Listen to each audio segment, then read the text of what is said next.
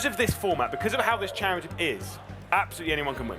They can, and that's the beauty of this championship, the format changing as well from what it is in the run-up through the rounds. Of course, we've already crowned the teams champions as well, being RAG.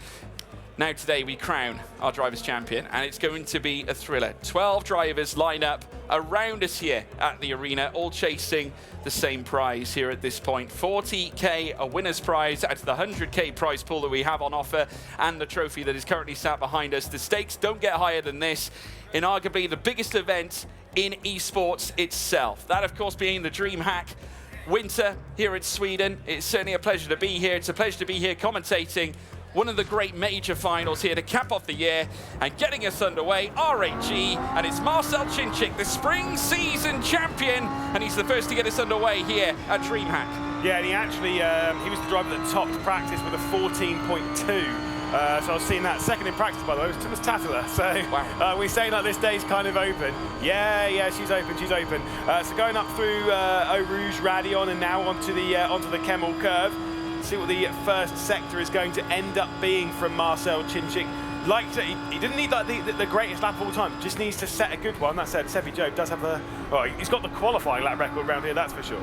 Yeah, he certainly does. Coming through now the Lecom section into Malmedy, who's going to take the deep descent in towards Rivage. 38.7 in the first sector is okay. He's there or thereabouts. Needs to find something, though, a little extra heading through towards the middle sector now. Out of Rivage, he'll then make his way through towards the Jackie X section. Now, this is where you take the downhill. So whilst you make the uphill climb, coming up through Kemmel, now you take the descent and up to the risky Pouon section, and the race curves, they're oh so treacherous, Lewis. Yeah, exactly. That one on the right-hand side that you take from Marcel Chinchik, it's kind of that required line. You open up the corner, you head it through the double apex curve at Pouon, and then bring it back over to the left-hand side as we head into Fania. Of course, I like to call it Piff Paff because it sounds amazing as we head down towards campus. So does Lefania. Yeah, exactly. No, I'm not going to like Piff. Lefania sounds good. Some people call it campus. Absolutely not. This is campus. This is campus, yes. Exactly. Davaloo's up now. Exactly.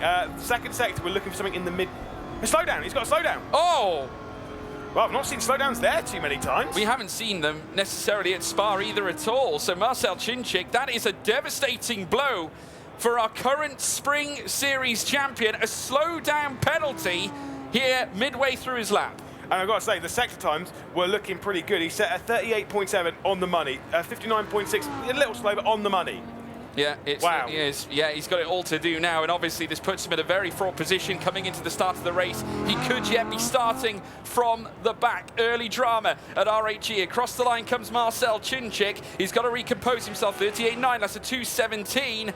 Not representative at this stage. No, certainly not. Next up will be Dane Warren, as we'll see him into the final sector. Of course, Marcel Chinchik will go under pole position camp. I can tell you that will last the sum total of no laps as Dane Warren will work his way through into the final sector. Obviously, confirmation there that Marcel Chinchik does have the slowdown with the red check. Anyone who else gets a red check next to their name will be slowed down. 14.3.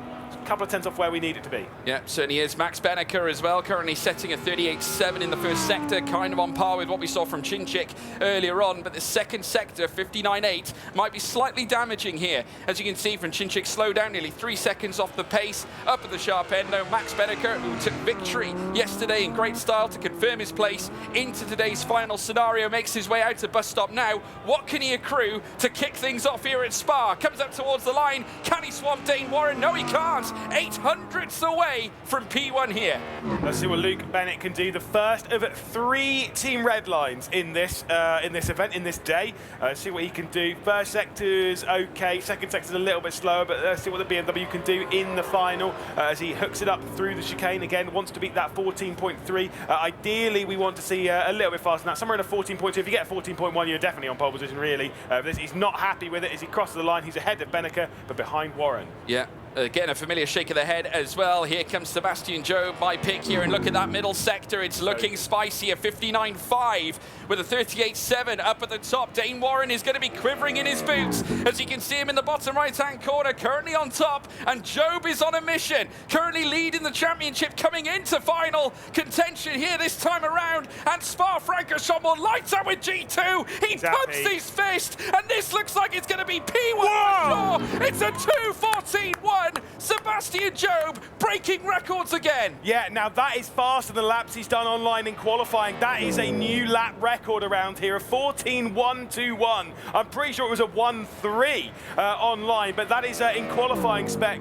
Certainly up there. Very, very impressive from Sebastian Job. Jeff Rietveld will be the next driver to come through. He's not that much slower. I think it'll be a 0.2, maybe a high 0.1, but I'm assuming a low 0.2 as he crosses the line. It will be it's even a high 0.2 as well. So a little bit disappointing there from Jeff Rietveld, but what a stunner from Sebastian Job. Yeah, from one stunner to a potential another. Dara McCormack, 59.6 in Sector 2 is just about where he needs to be. Job, though, managing to get the 0.5, which is crucial, certainly in terms of his lap. Nearly a mammoth 0.2 of a second gap between Rietveld and Sebastian Job. But Dara McCormack with a little grimace on his face. He's not happy with what happened at bus stop. Comes up towards the line. Where's he going to go? Fourth fastest behind Dane Warren, but ahead of Luke Bennett. Yeah, it's not too bad. It's not too bad. We still have some heavy hitters to come. Tumas Tartala, who was second in practice coming into this one, setting a 2-minute 14.3. Obviously, yeah, we're expecting something a little bit faster in this one. First sector, second sector for the Porsches. Okay, once again, comfortably off the rear end of Sebastian Job when it comes to those sector times. He'll work his way through the final corner.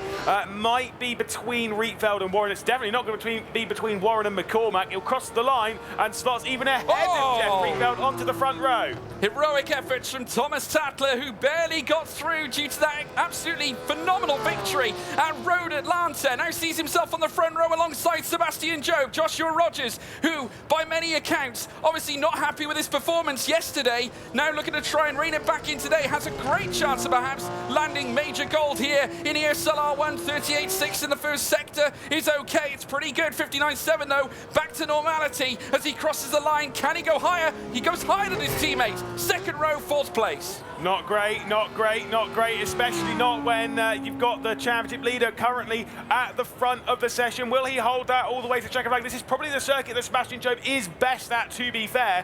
Yuri Toman into the final sector before we'll get the Sogster and Kevin Ellis Jr. coming out on his double Kev as well at the back end of the field. It's very scary indeed. Yuri Toman up towards the line, not looking pleased with it as he'll cross it. It'll be just ahead of his teammate.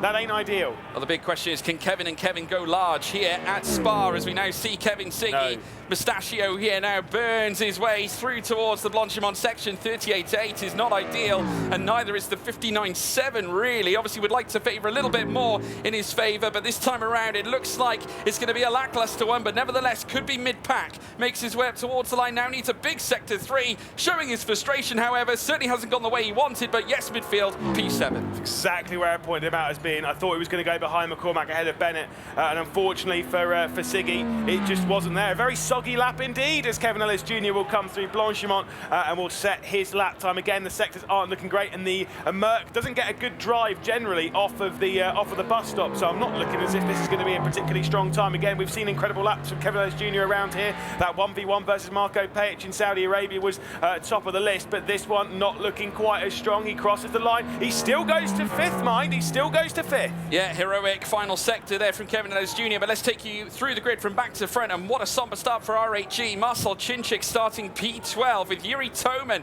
in 11th place. Max Benneker in 10th as well, with Luke Bennett starting 9th for Team Redline. Kevin Siggy making up another Redline car, this time in P8, with Dara McCormack in 7th. Alongside him eventually will be Dane Warren as well, only a row higher, with Kevin Ellis Jr. in 5th place. Second row of the grid is occupied by Joshua Rogers. Great return here, 4th place, with Jeffrey Rietveld in the equation as well in 3rd. But the front row equation looks like this. Tumas Tartala winner at Road Atlanta yesterday in absolutely dynamic fashion, but Sebastian Job back again, this time for G2 Esports. He takes pole position to kick us off here on finals day here at the ESL R1 Fall Major. Big opportunity here for Job to strike back. He's done the job once, he's done it twice, he's done it this time as well. In comes Sebastian Job. Can he do it again? Yep, probably. He is very good round here. Qualifying, though, is one thing. Racing is a very different kettle of fish.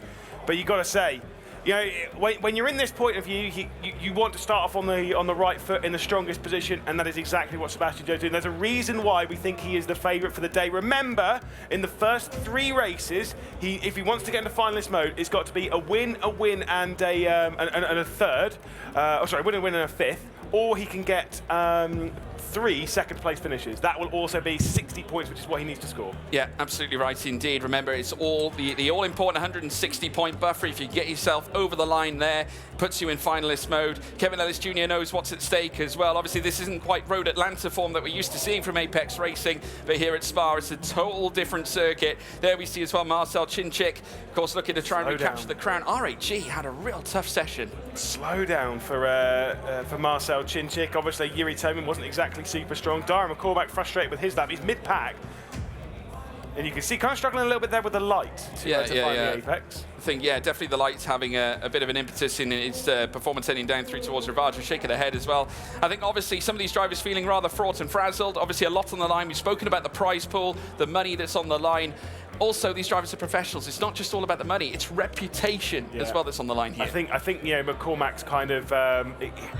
We've seen this from him a little bit. Sometimes he can get in his own head. We've seen this, to be fair, with a lot of this. There's not many that don't get in their own head. You know, we see it with Benneker, we've seen it with Siggy. Yeah. Once they've climbed in their own head, it's very, very hard to kind of get out of that and reset yourself and refocus on the race. So I wonder if that's going to be a bad omen for McCormack. It certainly could be. The drivers now obviously getting set, ready to go racing. Our first race here of the ESL R1 Fall Major is about to kick off. So make sure you're all set and ready to go, folks, because this is going to be a dream as now we look forward and get set for the countdown before we hit the red lights and pedal to the metal for the first time here today. Who's going to win? Let us know in the live chat now as we see all the cars lined up and ready to go here at Spa. Will it be Job? Could Tatler cause a storm? 3 lights are lit, 4 lights, and the 5th light. And it's pedal to the metal, and it is go, go, go, go, go. Sebastian Job with a great start, immediately takes the lead, but look at the Team Red Line car in behind as well. Rietveld getting into the mix as well, but look at this outside line here for Thomas Tatler as he looks to try and wrestle the place back. Eau-Rouge and Radion to come, Tatler back in 2nd place, but it could be a different story on the rise up through Kemmel. Yeah, but look at the gap there between 1st and 2nd. Unreal start there from Sebastian Job. The fight for 2nd place has allowed the G2 Esports band to clear off. Here comes Josh Rogers. He's looking like a different man today. Really struggled yesterday, but he's going to try and get himself back onto the podium. Switching it back over to the right-hand side. He's going to try and get down the red line, man. Yeah, it certainly is getting close and congested. The 2 Porsche Coanda cars, Josh Rogers, as well as his teammate Dane Warren, Kevin Ellis Jr., trying to hold them back here at this point. We know how good the Porsche is in the corners, beckoning their way through Rivage very, very shortly now as they take that in-swinger, as well as it being a downward slope. Very careful on the braking zone as well. But just look at Rogers, he's so dialed in to the back of Kevin Ellis Jr. Got to say that Kevin Ellis Jr. did really well to work his way through, and that just went around the outside of Rogers whilst he was too focused on Jeff Rietveld. And you know, Kevin Ellis Jr., he's kind of one that wants to score a lot of points before we get to round 5. If he can get the finalist mode in 4 races, unlikely, yes, but if he can get into finalist mode, round 5 will be Road Atlanta. Way down the road, we're not going to go into it just yet, but he's very quick round there, which will also be the next race. Sebastian Job right now, though, I think they've played their cards right. They let him get away, but now they've dragged him back in. I think it's important for Rietveld to not attack Tatler too much right now. No, not at all. I mean, we know about Sebastian Job's defensive prowess as well. We saw it at Monza yesterday. It's almost like he's starting as he meant to go on from yesterday's racing. He has come back. He looks refreshed. He hasn't really moved a muscle. Expressionless here on the face of Sebastian Job. He is just a ruthless competitor. G2 Esports obviously hold him in high esteem, and for good reason as well. Thomas Tatler in 2nd. Jeffrey Rietveld in 3rd, still trying to hunt him down. Has got to within that 1.5 tenth of a second gap. So great chance here for Rietveld. Should he want to open the door in towards bus stop? Will he risk the move as they head through towards the next right and left? Not quite, but he'll have his chance up through Kemmel. Yeah, someone's definitely going to get a chance on this. Bottom right, we're on board with Dane Warren, who's the 2nd of the Porsche Coandas here, and I'm pretty sure Warren's not going to attack his teammate at any point, at least at the moment. Yes, he's after his own aspirations, but again, the joys of having more than one car in this, you can play the team game just a touch, as we can see there on board with Kevin Ellis Jr. in the bottom right, looking down the inside of Jeff Rietveld just a touch. There is a move though between the 2 red lines in the background. I think it's Siggy trying to get past Bennett. Yeah, might be some team interplay there as well, as Luke Bennett might be foregoing the position here to Kevin Siggy. I think he's going to remain behind though as they now make the climb up through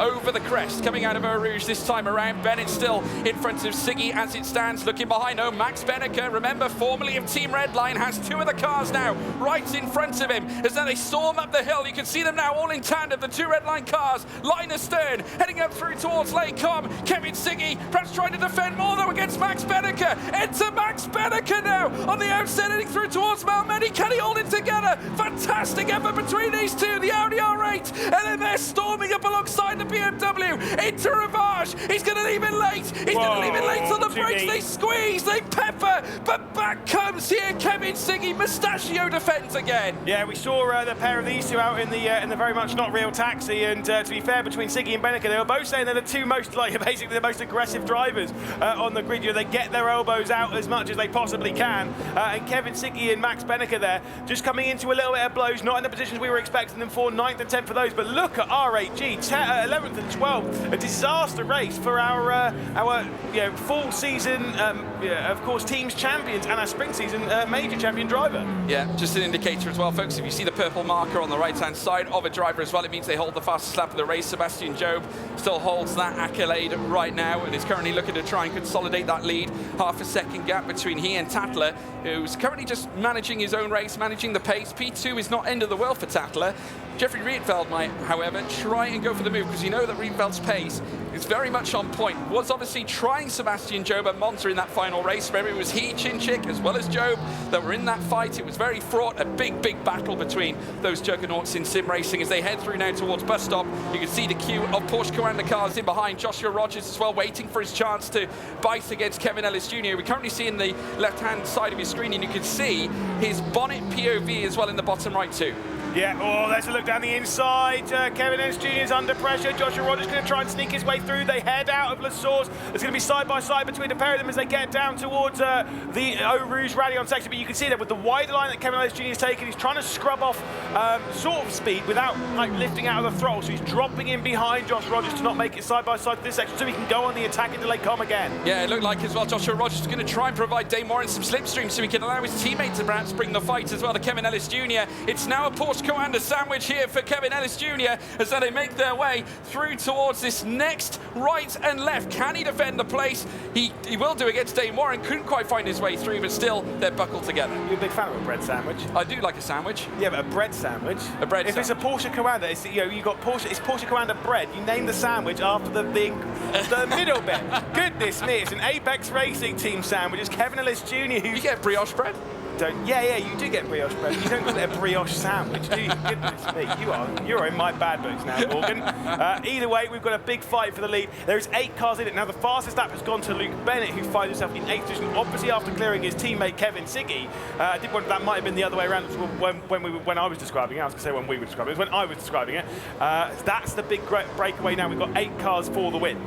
Yeah, of course, was the R1 record holder here around this track. As we take a look at Thomas Tatler, who's having a really strong race so far. Were you as surprised as me with his qualifying lap? I mean, that was actually quite stellar. Well, we did have a pole position around here during the online season as well. Thomas Tatler he's a very quick driver. He's not pieced together the season we would expect from him, but the win yesterday, whilst it was a shock win, he is very much capable of it. Same as his teammate Tommy Usgaard through the main season. They're both very capable of this kind of performance. Thomas Tatler could win today, but he's got a big job ahead of it because he's on 38 points. He has to get to 160 first, then into finals mode, and then win another race. It's a very tall order for him, but you never know. It is a very tall order. We'll cross the halfway mark in this race as they cross the line to enter lap 4 of 7. It's Sebastian Job who currently takes them through and heads down through towards the source with Tatler in hot pursuit. Jeffrey Rietveld has not left his rear wing either. Red line still with a great chance to usher a man into the top end. Sebastian Job is going to be under distinct threat. Thomas Tatler arguably a better exit heading out of turn 1 as well. So Job could be in trouble here as they now look to take Eau Rouge and Radeon. The Porsche now stricken in behind that to the BMW as they look to climb over the crest. Can Job hold on? As now the Porsche looks to line something up here as they now bend their way round the curve. Huge rise, huge climb, heading up through towards Laycom. Tatler opens the door here for a potential race lead. Could it be a heroic move here for the heroic team? Enter now Thomas Tatler. He takes the lead here in Laycom. Fantastic move here on on lap 4. Yeah, that was very, very impressive. Like you say, the lone driver for Heroic. Meanwhile, Dane Warren's worked his way past Kevin Ellis Jr., Dara McCormack involved in all this. I remember we were talking about license points coming into this as once again Ellis Jr. is leaving it down the inside. A little bit of contact between himself and Ellis Jr. Of course, Warren trying to hold it on around the outside. Remember, Dara McCormack, if he gets a penalty in this race, he will be starting from the back of the grid. He'll get a qualifying ban courtesy of breaching too many license points at the next track at Road Atlanta, where the Mercedes is arguably, it's the circuit where the Mercedes are arguably strongest. It's its best track. He does not want a back of the grid drop for that track. It would be Dara McCormack's worst nightmare should he take one for that one, and naturally here he's got to remain conscientious of what's going on in and around him. Whilst of course he is under threat, there we see McCormack with Luke Bennett on his tail this time around, so whilst he's always conscious of the penalty point saga, also with the drivers that are behind looking to take his place. Now they come out of Campus and Stavelot, they'll then head through towards Corbeil Paul Frere, and then head down towards Blanchimont as well. Lap 4 of 7 will come to an end. It's still Tatler out on top, but I can't imagine for 1 minute that Sebastian Job is going to stay there, do you, Lewis? No, he's like I say, that there's going to be a move back for Sebastian Job. Of course, he did battle out with Marcel Chinchik, and he was comfortable dropping back to second place because he can keep an eye on Thomas Tatler. It's about whether Rietveld works his way through. It's about whether Rogers works his way through. It's very close going through Fania to the rear end of Rietveld, and I wondered if Rogers were going to try something. This is the kind of Josh Rogers that we were expecting a little bit more. Yeah, absolutely. Of course, currently suffering from his ailment. Of course, he was very, very ill yesterday, and unfortunately has had to battle with it and battling against adversity once again, still sat in P4 with what can only be described as a stellar drive. We all look back at that move that he managed to provide on Kevin Ellis Jr.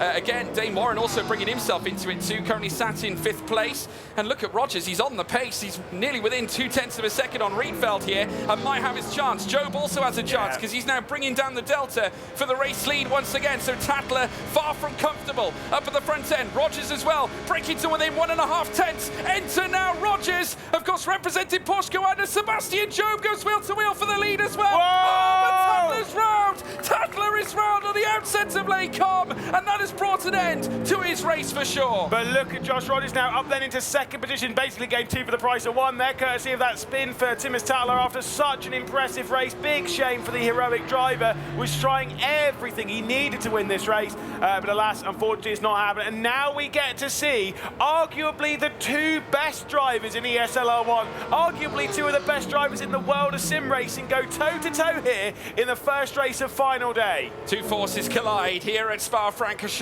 Never a better location for it. As we take a look at race control, they're going to be taking a real look at this moment that happened, of course, occurred at Les Combes. Will it be preferential treatment for Tatler on the basis that he may have been taken out of the race? Of course, we're not quite sure. We'll have to review and take a look at replays. Obviously, it was a wheel-to-wheel battle. Many might even call it a racing incident, but we'll have to wait and see. Joshua Rogers hot on the heels, though, of Sebastian Job, and this is a fight we all want to see. Yeah, I'm sure Rory will be rushing down their post-race again. A reminder of the races that Sebastian Job needs to do to get into finalist mode before race 4. He needs to do it in two race victories and a top 5. We'll take a look at a replay. As I can see Rory's already running straight over to race control.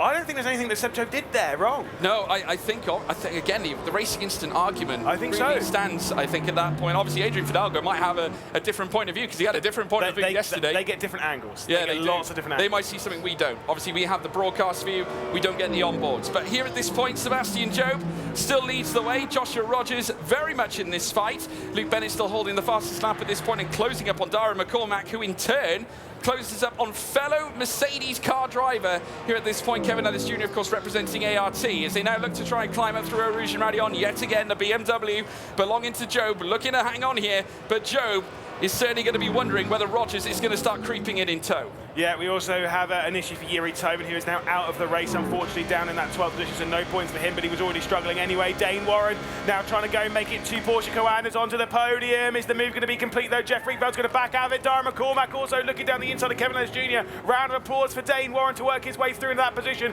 And Kevin Ellis Jr. rather is looking a bit out of control here. Yeah, absolutely. Kevin Siggy as well might have found an opportunity in his own right too. Dara McCormack will test the limits, heading through Rivage. Can't quite find an opening as they make their way way through towards the deep in swinger, then leading them through towards the Jackie X bend. It is still Sebastian Jobe though out in front. He is yet to be unperturbed by Joshua Rogers, but that gap has come down by nearly 0.2 of a second. As we also see Dane Warren now up into third, Porsche Coanda up in tandem. They've made mammoth jumps heading through this timing tower. Yeah, certainly. So we've got the penultimate lap we're on right now. I guarantee Joshua Rogers is going to try and do something about Sebastian Jobe on this last lap. It's going to be that run to Lake Com. That's where the opportunity is going to come. It's about how brave he's going to be, though. It's a real test of bravery here, Lewis, because it's all on the line. I mean, this could be the difference maker between you potentially winning the championship and also at the same time losing it altogether. So at this point, it's key to make sure that you make correct, calculated decisions. It could be the difference between Sebastian Jobe entering finalist mode into race 4. This is massive. You've got to take... Sebastian Jobe's the points leader. You've got to take as many points off of him as possible. At the moment, he's on 100 points. We'll take another look at the replay. So I've got to say from there, it feels like from the up above that Thomas Tutler was kind of turning in and kind of just about gave the car width. Sebastian Jobe had nowhere else to go. He was already all the way over the inside. And with the Lake Com section, you're very sparse room really there as well. You don't really see a lot of it, and you know, naturally it's always going to be tough for drivers to go wheel to wheel. We see it time and time again. Now once again, we now enter a new lap. This time, though, it's the final lap, and Sebastian Jobe has got company. Joshua Rogers is hot on his heels with a great chance of taking the opening race win of the season, swapping all over the back of the Beamer as they now look to rise up through Rouge and Radion. This could be a real opportunity here for Joshua Rogers, despite being under the weather, has a great chance of manufacturing the move for the race lead. Wheel to wheel again they meet. The two goats of sim racing coming together. Jobe on the right, Rogers on the left, through towards Lake Com. Porsche into the front. It's Rogers who leads here at Spa on the final lap. You saw how fuming Sebastian Jobe was. You saw as they were coming down the hill, they were kind of going all over the place. That's because Sebastian Jobe wanted to give the slipstream to Joshua Rogers before they got to Rouge and Radion. That would slow him down over Radion. That would slow him down to the Kemmel Straight. Rogers timed that perfectly. There is a reason why. You might call Sebastian Jobe the GOAT. For me, Rogers is definitely up there. We were calling him as one of the favourites coming into this. It's reasons like that is why he might be ill, but he has the mentality to deal with people like Sebastian Jobe. He certainly does, and also we saw Dane Warren looking all over the back of Sebastian Jobe. His issues with Porsche Coanda might not yet be done. We're now halfway through the final lap, and Rogers is starting to check out. 5/10 now is what separates them, with only minimalised opportunities for overtaking left. You can, of course, try and make the move heading in towards bus stop. Can Sebastian Jobe find something in this middle sector to calculate a manoeuvre? I think the gap's too big. I think the tyres may be slightly going off on the G2. We'd say the BMW's got some of the higher tyre wear of all of the cars. It is really, really fast, but once you get into the race, once you get into the last moments, sometimes you can be a bit of a sitting duck. Of course, you're only talking a couple of tenths here, but that makes all the difference. Sebastian Jobe's not going to be closed off. I don't think Dane Warren is, but behind all of that, look at McCormack on Ellis Jr. Yeah, they are. They're getting closer there, further back as well. McCormack could yet get a run through Blanchimont, which could open up the door, but hey, look at this. Joshua Rogers on his return, not feeling his best, but he's performed his best here at Spa-Francorchamps. We've seen many greats come and go here at this very circuit. Porsche Coanda will erupt, as it is Joshua Rogers who takes the opening race win on finals day here at this phenomenal event here in ESL R1, the fall season major. Incredible performance from Josh Rogers. Great performance from Sebastian Jobe as well, but wow, what can you say about this guy? Well, he kicked things off with a bang. What a climb up through the tower. He knocked them down left, right and centre. It's Joshua Rogers. He's back at the top once again. It may have been a difficult day yesterday, but he's put the demons to bed. Joshua Rogers is your victor, and we're going to hear from him now, I think, with Rory Alexander. Well, yes, I'm here with Joshua Rogers. Josh, welcome back. Thank you, yeah. I mean, I was telling you guys this morning, I was hoping not to have to talk too much unless we're winning, so it's good. Maybe I should keep my distance a little bit, but how are you feeling today? You feeling better? Yeah, a little bit better. Obviously, I probably don't sound 100%, but yeah, that was an awesome race. Great battles. Was able to push forward towards the end, which was, yeah, really nice. And obviously that's a good confidence boost coming out of yesterday with not even having a top 5 to winning now is, yeah, it's really cool. Yeah, incredible race happening, well, in front of you for a lot of it, but that doesn't really matter now, does it? Because you took this one. Yeah, I mean, obviously we're still in the chase, right? Sebi still finished second. He's at the top of the points, so we just have to keep chipping away, try and win as many races as we can, and hope for some luck. But yeah, we'll continue to push forward. Perfect. Great start, Josh. Glad you're feeling a little bit better. Congratulations. I'm sure we'll speak to you later on. And back to you, Lewis and George. He's done it again. He hates you. I don't know why, Absolutely Rory, hates you. Bro, but it seems like you're not a very big fan of me. Anyways, fellas, there we have it. What a fantastic race that was. I got to be honest. Was your prediction Seb? This Maybe. was Seb. Yeah, it was. I'm saying Yeah, but to nothing. be fair, whose was yours? Yeah. Yours was Benica, and mine. You know what? We can't. Listen, Like, listen, we've got to play that game. I'll defend Josh. Thank you, I friend. think this is the We've got first this, we've got time this. ever these two have ever had. Oh yeah, Rory. Yeah, I've got my eyes on you, Rory. Yeah, this is the first time you guys have ever agreed on anything. I'm pretty sure. But We you know always what? agree. All I'm trying to do is give you a fighting chance here. Okay? Someone has to. God knows. Anyways, back to the race at hand. What a fantastic overtake we had there from Josh Rogers. Final lap as well at that. It was the one that was necessary, wasn't it? For many reasons, not just for the result today, but also it spoke volumes about how he's put those, as they said, demons to bed from yesterday. Despite still being afflicted by the bug that he's got, he has come back again and brought his best. But hey, there's a lot that really happened throughout that race. Rogers was a beast for many reasons. I mean, remember where he started? He was midfield. He had to get himself past Kevin Ellis Jr. on his rise up through to the top. Dane Warren came with him. But Lewis, there was some fraught battles here. Yeah, exactly. You know, you got this one. This is Josh Rogers working his way through first on Kevin Ellis Jr. to work his way through into 4th place. We saw this Thomas Tutler going through. This was him taking over the race lead basically for the first time on Sebastian Jobe. Again, this is more Dane Warren working his way through, assisting his teammate on the rise up the order. And then this was the big talking point. Sebastian Jobe coming back through on the inside, maybe taking a bit too much curb. I don't know. Maybe race control are going to give him a penalty for that, but I don't see it. We're hearing rumours that there will be a decisive decision made on Sebastian Jobe through this incident. We'll have to wait and see what Adrian Fidalgo comes out with. I'm sure we'll hear from Rory in a moment. But this was the major moment here. Sebastian Jobe and Joshua Rogers' final lap. This is the occasion. This is the time. That's the place. Get it done before Lakecom. So good. Mastery. I think especially when you take a look at the fact that Josh Rogers started 4th on the starting grid. Obviously, Sebastian Jobe eagerly awaiting Straight a up result race control. from race control. I can't even begin to imagine. His heart must be absolutely racing right now. Well, it's more like, so if he gets a penalty, it's probably only going to be, you know, a few seconds. No, I know, don't but bro, know. that's not the kind of like start you need for your day. It's like as much of a momentum killer in terms of like your mental heading into the next race. You don't have much of a breather between these races. Especially how good he was yesterday, right? Exactly. I mean, what a fall from grace in many ways if that does occur. So, you know, it's outrageous. We are hearing in our It's ear got a 1 second penalty. 1 second penalty for Sebastian Jobe. Which we believe is for the Thomas Tatler incident, which I'm just going to say, I don't agree with. No. Fair enough. Yeah, it's fine. Yeah, race Put control. your neck on Race the line, control. Mr. McLean. The thing is, whether we disagree with them or not, race control decisions stand at the end of the day. Yeah. That's the dealio. So the drivers kind of have to respect that. But imagine how irritated he is now. He's going to carry that irritation into the next race, into Yeah. Road Atlanta. Yeah. 100%. That can affect his mentality. Absolutely, I completely agree with you. For the Thomas Tatler situation, I would quite like to see Tatler's reaction to that. Oof. Because I feel like as soon as that happened, I looked into the crowd and everybody hands on head, you know, kind of shocked I think at what's happened. for someone who rarely shows emotion, Thomas Tatler is probably one of those that when he makes the slightest sort of frown or grimace, I think that speaks immense volumes. But I'm hearing though, Jasmine, we've got some news. We do indeed. Let's go ahead and check in with Rory. Oh, well, Josh has Seb's just wandered off. I'm going to go find him, though, so come with me. Come with me, and I will grab him. Oh, you've got a camera on him before I have. Hang on, I'm here. Seb, how you feeling? Robbed. I've been given a penalty for something that wasn't really my fault. And then you can see on the last lap, there's certain strengths that the Porsche has, and top speed is clearly one of them. I've lifted to close the gap to us, give him the dirty air through Eau Rouge, and then make him pull out of the slipstream early. He's pulled out of the slipstream, and then he's just driven straight past me. The BMW simply can't compete in that situation, which is ridiculous that we're still having to deal with this, especially when the BMW is also very poor on tyre wear. It's a recipe for disaster.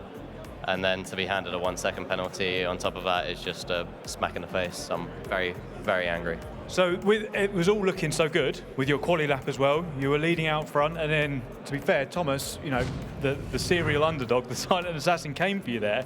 Do you think there's anything you could have done more to avoid it? I don't think so. I think it was one of those unlucky situations where 9 times out of 10 we get through, no issues. The way his car spun out was very weird. I've never seen that on this game. You know, you can normally rub a little bit, and I made the corner. I left the car's width on going into the left as well. You can see that in the replay that I clearly, very easily was going to make the corner. Just unfortunate that we made contact and he spun out. I don't think there was much more I could have done other than not try, and that's not what I'm about. Is that going to adjust your mindset going into that corner for the rest of the races, or not? No, not at all. You're just going to go for it? Yeah, I still don't think I deserve that penalty. So Thanks for your time, Seb. Appreciate it. Back to Jasmine, Lewis and George. Well, Perfect. Seb, you're not the only one that feels like that, homie, because over in the G2 camp, we've been given this fan sign from the Yeah. crowd. They certainly do feel like Seb's been robbed. I will say they feel robbed a little bit because of course of the incident and of the penalty. You know, we can take again further looks at this one and you kind of see how we feel about it. You know, definitely I think they're robbed of this 1 second penalty. I think robbed because of how Josh Rogers got past. I think that's a little rich, but you know, BAP is always kind of going to be an issue. The BMW is faster in some places than it is than the Porsche is faster in others. That's how BAP works. Yeah, right now through here, Yeah. that's like I said again. Race control. Maybe they've seen something and they're consistent on something else. I don't know. I don't want to Listen, speak on behalf of I Race don't Control. think it's as open and shut in terms of my opinion of racing incidents as it was at Road Atlanta in terms of Luke Bennett's incident. I think this one, there is a few grey herrings here, there, and everywhere, red herrings, I should say. But heading up through Les Combes, it seemed to me that there was no intention for Job to really tread outside of his racing line. He was on his racing line. There was certainly nowhere else he could go. No. I don't feel there was anything he really did wrong, but obviously Race Control differ in their opinion. They've seen something. Maybe they can see something in the inputs. I don't know. I don't know. Yeah. What are we thinking? How are we feeling about the recent BOP? To be honest, from what I've spoken to most drivers, like it seems fine. The thing is every single driver. We've commentated enough, obviously, real world, whatever. It's always the same. My car is always the worst car. Always the worst car. Yeah. Every single time, it's the worst car. Everyone else's car is better. Now the Porsche is faster in a straight line. That is you can clearly see that. So what Sebi's saying is true. But then the Porsche is worse in other places, and that's kind of what people kind of tend to sort of like forget. The Mercedes is best, but it's terrible when it comes to drive off the chicane. But no one talks about that because it's best here. Well, you know what? We can stand here and theorize as much as we want and speculate about whether or not that was necessarily the right decision. But I think Race Control are better suited to tell us about that. Yes, I'm here with Race Director Adrian. Adrian, we're meeting you earlier than we did yesterday, straight into it as we anticipated. So, first incident of the day, can you just give us an idea of what you guys thought of the incident and then what the penalty and why it was applied? So basically what happened is like Sebastian chose a little bit a tighter line, which obviously he went a little bit over the curb, which unsettled his car from the rear, and he hit the rear of Tatala, which obviously caused the actual spin, you know. And then the penalty. So what does that act sort of trigger in terms of penalties? You gave him a 1 second penalty. What kind of, is that just because we felt that was the severity of it, or why was 1 second deemed an appropriate penalty?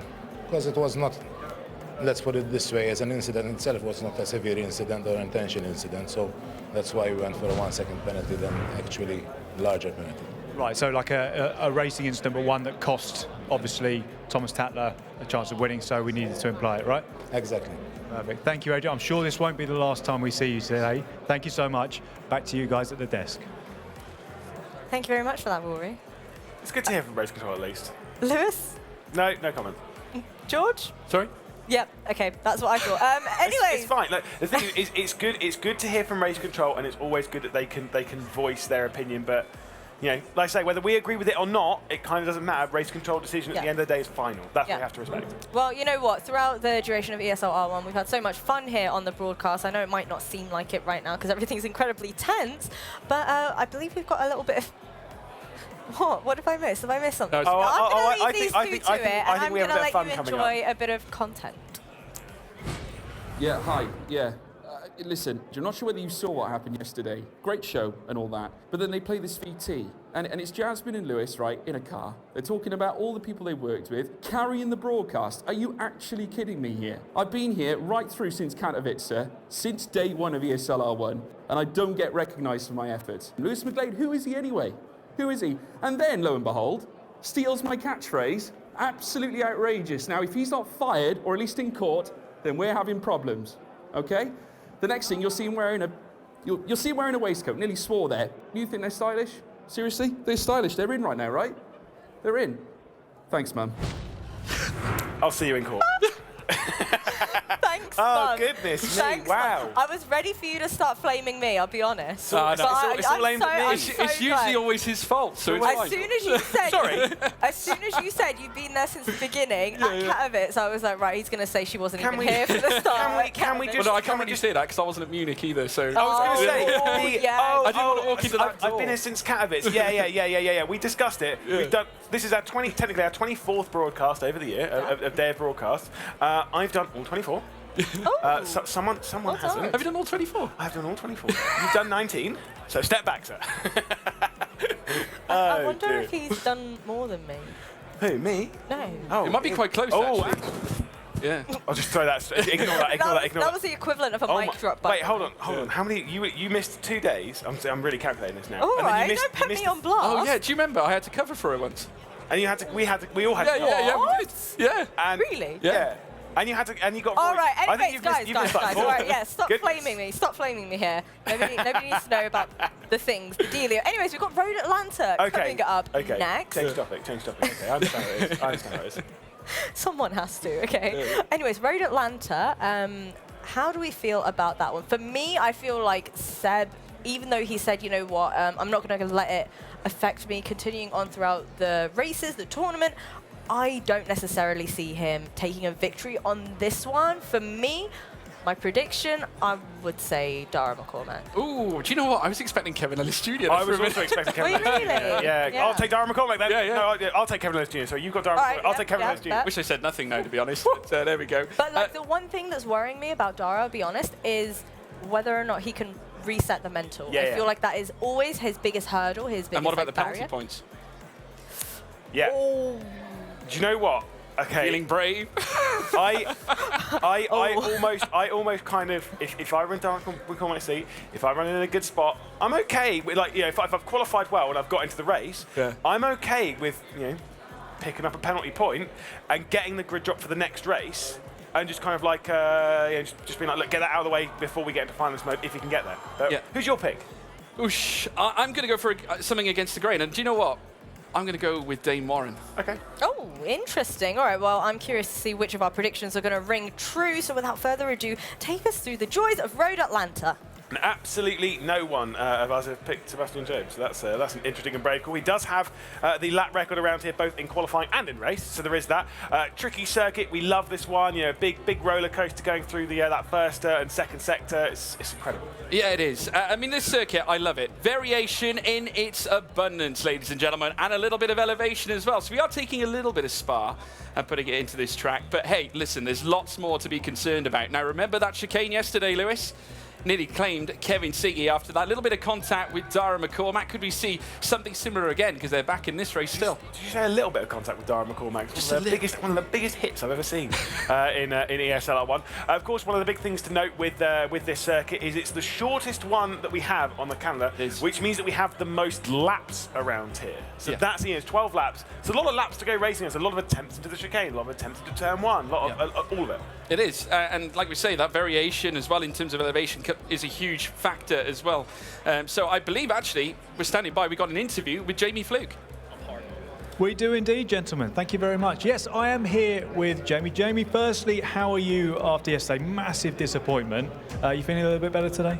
Yeah, a little bit. I've sort of licked my wounds from last night. It was a tough day, really tough day.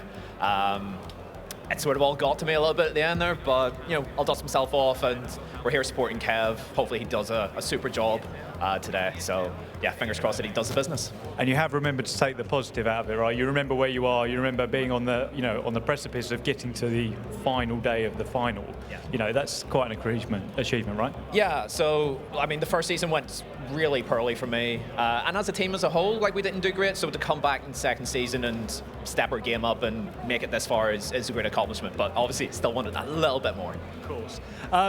So obviously you're here. You're in your sweatshirt today because you're here supporting Kevin. Sure. This is Kev's track, right? It is Kev's track. It's sort of all of our track for some reason. We can't really explain why, but we've all clicked really nicely around here. So if Kev's going to win a race, it'll be here. So we hope that he can do the business and start putting pressure on the top guys for So you hope he can. Do you think we'll see a win from him in this one? I hope so, yeah. Top man. Thank you so much, Joe. We appreciate it. Back to you both at the desk. Always good to catch up with the nicest man in sim racing. He hates being called. That's a good sign. Absolutely right though. This is a great circuit from not just even here in ESLR 1. They're good around here in the wider world of sim racing. Yep. But here they've just constantly delivered. You know, Kevin Ellis Jr. obviously taking a win yesterday around here. Yeah, not only that, round 7. We go back to the online rounds. Incredible. It was Jamie Fluke himself who would go on to take the round victory, and how emotional he was as well. It was such a major moment, I think, for the series. And obviously that is what it means to these talents and these drivers. That Mercedes definitely performs around this track. It really does like it. Kevin Ellis Jr. as well. They speak at Apex Racing Team about how much preparation they put into a circuit such as Road Atlanta. With those variables, they seem to have its number around here. Yeah, and of course, when we say about that, he said all of us go well around here, and that is absolutely true, because obviously Johan took a victory around here. We did see Kevin Ellis Jr. taking a victory around here during the season, and then Kevin Ellis getting another one yesterday. It is a really, really strong track for the squad, and they did get a 1-2 around here yesterday. So we can see our updated points, though. So Sebastian Job is now on 113 points, obviously after being dropped back with that 1 second penalty. It's still provisional.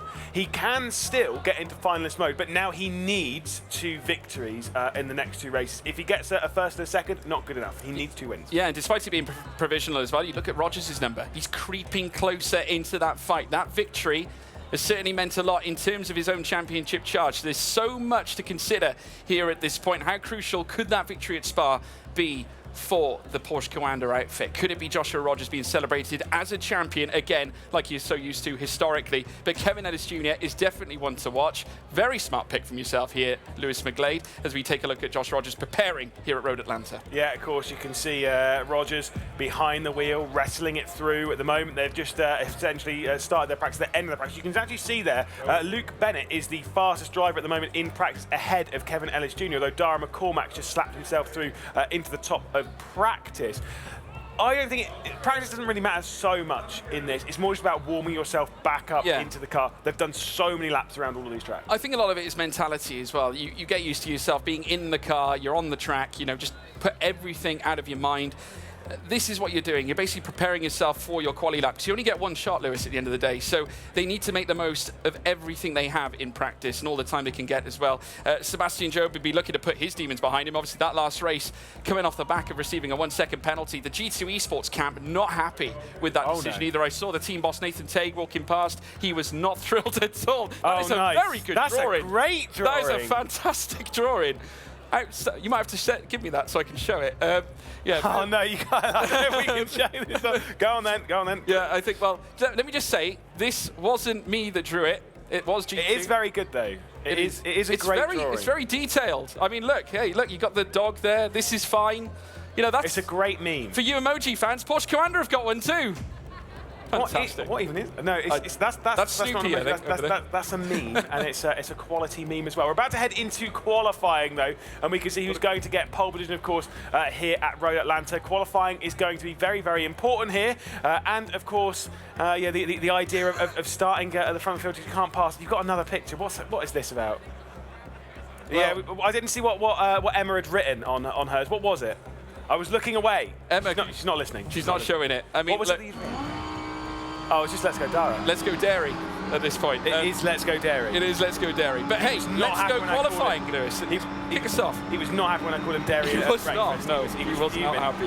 Max Benneker then will be the first driver into qualifying. Of course, setting that 9.6 in the first sector, that's kind of normal and expected. We do expect it. Maybe you can see a 9.5, nothing too major. It's all about this middle sector. This is where all the time is, and make sure you don't run too far out wide to pick up an off track. Yeah, absolutely. Max Benneker, so proven, so concise, so calculated. We saw him take victory that brought him to the dance here today and into tonight as well. Depends on how long we're going to go on for. It is a mystery, folks. Obviously, 1 win can make the difference. Benneker will have that on his mind too. Sector 1, a 9.6, which is there or thereabouts, but Sector 2 could be a little fraught, 40.0.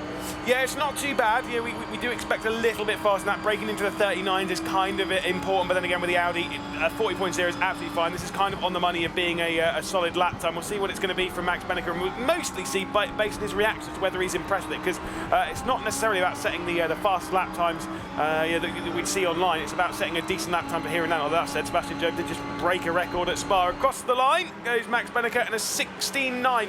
Not bad, actually, not bad. No, 27.2 in the final sector as well, so not horrendous at all there for Max Benneker. Kevin Siggy up next, but a 9.5 is really quick in the first sector as well. The second sector right on the cusp of the 39, so Mustachio going to work here for Team Redline. Makes his way down the hill, out of the banner, the Wrenchport banner over the top. He's going to make his way down through towards the start-finish line that will surely pip Maximilian Benneker to the top. A 16.9 takes him through by 11 thousandths of a second. Yeah, I think we're going to need a 16.8. I mean, to be fair, we have seen Sebastian Job set a 16.7 around here, and he's an angry man at the moment, so pretty much, yeah, he might be able to do it. And I think he has also come through turn 5 at the moment already, so he's ticked off the major point where you can get an off-track around here, so we'll keep our eye on that. Jeff Rietveld, though, into the final complex. He's seen his teammate go up onto the provisional pole position. That's why we can see him in the bottom right of our screen. But Jeff Rietveld will be the next one to come through. He comes across the line. Is it going to be a 16 to 16.875? This is a quick session. It is a quick session. 300s now between the two Redline cars. They occupy the front row. Sebastian Job, though, is going to look to break the deadlock, but a 9.6 is not the 9.5s that we have seen. 40.0, though, is right on the money. So it's all about Sector 3 now. Sebastian Job, fresh from receiving a 1 second time penalty in our previous race. A head shake as well coming into Sebastian Job. That certainly spells and speaks volumes as he makes his way up towards the line. It's not even enough to pip Max Benneker. He's stricken in 4th. But it is still a 16, and to be fair, coming into this, I remember when we did the online round, I think it was only sort of like 4 drivers that got their way into 16s. Definitely Dane Warren, Josh Rogers and Sebastian Job did. There weren't, and we did see Kevin Ellis Jr. Josh Rogers, though, has got a slowdown as well, so that's pretty dramatic in all of this. Marcel Chinchik will be heading through the final corner, and this race down the 80-foot drop into the final and across the line. Can he challenge Job, Benneker, or anyone in that likes? Yes, he can challenge a pole. It's a 16.8. 51 thousandths to the good here ahead of Jeffrey Rietveld. Can anyone top him? Joshua Rogers, though, with the slowdown is going to put him out of contention for pole position. Fresh after winning at Spa, Lewis. What could he be thinking? It's devastating. That is absolutely devastating for Joshua Rogers. And I mean, to be fair, like I say, I think every single driver on this grid, they're going to have a bad race today. If you're going to get your bad race out here, get your bad race out here, although this is one segment where you do not want to be starting from the rear of the field. He'll come down across the line, and of course we know it's going to be last, as Kevin Ellis Jr., decent in the first, decent in the middle. See if he can go and grab pole position. Come on, my pick. Yeah, 9.6 in the first sector is pretty much on the money. Third sector, I think, is going to be prevalent. It's now or never for Kevin Ellis Jr. Remember, Victor here coming into the final is what brought him to the dance here this time. Can Road Atlanta deliver the goods for him this time? It's going to take a mighty lap to topple Marcel Chinchik. What's it going to be as he now heads up towards the start-finish line? 27.2, a 16.9, only 5th fastest, and outside a 10th of a second. But still, the fact that we got that many drivers on 16s is just incredible to me. This is a very fast session. To be fair, Yuri Toma might be one to move up. Who did you pick, by the way? Was it Dane? I picked Dane Warren. Okay, that's fine, that's fine. We will see Dane Warren Save out the best till third. in a little bit. Of course, Yuri Toma into the final sector. I actually kind of think this might be 7th at the moment. Whilst it's still going to be a pretty impressive lap time, see what the Audi can do in the final sector. I think it might be behind Rogers. We'll have to, behind Sebastian Job, but it is going to be behind Sebastian Job. The first driver to set a time that's in the 17s. Yeah, contrasting laps between the two RAG individuals. Chinchik still holds on to the pole position, but Luke Bennett now with a 9.6 in Sector 1 is looking pretty saucy, and he's into the 39s as well in Sector 2, so Sector 3 could be the difference maker. A gasp here for Marcel Chinchik in the bottom right. Could Redline now topple the RAG? Dane Warren's got to slow down as well, believe it or not, but here comes Bennett up towards the line. Can he go fastest? No! Wow. Not even high enough to topple Rietveld. 75 thousandths off the top. But second, third and fourth position, Redline, 2, 3, 4. That is very important indeed. They are taking control of this. We've still got 2 times to come in though, but for Porsche Commander, what a disaster. It's a huge disaster. You know, contrasting race from what we saw at Spa. They fought their way to the front. Dane Warren was also in podium contention too. So this is a real difference here from what we saw in race 1. Race 2, they've got to try and harness it. Dane Warren at this stage has just got to try and better Joshua Rogers in terms of his lap, because of course they're both showing slow slowdowns. Let's see where Dane Warren figures. 10th fastest, but it's over to McCormack. It is McCormack. It is, of course, Jasmine's pick. Middle sector is Megatown. Let's see if this is going to be the pole time. Ideally now, you need to break into those 16.7. I think we've only seen one of those before, and it was, might have seen two in the hands of Sebastian Job, who did think he could do a 16.8 round here. Sorry, 16.6 round here as McCormack comes across the line. Oh, and it's an 8-0-0. And look at what that meant to McCormack. That meant a lot. 24,000 now is granted in pole here at this stage, though Thomas Tatler, who has proven to be one of the sheer catalysts of bringing superior results, was a winner here yesterday that brought him here as well. A surprise victor that basically toppled Luke Bennett off what could have been an easier entrance into this final here at this stage. Darren McCormack looking in the bottom right. He looks comfortable, he's happy, but will he be happy after Thomas Tatler finishes his lap? The heroic driver looking for more heroics, but not enough at all. 10th fastest. It's all Darren McCormack. He's quickest. And we'll take a look at our VRS starting grid. All Porsche Coanda at the back, 12th and 11th. What a shock for them. Both of them getting slowdown penalties before the pole sitter yesterday. Thomas Tatler will start this one from 10th. Yuri Toman will start from 9th position before we get to Sebastian Job on pole just a few moments ago. Very disappointed with his lap time. He holds the record for qualifying times around here, just 8th place. Kevin Ellis Jr. winner yesterday, 7th today. Big shock for him before we get to Maximilian Benneker. And then a whole sea of Team Redline. Kevin Siggy, Luke Bennett and Jeff Rietveld. The front row, Marcel Chinchik, your spring season champion. But then it is Derry McTarmack starting from pole position. Of course, Dara has done an impressive feat there in qualifying, and you saw how much that meant to him after a disappointing start to the day. Well, things can start to turn around now. He knew he was going to be strong at Road Atlanta. He said this is the track that he can definitely win at. This is a big chance here for the Irishman now, looking to bring grandeur here to the Williams Esports team, in the Mercedes as well, might I add. And what does that even say? I don't even know. Riccietta? Maybe. It does. It does mean Dara Riccietta. I have no idea what we're saying. It's definitely Polish. I can count to 10 in Polish, but I don't know what that means. No. But still, you've got another picture which I'm going to give to you just for a second for when we're on camera. We're looking at the drivers at the moment. Yeah. Big disappointment for Porsche. Big disappointment. I mean, what a change-up, eh? I mean, in comparison to what we saw at Spa, I mean, just the sheer slowdowns, again, being the crux of the issue. I mean, it's not the first time we've seen it at Road Atlanta. It was a prevalent sight yesterday. Of course, we saw quite a few drivers suffering that, but Porsche Coanda, coming off the back of their greatest high, are now visiting one of their greatest lows. Yeah, it's... But like I said, I was going to say it in the previous race, but I wasn't 100% sure. I was like, maybe someone's not going to have a bad race. But in this kind of format, I do actually think that everyone will get a bad race. Yeah. Right? Whether it will be... Hey, nobody's perfect, Lewis. Well, I am. It's fine. It's fine. It's fine. But no, it's really tricky for the drivers to nail every single race. We've seen this in the online championship, to nail 3 races to get a win over a round. Yeah. It's so rare. It's a really brutal format here as well when it comes down to the full season. You've seen this? Yeah, I know, outrageous. Frederick just walking around in one of your waistcoats. Yeah, absolutely stellar. Now, just a reminder, of course, the drawing that we were given. This was given by who? Porsche Coanda, I think. Coanda, yeah. Who actually drew great what looks to be a cross between Snoopy and I think what's his name? I don't know. The one who likes honey. Winnie the Pooh. Winnie the Pooh, yeah. Winnie the Pooh and Snoopy. Science. Whether that's true, I'm not quite sure. Good Not effort, though. Really nice drawing. Yeah. Well, either way, it is about time to get ready for the race here at Road Atlanta. Oh my goodness, we've got toys as well. This is going to get to a very sketchy race, but of course, Road Atlanta is about to start. We had an incredible qualifying in this race, and hopefully this race is going to be fine. Who knows, though, as Darren McCormack was starting from pole position. You've got Marcel Chinchik on the inside as we're about to begin this run down towards the first turn at Road Atlanta. The lights are on, we're getting ready, and we are underway for the second race of finals day. It is a great start from Darren McCormack. Look at Kevin Siggy going straight down the inside of his teammates, but McCormack with the whole shot as we begin our rise up the hill to turn 2 and then begin the run down the hill through the S's. Perfect from Derry McTarmack. Yeah, we're getting a quote here. Derry is the GOAT. He is for now. He leads here at Road Atlanta and is starting to try and career away with Chinchik trying to close the gap.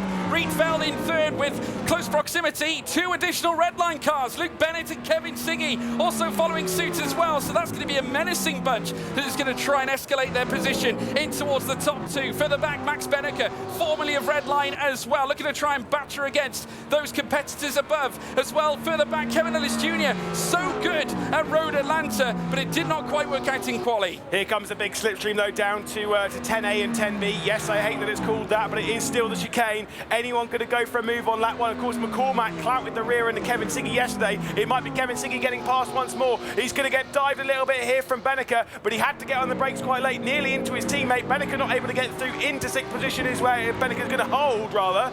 But right now, the Team Redline trio still running down third, fourth and fifth. Yeah, he has no sense of waiting, no sense of patience. The opening lap is done. We're on to lap 2. Benneker now having a look in the side view of Kevin Siggy's Team Redline BMW as now they career through turn 1. Benneker, who knows exactly how to win championships. He's a winner at Saudi Arabia for Gamers 8 and looking to bring that stellar form back again to win fall major competition. Following in the footsteps of the spring season major winner, Marcel Cinchik, who sits in second place right now. Fastest lap as you'd expect. Aaron McCormack, after cruising through the opening lap, remains out in front and is careered now into the 0.7 of a second mark. Wow, again, like I say, very impressive at the moment from McCormack. He needed to break, it was 6.5 tenths again. I was told 7 tenths from Will Chadwick, but then Mac Backer corrected it 6.5 tenths. If you get outside of 6.5 tenths, that's where the slipstream basically has no real effect. Unless Marcel Cinchik's got a good drive off of turn 7, which I think he has, he might just close back in a little bit on McCormack here. But McCormack's having an unbelievable drive right when he needs it the most. We might have a switch here between the teammates. Yeah, we might do as well. Siggy and Luke Bennett coming together this time. Of course, Luke Bennett won't have fond memories here of this circuit to a certain degree. He was very nearly a race winner here yesterday, but it was taken away. It was Thomas Tatler who would receive it as obviously a response to the issues that were discussed by race control and Adrian Fidalgo, who is right in the thick of it. Max Benneker, though, right on the cusp here, perhaps opening the door on Kevin Siggy again. Once again, dipping very nearly into within the same 1/10 of a second of his competitor in front for 5th place, but can't quite open the door heading down the long straight.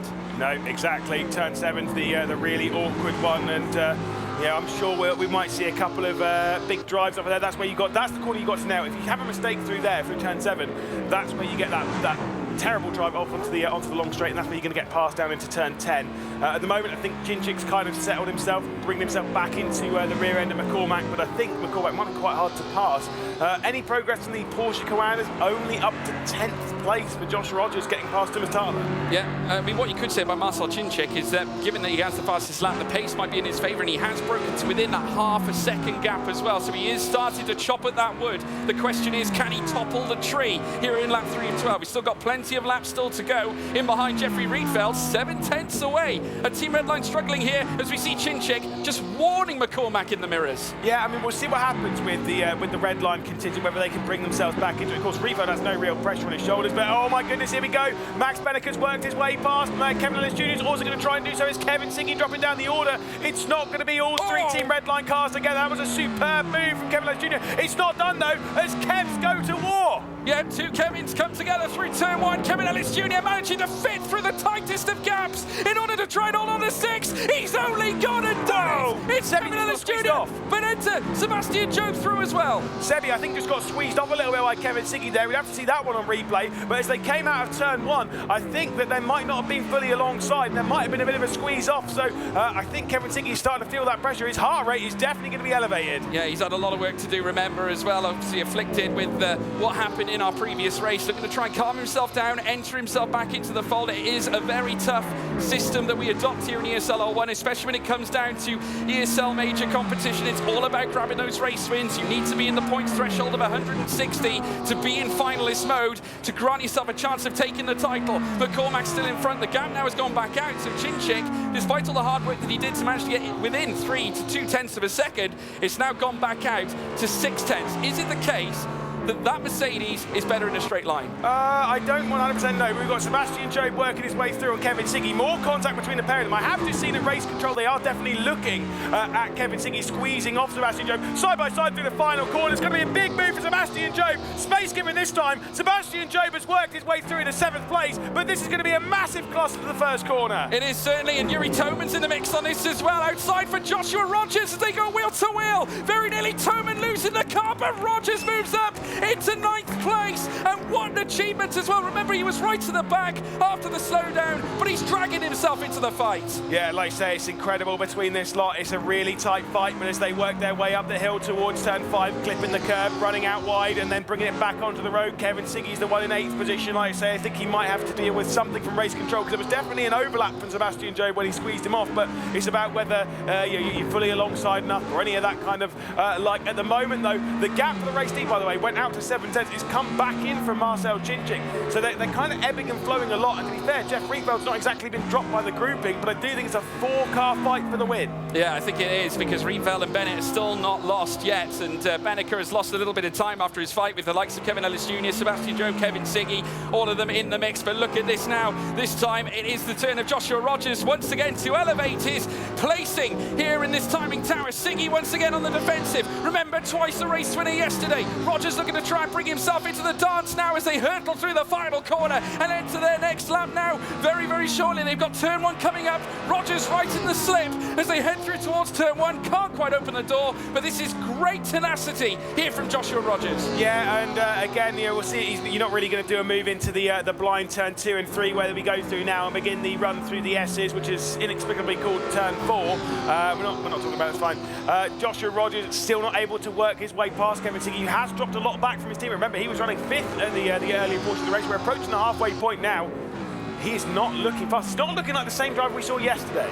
No, not at all. I think there's definitely been a change in mood. Of course, he did suffer a little bit yesterday, and trying to rein it all back in today, and he looks like he's a different man almost. Kind of like how we looked at Kevin Siggy yesterday in comparison to his online season form. But hey, this is great. Certainly Road Atlanta does provide these brilliant moments. Darren McCormack still out in front has maintained that 5/10 of a second gap between he and Chinchik. So that battle for the lead still ongoing with Rietveld and Bennett in behind in 3rd and 4th. Benneker still in 5th as now we see Rogers going for the move once again on Siggy. He might have the upper hand. He's got half a car alongside, but this time Siggy refusing to budge as they go wheel to wheel. Look at Yuri Toman as well as they take the deep descent in towards the final corner and start the next lap, Lewis. It's all kicking off here at this moment. That was close. That was brilliant from Josh Rogers, who now completes the move. Kevin Siggy dropped back to 9th position. Yuri Toman in tow as well. Great move from Rogers, just working his way around the outside. I honestly thought there was going to be contact between a pair of them, but this is why we have 12 of the absolute best sim racers on planet Earth going toe-to-toe here. It is so great to see them get that close to each other. I'm not taking a hit at the F1 control, by the way. No, not at all. Well, he's certainly cruising, and he's looking to give the bruising, as now he sees now in front of him plenty of drivers that he's looking to topple. Dane Warren as well, who is looking to try and fight back. Remember, he's right at the tail, chasing after Thomas Tatler. So whilst we got one Porsche Commander car on the rise, the other is currently stricken right at the back and looking to alleviate itself.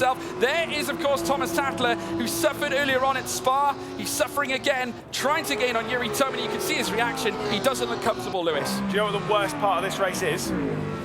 What's that? Well, hit me with it.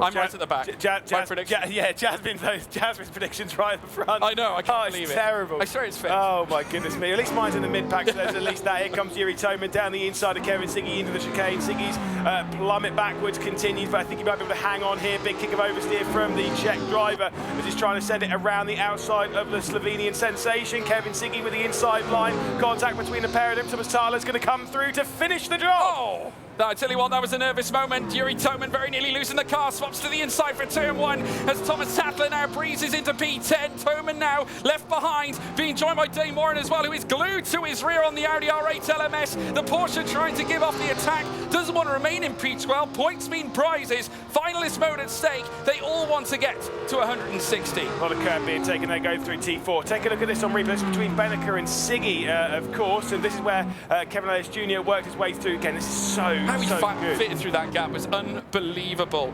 Hair's breadth between them. I wonder if we keep this replay on the run up the hill to see what happens with Kevin. So Kevin Siggy gets to the inside of Kevin Ellis Jr. But watch Sebastian Jobe. We're not going to see that on replay, but Sebastian Jobe tried going around the outside and then squeezed on the exit of turn 1. That's what we needed to see from that. Yeah, absolutely. Darren McCormack still leads, but like again, we saw it earlier on. Chinchik starting to go to work. Holds the fastest lap of the race so far. Chinchik now going for a daring. He's hungry here for a move here on Darren McCormack, but McCormack with the tyre line, heading out of the S section. Once again holds on to the lead, but Cinčić is far from done, Lewis. Yeah, he's saying he's hungry. Well, he's hungry for some cheese. He's hungry for some He's dairy. Hungarian and he's hungry. Exactly, and he is trying to go for it on the Irishman. Dara McCormack trying to hang on to the race lead. The gap has ebbed and flowed. It's gone from a couple of tenths to 6 tenths. It's gone from 7 tenths. It's gone back down to a couple of tenths. It's gone back up. It's gone back down. And now we have the battle for the race lead. 4 laps left to go here at Road Atlanta. And Dara McCormack has got a big job to hang on from Marcel Cinčić. He certainly does. Cinčić now looking to deliver. Look how tight he was heading through the S-bends. Very tricky to manage when you go through those race curves. Some of them are flat, some of them are raised. They're tricky to manage. Dara McCormack, though, with the advantage. Cinčić still holds the fastest lap, so can he unleash that pace with only a few laps still to go? Jeffrey Rietveld also not far behind with Luke Bennett still in the mix. Look at Benneke's delta. He's brought that second gap within nearly 4 tenths. What a drive from Max Benneke. It was 1.1. The thing is, he dragged Kevin Ellis Jr. with him. We have got an absolute showdown here in the second race of the afternoon between McCormack, Cinčić, Rietveld, Bennett, Benneke and Ellis Jr. And hey, do you know what? Don't count out Sebastian Job either. After issues in qualifying, he's still working his way back into the mix. He's dropped back in the race a touch, but he has got the pace to mount something very special here. 3 laps left to go. Yeah, day 2 has certainly got off with a bang. We witnessed a sensational race last time out. This time, though, a very different complexion as an Irishman holds on to the lead of this race at Road Atlanta. Dara McCormack, by far one of the most consistent contenders throughout yesterday's action, picking up P3s left, right and centre that got him enough points allocated to bring himself into this 4-season major final with only a small matter of obtaining several wins to get you within that 160 threshold. He needs it now more than ever, and this win will go a long way to potentially putting him in the mix against the likes of Joshua Rogers. McCormack still now 6 tenths in front. Dara is certainly speed at this stage. Can he hold on though? Yeah, he's flying right now. He's got a gap out, back out to 7 tenths of a second. So very impressive there for Dara McCormack as they head their way out through turn 7 onto this this enormous backstretch. They'll wind their way through 8 and 9. If you can find them, tell me. I don't know where they are, but they're apparently along this stretch at the moment as we head down towards 10A. Watch this from Kevin Ellis Jr. He wants to get past Max Benneke and maybe work his way. I think he might be able to pick up another one on the Team Redline cars as he gets squeezed up a little bit by Benneke on the race down the hill. Let's see if Ellis Jr. is going to work his way through. Yeah, he was looking for that outside line because they'll give him the outside, but the inside on the exit of the chicane. Brilliant, that is brilliant. Oh, Kevin Ellis Jr., that was superb. Even Max Benneke gave a wry smile of appreciation for that one, but he's not going to take it lying down, wheel to wheel down the straight. They remain toe in toe together, but still Benneke looking to batter back against Kevin Ellis Jr. wheel to wheel through turn 1. Who's going to come out on top? It's Big Kev. Kevin Ellis Jr. now holds on to P5. Yeah, brilliant stuff there from Kevin Ellis Jr., like you say, and you can see how furious now Max Benneke is about all of that. We've got 2 laps to go. We're on the penultimate lap at the moment. McCormack, this is where I think the concern's coming because the gap's grown, and guess what? It's coming back in again. Marcel Cinčić looking for a late race charge here. Tell you what, it's getting tight. Penultimate lap of the race, 11 of 12 here on day 2, here in race 2. McCormack looking to deliver yet another victory, of course, never winning a round in full season, which is absolutely baffling. We alluded to that stat before yesterday. Of course, remember, he was the very first driver in ESLR1 history to go back-to-back in round wins on the lead up to the spring season major. This time around, though, did not lay claim to a single victory on the run-up here to this final. And it has to be said, a stellar showing to at least bring himself to the dance, but could be on the cusp of breaking the deadlock and taking victory here this time. Yeah, of course, he didn't win in a final race, but he did win 4 times, 3 in a knockout, and then 1 in a semi-final, but this one will be sweeter than any of that. He's got 1 lap to try and angle for Marcel Cinčić, but I can promise you, if Cinčić nails turn 7, he will be all over the rear end of the Williams Esports driver on the race down towards 10A and 10B. They head their way through this awkward turn 2 and turn 3 complex. Think of the pressure now, and again, the heart rate on McCormack. Yeah, they've got the S's section to complete as well, which is very tricky, trepidatious. Dara McCormack feeling the pressure here. Lap 12 of 12, Cinčić not far behind. If there's one man you don't want, it is the spring season champion breathing down your neck. But Dara McCormack, who has faced stern competition time and time again, he'll surely look to try and take this home and host. But he's got the small matter of 2 sectors to complete before he can cross the start-finish line. Yeah, we head our way then onto this enormous backstretch. We'll complete sector 2, and I do not cannot believe Marcel Chinchik is close enough to try anything. He's going to be closing in that slipstream. He's going to try and be brave down towards 10A, but I think the Irishman might just be able to hang on. Let's see if he's got it in the tank. He's looking for another victory. He's looking for another podium. He's had 3 yesterday, did Dara McCormack. This would make it 4 over the weekend, but sweeter than any of those. McCormack is on the redemption arc as we head down the hill, down the 80-foot drop. Watch the reaction here as McCormack wins at Road Atlanta. What a superb drive. Dominated that one and dealt with Marcel Chinchik in perfect form. Absolutely sensational. Of course, we saw the raw emotion coming from that sensational pole lap that he managed to catch. What a clutch lap as well. But Lewis, what a performance. Yeah, like I say, 12th victory in ESLR1 in its totality. And of course, another one to add to the sheets. His first of the weekend. And again, I'm sure that one will be pretty sweet. And you saw his reaction after quali. Let's see what his reaction is after the race with Rory. I am here with Dara McCormack. Oh, I almost got that wrong. You two need to put some respect on that name now. Race winner, Dara McCormack. How does that feel? About time. That's all I need to say. I was going to say, so our first ever double round winner, and then nothing since, right? And then, well, we could say you're leaving it till when it matters, though, right? Could say that. Let's see at the end of the day. Time will tell. Are you feeling relieved getting that first win out of the way? Yeah, a little bit. Sorry, my engineer. Yeah, I'm feeling a little bit relieved, but eyes forward. Going to enjoy the little break now. So yeah. I think there's someone else here as well who will be relieved as well. Is who's here as well supporting you? Emma, my girlfriend. Yeah, I'm really grateful that she could come over. It's been awesome. Perfect. I think we're actually seeing her later as well, which is quite good. But congratulations, Dara. Well done. Hopefully for you, it won't be the last time. But great step towards the 160 that you need. Yeah, well done. Thanks a lot. And we're going to head back now to Lewis and Jasmine. There we go. He finally remembered me. He finally remembered my name. Thank you very much for that, Rory. Right? Yeah, okay, I knew that was coming. Well, congratulations are in order for Dara McCormack. And I have to say, the thing that I mentioned heading into that race was whether or not Dara could have a reset of the mental. Because historically speaking, back in Munich at Gamers 8, that was the area in which he struggled. A very consistent and solid driver, but when he's not necessarily had the best of races prior to that, it's an entirely different story. So, you know what? I'm quite proud of my prediction. No, you took a brave one, and to be fair, you know, as someone who's a big Dara McCormack fan, I think that was very impressive. It's one of the best drives that I've seen from Dara McCormack, and like I say, we can see some of the bits from the race in a moment, and see some of the. I mean, some of the shocks of it, to be fair, McCormack just kind of led straight into the first corner and kind of ran away. We saw this between Siggy and Maximilian Benneker. Of course, we're on board with Kevin Ellis Jr. and all this, trying to get down the inside going into the final corner. There was so much of this kind of style of racing where it got quite intense. What was it like watching it? Yeah, well, one thing I really wanted to highlight was the fact that Kevin Siggy, by the end of that race, was overtaken by Sebastian Joe, Kevin Ellis Jr., Max Benneker, and Joshua Rogers. So my question for you is, at what point did it all start to fall apart? How and why did that can of worms end up opening? Do you know, I kind of, again, we wonder if we can get the replay here. I wonder if it might be this, but watch Sebastian Joe, who will try and go around the outside, and then we have this.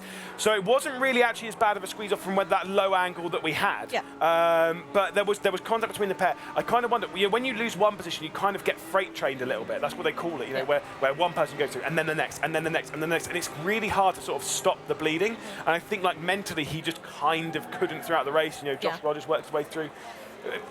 That would be a painful race, Siggy. Well, you know what? It's a darn good job that they had all 3 red line drivers behind one another on the starting grid, because for me, I feel if they didn't have that kind of backup plan, that safety net of the other 2 drivers in the form of Luke Bennett and Jeffrey Rietveld, it could have all started to fall apart for the side of Team Redline. But you know what? Fair play to every single one of our drivers. I think that was an incredibly close race. It was, honestly, it was really, really good.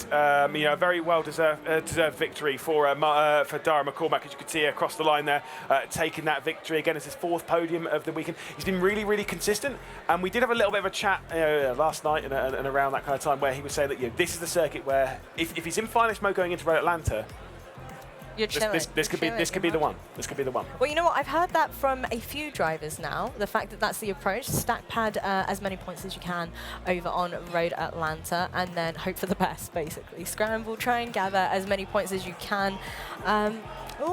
What's going on here? So what we're having here is this is a rig change. So because there is a technical issue with this rig, I'm not sure whose was, I think it might have been Yuri Tomans. We've not got a nameplate on it, and I do believe Yuri Tomans is the one that's missing. So it was Yuri Tomans' rig. So they're basically taking something out from it, whether it's the entire rig itself, whether it is a computer or a wheel. They're taking something out of this rig and then they're going to replace it with another. This is why we have spare rigs everywhere. We've had a problem with this in Munich. When you're at LAN, it's not like you bring in just a PC and a mouse and a keyboard. Yeah. You've got, these are highly, highly sensitive, Yeah. highly technical and highly complex bits of equipment. Sometimes the bits break.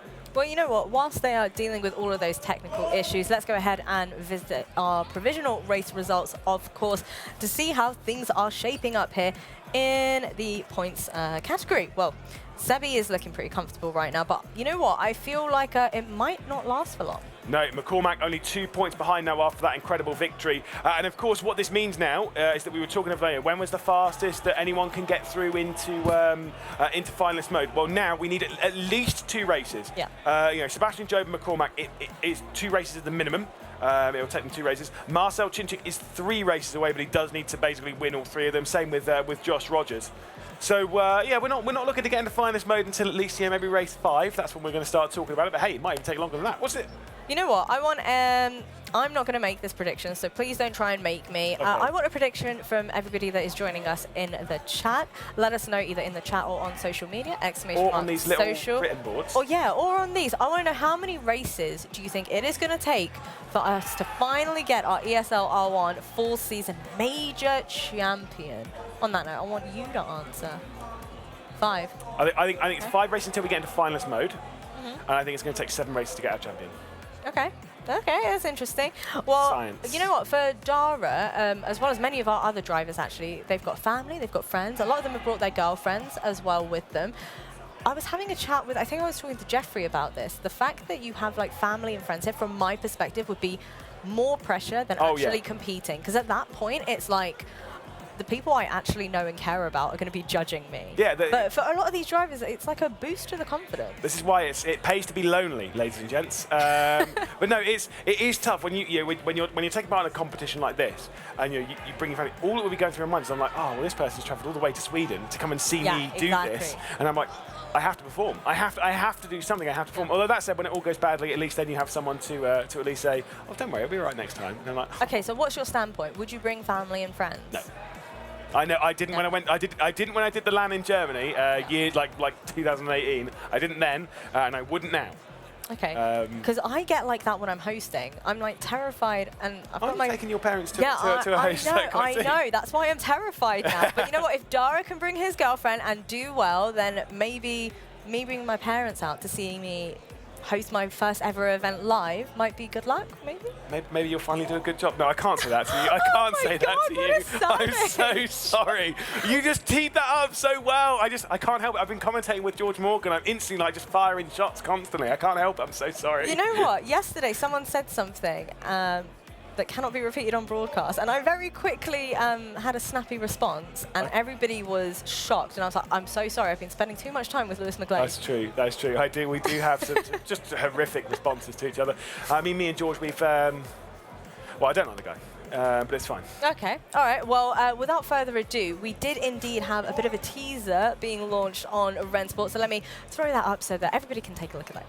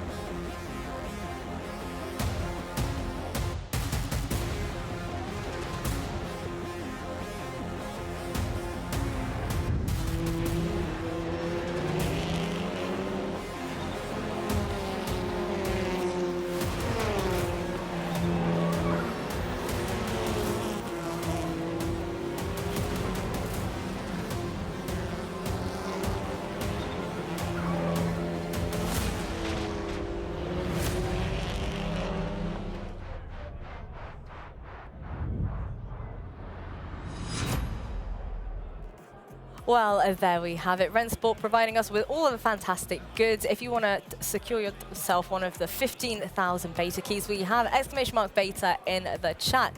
But it is my pleasure to introduce everybody that is tuning in right now to Beth. Was that right? Beth and Emma. Okay, so ladies, do you just want to give a brief, like, your relation to the drivers and things like that? I'll start with you first, Beth.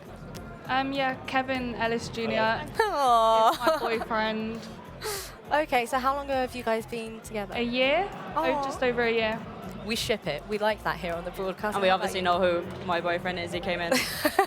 Yeah, Darren McCormack. We've been going on it for a year as well. Oh, okay, lovely. So, ladies, I think a very big question for a lot of people would be, how did you guys react to the whole sim racing thing when you first met your partners? I didn't have a clue what it was. Okay, how did he explain it to you? How did he explain it to you? He pretty much just took me to the sim building and showed me what it was. Okay, what did you make of it? I thought it looked cool.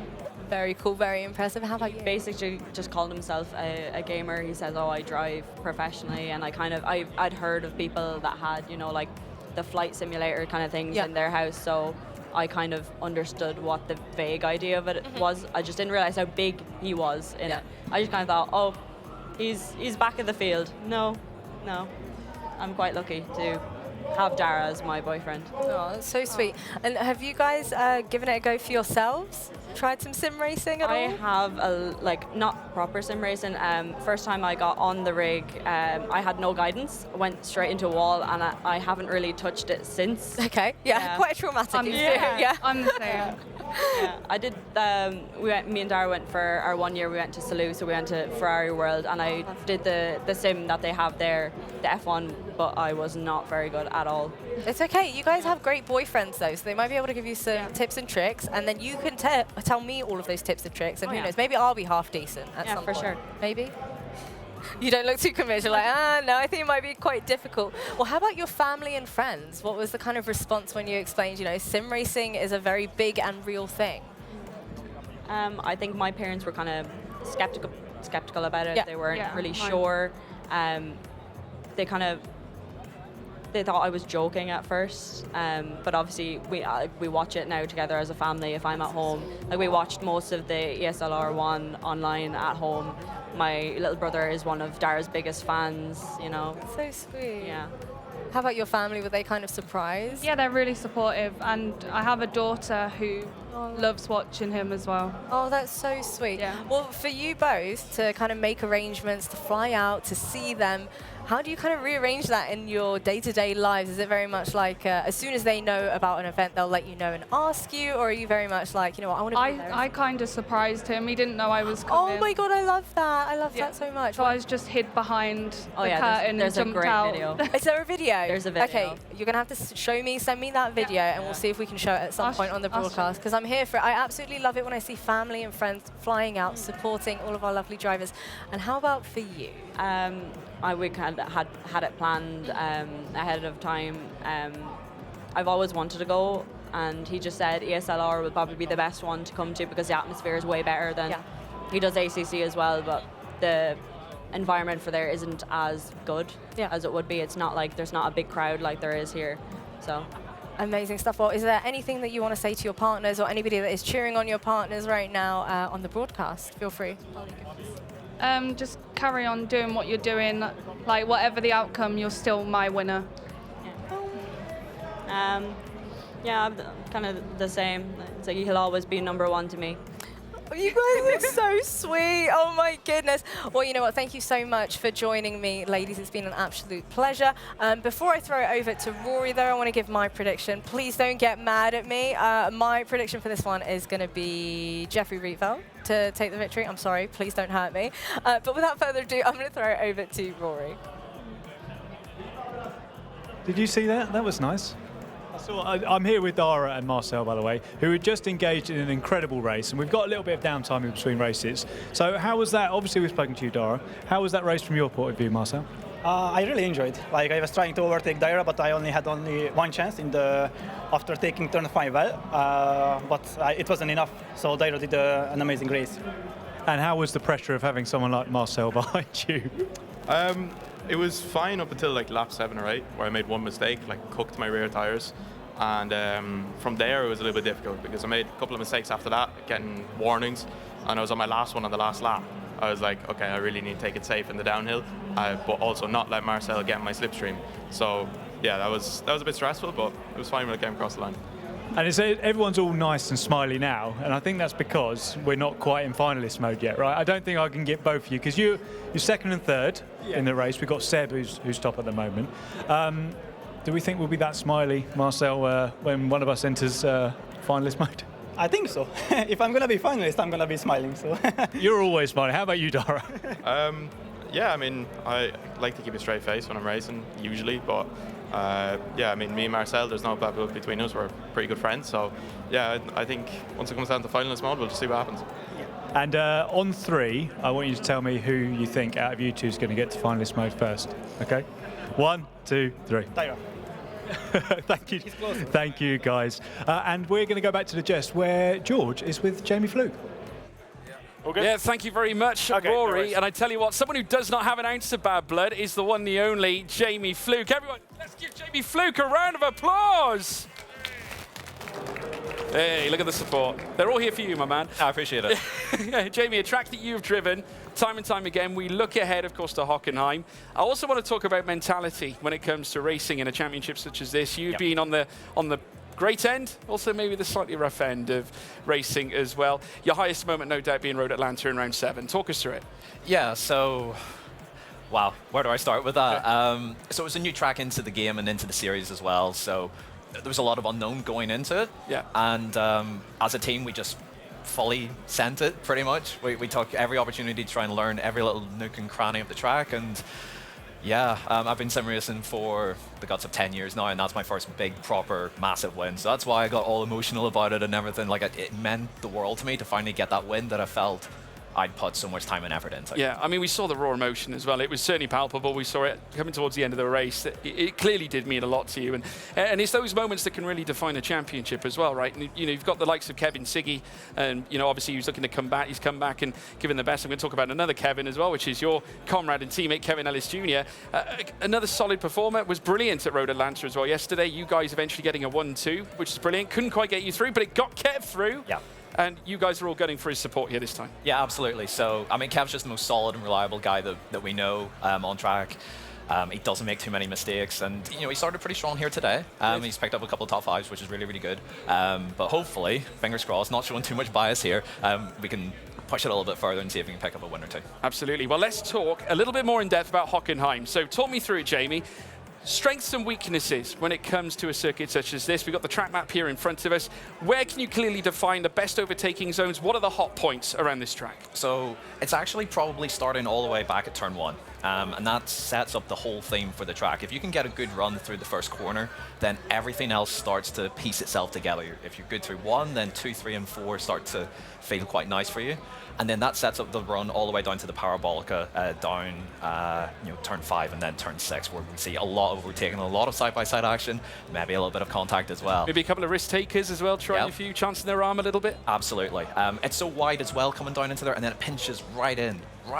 So we'll see some bumping and banging in there, but that's where a lot of it stems from. And then you can still be side-by-side all the way out of there through nearly the rest of the lap. We've seen so much side-by-side racing over the course of the 2 seasons that we've had so far. So it all truly starts at turn 1 and kicks off from there. I can already hear Adrian Fidalgo's headache now already all the way from here. He's going to be in for a rough ride, I think, after this one. But yeah, yes, I think so. We've seen so many incidents. Turn 6, you alluded to it being the pinch point. It certainly has been a frequent provider of incidents over the course of the spring series into the fall series as well, even maybe a little bit for Gamers 8. But I mean, obviously coming into this essential round, we're pretty much halfway through now what we would consider the first 4 races that are compulsory here in this championship. This, I suppose, is a point where drivers are probably a little bit more loose. They maybe will chance their own, will they not? Yeah, and there's guys who are maybe a little bit further down in the points where they don't feel like they've got a shot yet. No. So they might as well risk it, might as well Risk go it for for it. a biscuit. Exactly. Yeah, yeah. What kind of biscuit? Oh, no, digestive. all the way. Digestive, good man. That's a solid pick. I like it. Plain Jane, my friend. Good yeah, man. Yeah. We're not too fancy here, are we? No, not at all. Well, let's take a look at the top 12. Obviously, Sebastian Job in the form of his life, though. The first two races haven't necessarily indicated brilliance so far. Dara McCormack, fresh after a fantastic win. Bear in mind, these championship points are provisional at this stage, folks. The Irishman, after a stellar result at Road Atlanta, how much will that make a difference to his run at Hockenheim? I think it will be important for him because that's his big standout moment so far from being here at DreamHack. It was a huge qualifying lap. Like, we've seen the time come in, it's like, oh, that's big. Like, that's the biggest that we've seen since young Sebastian in the online round. So, yeah, I think that's going to set him up quite nicely. He goes quite well at Hockenheim. He's won there before. He's got a good shot, but everyone else also still has a very good shot as well. Yeah, we've also had a proven record from Marcel Cinczyk as well, spring season champion, and we can actually take a little look at him now. Our first champion, it is Marcel Cinczyk! The ESL R1 Major champion, Marcel Cinczyk.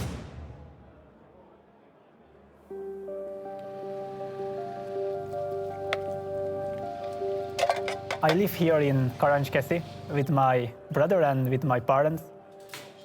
Who got me into racing?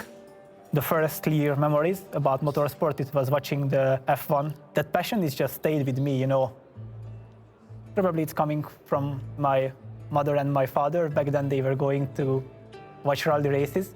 They bring my brothers also. We were going to do some go-karting. We wanted to race against each other and all the stuff, you know. My brother found out sim racing. We got our first wheel in 2008.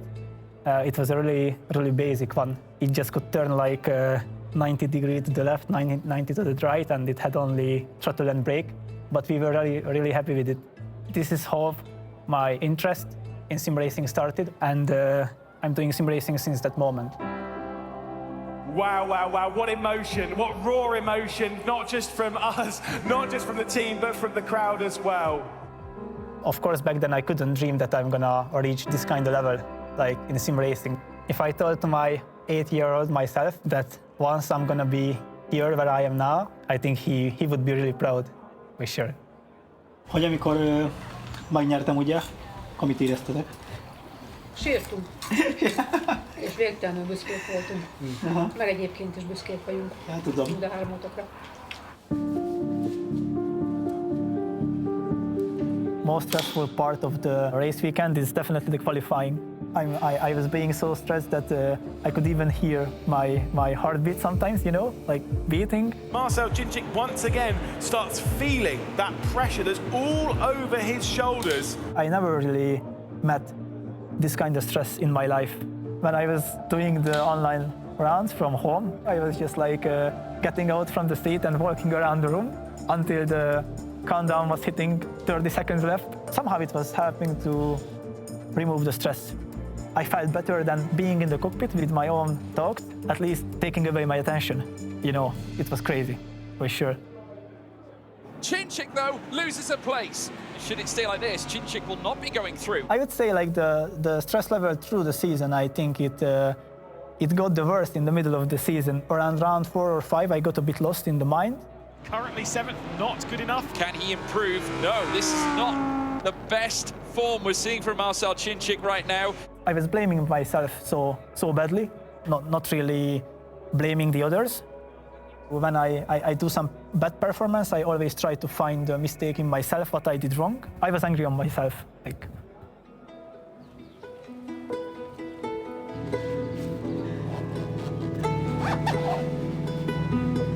When I'm doubting myself or like I'm being in like low moments, I'm the only one who can do against it. I have to decide it in my mind that I can do better, I can be better.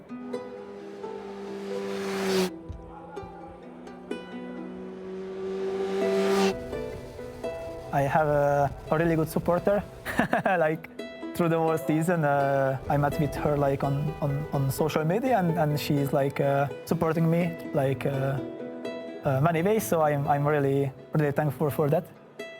Yeah. especially for my parents also, because they gave me the chance for this whole thing. And of course, I want to make them proud. People are not around you physically, but you know that they are around you in soul or something. That's a really great motivation. I need that kind of people supporting me to be back on the top again. Marcel Chinchik out back! He's going to go through! Marcel Chinchik has put the pressure right on to James Baldwin. It's Chinchik and Baldwin on the front row. Let's get the lights on and get this race underway. Baldwin is leading, Chinchik is second. Could this be the last race? 5 kilometers then left to go. So we went to the last lap. James was still leading. I was being really close to him and he was defending. It will come down to the very final chicane. I know that he's gonna go defend on the inside, so I was trying to go to the outside. I was trying to make the chicane, but I had no space anymore. I decided to cut the chicane, but already in my mind I decided that I'm gonna hand back the position to James. I was slowing down, and after that I saw that Erhan and James had an incident. James spun, Erhan went by, he won the race. He's going to come through to win. It is not done yet. I can't believe what we've just seen. We are going to a 7th race. I was being really exhausted and didn't want to go for race 7 anymore. One final potential fantastic race. What's going to happen? Are we going to see the champion crowned? Marcel Chinchik once again starts feeling that pressure that's all over his shoulders. You know, like being calm in sim racing is for sure really important. Every time, like, my hometown is just coming to my mind. This place is really close to my heart. I like it. I really much. She likes the camera. He's erratic, he's crazy, he does this, he does that, he does what he wants. He can be a bit wild, but there is something about competitions like this. His mentality, it just matches it really, really well. He is just super calm. The red lights will be coming on. Marcel Chinchik, here goes McCormick around the Whoa! Lawrence Lerner into all of them. They're all over the case. And this is massive for Marcel Chinchik. He's nearly a second lead for the Hungarian. At this moment, I'm thinking back to the whole season, all of the hard work I did. 4 months of crazy racing, preparing every day. I was looking forward to get home. I wanted to do not just for myself, but also for my family. That gave me some plus motivation. Just one more trip around this circuit for Marcel Chinchik to take this title. The gap, of course, comfortable. I'm reaching the last corner of the last lap. I realize now that I'm gonna take the win and take the trophy. And he is to be crowned our first champion. It is Marcel Chinchik. It's just worth to prove yourself what you are able to do, what you can achieve if you trust yourself.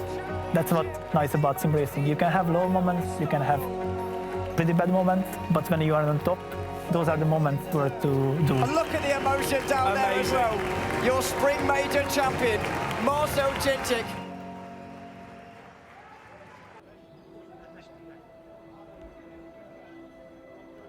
So after I won the major, my boss congratulated me. Like he wrote to me on Discord actually. We keep pushing. So, and also after that he asked some advice, some settings for Rennsport, so maybe he wants to race next season. Being the best from 48 drivers, doing so many laps, so many hours, everyone was being on the limit to realize actually I could do it. It's still hard, but I start to believe it, you know. It's just probably giving me more motivation for the next one, being hungry for this again, you know. Well, sheer goosebumps indeed. After looking back at our spring season major, what an occasion, and no better man to sort of diagnose the mentality behind that than this man, Jamie Fluke, of course. Jamie, we just witnessed, obviously, the journey Marcel Chinchik took to claiming that title. As someone who's raced against him and has featured on track against him several times, what does it take to pull off what he did there? It takes a lot of guts. He had to work extremely hard to fight for every single position when he was out there, and he held his nerve extremely well when it mattered the most. The final race was a little bit of an anticlimax where like the pressure was off, the incident that happened behind him, and he could kind of ease his way then to the championship. But everything up to that point was a lot of hard work, and I would say like he was probably the most consistent driver across the the whole season when it mattered. But I think Monza stood out, certainly one of his strongest circuits. He was dominant around that circuit leading up through to the spring season major. Haven't quite seen that same stigma though this time around. He's a bit more, I would say, every circuit seems to be a strong suit to a certain degree. We've seen positive displays at Road Atlanta, some in certain areas. In terms of a driver's ability through certain circuits, you guys obviously have nailed Road Atlanta, for example. Coming up to a circuit like Hockenheim, who do you see as the major players? I think anyone in a BMW is going to be quite strong. Jeffrey won his way into day 2 here, in the race that I was in, beating out everybody around him, and he's won there a couple of times before as well. So I would say he's a strong favourite going into this. Can't look past Seb or Kevin, both Kevins actually. I'll always back my man Kevin Ellis Jr. But yeah, I'd say the BMWs are quite strong around here. Yeah, and your prediction? You can lay it on the line. We'll say Jeffrey. Yeah, we're going to go for Jeffrey. Yeah, I'll stick. Well, they're in a very similar position to where you guys were yesterday, right? Because of course you had 3 cars in the Group A scenario leading through to this major. So Redline have got 3 cars in the actual major final. So what strengths and weaknesses can you take out of that scenario? You run the risk of tripping on toes and not wanting to disturb like your teammate who also wants to do well. You don't want to cause any animosity, but you can also work to that where you can maybe box somebody in and strategically place an overtake here and there. You can always encourage each other in the race as well, which is quite nice, and give yourselves a bit of an adrenaline boost that way. So there's swings and roundabouts with it. I'd rather have my teammates in there than not. Yeah, and what's the communication like with the team radio? Have you got direct communication with your teammates, or is it a case that you have to speak to the team manager and they relay whatever messages to your fellow teammates? I mean, how does that work logistically? So we're all in one Discord channel. We can all communicate with each other. We can all talk to each other. We can all blow our ears off if needed. Turn the microphone way up and just scream. I can't see you doing the shouting. I had a little bit of that yesterday whenever it all went horribly wrong for me. But couldn't hurt a fly, Jamie. Surely not. I know that you're ever competitive, though. You've got a great team behind you. Kevin Ellis Jr., ruthless. Looking ahead to his form around Hockenheimring, how do you think he'll perform out there? It's a little hit and miss for Kev. He'll even say that himself. Yeah. When it goes well for him, it's really, really good. But it all comes down to T1 for us in qualifying. If we can get that right, then the rest of the track sort of flows quite naturally for us and we feel quite good. But we have struggled a little bit recently with turn 1. So if we can get through that clean, fingers crossed, then he can get himself right up there and score some big points. Yeah, and how have you managed to avoid certain strengths or should we say avoid certain weaknesses with the car change that you guys conceived through the course of the season? You moved away from Audi, which is what you were in the spring series. You're now in the Mercedes. What benefits did you see from that move? A lot of benefits. I feel like the car actually just suits all of us in terms of a driving style quite well from our background in other platforms. It lends a little bit more to our driving style. So we picked it up quite well. It took us a couple of rounds to get going, but the car gives us plenty of confidence. We can attack the track, whereas with the Audi, we felt like we were tiptoeing around and trying to avoid certain parts of the track and certain curves, and we never felt totally at home in the car. In the Mercedes, we definitely do, though. So has that made any adjustments to the way you drive the car? Driving style has obviously changed. Yeah, 100%. And each car drives noticeably differently. The front-engine cars have similar tendencies, and the Audi and Porsche also have similar tendencies, but they're polar opposites basically in how you try and drive and get speed out of each of those cars. So we did have to do a bit of a 180 on what we were doing, but we figured it out reasonably well, I think. And yeah, we've got 3 of us here, so I think we did a reasonably good job. I think you definitely did that well. I tell you what, brilliant insights, but we're going to throw it across to Jasmine. Thank you very much for that, fellas. Why did nobody tell Jamie that he can't copy my prediction? Go find a new prediction over there, Jamie. But anyways, Beth and Emma, it is a pleasure to be joined alongside the 2 of you once again. We had a brief chit-chat earlier, and we got that video that you were talking about. So TLDR, if you weren't here earlier.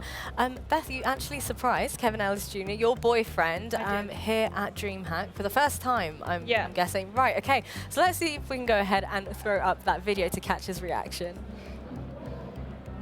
babe, just go back to the room now, just having a quick... What? Oh my god!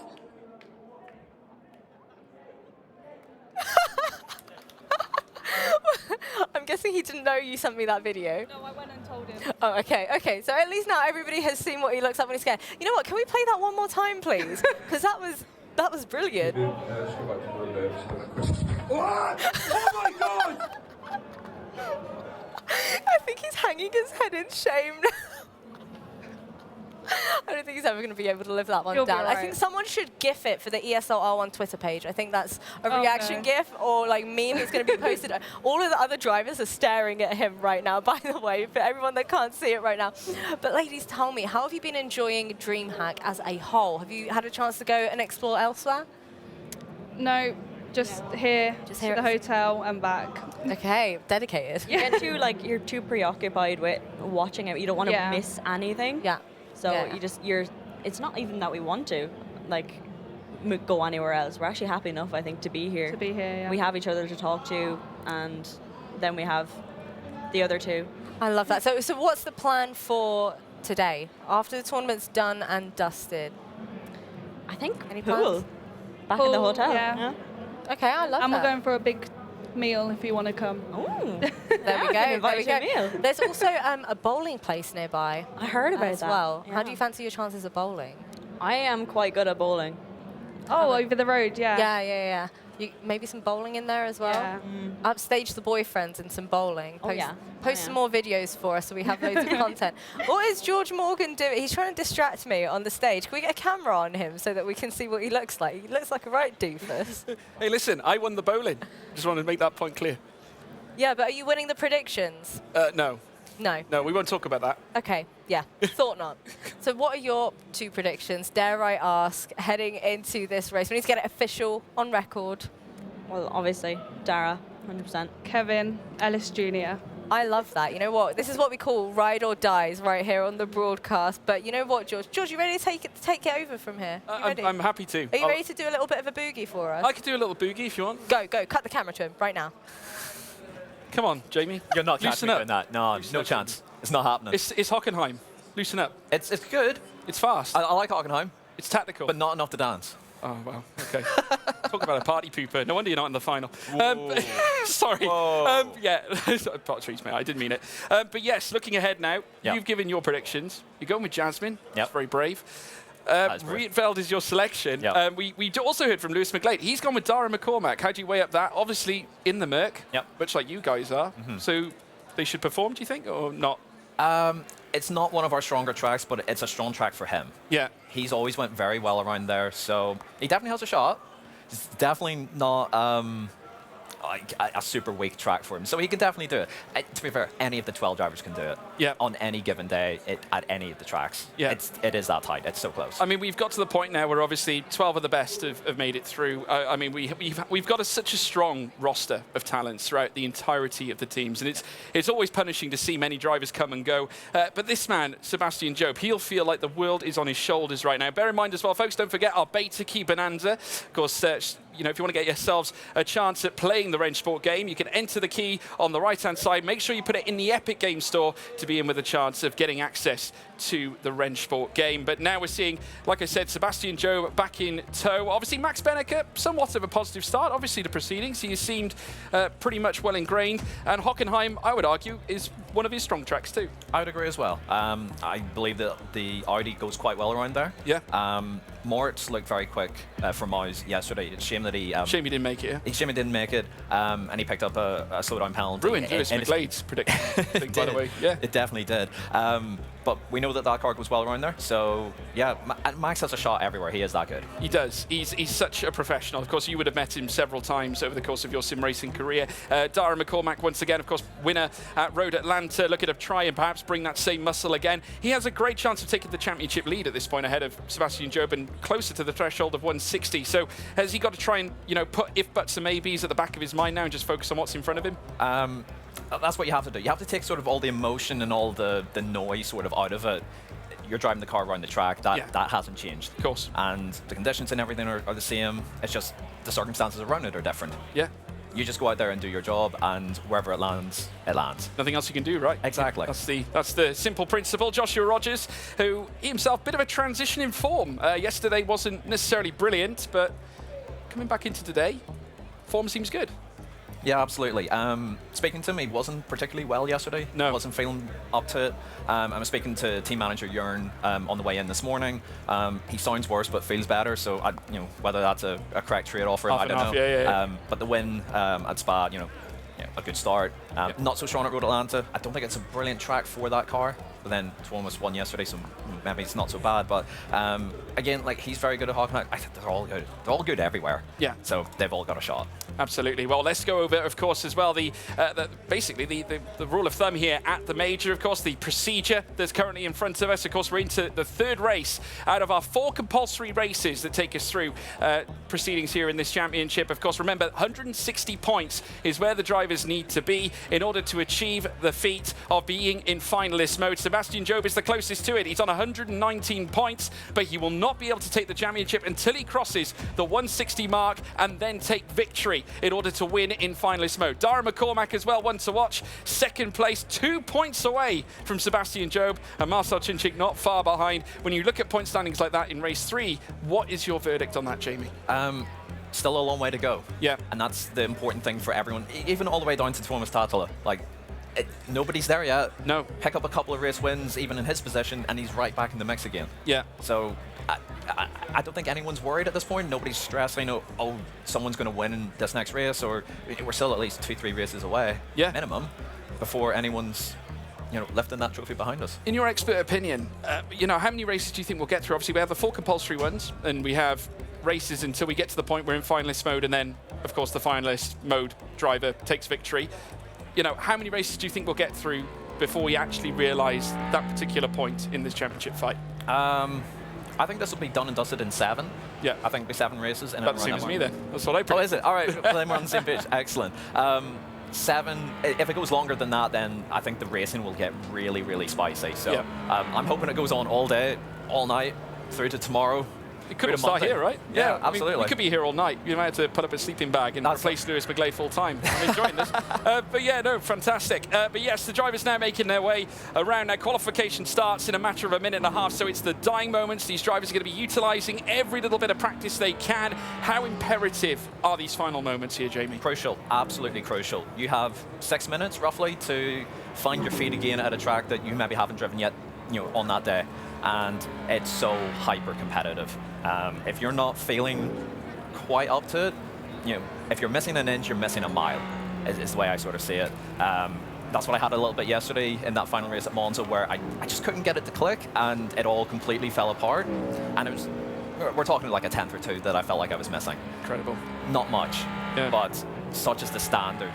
You have to jump in and be on it. 10th could be the difference between P12 and P1, essentially, couldn't it, at this stage? So, and with quali being, one shot at this stage, just talk us through the sector times you expect to see at a track such as Hockenheim. Where would you like to be in the first, second, and third sector? Anything in the 0.1s in the first sector is pretty strong. Mid-high ones, roughly, and in that sort of ballpark. No guarantee that you need to do that. You can kind of slightly game it a little bit because of where the sector line is. So you can maybe get away with like a low 2 and then set a better run up all the way down towards turn 6 and gain a bit of time in that second sector. Anything in the 3s is really good in the middle. And then in the last sector, 2s usually are pretty good. Low 2s. Yeah, low 2s. Yeah, brilliant. So that's generally where we want to be. The ballpark. That's the ballpark. Yeah, okay. Would that take pole, do you think?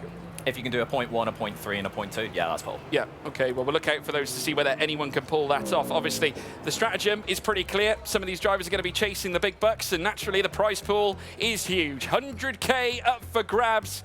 And again, we're going to be seeing the results come in as they look to take one step closer to the threshold of finalist mode. But first, we've got a small matter of a qualifying session to bring you before we can even discuss the prospects of points in this race 3 scenario.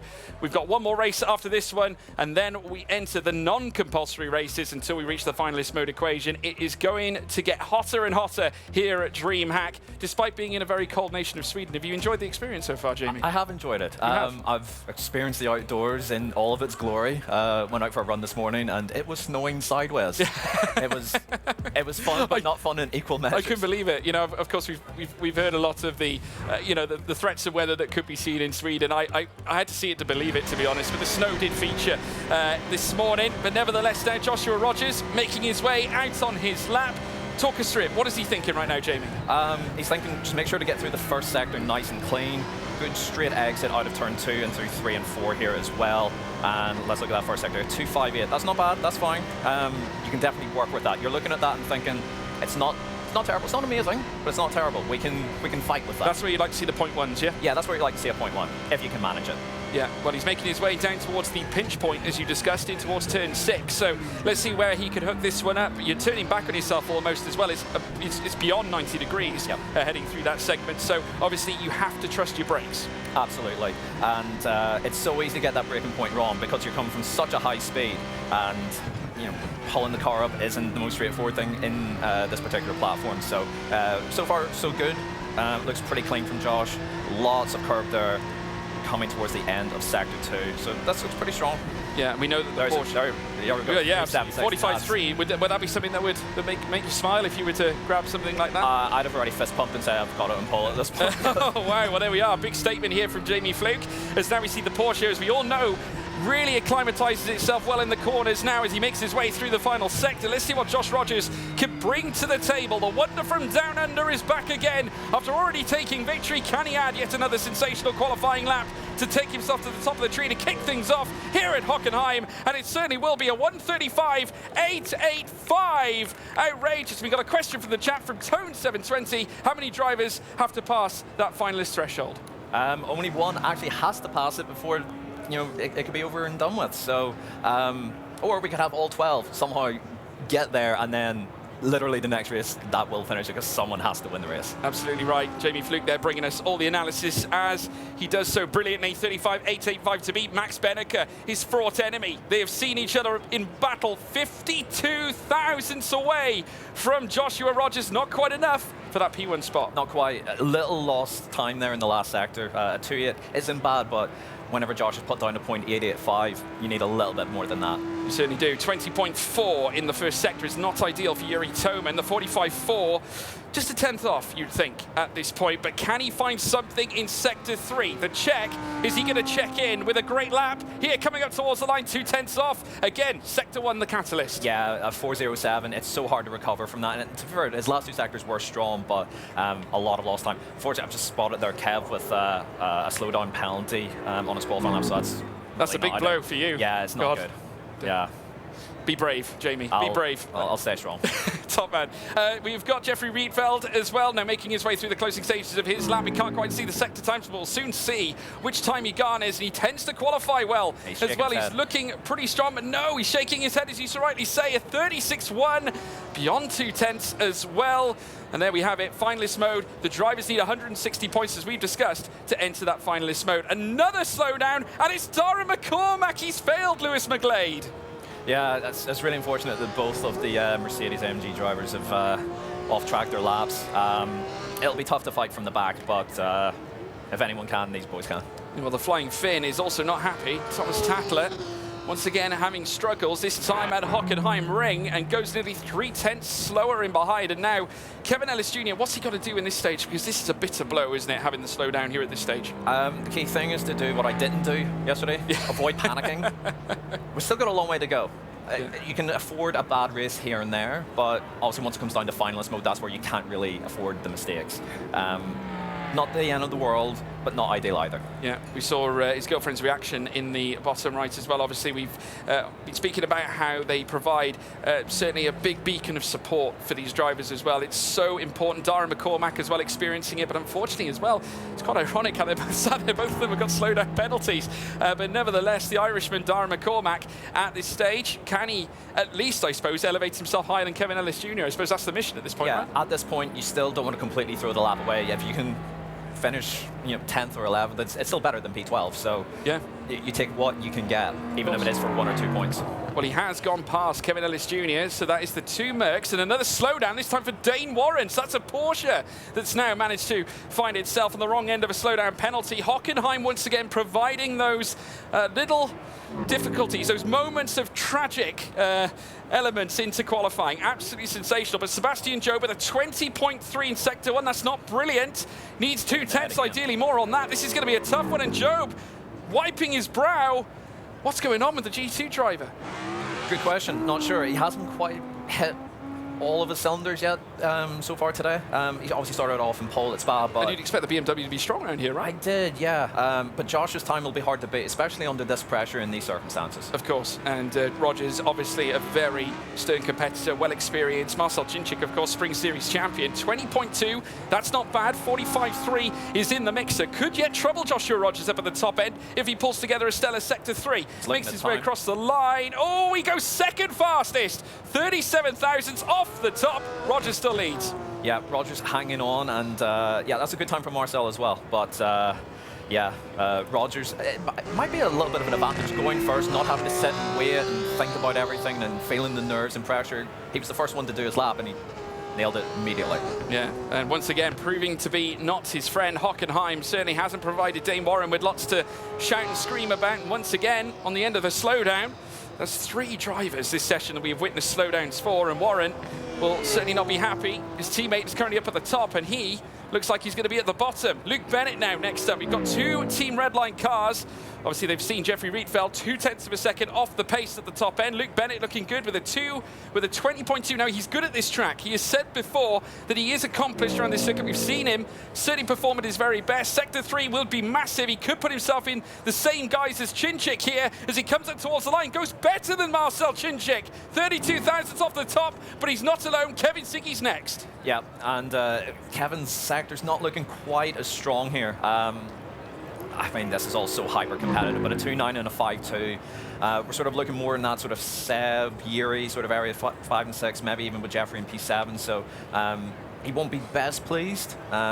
We know that Mr. Siggy can be quite animated with how he feels, but he's staying composed to the line there. A little disappointed, but yeah, 0.1 there. Yeah, unfortunately finishing in behind his teammate. Let's take you to the starting grid for race 3 from back to front. Starting with Dane Warren, we've got a trio of slowdowns here to take you through. Porsche Coanda in 12th with Dane Warren, then 11th place for Kevin Ellis Jr. Dara McCormack down in 10th place with Thomas Tatler in 9th. Kevin Siggy in 8th with Jeffrey Rietveld in 7th. Yuri Toman in 6th. In 5th place is Sebastian Job. And then we have 4th place going to Max Benneker, starting on the second row of the grid. He has a great chance here, as well as Marcel Chinchik in 3rd. Luke Bennett in 2nd on the front row, but no one could stop the man, the mighty Joshua Rogers, victor at Spa in race 1. He's looking now, rather than to build it from the back, he's going to try and do it from the front. Can he take his 2nd race win in procedure here in the major? Let's wait and see. Jamie, how can you assess his performance?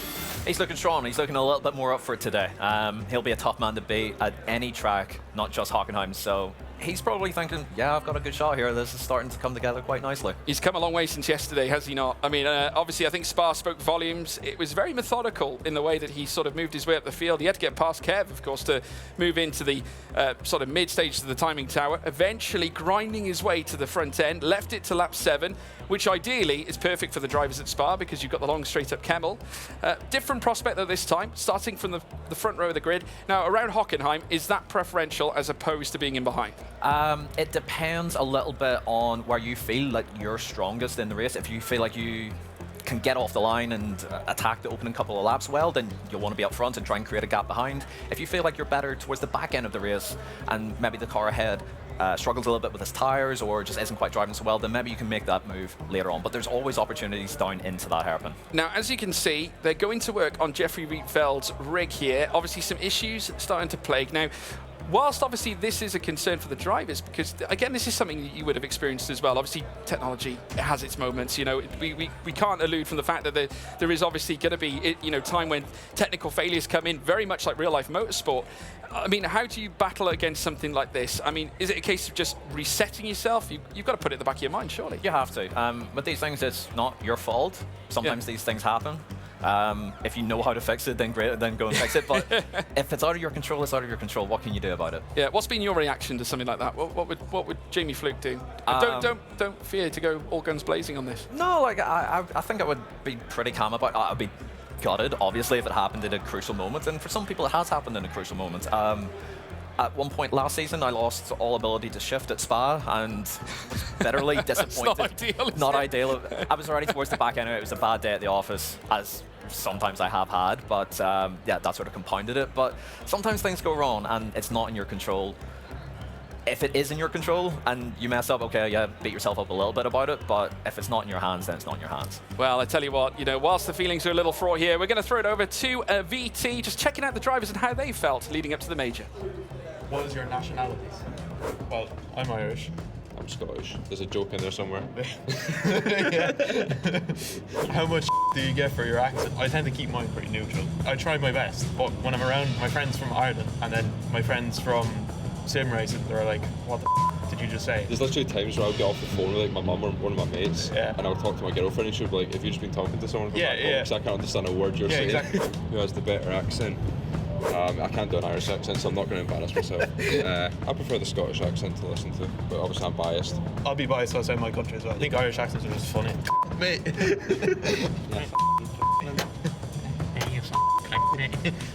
What's going on? I lost 3 tenths in turn 5.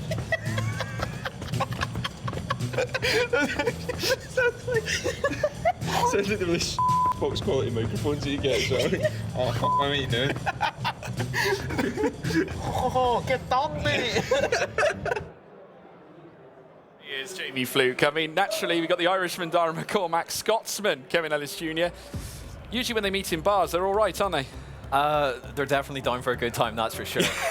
Those two boys get on really, really well. But yeah, let's see how they get on from the back of the grid in this next race. Maybe they won't be so good friends after this. I don't think they'll be too friendly. I think there will be some virtual punches thrown, I think, in the case of what we'll see out on track. But yeah, hey, listen, we have witnessed certainly a massive qualifying session for Josh Rogers. I mean, what an achievement, getting himself to the top once again.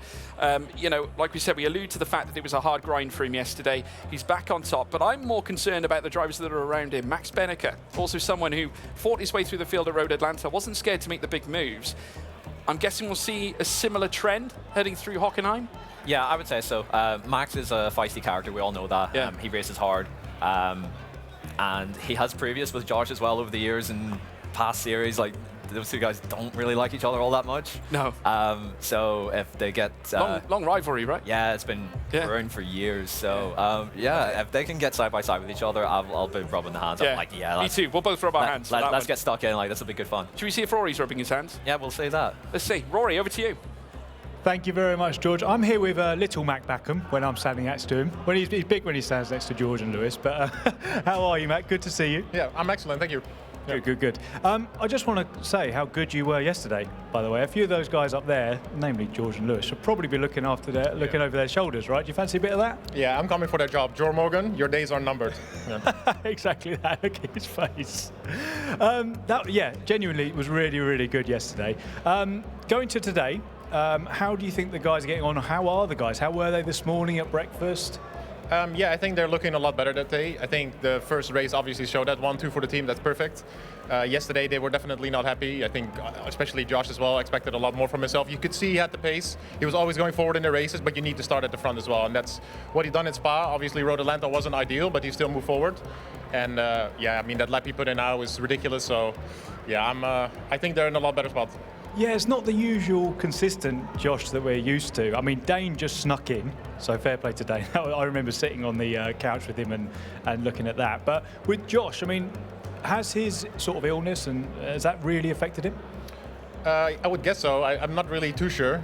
He's the most capable guy in the world in my book, so must have been something affecting him yesterday, but I think he's definitely feeling better today from being a little bit sick, so he's feeling a little bit better. So I reckon that's definitely helping him a bit, and I think if we can continue the way we're going now, it's looking pretty good. And you've been here before, so what is everybody's sort of feelings going to be? We haven't got anyone yet in finalist mode. What will the guys generally, when we can see Max Benneker there playing with his Rubik's Cube, I mean, that's an example of what people do to sort of alleviate stress. What will the guys be thinking at this point? I think at the moment it's pretty straightforward. Still, everyone is trying to kind of just get as many points as possible.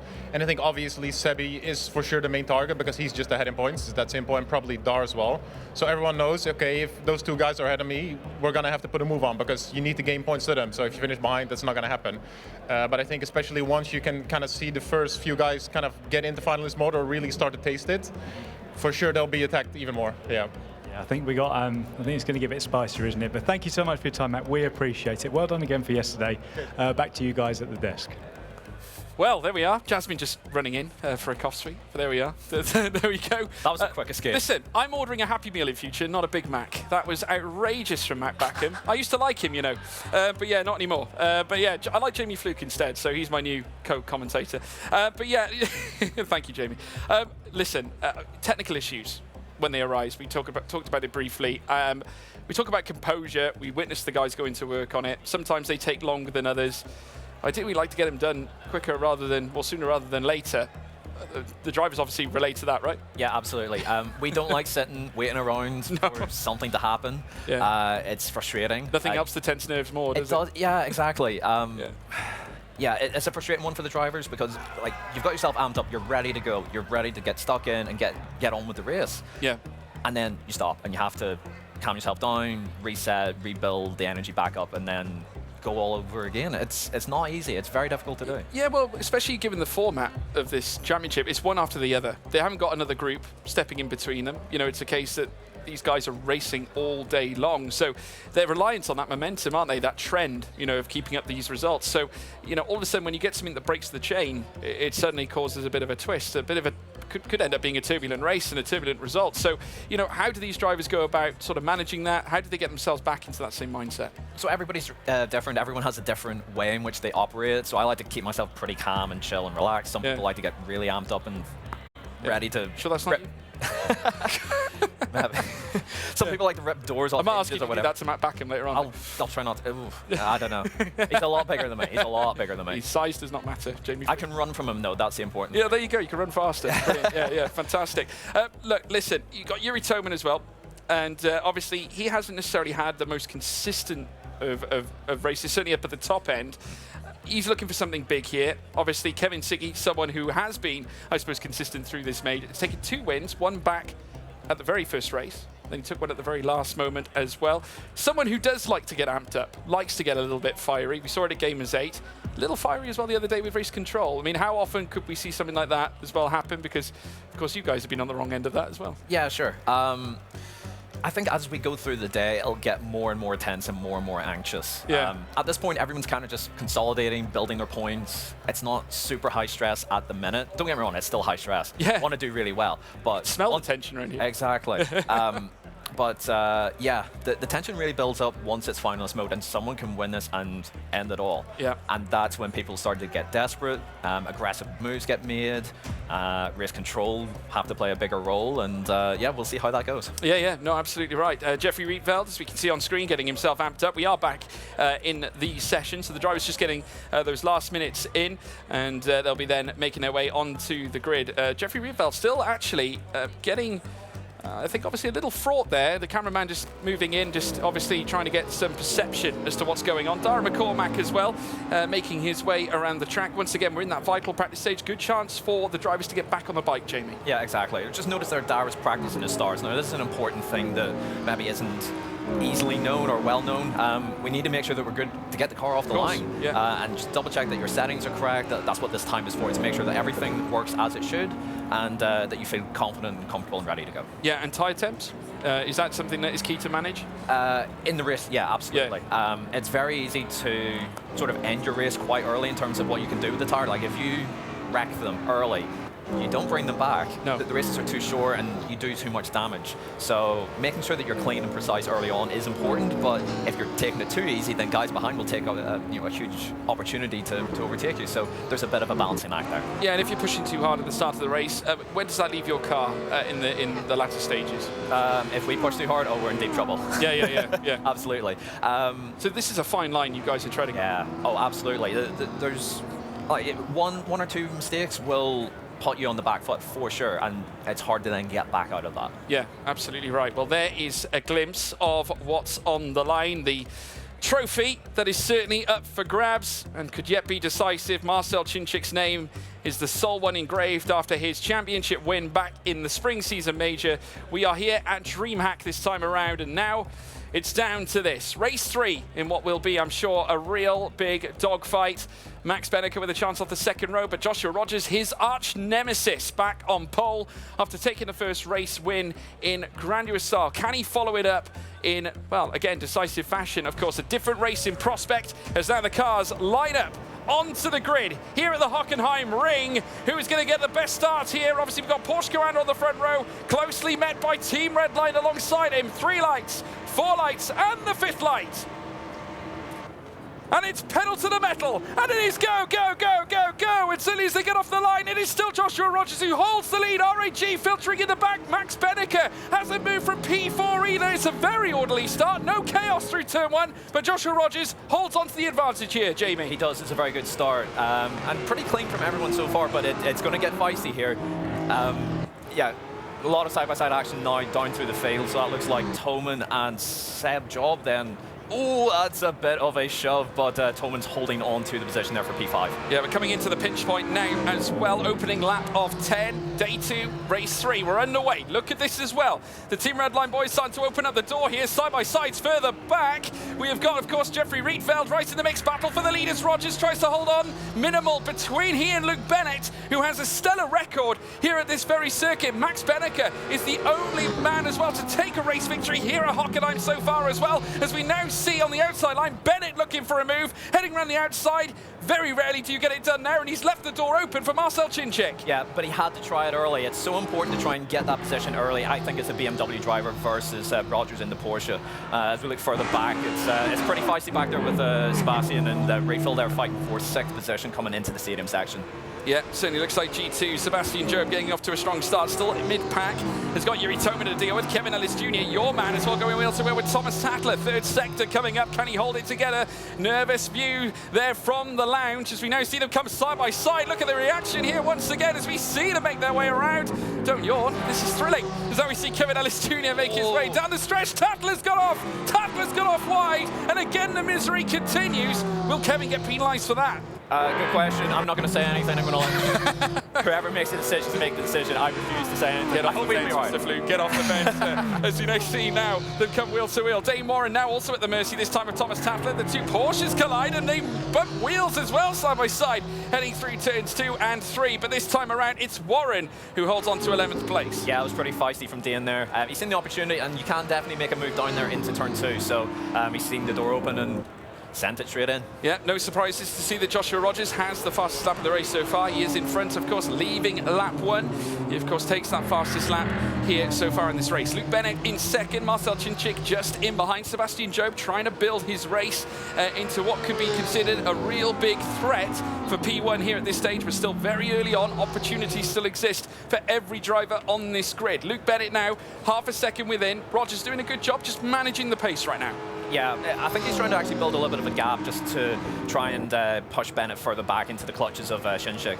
The cars that have definitely different strengths and weaknesses, and yeah, I think Josh is trying to make the most of what the Porsche is good at, which is good, straight line speed and good long run speed. Yeah, absolutely right. Indeed, Rogers, as we said, we speak about the Porsche, how good it is in the corners. Of course, the latter sector, I would argue, is where the Porsche thrives. Obviously, with the intense cornering, you've got some of the fast speed corners, you've got some mid-speed corners, but I would argue that it's the slow speed corners that we tend to see, or the mid-speed corners that this Porsche excels at. Yeah, exactly. So with the engine at the rear, it helps massively with traction, especially later in the race. That's a really key point around here.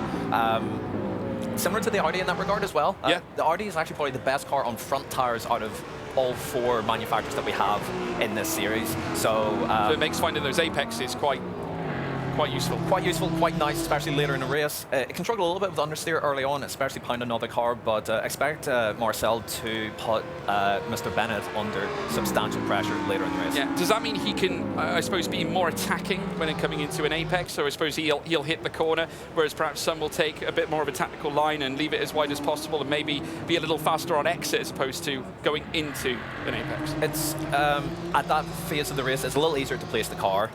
The front engine cars will wear the front tires a little bit more, just physics, just how it works. Of course. Yeah. There's more effort to work the front end of the car.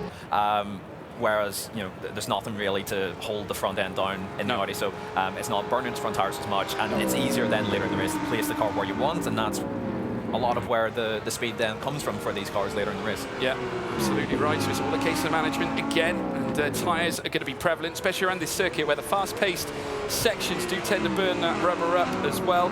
Obviously, the slow-speed sections can do as soon as you put the foot down to the floor, as Josh Rogers will be trying to build this gap ahead of Luke Bennett, but that's going to be easier said than done.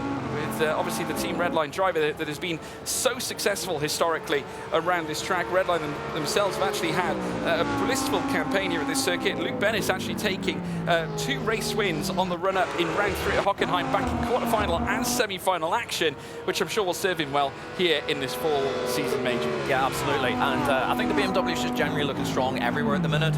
It doesn't seem to have too many weaknesses. It struggles a little bit on its tires in race trim, so if he could make the move as soon as possible and try and put some distance, then great. That's why he went so aggressive for the move on lap 1. If he could get clean air, then fantastic, but it didn't quite happen, so he kind of has to sit in line a little bit at the minute, make sure he doesn't bide his time. Bide his time, exactly, and see if he's got something then towards the end of the race. Yeah, we saw Cinčić as well, just moving himself to the inside. It could work both ways, in fact. Could be a case of just trying to cool the tyres down, and at the same time, also just showing in the mirrors, just being a little threatening, I suppose, to Luke Bennett, just to ask the major questions. This is something that Cinčić does quite regularly. Of course, it would have helped him on his way to a spring season championship title. Of course, we all saw how he did it to the VT that we played earlier on. Absolutely superb run from him on that occasion. And as you can see, there are keys available in the live chat. Make sure you get on board, everybody, and enter them in the Epic Games store to get a chance to play the Wrenchsport product. Still, it's Rogers out in front, still holds the fastest lap of the race so far, which speaks volumes in terms of the pace within the Porsche right now. Bennett not managing to obtain that accolade just yet.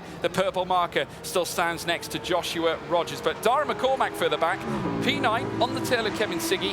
When would you expect him to put the burners on? In his position, I think he's just going to go for it as early as he can. The races are still quite short, and he's down in P9. You don't want to hang around too long. If he's got an opportunity, he'll absolutely go for it. Yeah, so it's not necessarily a case that you just straight away gun for it. It's a case that you do, of course, apply a certain level of measure before you head on the attack. As we look at a little bit of a side-by-side here, we've got Joshua Rogers obviously out in front, our race leader, riding on board obviously with Marcel Cinčić. We also have a look with Luke Bennett, who currently sits in P2, so a very interesting view on our top 3 in this race right now. Obviously very pensive, no emotion, no need to at this stage. Equilateral gaps between everybody. They're just settling into the race as we make our way on the halfway point. Absolutely. Something that I've noticed from both drivers, and it's something that I do myself, is the look towards the top left of the screen. Now that's normally, as Roger makes a small mistake there, you can get away with that a little bit in the Porsche. Bit of understeer creeping in there? A little bit. I think he just went a little bit deep in the brakes, but the Porsche's big strength as a car is its traction. So if you make a small mistake like that, just get it squared off, punch the throttle, and away you go. Absolutely. Well, they made their way out to Mercedes Arena section. Now they've got Sector 3 coming up next after this. Again, this is the technical point where obviously Rogers can apply his trade in the Porsche, but Luke Bennett in the BMW is going to be ruthless. He's broken to within that half-a-second gap. And Rogers, who off the back of winning at a vastly different circuit to what we're seeing now, we've got the rapid undulation, the roller coaster elements that revolve around Spa. This is a very flat circuit, Jamie Flew. Yeah, absolutely. Not much in the way of elevation changes, so it makes braking usually a little bit easier. I saw your fingers crossed there. Yeah. Fingers crossed for these guys that nothing major happens, or maybe we do want something major to happen. We'll see. Yeah. But yeah, it's a little bit easier to place the car where you want because you're not worried about elevation changes. Yeah, again we see Marcel Cinčić drifting out of the aero from the car in front. What's he doing there, Jamie? Couple of things. Getting out of the aero, so his car has a bit more stability on the brakes and on turning, and also it's a visibility thing. Like Marcel will probably have a specific marker on the track that he's looking for, and if he's tucked up behind a BMW and that thing's nice and wide at the back, he can't see what he's looking for. No. So he'll duck out and move and find what he's looking for so that he doesn't make a mistake through the corner. Yeah. Makes a lot of sense. Obviously, you need the visibility in order to calculate the manoeuvres. So Cinčić getting quite close now to Luke Bennett. Obviously, the slipstream proving to be very useful around the Parabolica. They come out of turn 6. Rogers again being met by Luke Bennett. I would argue getting close to the, actually, P3 as well. Cinčić being dragged into the mix too. And Bennica waiting in the wings further back. So the race is starting to heat up now as time goes on. Obviously, eventually these drivers are going to start cooking here around the Hockenheim circuit. We're only in lap 6 of 10. We got 4 more in total as we make our way to the precipice of action here at Hockenheim Ring. Cinčić now 3/10 away from Bennett and starting to dig a little deeper as now we see Rogers make his way into Sector 3. Exactly. Again, a point I wanted to make earlier was Bennett there looking at the standings in the top left. And now he can see the same gaps as what we can. Yes. So he's gauging how close is the car behind. Do I need to start covering? Do I need to defend? And Rogers ahead as well will be doing exactly the same thing.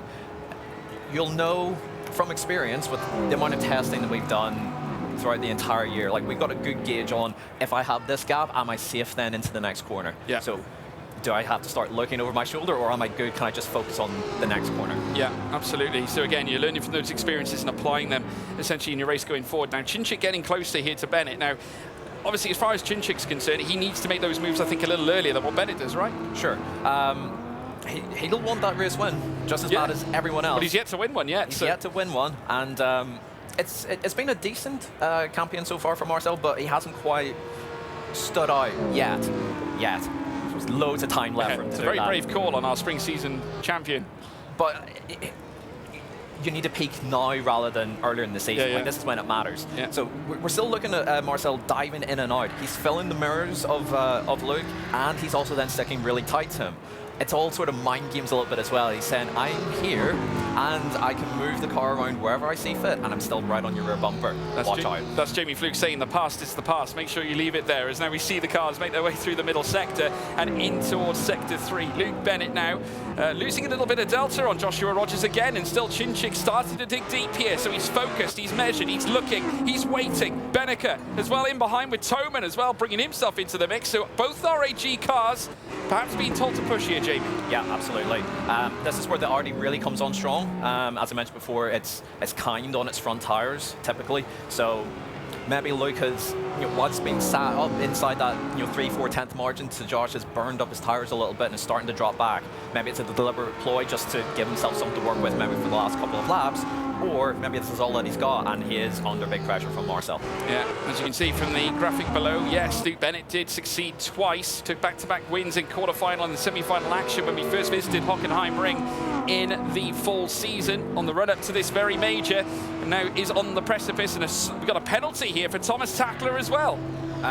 My guess is that's for track limit violations. We get 5 that we're allowed in the race, and then the 6th one will put you over the limit, and then it's a 5-second time penalty. So that'll be at least a point for Kevin, fortunately down there in P12. Yeah, it's a common factor that we tend to see as well when we're racing around Hockenheim Ring. Of course, we saw it all happen in qualifying as well, as we see Cinčić taking a very wide line, almost had to take slight evasive action, I would argue. Didn't want to plant his car right into the back of Luke Bennett. It's just taking, just evasiveness, I would argue there. Yeah, I'd agree.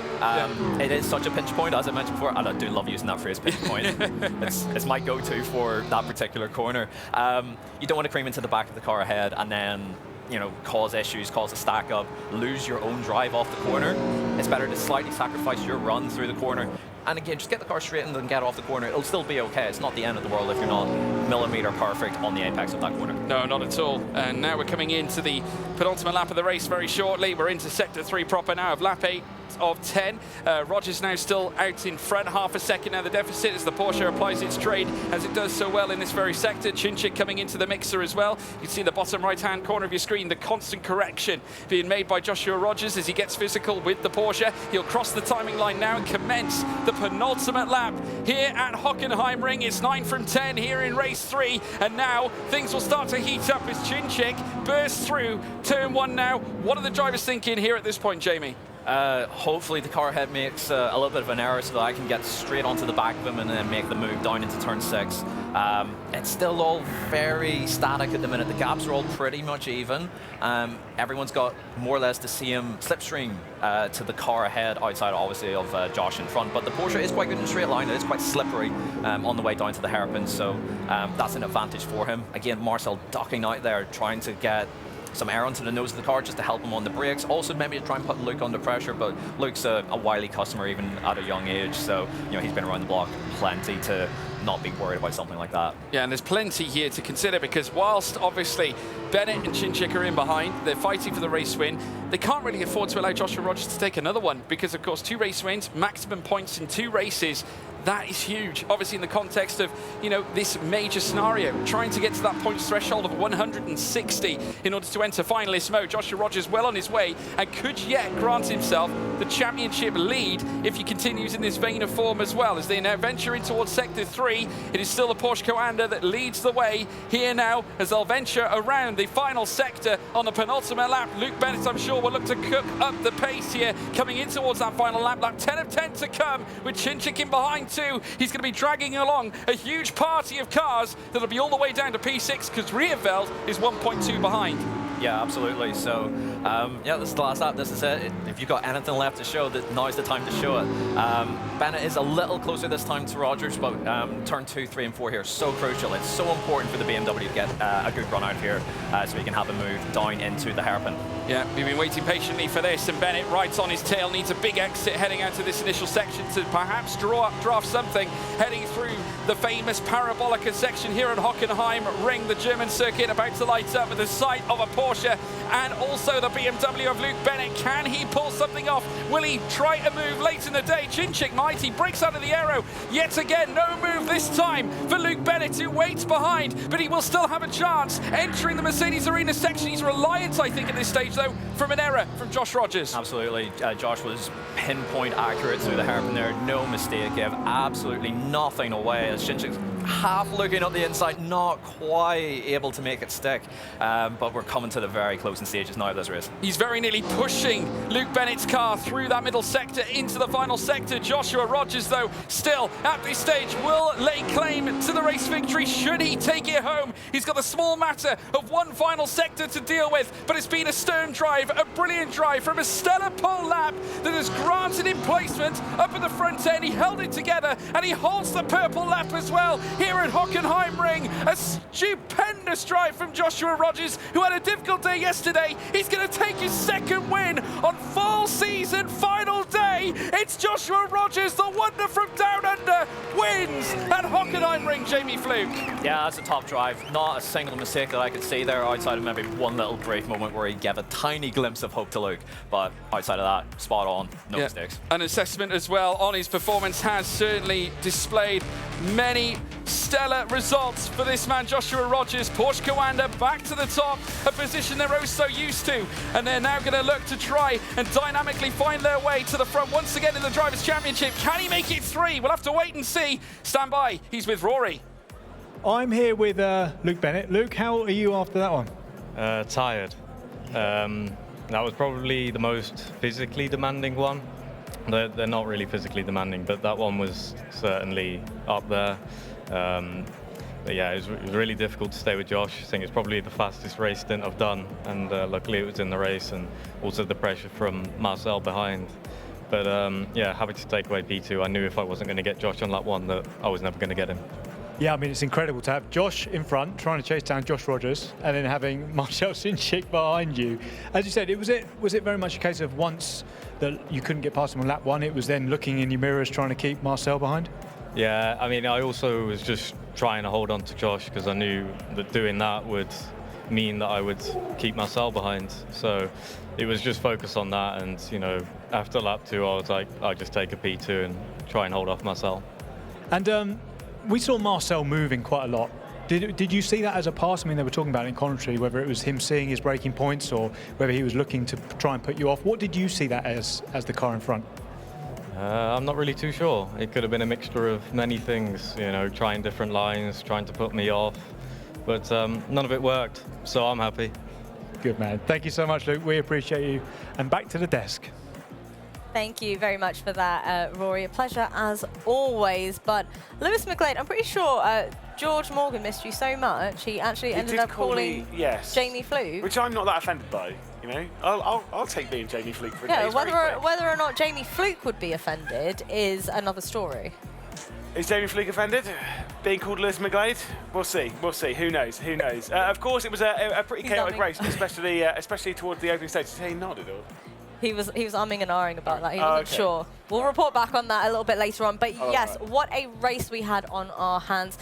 The poor girlfriends of Dara McCormack and Kevin Ellis Jr., their reactions as soon as I came back and I saw that they had their slowdown pens. Yeah, I mean, this was on the opening laps. We saw like a couple of bits of contact coming down. I was sat next to Moritz Lerner, and I said I had a vibe that was going to be a horrific crash in this race. Thankfully, there kind of wasn't. But there was plenty of side-by-side. Thomas Tutler and Kevin Ellis Jr. getting squeezed out. Dane Warren almost dragging it down the inside into the first corner. I mean, this is kind of the style of the race. We just saw a little bit of awkwardness, a little bit of trickiness, and the inability to work their way up the order, which is kind of expected a little bit at Hockenheim Ring. Well, I have a question for you. Jamie, during that race, had said that Marcel would be placing even more pressure on Luke Bennett as the race went on. Yeah. Because of the Audi. Why is that? Well, because the Beamer tends to go through its tyres a little bit more. It tends to overheat the tyres, so it's kind of a little bit on the back foot towards the end of the race. It's not like it's dropped off where you go, the tyres have gone off a cliff and they're a second off a lap. It's not like that, but they lose like a couple of tenths by the end of the race stint, and that's when Marcel Chinchik can go on the attack. If they go on the attack too well, fair enough, great. But if you wait a little bit, you can maybe get through. All right. Thank you for the insight, homie. Nice one. Well, let's go ahead and take a look at our standings thus far. Visit our dear results here. Dara McCormack, is he going to be able to have a bit of a comeback victory heading into the next track? I don't know. Did he get involved in any incidents? Because he can't get involved in any. Oh, he absolutely cannot. He does not want to be a part of that party. Neither does Jeffrey Rietveld, though. No, Jeffrey. So Dara McCormack has 1 penalty point left. If he has that, he'll get a ban from quali. Jeffrey Rietveld has 2, which he'll probably get from 1 incident. So realistically, for the pair of them, if they get involved in a single incident, they're on the back foot. There is Emma. Obviously looking over the shoulder and having a little bit of a chat. Oh, let's get a collective. Let's make them uncomfortable. Please. 1, 2, 3. You guys are he useless. hates Honestly, it. Oh, Dara I was promised that you would all wake up for today. Honestly. Just to clarify, Yeah, I did pick Dara McCormack. That's because I chatted to Dara McCormack before the race, and he went, "No, pick me." I was like, oh, "Okay then." Is it that easy to sway your judgment and sway your decision Very making? much so. Who am I picking in the next race? Wait, didn't you pick Moritz Lerner as well? Yep, I 3 times, and the 3rd time was because he said you should pick me again. I had a big conversation with him backstage. It's fine. You know what? I still have to have words with Jeffrey Rietveld because he's there. He sat down. I'm gonna go have words because I ain't happy. Why not? Because he was my prediction. Yeah, but you've had faith. 1 or 2 right, 1 right today. I had 1 right today. Yeah, well, let's keep it that way, shall we? Who was your prediction, George? Yeah, who was your prediction? I made one. He didn't make He didn't even make one. Okay, I think that's the safest bet at this point in the tournament.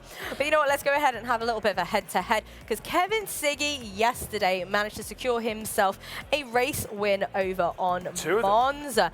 The real question is, do we think he can do it now?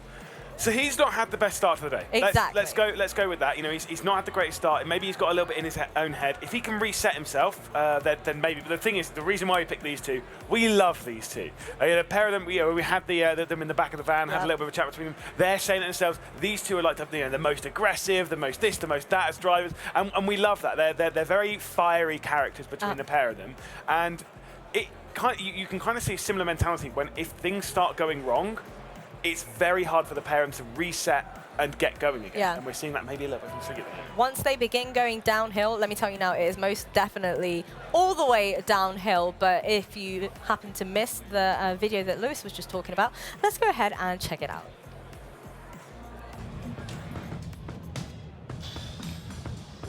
I did once. I remember vividly. Was it in red light? Was it in red light? Yeah. But I'm not sure if you remember. I honestly don't remember. The one thing that pissed me off was last time with Major in Munich, where I was out and you were in the last race. Oh, yeah. Who wouldn't be, right? But me too. I think we're quite similar out there. Yeah, probably rage at the same height level, and then we just calm down the next day. It's fine. Off track, I'm really aggressive. Small things are really just blow my head gasket. On track, I mean, it depends on the moment. If you both get very upset on track, we are gonna leash it out on everyone. For sure, yeah. And I mean, I got a penalty already this season, so I guess. Yeah, I was lucky enough that I didn't get anything, so. You, 100%. I'm frail as hell. More frail than an 85-year-old grandma. It's incredible. I just weighed myself, actually. I'm 63 kilos. I've got nothing. Yeah, I think I have no muscle. I'm not sure if it even helps with sim racing, right? Probably doesn't. Imagine if you break your arm or dislocate the shoulder, then you're done. That's right. Let's just hope it's on the right hand. Oh, bless. Did you see the way he hung his head in shame when he said 63 kilos? Yeah, it's because he really is Kevin Soggy. He's not got much going on. Bless him. I also don't disagree. I think Max would absolutely beat him in an arm wrestle. But I reckon I'd beat them both in an arm wrestle. Nah, Max has got a bit. He's got some guns. Yeah. Easily. Anyways, our next track is going to be Monza, as we mentioned a little bit earlier on. What do we think? Why would both of these drivers thrive on a track like Monza? So, most important thing, BMW is actually really good round here. Yeah. It's one of those circuits where, from what we were kind of hearing from them, they reckon the BMW is like arguably the best car around here, although we know Porsche's quite quick in a straight line, so who knows. But the BMW is quite strong, and that's the important bit. This is why Kevin Siggy won yesterday around here. He won at Spa as well. And to be fair, if there is a comeback charge for them, this is the circuit.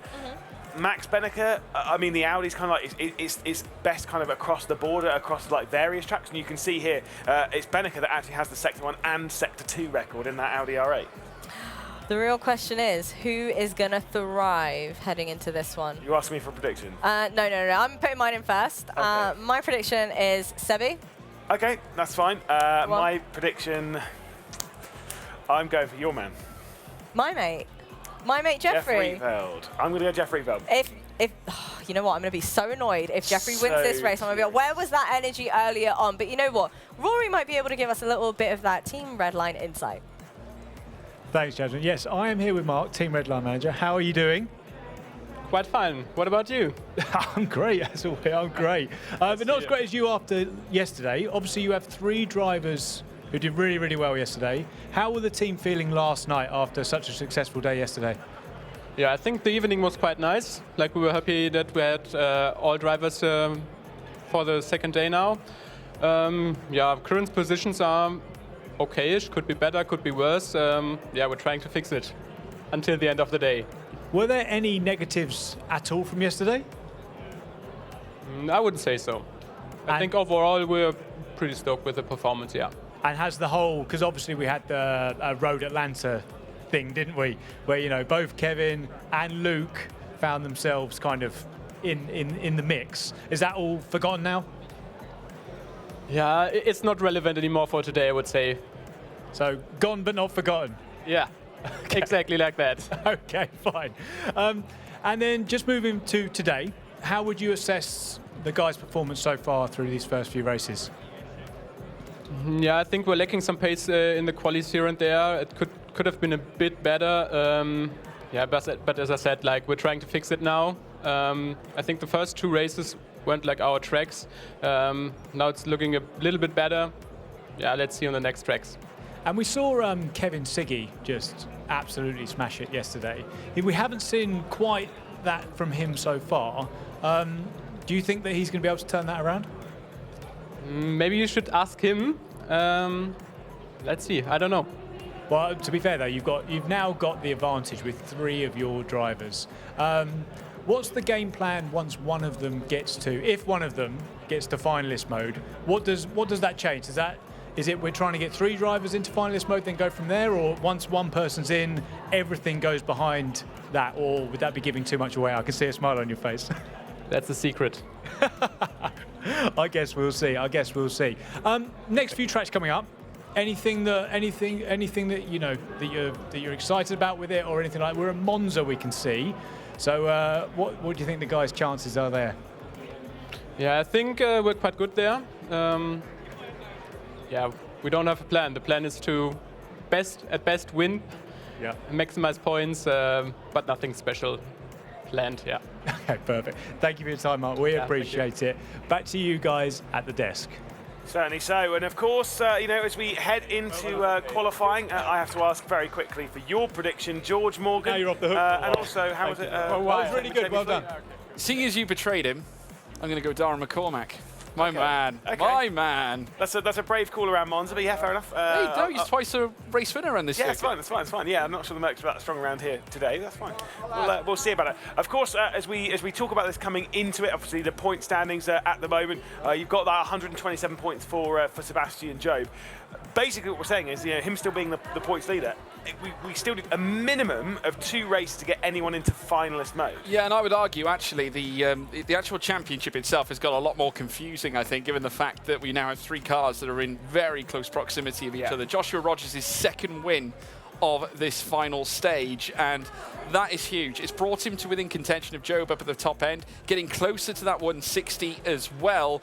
So it leads me to think that we might get to a point where we have several drivers at the same time reach finalist mode. Yeah, potentially. You know, this is the whole thing. So I called it. I want your prediction on this one as well, not just on race wins, whatever. I predicted it as I reckon it's going to take 5 races to get drivers into finalist mode. Yep. I reckon it's going to take 7 races to finish this whole thing off. Yeah, well, me and Jamie Fluke actually agreed on 7 races too. 7 races? Yeah, we both went 7 races. So I got to say, I think that's it's unanimous. 7, it's 7 races. Yeah. We've Deal's fixed done. it here. Deal's We'll see you. No, obviously not. You never really know. If you joined us in Munich and kind of paying attention to that one, you'll know that it was nearly over after 5 with Marcel Chinchik. Got passed by James Baldwin. It was nearly over after 6, and then the two made contact. Race 7, door was wide open, and we had 3 more drivers enter the finalist mode. We had 5 drivers in the end in finalist. How many do you think we're going to get here? That's one thing that I've not really thought about. I think we could get 5. I think we could definitely get 5 at the very least. I think immediately we'll get 3. I think we could see 2 additional ones creep in towards the end. I think 3. I think it's so early to tell. We just don't know which way it's going to go, and that's what makes this so exciting. But of course, this being the 4th race off this one, there'll be a little bit of a break for the drivers to have a bit of a breather because it has been quite a tall order for them to race. I mean, this is intense. Well, as opposed to racing in groups like they did yesterday, and they have those little breaks that sort of come in on the odd occasion. Yeah, this time it's relentless. They're literally 0 to 8 at this stage. Obviously, we think there's going to be around 7 or 8 races, so bear in mind they're going to be going from 0 straight to 7, right through, bam, bam, bam, series of tracks. It is going to be a real trying scenario for them. Many of them will be feeling exhausted after the initial 3 we've already had, and now adding a 4th one into the mix at what can only be described as a stellar track that we've got coming up this time. Yeah, exactly. And, I wonder if we'll see any more stellar laps as we head into qualifying, of course, here at Monza. And we'll see who's going to be grabbing pole position. And, of course, the first driver who we're going to be seeing in qualifying, it's the master of Monza, the monster of Monza. It is, of course, Marcel Chinchik, the driver who's won so many races around here, and including the Spring Season Championship. This is where he did it. And he kicked off his fall season as well with a victory here in qualifying. In quarter-final action, was the very first driver to take victory here in the fall season major as well. Don't forget the beta key bonanza, everybody. Get your keys logged into the Epic Game Store. Remember, you only need 1 to give yourself a chance at playing the Wrenchsport game. Yeah, ! beta as well if you're in chat, so you can find out a little bit more just to make sure you're on the right path as we can see Marcel Chinchik and the intense focus. It's not been the best start. Obviously, he had that 10th place at Spa, but finishing the last 2 races on the podium, starting to see things turn around from first sectors. Okay, I think they might have needed a 0.6 in the first sector. I don't fully remember. I got criticised by Dara McCormack yesterday, by the way. He was like, "Oh no, I set a worldie lap time at Hockenheim Ring. It was nearly a record-breaking one, and you didn't call it, is it?" And I was like, honestly, I can't remember. That's why I believe in him, Lewis McGlade. I just didn't remember what the sector times were. Incredible. Extraordinary. Marcel Chinchik, the Hungarian, though. 34.7 to kick things off. Let's see what the second sector will deliver. Of course, that sector time will come in just as he enters the Ascari chicane as well. So look at the bottom left, folks. Let's see what it is. It's a 35.7 as he makes his way through the fast left and right, and then kissing the curve again over the top as he now thunders his way down towards Kerber Alboreto. Yeah, indeed. We'll see what the lap time's going to be from Marcel Chinchik. He's got 1 final corner to deal with. Tricky little braking zone to this one. You'll see it over on the left-hand side. You'll see the 100-board fly past. It's kind of in between there somewhere, around about sort of 80, 75 in that kind of margin. Get on the brakes, breathe through the corner, come through the parabolica, and then out towards the line. You are actually technically correct on that one. I will accept it, but still, I can't help it. To the line for Marcel Chinchik. He'll cross it, and it'll be a 46.2. Ooh, I'm not sure that's... It's going to be a tough one, but I tell you who has come.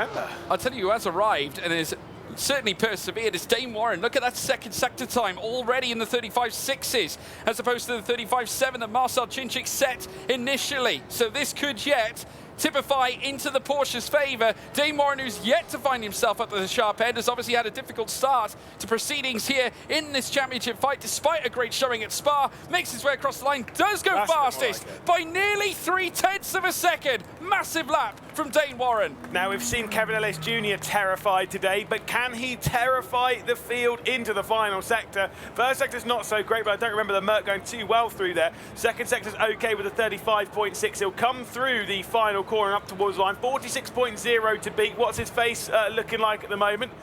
kind of not really too bothered right now as Kevin Ellis Jr., so I can't imagine this is going to be amazingly fast. He crosses the line, he goes into second position. Very close. That second sector was actually pretty good. He could have found perhaps a little more in Sector 3. The first sector wasn't perfect either, but Jeffrey Rietveld, he of course now looked to once again persevere and push his red line car ahead of Dane Warren's perhaps. We'll have to wait and see. 35.6 in the middle sector is definitely the way to go, but that first sector is looking less than impressive. A 34.8 is nowhere near the 34.7s or even 34.6s we would like to see as Rietveld makes his way up through towards the line. What's the third sector granted him? 2 tenths off, just over 2 tenths, but ahead of Marcel Chinchik. Moritz Lerner is convinced I've got a curse. He is convinced. Everyone that I'm saying right now is getting cursed. So I might have to pump the brakes in the prediction game in a moment.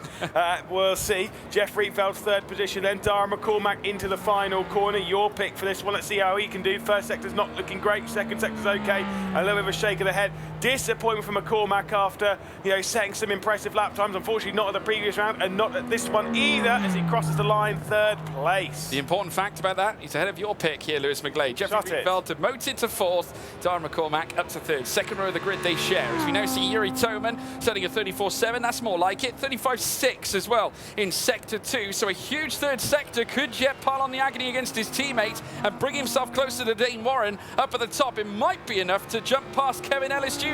Let's wait and see. He makes his way up towards the line. Another Audi R8 could yet find itself in the top 3. Let's wait and see. He does. Perseveres. Fourth fastest. Loses it a little bit in the final sector. Yeah, and he's not having a good round or a good weekend really here because he struggled a lot yesterday, did Yuri Toman. Struggled a bit today.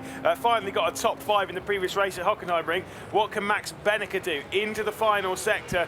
Really needs to start making some progress here. Of course, not been on the podium yet today. Did have a 4th place finish in the previous race. He's been getting better. He's got an 8th, a 6th, a 4th as well. Well, maybe this one's going to be a 2nd. Let's see what it is towards the line for Maximilian Benneker as he'll cut the stripe. It's good enough for 4th. Yeah, 4th place here for Max Benneker on the second row of the grid. That's not a bad place to be. Thomas Tatler has provided the odd surprise here and there. The second sector's decent, but the first sector is not necessarily where you would like it to be. We'd like to see more of those 34.6s, maybe a 34.7 at the very least, but the 34.8 is going to be vastly damaging here for Thomas Tatler. But can the Finn plant himself higher with a stellar Sector 3 lap time? We know the Porsche can rotate quite well through the corners. Can he push it again up towards the line? As he does so, 7th fastest and only just higher than Marcel Chinchik. 4 drivers left to go. Bennett, Rogers, Siggy, Job. All 4 of these can absolutely get pole position. Lap time from Bennett's looking okay, not great.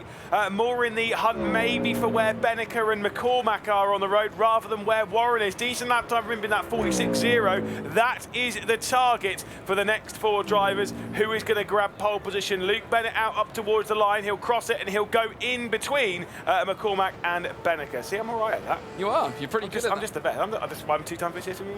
Well, the first sector, I think, off the back of this, has been the crucial element of these laps making their way through. Obviously, I think the rest of video chicane into the Rogier can be quite testing. Of course, getting the traction out of those curbs is vital. Joshua Rogers, twice a race winner already. He's taken 2 wins in 3 races so far today. It's been a stellar showing from the wonder from Down Under. Can he do it again here at Monza at the Temple of Speed? Here comes Joshua Rogers now, 6th fastest and 1.5 tenths off the pace. Well, we've got 2 more drivers left to go. Considering how disappointed, by the way, Dara McCormack was with his lap time, might end up somewhere on the second row.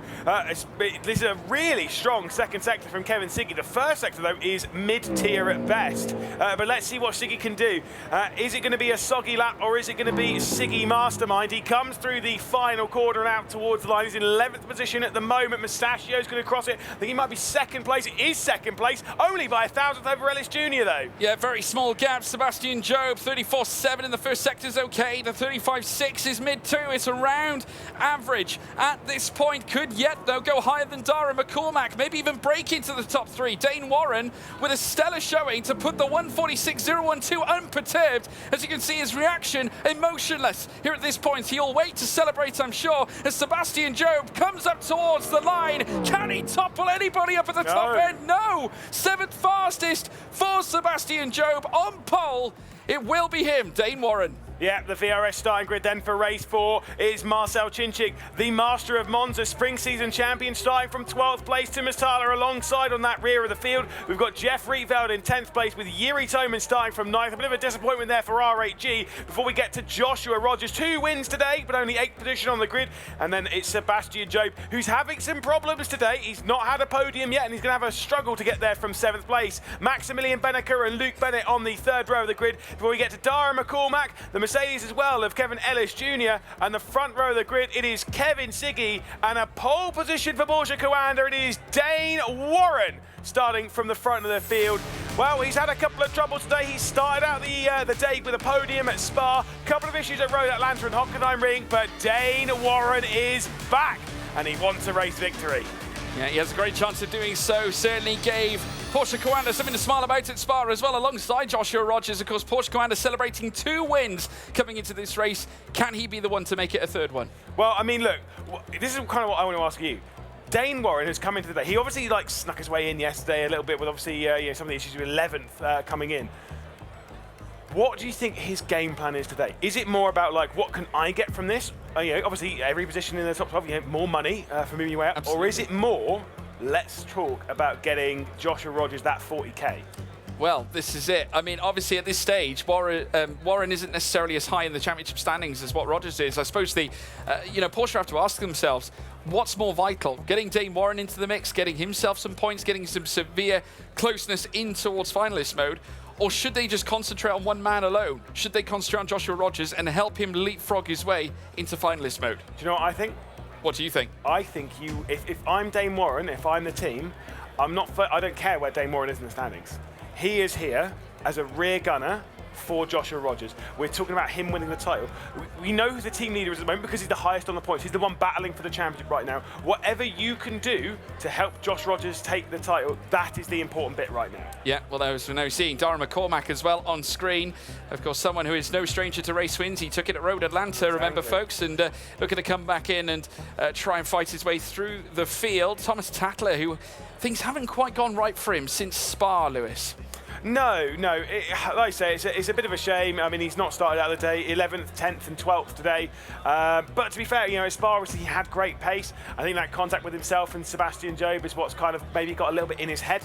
So easy to do when you get involved in those incidents, thinking, oh, that could have been a win. Absolutely. I mean, obviously, it was a very fraught contest. We saw them go wheel to wheel. Of course, Sebastian Jobe did get penalised for that incident, but Tatler now, I think, feeling the effects from that moment. Of course, may have frazzled his approach to racing in this major. We'll have to wait and see. Of course, he has done extremely well to be a heroic representative in this major final. So let's wait and see whether he can bring the goods, obviously in race trim. Porsche not doing too badly out there, though. Yeah, certainly so. We're about to head into the race. I was going to say about Marcel Cinčić starting from the rear of the field, despite having 2 podiums. I mean, he won the spring season around this circuit. He's got to do it from the back of the field and maybe throw himself into the mix, but who knows as we look and get going again. It is, of course, Dane Warren from pole position. It is Kevin Siggy alongside. It is not a great start, though, from the BMW. As you can see, Kevin Ellis Jr. dragging himself into the mix. We head down into the first corner, into that first chicane of the rest of the video for the first time. And of course, it is Kevin Siggy with the inside line. Kevin Ellis Jr., Kev on Kev action. We've seen this at Road Atlanta. We're seeing it again. And look at the whole shot that the Porsche Coanda's got at the front of the field. Yeah, absolutely. It's still Dane Warren up at the front end, but really inspired showing here from Kevin Ellis Jr. A statement of intent now on the rear of Kevin Siggy. It has been so personal between all of these drivers. They all look to fight for the prize money. 100k on the line. Whoa. Oh, big swap from Rogers further back as he looks to make the move. A huge effort here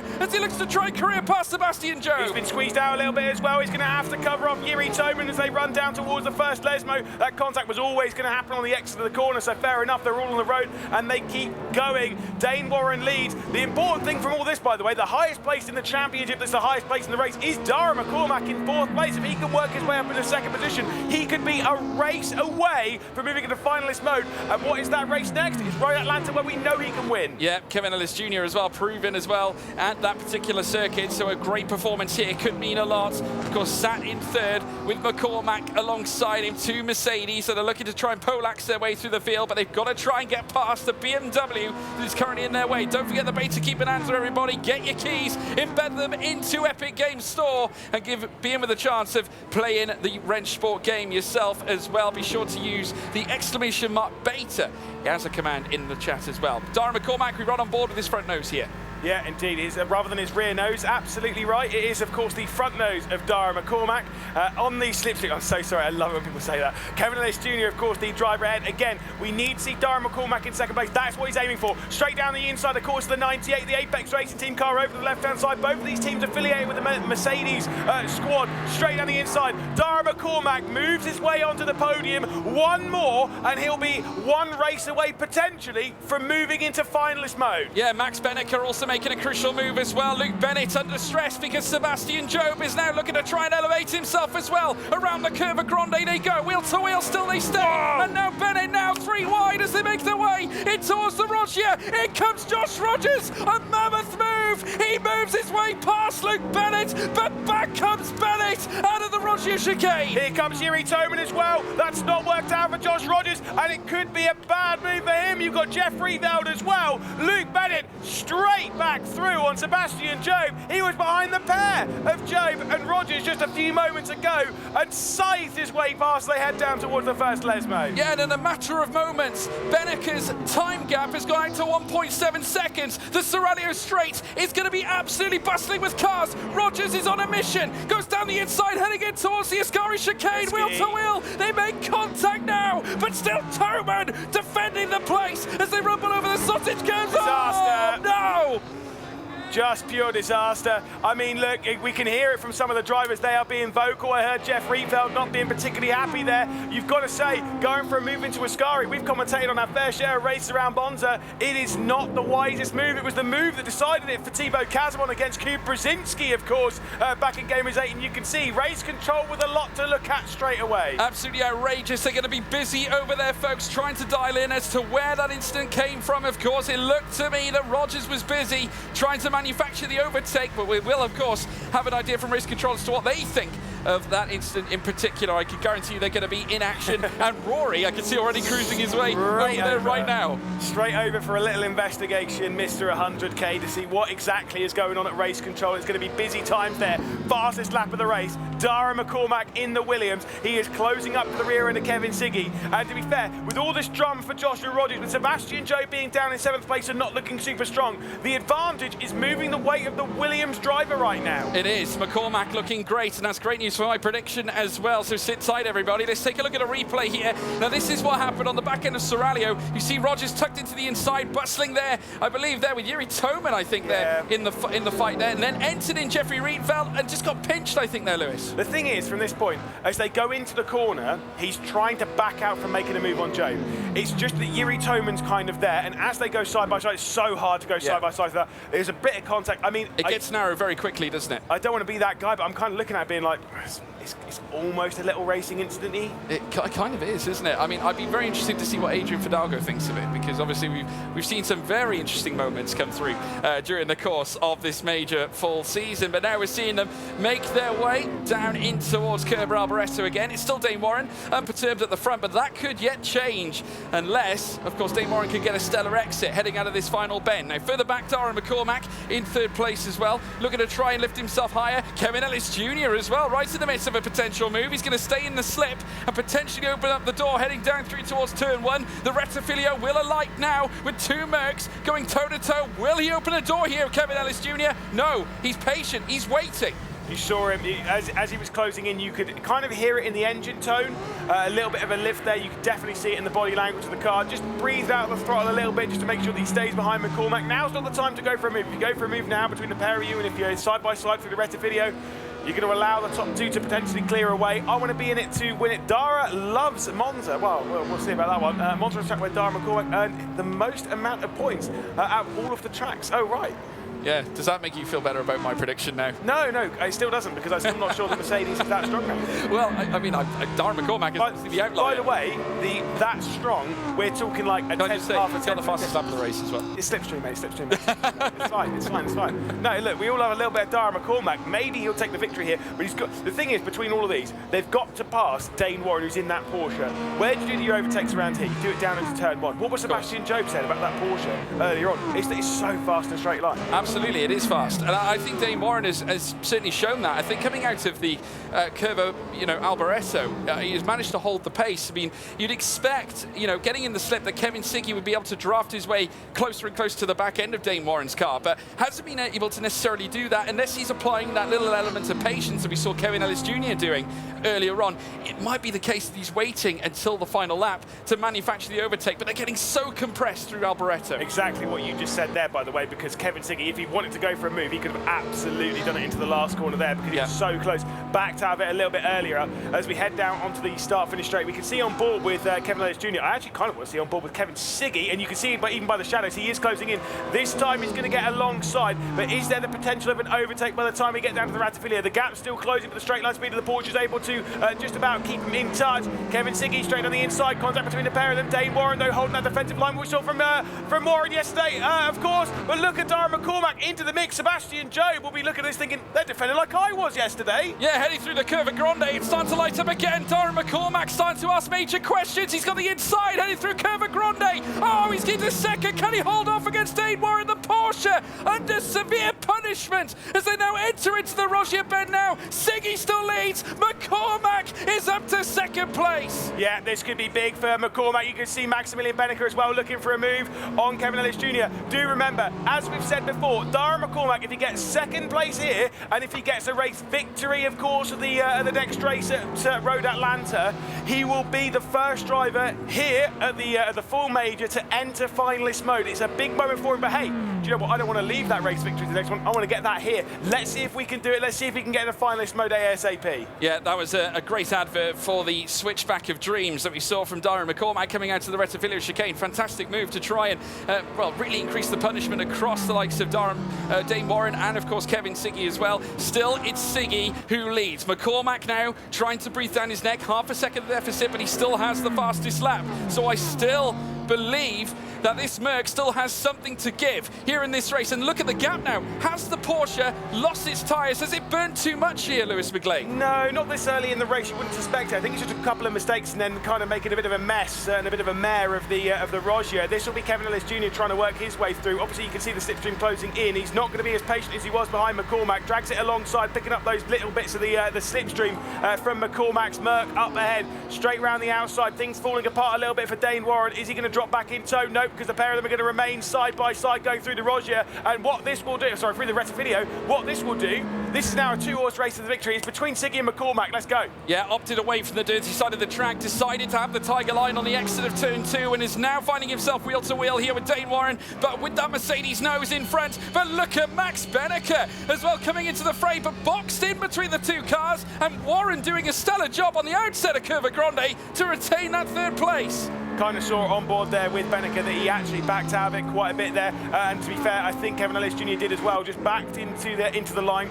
They don't want to go side by side into the Rogier. It's a very risky move, especially not on the last lap of the race. We've still got 3 more to do after this, 3.5 from the point that we're at. We've definitely got a two-horse race for the victory. Kevin Siggy, after finishing 9th and 8th, is the driver leading right now. I said what a turnaround he could have, but damn, again, he keeps shocking us with these turnarounds. He does keep shocking us. It's been a stellar display. Kevin Ellis Jr., I'm sure that Jamie Fluke is going to be absolutely thrilled with what he's seeing. Obviously, we heard his views on their team's performance heading into this one. He, of course, disappointed as well that he is not making it an ART double act here in this final stage, but I'm sure cheering on Kevin Ellis Jr. as he looks to chase a podium here at Monza, which will give him a bumper load of points that could yet bring him closer to finalist mode. But Max Benneker doing his utmost to stop that from happening. But look at the gap now between Warren and McCormack, 1.6 seconds, which allows McCormack to merely focus on what's in front of him. Like I say, two-horse race, and we can see this now. 3 laps left to go from this point. Siggy versus McCormack, 0.3 of a second. Is Darren McCormack going to make a move here? He's got to be brave. I think he might be a little bit too far back.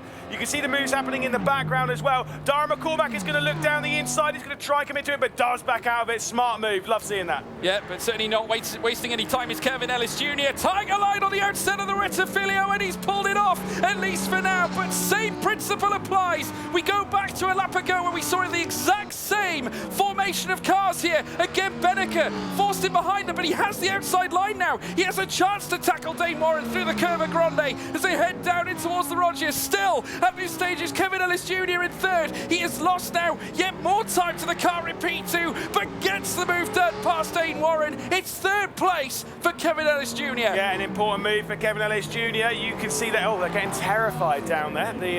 The whammon of the drivers here in second and third position. Dara McCormack, Kevin Ellis Jr. being spied on at the moment. And that's a good move from Kevin Ellis Jr. Fantastic. But at the moment, I think we're going to need something just as special from Dara McCormack. I think we'll get something. He's getting closer, and I feel he's being patient. We've got the penultimate lap coming up after this one, so I tell you what, no rest for the wicked. Of course, Dara McCormack, the Irishman, he was already taking a race win back at Road Atlanta. Of course, that track having undulation once again over at a track that is relatively flat, similar to what we saw at Hockenheim Ring. It's Kevin Siggy, though, Mustachio. Remember, of course, taking 2 race wins on his way to full major final competition, and now still in front, but for how long can he hold it, Lewis McGlade? Well, they head their way into the Parabolica once again, and it was, again, looking pretty close for Dara McCormack to look for something, which kind of makes me feel that if we get onto the final lap of the race, that whoever's in second place might be able to do something into the Parabolica right now. Let's see if there's going to be a move coming down into the Rettifilio. The slipstream being used from Dara McCormack. Let's see if he's going to go for it. He certainly is. He's going to get to the inside. He's got the massive overspeed. You'll see from Kevin Siggy's point of view, the Mercedes flies past.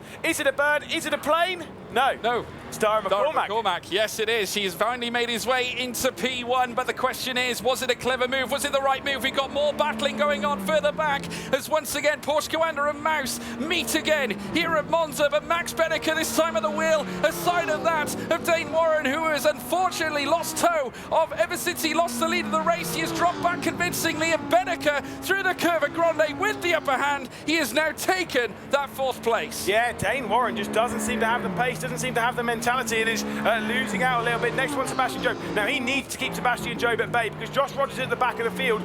Sebastian Jobe is one of the drivers he's battling with to get into finalist mode and stuff like that. He cannot allow Sebastian Jobe to score any more points than he currently is. No, not at all. He's got to try and keep him behind as well. Obviously, this is the mission that Dane Warren has. Remember, he's going to be trying to help out Joshua Rogers, despite Rogers not obviously managing to succeed here in Monza due to the incident that we saw earlier on, and I'm sure we'll analyse that later on after this race has concluded. But we're on the penultimate lap of the race. One final lap of magic still to come here at the Temple of Speed, and Dara McCormack, despite here holding on to the lead of the race, could potentially lose out to Kevin Siggy on this next lap should he stay in the slip. He's had a mega lap though. As soon as he came out onto the backstretch down into the Parabolica, immediately tried breaking the slipstream. They head their way down into the Parabolica to begin the final lap of the race, and it's all about this run down into T1, whether Kevin Siggy can get into the slipstream and maybe try something.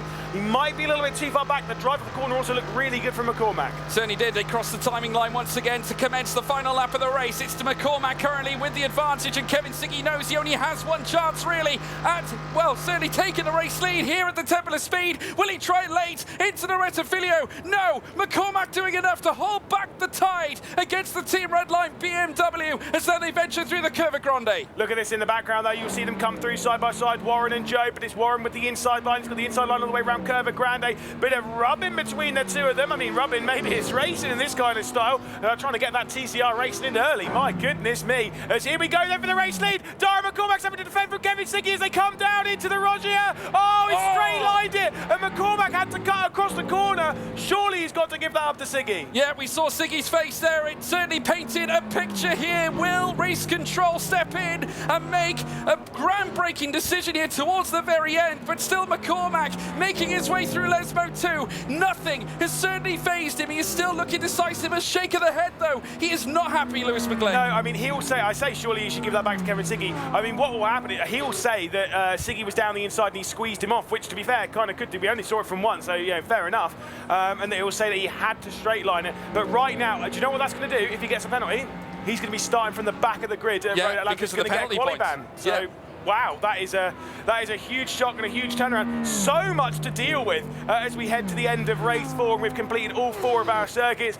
So many bits of drama in the opening 4 races here on finals day, and so much to talk about. McCormack will come through the final corner, and at least on the road for now, provisionally will come across as our race winner for the 2nd time today. Little bit deflated though. You saw the little fist bump. It's kind of like, yeah, well, I know we're going to have a little chat with race control right now. McCormack wins. Yeah, he does. Darren McCormack.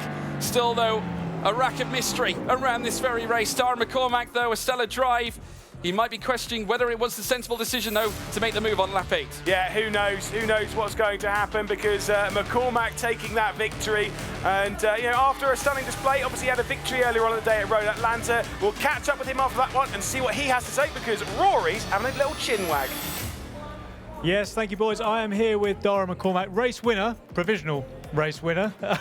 What did you make of that one? What an incredible race. Kevin's just here saying well done. What did you make? Firstly, what did you make of that last lap battle with Kevin? Yeah, unreal.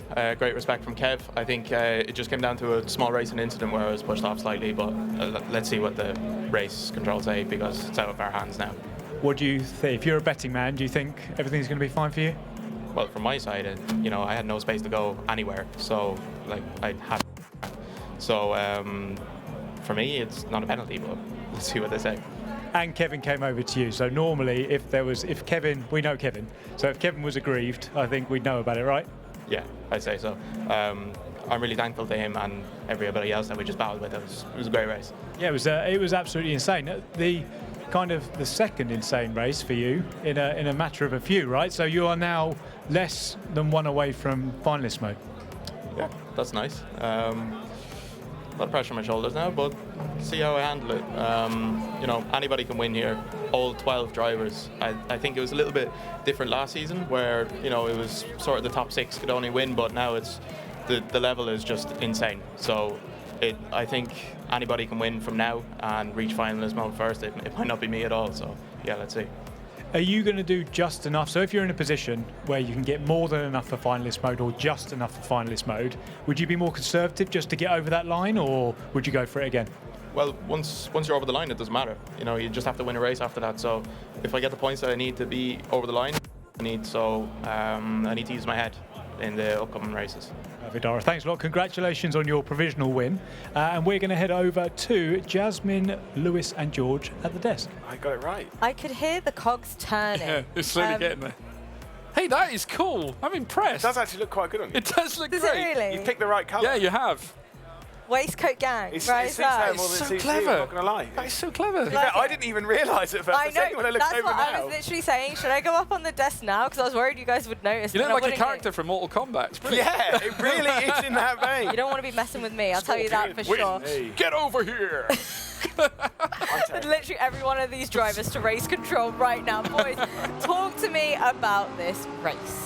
Yeah, I mean, there was a lot of drama. It was mostly obviously what we saw from Rogers going through Ascari. Did not really have a good one though. Just kind of couldn't get into the rhythm of the race and was involved in this battle. Was squeezed off a little bit by Sebi here, and then had it a little bit later on as well. Yeah, it was a huge moment. I think obviously Darren McCormack, I give him credit where credit's due. This was a great move on Kevin Ellis Jr. Brilliant. by the way, and you know it was needed. I was just amazed at how flowing it was. This though was a major one, and I'm sure race control are probably doing their heads in, currently trying to work this one out. There's so much struggle in there. Like, is it Marcel Chinchik's fault? Is it is it Josh Rogers? Whatever. This was Dane Warren continuing to try and hang on for the race lead, and that was where Darren McCormack tried sneaking his way through and was able to work his way through eventually on Dane Warren. Of course, Kevin Siggy taking over the race lead.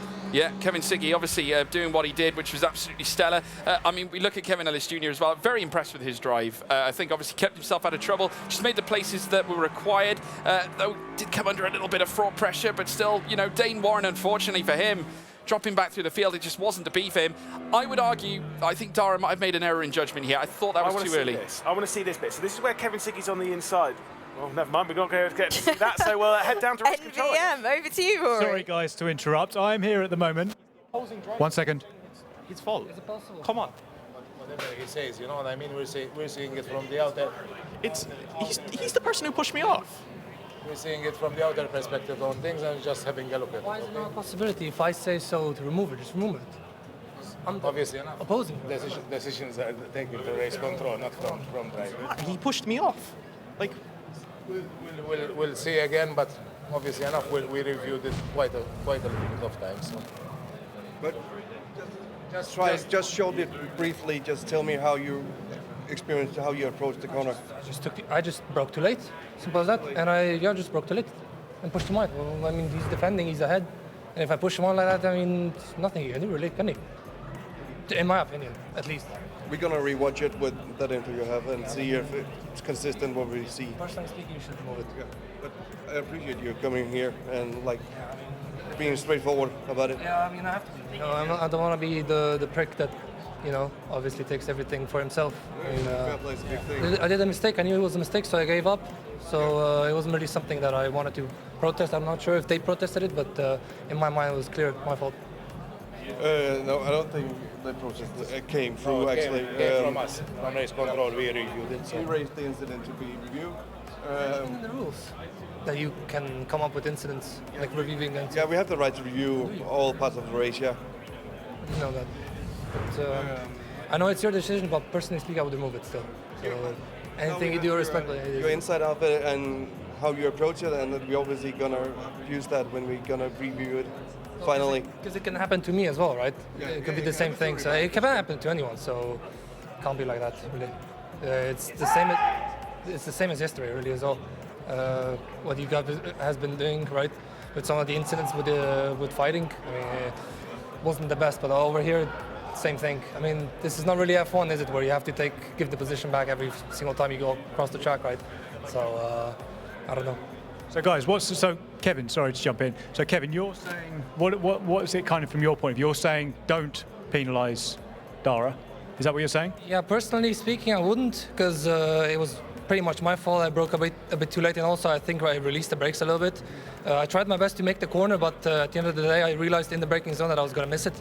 I was going to hit him. So as soon as he went off track, I mean, there's nothing he can do. I mean, to me, he should have stayed ahead. I gave up after that, so it was pointless for me to even try and compete at that stage to overtake him for a win. Even if it's after Ascari, I wouldn't have done it. That's not really my thing. So what they did, I think personally, is wrong, and that's what I want to. I don't really want to make, you know, these decisions to stay clear like that. You know. So you think Dara should keep it? Dara, you think you should keep it? Absolutely. I mean, Kevin said it. Like, he braked too late. We made contact. I went off. I had too much speed. I was never going to make the corner valid regardless. Even if I turned left, I would have had to go on top of the curb. So there's nothing I can do. And furthermore, just want to say this will give me a quali ban. So now they've just completely ruined my entire major if they do that. So, I mean, I have nothing else to say. It's ridiculous. Well, thank you guys. Off you can go. So we've got a fascinating situation here where the leader, who's basically the race directors, appear to be in kind of conflict with the two drivers who are in agreement. So let me just see if I can interrupt here. Adrian, what's going on for the viewers at home? So actually, we're gonna rewatch it now, but obviously enough, we have our approach, not like obviously for the decision being taken. So there's a statement that has been done, but obviously enough, once they come to us, we need to rewatch it, which is only fair. Perfect. Well, what we'll do is we'll come back to you as soon as you know, and we'll let everybody know. But at the moment, let's head back to George, Lewis and Jasmine. Absolutely fascinating stuff. Oh my, okay, let's dissect that bit by bit. I want to preface this whole segment by saying fair play to Kevin Siggy, fantastic sportsmanship, the honesty, the accountability, everything about that. Credit to him. The thing is, I'm going to step in here because I don't like you. No, it's fine. I'm just going to step in because I want this to me kind of backs up the whole incidents should only be really looked at if they're reported. Yes. Right? Because, and I understand that race control have to act autonomously in certain things, but in this scenario, if that were the case, it seems like Redline would never have reported it, at which point we wouldn't have this problem. Yeah, I mean, look, hey, I first of all want to stand up and applaud Kevin Siggy. I mean, that is something we very rarely see from a driver, especially here when so much is on the line. It takes real balls of steel to make that move to go in and support a driver that isn't part of your own team even. I mean, as soon as that race was over, the first thing he did was go over to Dara, shake his hand, and take accountability real for class the situation. Act, you know that in terms of moral victory, I think he stands up and wins that. To be honest with you, but in terms, I respect his honesty more than anything else. So the fact that he owned up to the race director, in race control, turned around and said, "Listen, I braked too late. I broke too late." Yeah, I took him out of the race. Racing needs to be hard. Racing needs to be hard, but that needs to be fair. And he knows that. And when when you overstep the mark, it happens sometimes. We'll once again see this. You can see the pair of them very, very close. Yeah. On the brakes together, they'll come down into the corner. They're racing really hard because they're racing for a victory. Of course, yeah. They need to be free to be able to race really hard. And if there is an incident like this, it's the slightest bit of contact on the apex. And then, yeah, sure, Dara does go straight over here. But if Dara stays on the track, he's going straight he's got no chance. the pair of them are going off. You'll take Siggy out. Pair of them are going Absolutely. off. Yeah, I mean, listen, it's here in black and white as well. I mean, obviously, Dara himself, he had nowhere to go. He's absolutely right in what he's saying. He took the wider line. You could see Siggy here. Look at how much he gains heading through in towards the Rogier. They are wheel to wheel at this point, but you just see the extensional force coming in from the apex of the corner, pushing Dara further into the braking zone. What do you think, Jasmine? I'm so glad you've asked. I think the fact that Dara McCormack is, if he does get a penalty, if he does get penalised at this point, the quali ban is going to heavily influence his performance heading into Road Atlanta. And we've said it time and time again, the fact that the Merc on Road Atlanta is going to be thriving. So I think if Kevin Siggy had not owned up to this, he could have completely ruined Dara McCormack's tournament. So Well, even it's still more, under review. yeah, as far exactly. as I'm Even aware. more credit to him, but you know what? There's still so much for Race Control to dissect and dive into. I'm a little bit lost for words, to be quite honest with the two of you. You're absolutely spot on. With Dara McCormack, the pace is with Mercedes at Road Atlanta. He won there already. He's taken already a race win.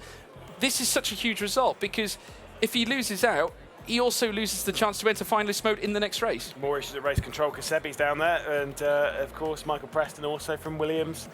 A lot of things happening down there. Oh my goodness. Well, there's so much for them to dissect down at Race Control and kind of absorb all of that information. But for everybody that is still tuning in, whilst Race Control reach a conclusion of their own, we're going to present to you one heck of a fantastic part one of our Furia documentary. My heart was almost going out of my mouth. Back there from Kike Oliveira. This is what I need to perform. If you don't perform well, there's a new driver getting the chance. And look at Sorensen. This season must show what we are made of. Around the outside. This is showtime. It is everything to us.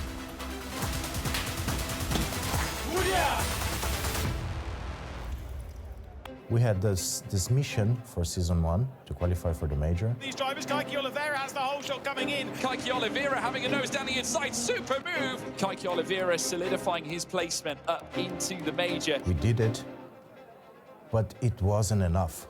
Furia, again, not looking so great. Look at this, Furia as well, further back. Drama in the background for the Furia car. I wanted more drivers on the major.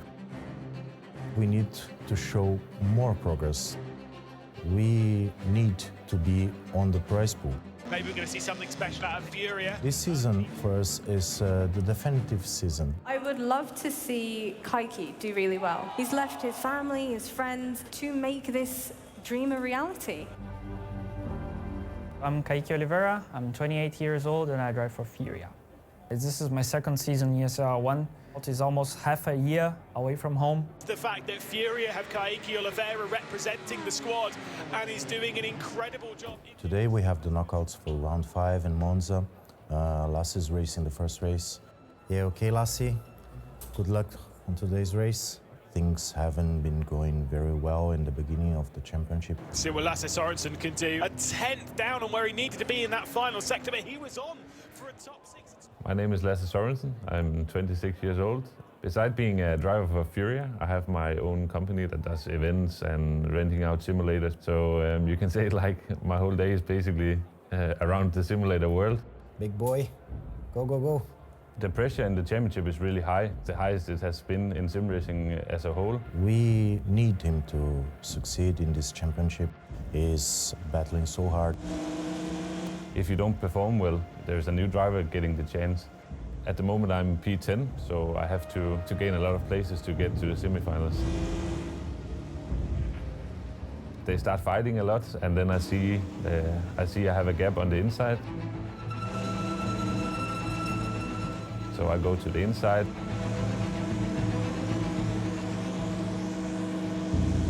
Yeah, on the inside. Yes, great. And make an overtake of 2 cars.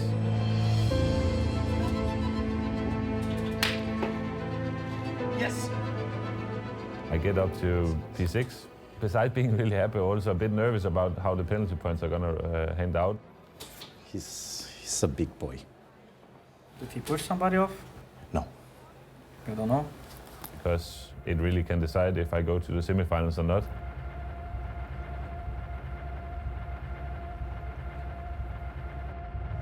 Wow, it was such a challenging first season. So for season 2, we were with these 2 options on the table. One was Malta, and the other one was when Lasse told us that he had a good office, he had sim rigs, and he wanted to be with the guys. So Denmark, from one day to the other, just appeared to be a very good option.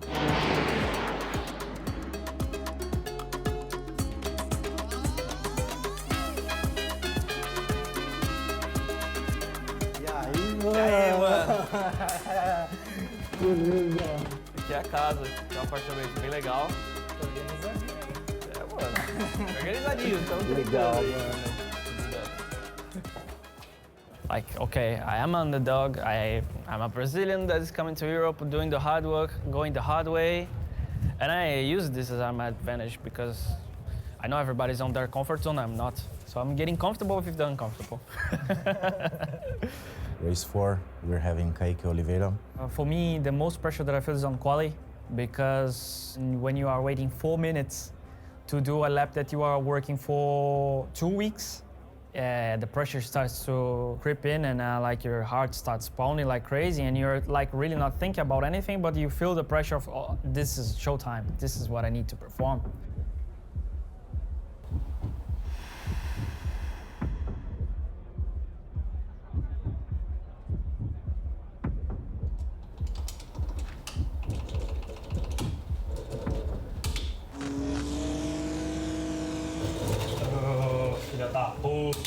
A tiny mistake on the detail, I get mad at myself. What is that thing that you drive with anger? It's like you transform yourself into a beast. It's just focus. I never had this before, but run sport is just so much pressure that I had to let the emotions out. He was swearing, we were thinking he was P12. But when he crossed the line, he was P2, and we were like, how is it possible? Para o carro, para o carro. Você, lá na frente.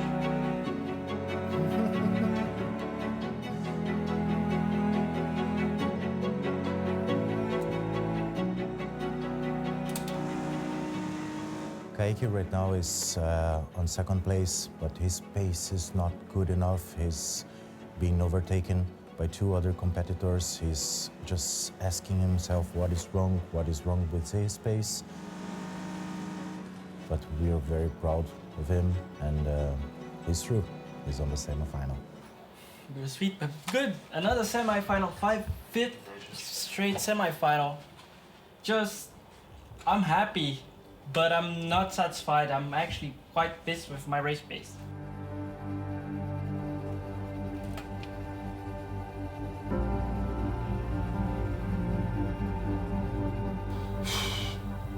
Sen acabou com sua corrida, cara. Valeu, mano. If Lasse did this move, but he didn't move against Mark. What about the rule?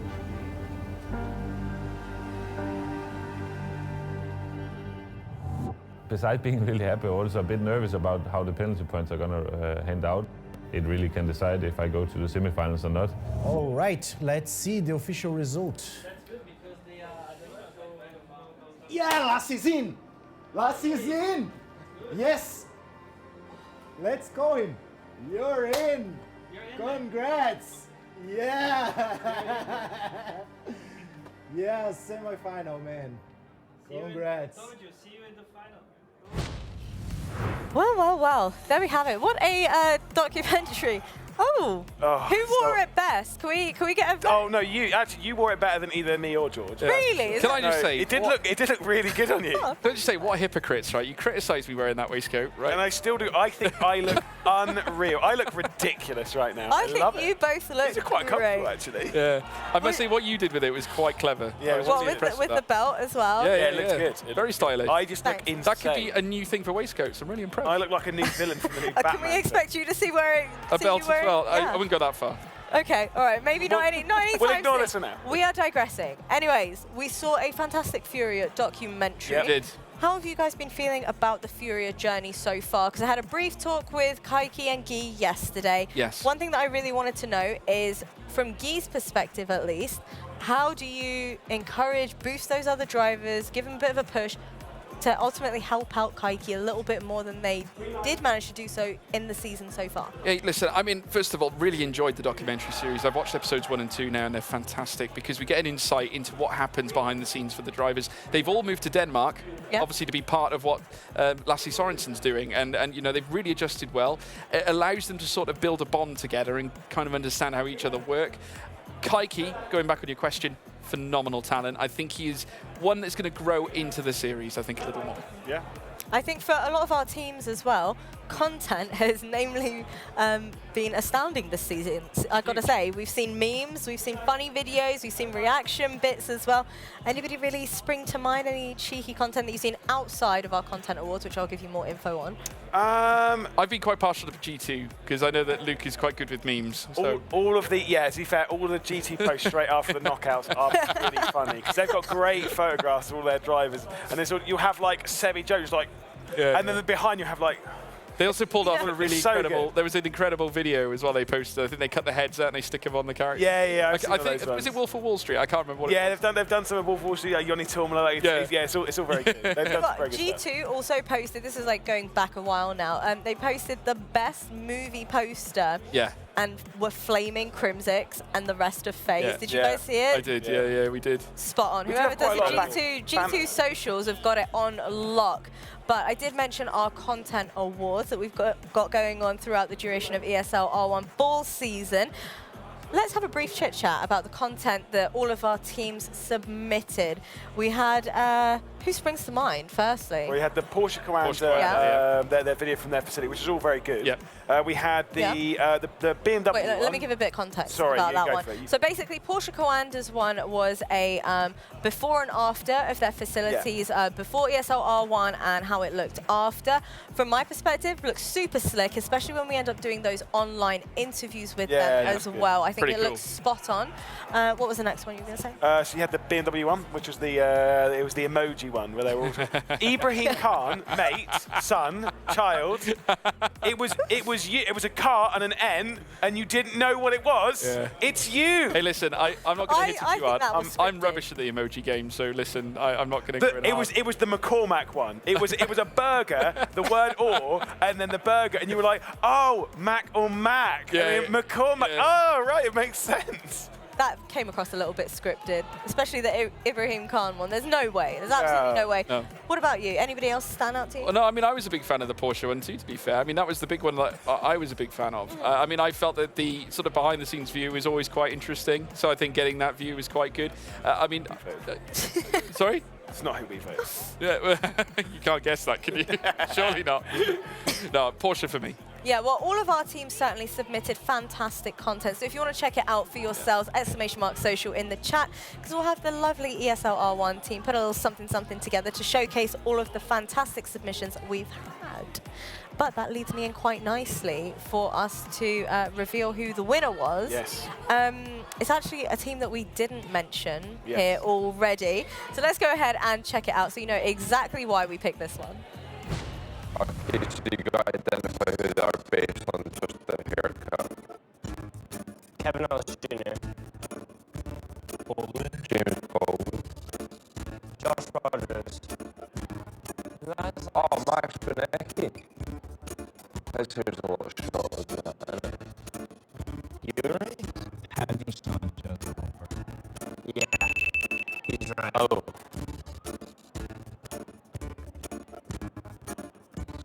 Sebastian Job. Job, yeah. It's not much better today. Okay, so I am here. It's okay. It's okay. I am here and I have a check for, I don't know if you can see this, 7,000 euros that has been won by the Apex Racing team who are just there. Hello, Mark. Hello, everybody. Hello, Johan. There you go, my friends. That is a check. So I don't think the version that we just saw was actually your version, but I don't think you care about that, do you? We'll post it on our. Don't care about that, do you? You're 7,000 euros better off. Yeah, how do you feel about that? Yeah, I mean, delighted. I mean, Lewis has put a lot of work into our socials for this season, and yeah, it's definitely paid off. So yeah, looking forward to finding a way of spending it. Perfect. Congratulations. Dinner's on you, right? Dinner's on you tonight. Yes, sir. Thank you. And back over to Jasmine. Ooh. Hello. Thank you very much, and congratulations once again to the entirety of Apex Racing Team. I am joined here by none other than Morris, the co-founder and CEO from Rennsport. Morris, it's been a while since I've seen you. Last time I saw you was over in Munich. How have you been? It was Munich, yeah, and now we have the final of the ESL One, first years in the box close. Yeah. Before, I think it was a great year. So a long season. We bought, I think, 1.5 million euro prize pool into the sport for the teams and for the drivers. I'm really happy. I think most of these drivers are certainly happy as well with the prize pool and the growth, and obviously having a fantastic audience here as well. And another change that we made this time round compared to Munich was the Team Content Awards that we just saw a moment ago. Once again, if you want to check it out, !social in the chat. But what was the kind of reasoning for bringing in Team Content Awards into the ESL R1 season? I think creating great content is super important today, and it's just a logical thing really to get a kind of a prize for creating good stuff and pushing ESL R1 on the team channels and wherever. Yeah. So that was the reason.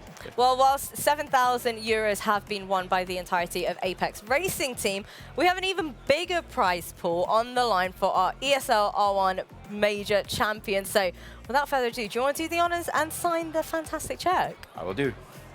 Do you ever get nervous signing this check? I'm always nervous. I'm going to keep distracting you. Oh, no way. You can't tell. Don't worry about it. Nobody would ever be able to tell.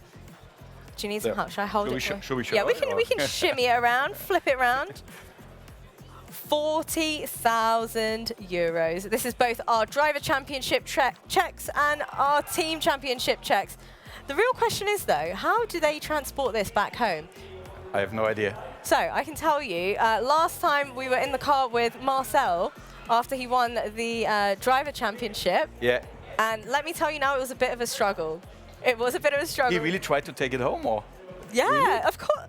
You wouldn't frame this? I wouldn't frame this. Yeah, no. But maybe this time we can send it. So Okay. we can do this. I'm sure that'll be a huge relief for a lot of our drivers. Now, Morris, my final question for you is, who do you think is going to be our ESL R1 4-season major champion? I have no idea. So many great drivers. There are a lot of drivers close to the final mode. So it's just great to follow the sport. I've really no idea what. I like that. No bias over here on the desk. Absolutely. Well, thank you so much for joining Thanks a me lot. here, Morris. Let's go ahead and find out some of the predictions of all of the drivers thus far. Who's going to win the major? We both have to say us, but, you know, I'm going to say me. Who wins the major? Well, do you mean between us or? No, overall, surely. Hopefully me. Yeah, exactly, yeah. Yeah, like. Who wins the major? That's a difficult one. Yeah. We're probably going to argue over this. Sebastian Dom. I think we all managed to say different things then. None of us said ourselves either. I guess the favourite has to be Seb, right? Seb John. He was really impressive the whole season. Seb's got a big chance, isn't he? Such a points haul. Yeah. I say Joshua. Yeah. Yeah, Josh. I want to say the same. I don't know. There's so many people who can win it. McCormack, yeah. Josh, Rogers, yeah. Jinchik, always very good. It's hard to discount Seb, but anything can happen at LAN, right? I think you can't predict anyone. It could be me, it could be you, it could be whoever's in P24. That's what's interesting with this format, is it only takes one race to just completely upset the order. It just shows how special this championship is. It's up for the grabs for everybody, so that's why it's so cool. Well, welcome back, everybody, to the desk. And Lewis McGlade looking sharper than he's ever looked. But I tell you one thing that is sharp, and certainly he'll be feeling sharp if you're Darren McCormack. Yeah. Unfortunately, the decision has stood. He is receiving a qualifying ban. He is not the winner at Monza. No, indeed. Obviously, we'll update you with the points in a moment's time. But huge drama, like we say, we can see it here. Darren McCormack will be the points leader. He can still technically move into finalist mode here, but he needs to finish in second place to get those 160 points. He is the only driver right now that can move into finalist mode, which say we're in race 5, and we've not had anyone. This is open. This is going to take a long time. I think we're going to be here until the end of my life. Well, look at this. Look at this string of drivers we've got in close contention. Luke Bennett is in with a chance as well. He is not far away from those ahead of him. What was initially perhaps looked at as potentially a 3-car scramble making their way in towards finalist mode. Of course, remember, 160 points is what defines finalist mode here for each of our drivers. We have now got, I would say, 5 potentials that could yet all go in at once. Yeah, indeed. I don't think they are going to go in at once, but the thing is now, from this point on, I don't know when McCormack, because we know the Merc's really good around here, and we know this is where McCormack can win, although we've seen him win at Monza now. I don't know where this goes. I don't know who's the favourite anymore. I don't know. Honestly, I don't know what to think. I will say, we will kind of have a thing of, the decision.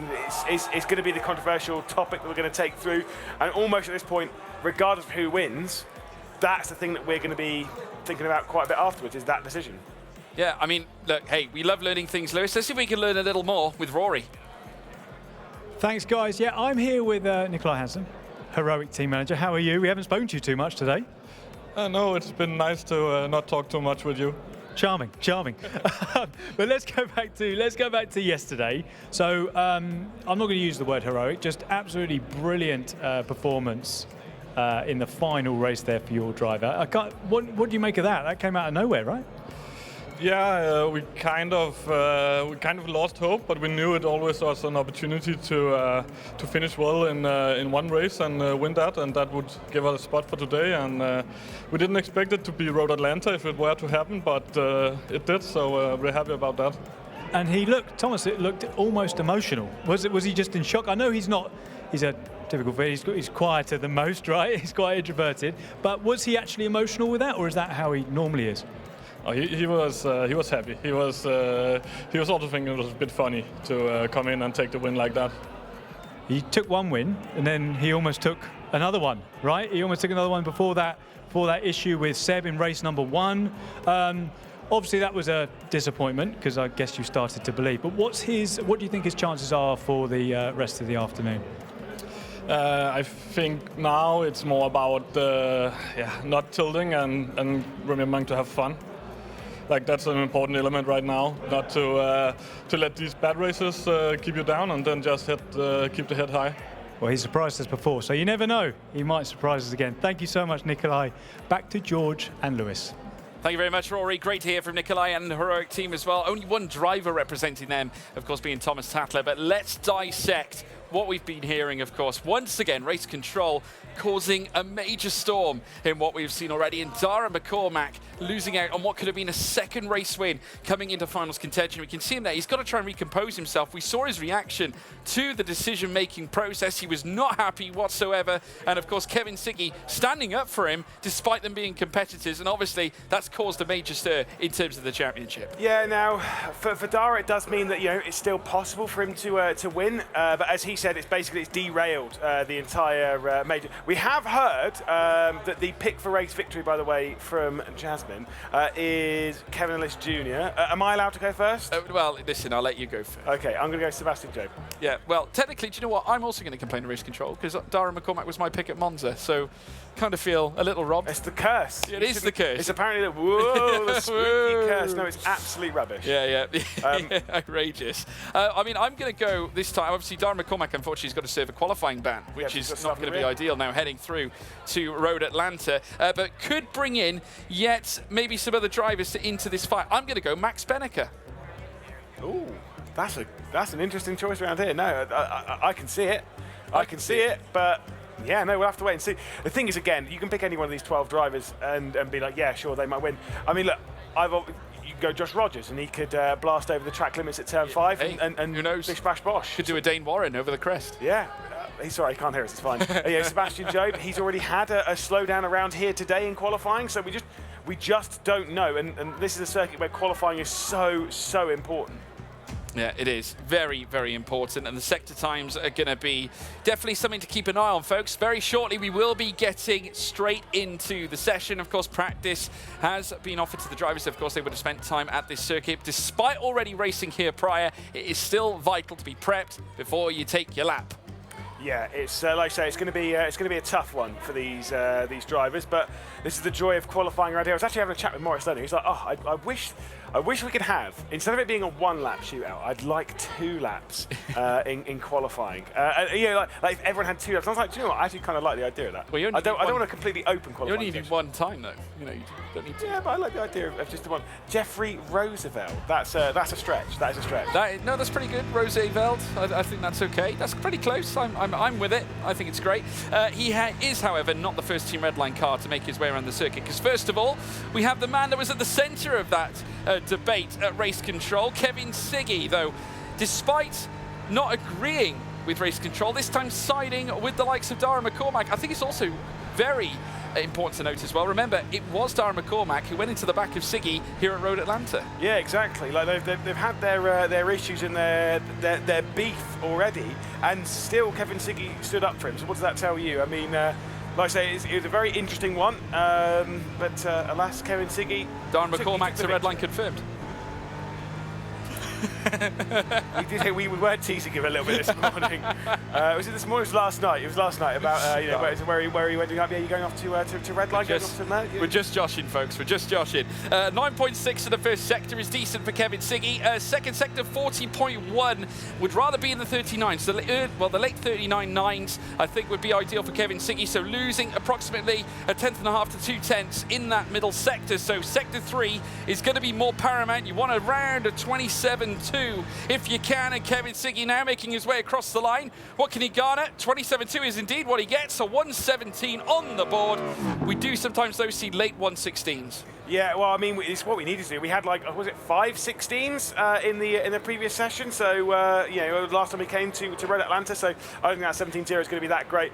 See, this is a great looking lap coming in from Luke Bennett. Yeah, the middle sector is on fire. The first sector is pretty decent in the low 6s. Luke Bennett through the final corner, not using all of the run-off on the exit of T11. It comes over the line. It's going to be a 16.819. Wow. That's a good lap. That is a very good lap. I mean, Siggy's was pretty much there or thereabouts, maybe a little slow, maybe a little sluggish, but Luke Bennett parking his car 0.2 of a second at least higher than his own teammate. Kevin Ellis Jr., who likes it round here, also putting together a 39.8 in Sector 2, 9.6 in Sector 1. Now we know how good Apex Racing Team are at this very circuit. He could raise the roof here with a special lap against that of Luke Bennett. Can he topple Team Redline here at this point? No, he splits them 77 thousandths off the top, and you can see the reaction from Luke Bennett. Here comes Joshua Rogers, of course. He's won twice today. It was in race 1, it was in race 3. Maybe he wants to make it in race 5 as well and move himself closer to, of course, getting into finals. But he cannot do it in this race. Only one driver can, and that is Dara McCormack. Into the final chicane, Rogers will go up and over the crest before dropping down the hill. Of course, McCormack is the only driver we will not see in this session, so it's just 11 drivers to deal with as Rogers races his way towards the line. I think it's going to be ahead of, that's even ahead of Ellis Jr. That's actually a very good final sector from Josh Rogers. Yeah, the middle sector was pretty good too. He came into the 39.9s. Now Yuri Toman, it's the turn of he. Hasn't had the best final run here in this major. He needs something big to happen. Could it happen here at Road Atlanta? Of course, I have picked an Audi car, that being Max Benneker, but can it work for Yuri Toman as he makes his way down the crest here, representing R8G? As he now looks to burst down the straight, the Czech will check in here at Road Atlanta, this time with a time of a 1:17.070, 2.5 tenths. That's a quarter of a second off the top. Yeah, so that's the first sector for Jeff Reed. That's about 0.5 tenth off of what Luke Bennett's done. Let's see what it is in the second sector. We can't see a second sector. We'll come down to the final chicane.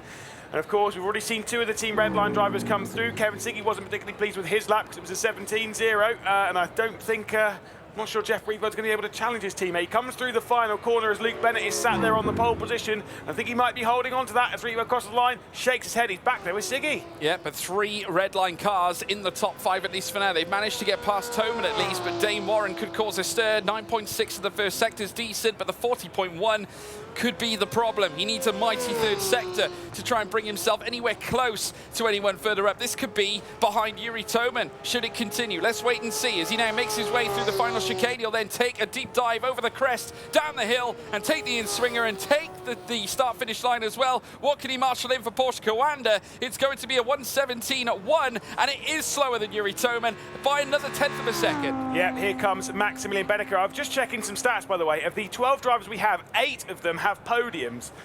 2 of the drivers that definitely don't have podiums right now. Maximilian Benneker's one of them. And guess who else is? Sebastian Job. Absolutely crazy. This shows how consistent and how tricky it is. Of course, Thomas Tatler being the other one without a podium. Same with Yuri Toman. Max Benneker will come round the final corner to set his lap time. Middle in the middle sector is not great, but he is good enough in the final. Yes! What a lap time from Max Benneker. Yeah, and that second sector wasn't exactly stellar. We've had 39s, but look at Chinchik. He's got a 9.6 in sector 1. 39.9 in sector 2. Max Benneker drives an Audi, so does Chinchik. Could he steal the show away here from the Mouse Esports team? He's looking in the camera. He's looking vigorously as well, Marcel Chinchik, now as he piles his way around the final corner. Here comes the Spring Series champion, 4th fastest, and look at that, the top 5 within a 10. Yeah, his drive out of T10, 10A, 10B wasn't that great. Let's see what Sebastian Job can do. First sector is great. Second sector's not that great though, but it's kind of in the margin where we saw Benneker. Let's see what he can do through the chicane. He doesn't look particularly pleased. He does hold the lap record. Big slide though as he exits 10B. Up and over the crest, down the hill. Can he deny Maximilian Benneker as he comes through the final corner? One more lap time to go after this. Sebastian Job crosses the line and he's only good enough for 6th. Incredible, outrageous. Thomas Tatler here at this stage now, 9.6 in sector 1, 40.1. That is a 10th off where we saw Max Benneker earlier on, but that is absolutely sensational from Max Benneker. That third sector, credit to Luke Bennett from doing what he did. He's only 6,000ths away, slenderest of gaps here at this point. Tatler now bursting through the final chicane. Now he's got to take the deep descent. Of course, he did cause a stir at this very track, taking victory here that brought him to the final. Can he bring the superlatives here again for Heroic? No, he can't. 9th fastest. No one can stop him. Once again, he's back. Obviously known as a competitive force in the world of sim racing, now back here in ESLR 1 in major competition, and it's Max Benneker on pole, the unlikely force here at Road Atlanta. Wow, I mean, again, what an impressive quality. Obviously, Max Benneker was your pick, was he? He was. My pick, of course, was Sebastian Job. Who was yours again? I can't hear you. Kevin. Oh, okay. Kevin Ellis Jr. Of course it does. Of course it was. Of course it was. You really had to shout that one as well. Bless you. Yes, Kevin Ellis Jr. So fair enough. Those are our picks. I don't know who yours are. And obviously, let us know in chat. Let us know around here. But what a lap. Yeah. Oh, mate. Honest to God. Where did it come from? That middle sector. It's the final sector. It must be the final sector. The middle sector wasn't anything special. I mean, it was a 40.0, I think, 19. And then, of course, you know, I mean, the first sector was okay, 9.6. That's kind of where we expected it. But the third sector was definitely a mad one. Now, just to let you know, folks, as well, make sure you get involved. We have got surveys for you guys to get involved with. Remember, ! surveys. We heard, of course, from the Rennsport teams as well. These surveys are so vital to the later performance of the game. They're listening to you guys, the viewing public, as they look to develop this game further in the near future. And obviously, very exciting time to be around Rennsport right now. Yeah, of course, you can say what you've loved about the series. You can say what you've hated about the series, about Rennsport itself. You can say, look, let's be real here. Let's get rid of the waistcoats from broadcast. Let's get rid of Lewis McGlade. They look insane. But yes, ! survey in chat to get on top of that. And hopefully you're going to react positively to how this has been, because it's been absolutely fantastic so far, and it's building up to quite the crescendo. But I said 5 races will get someone into finals mode, which has to be this one, which means it has to be Dara McCormack. So I think we're a bit off on that one. Yeah. I thought it was going to be 7 races long. I'm now not sure. No, it could go longer. I mean, to be honest, I still think 8. I think when we're talking 7 and 8, I think we're around the threshold. I think at this point, but we're now on the final compulsory race. Should we say? Kevin Ellis Jr. Great record around this track. Apex Racing obviously do. Unfortunately, Jasmine picked him, which kind of cemented his place where he is. Thomas Tatler back again. Obviously, he's got a bit of work to do. Things still haven't seemed right since Spa. But of course, Heroic, I think, are just glad that they've at least got some sort of representation, because this is their first season or first year in ESL R1. Can you believe that stat, by the way? There are 4 drivers without podiums. It's Sebastian Job, it's of course Maximilian Benneker, Yuri Toman and Thomas Tatler. Can you believe that Sebi Job and Max Benneker are still on there? It's outrageous. I can't believe it. I mean, obviously, I love facts and figures, and but the one thing I will say about this is that Max Benneker has broken that fact and figure right there, because he's just taken pole. He's taken pole, yes, fair enough. But to be fair, Sebi obviously did win a bit earlier on, but then had a penalty that dropped him out. But I think that's kind of what's knocked his mentality a little bit, and we're kind of still seeing that continue. Yes. Absolutely right. The cars, though, will be lining up, folks, very shortly. We will be heading down to Road Atlanta, and I must say this is a circuit that has blown the minds of many. It's set to blow the minds once again this time, and we'll once again crown another race winner. Our final compulsory race, should we say, in this championship, and then we continue onwards. We race until we find a victor, as now all the cars line up onto the grid, and we get set to go racing here at Road Atlanta. Who's going to get the jump? Who is going to get the best? Max Benneker away as we put pedal to the metal, and it is go, go, go, go, go. Benneker leads the way, heading through now the first corner. Luke Bennett in behind, Porsche Commander as well, lined up still in 3rd place. RAG with Marcel Chinchik not far away either. It's a very orderly start, nice and smooth. Benneker leads. That was boring. That was way too tidy. Get on with it, lads. I'm sure once we get down into 10A and 10B, there's going to be absolutely nothing but excitement. Big slide there from Luke Bennett as he heads up the crest at T5. Now on the race down towards the 6th corner, and of course that all-important 7th turn. Has Maximilian Benneker got the drive of the corner, and will we see Luke Bennett challenging when we come down into the chicane? We'll have to wait and see. 2.540 miles, that's 4.088 kilometers. That's the undertaking for these drivers, lap on lap, 12 laps as well ahead of them here in race 5. Day 2 now upon us, and Benneker still now in front, with Bennett not far behind. Joshua Rogers in 3rd as well. Chinchik also trying to line up with a very special result perhaps on the horizon here for the RAG team, who have not yet seen their man touch the top end just yet, despite going close on several occasions. Kevin Ellis Jr., yet another honest performance here in qualifying, now sees himself in P5 and threatening those in the top end, very much like he did at Monza 2. But as Benneker crosses the line, lap 2 begins. Yeah, certainly so. Whoa, look at how much Benneker used. That might have been too much. No, it wasn't. Wow, did 2 wheels into the grass to really open up the corner. I thought that was going to be a big old slide from Benneker, and maybe a mistake. You can say he's certainly feeling the pressure as we head down the hill through the S's. Very calm from Bennett at the moment. Definitely wants to get a couple of wins, because to be honest, Bennett's not out of taking a win here. He did get into finalist mode at Munich, of course, one of the 5 drivers to have done so. Yeah, and obviously, just to point out as well, we can confirm that Jeffrey Rietfeld is only 1 penalty point away from achieving a qualifying ban. Of course, he doesn't want to achieve that. That's not an achievement he wants, but still, nonetheless, it might happen anyway. Bennett now on the tail of Max Benneker as they make their way through this next right-hander. Of course, they've gone through the S's in the first sector. Now they've got the double rights now down the hill, out of turn 8, in towards turn 9, leading up towards turn 10A and turn 10B. Still, Benneker leads. Fastest lap to his name, as you'd expect after 1 lap of racing so far. It could all change. Bennett, who really likes this segment of circuit, does have a look in the mirrors, heading through that chicane. By the way, you said Jeff Rietveld's got 1 penalty point.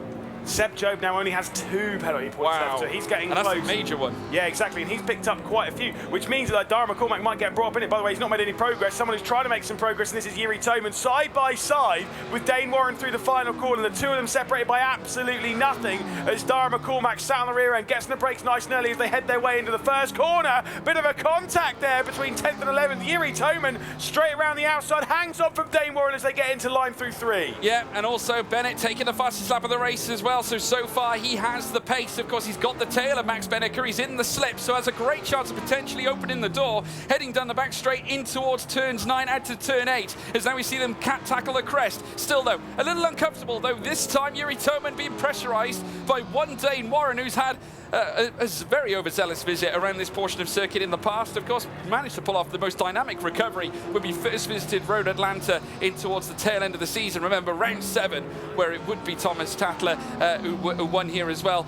leading up towards this major competition in this final stage as well. But of course, it would be Jamie Fluke on that occasion to take that round victory, leading up through towards round 8, where we would crown a team's champion. But still, though, Beneke leads, hasn't yet got the fastest lap back. Bennett in behind, 2.5 tenths, soon becomes 3 tenths. Beneke getting a better exit out of the final chicane. Yeah, I mean, he's giving it a good go at the moment. He's not quite there, but I think Luke Bennett will have a chance to get past Beneke at the moment. But of course, we head now 8 laps, or 3 laps down, 9 laps left to go. Obviously on lap 4 of the race, looking backwards from Max Beneke, taking this really wide line going through turn 1. I'm not sure if that's the wisest line. It's very, very risky going out there because you can, well, essentially, if you clip the grass too much, you can get pulled off straight into the barrier. So at the moment, Beneke taking a bit of a risk there at the first corner. Yeah, 12 turns in total, though you can't call it 13 if you count the A and B as they make their way through the first sector out of the S's.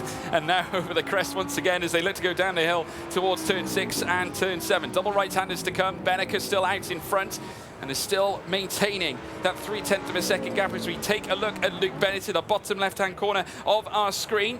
Just fraternising with some of the gears now as he moves up to 3rd and now looks to power down this next long straight. Again, an opportunity to perhaps open the door and put the pressure on Max Beneke. The slipstream so powerful down this segment of circuit, and also couple that with that downhill motion as they make their way into the final chicane. Yeah, he's not going to go for it though, surely not. He's too far back. I think at the moment, Bennett's playing the wise game. He's playing the long game right now, bringing himself back into the mix. I mean, right now he's getting 20 points. The thing is though, as we can see, Dane Warren right over the rear end.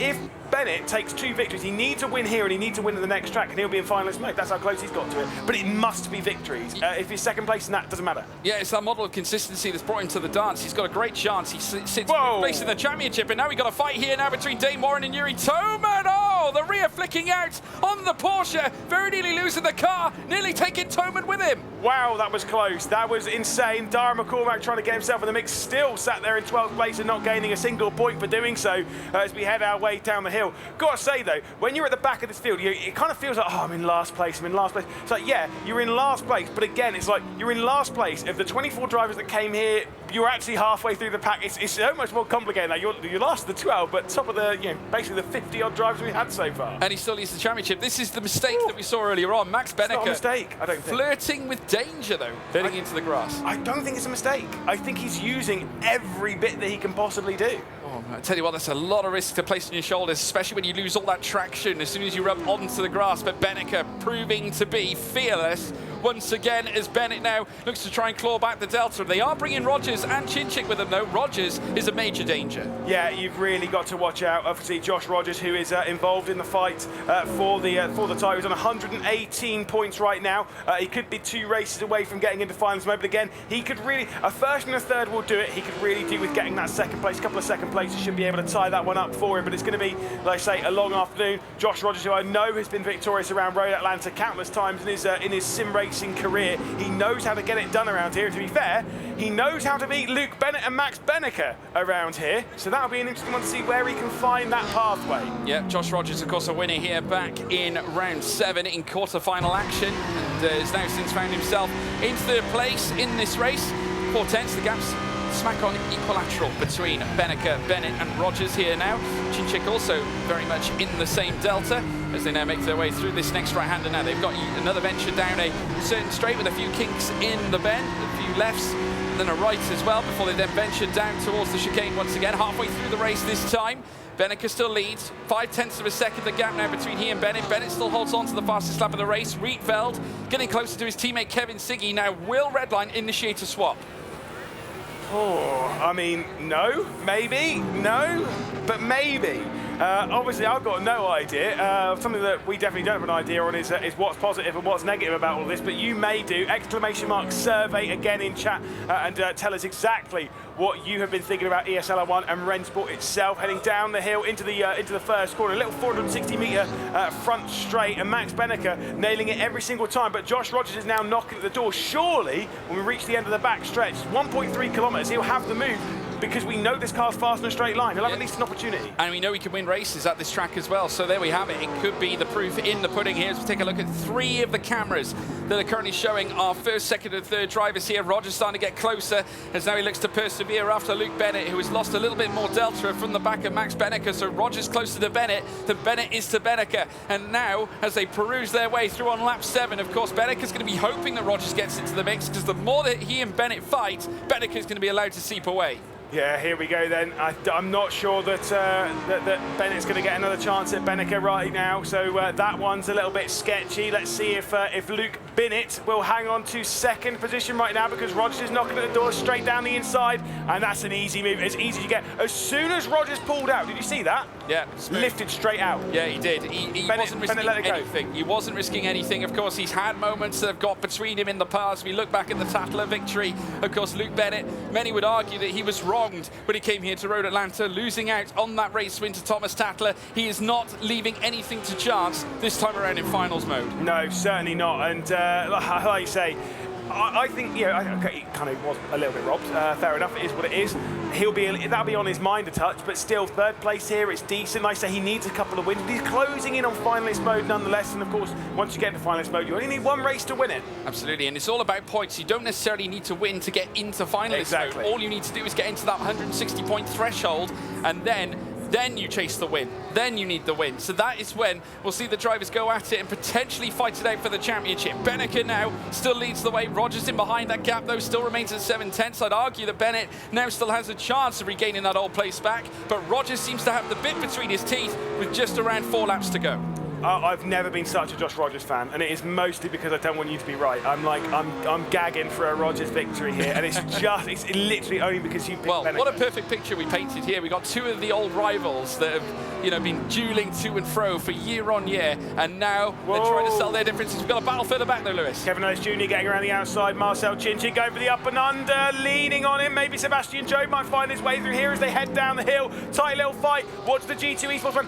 I mean, to be fair, Sebi can make no risks here, because he's obviously quite close to the cut-off when it comes to the licence points. Yeah, Kevin Ellis Jr. holding on to 4th place. Great move. Breezing past Marcel Chinchik. Sebastian Joe pushing the Audi R8 now as they come through turn 1, heading through turn 2. Through the S's they go. Chinchik still providing a great wall of defence to keep Joe behind, but great tenacity for the G2 car. Yeah, and of course these lot being pulled right off the rear end of the top 3. Benneker, Rogers and Bennett. Marcel Chinchik holds the fastest lap on day 1. It was actually just on this on the day around here. So Chinchik's pretty quick around here, but I get the feeling that the Bennett's lap might have been quicker earlier, to be honest. Well, I'll be honest with you as well. I mean, obviously Chinchik's pace is going to be, you know, certainly null and void here at this point, because Kevin Ellis Jr. is virtually a second off where Luke Bennett is right now, and Bennett also falling off as well. Yeah, look at Rogers though. Rogers is closed right in. Oh my goodness! Toman! Has it been a technical fault again? We've seen a couple of issues for his rig, and I wonder if there might have been something, and you can see he's not looking particularly pleased.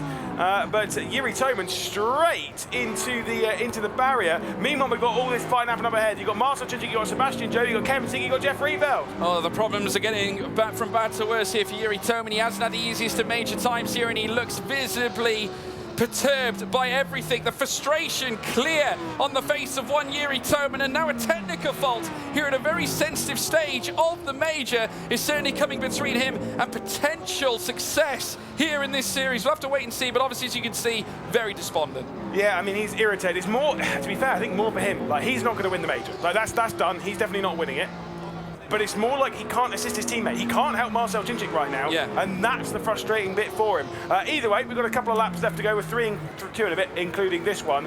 Josh Rogers is absolutely knocking at the door, and he did win. He's won race 1, he's won race 3, and this is race 5. Yeah, the emotion has laid claim to Jiri Toman. He is obviously distraught about how this has worked out. Obviously, R8G that have tasted success in the Teams Championship, of course they'll celebrate that, but this is certainly a different story. And while Chinchik is still within a chance of laying claim to the driver's title, going back to back, we do of course have a battle for the lead though, as Benneker and Rogers now go wheel to wheel, heading down through towards the S section. Who's going to take the lead of the race? The Porsche now against its former nemesis. It's Joshua Rogers who takes the lead here at Road Atlanta. Atlanta. But is it going to be settled there? We'll see if Benneker can come back at any point. We've got 2 more laps left to go here at Road Atlanta. They are the shortest laps we deal with, but there is still the opportunity. Rogers to the front. He had to get through. He had to close the gap down, and you can see how disappointed Max Benneker is. Yeah, it's oh so personal between these two. They know each other through thick and thin. Porsche Coanda v Mouse this time around, but he'll hold memories, Joshua Rogers, of when he fought Max Benneker, when he was at Team Redline as well. Plenty of times where these two have met in their histories, and now it's the turn of Benneker to lay down the chase upon one Joshua Rogers. Still the gap remains at 4/10. He can't afford to allow the Porsche to get away here. That was a little bit wide there from Josh Rogers, breaching track limits almost certainly on the exit at T5. He went the other side of the cones, to be perfectly honest. It doesn't matter right now if he's got the sort of the cut tracks to use. I mean, he could use them up right now. They head their way through T7, but it's about here. The straight line speed of this Porsche, it'll blast off into the distance, and well, I say blast into the distance, it'll probably hold about half a second gap, to be honest, by the time they get down to the end of the straight.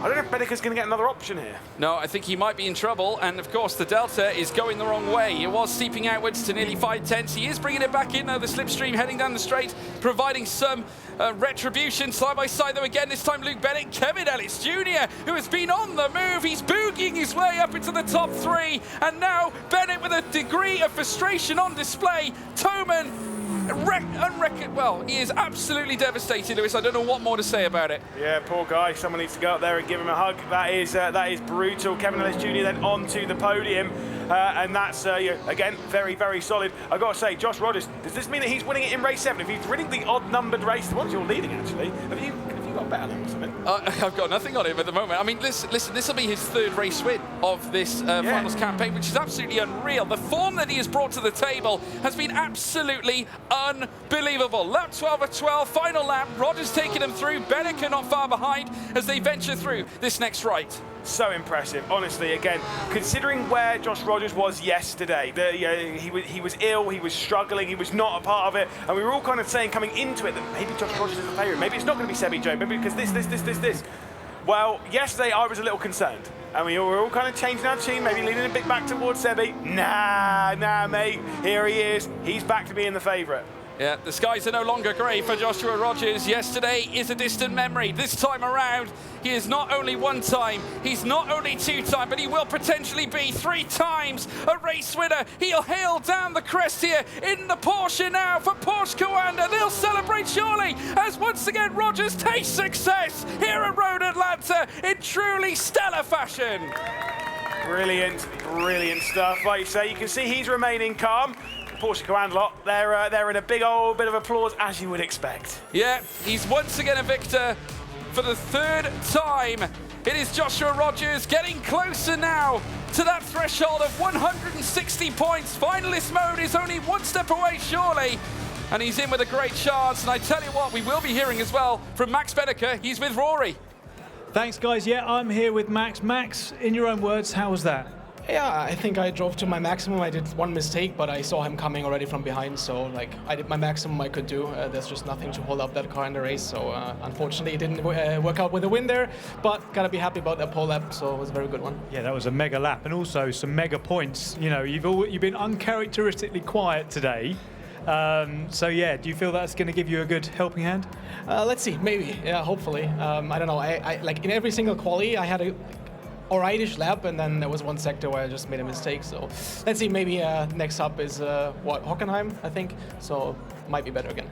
You're okay there. You're okay there. And also, you're not used to watching Josh win and then taking it away from him, as we've seen in Saudi, right? So. Yeah. You kept quite confidence there. Yeah, well, I mean, when I saw that gap shrinking, I knew it's probably not going to work out. The Porsche is very quick on the straight. So, yeah, just got to hand him that. Well deserved as well. I mean, he had a good quality lap as well. It was just like 200s, right? So a deserved win as well. Doesn't really matter in the end. Good man. Thank you, Max. Valuable points. Well done. Back to you guys. Thank you very, very much for that, Rory. What a race we've just witnessed there. Max, poor guy. He had a good fight up until that very final lap, but congrats are in order for the entirety of the Porsche Coanda squad. They've been incredibly passionate, incredibly loud, and that makes Joshua Rogers our 3-time major track winner. And I don't think we've ever had that happen before. We had 2-time in Munich. Yep. We didn't have a triple. No, I think we might. I don't know. I'd have to go back and check the stat. I mean, Check the receipts. You've got the check what you spreadsheet chat. here. You know, you can check this. There's a lot to deal with. And I'm not even going to go through it at all. There's so many races. It's terrifying. Obviously, you know, it was a mega race. You go what the little highlights here. I should it was very good. It was very good. Well, listen, it was a great start, wasn't it, for Max Benneker? He had a couple of nervy moments that sort of crept in. We talked about the tactical use of the grass. I mean, obviously, we kind of debated on this. You said that obviously he's trying to go as wide as possible. That could be true. Of course, try and maintain the throttle right down to the floor in order to access turn 1 in full momentum. But obviously, we started seeing some really crazy moments happening further down. Dane Warren as well, he was trying to lift himself higher and higher. He came up against a very vibrant Yuri Toman, who had his own problems as well. But this was the move that crafted out certainly a stellar rise from one Joshua Rogers. Managed to burst his way past into P2, then eventually the battle for P1, almost requisite of his Spa form that we saw earlier on, where he fought his way from the middle of the field to eventually take race win. Getting himself past Max Benneker was massive. And of course, just look at the wheel play here at Road Atlanta. It's so fast-paced here. Just a really good race. Yeah, just taking a lot of the curb for a final corner and going for a bit of a slide. This is a bit of an up and under from Sebi Jobe, trying to work his way past Yuri Toman and the likes of Marcel Cicic. It was Marcel Cicic at this point, wasn't it? Through the final corner, open up the opportunity. A bit of contact between the two, bit of leaning. And to be fair, you know, if race control see that as being a penalty, who knows? Definitely at this point, that could be more encroaching closer to a quali ban. Who knows? By the way, on your stats, I've had a little look. I've got my the receipts, got the logs. I've got my results from the Spring Major. I do have James Baldwin actually had 5 wins. I don't know how many Dara McCormack had. Dara McCormack had 3, but James Baldwin did have 5 wins. That was across the 2 days there. Okay. It was 3 on the final day. Well, I don't know about you guys, but I'm kind of feeling like I want a record to be broken. Oh yeah. It's going to have to be. Can we get 6? Rogers is a possibility, I'd say. I don't know if we can get six victories, but like the thing is, at least on the final day, it was 3 on the final day from Baldwin, and so we need at least that record broken from Josh Rogers if he's going to win today, because he needs to take at least 1 more victory after finalist mode. Another thing I want to add to this, by the way, is the fact that all of our drivers throughout the duration of the ESL R1 full season, every single time they've been mentioning the fact that they're either not well, feeling sick, is when they seem to be performing their very best. It kept happening online, it's happening now at the major, and as we take a look at our Driver Championship top 12, Joshua Rogers is looking pretty darn close to walking away with that title. And before you add anything to that, Lewis McGlade, I want to mention the fact that prior to this race, you had said, you know what, I think Sebastian Jobe could win the major now, after already picking Joshua Rogers. I did, because I did. We don't do any flip-flopping round Yeah, here. but I was a little concerned yesterday because of Josh Rogers being a bit sick. But I will say we did record it when we were grilling him, and I did say I thought Josh Rogers. So I said it on Thursday. Yeah, we don't do flip-flopping around here. You either stick with your prediction or you don't. What about you, George Morgan? How are you feeling? Hey, listen, I think what Joshua Rogers has achieved has been brilliant. I think no less than perfect, really. In terms of a response to yesterday's performances, he really did not come in with the greatest of momentum, but has managed to cultivate a fabulous performance. And only to be a fly on the wall for that conversation. So for Dara, from my perspective anyway, we said from the very start the Merc on Road Atlanta could have been incredibly beneficial to him, and of course the amount of points he has as well. But for him, resetting the mental, I mentioned this being an issue for him prior. For me personally, I think this is a situation in which it's that much more difficult to try and regain as you head into Hockenheim, and I really don't think he'll be able to do that. I kind of think, though, so the next track we're going to is Hockenheimring, and we know he's quick at Monza, which is the track that follows it immediately after, right? So if he can get, I think he needs 2nd place at the Hockenheimring. If he can get that and goes into finalist mode, then now we're talking, Dara McCormack's in the position where he could, because we know he's quick at Monza, provided he doesn't get a penalty. Oh, we don't talk about penalties around here anymore. George, I see you grinning. What are you looking at? What notes-wise? What do we think is going to happen on Hockenheim? Look, I mean, Hockenheimring, we obviously I had the opportunity of assessing it with Jamie Fluke, and we were sort of talking about some of the fits and starts that come in. He actually alluded to the fact that the BMW is the strongest around this circuit. So this could be an opportunity here for Team Redline to strike one back here as well once again. So, you know, I've got my eyes peeled on the likes of your Jeffrey Rietvelds, as well as the likes of your also Kevin Siggy's and drivers such as that. Joshua Rogers, though, you know, obviously, you look at his R1 lap record, you just pointed to it, Jasmine, very apt as well. If he can harness that same pace, that 1:35.885, he could be on the precipice of yet a fourth victory leading into this final. It's what an occasion, and he's risen to it for sure. You know, speaking more about the Redline boys, I just want to see Luke Bennett walk away with a race victory at this point. That's what I want to see. This is the track you can do it in. Yeah. No. Although I will say that lap record, the 8:85, do you know when that was set? Earlier today. That was the one earlier today on the pole time. Now we've said this, we've seen this from Josh Rogers. It was the Gamers 8 Drivers Championship. It was race 6 at the Nürburgring. At Gamers 8. He set a record-breaking lap that was unheard of at that point around the Nürburgring. It was even faster than his theoretical best at home. That's kind of what we just seen there from Josh Rogers. If he does that again, I'm leaving. I'm going home. You're going to mic drop. Peace. See you. Peace, I'm out. Right, well, I think it's prediction time, baby. And I'm going to go with Kevin Siggy. Ooh, good show. Yeah. I'll let you go first. Oh, you mean? I didn't want to go first. Who do I want to curse? I'm going to go Josh Rogers. I have to. I'm sorry, I can't.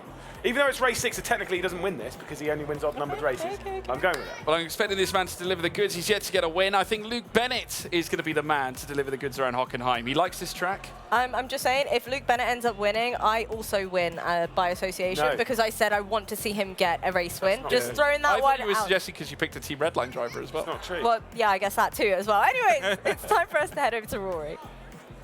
Thanks, guys. I'm here with Jorn Jens, Porsche manager. How are you? I'm doing all right, thanks. Good.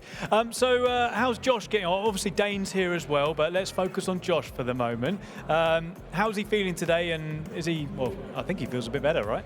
Yeah, yesterday the performance was not on his level. He was just not there, and today he's where he usually is. So he's performing 2 wins already. That's like really good, and I think we also took the championship lead now. Yeah. He's coming good at the right time. And also, I know we spoke a little bit before camera, there have been a couple of things that have maybe helped Josh's cause, like maybe the incident at Monza. Did you see that? The one from Dara?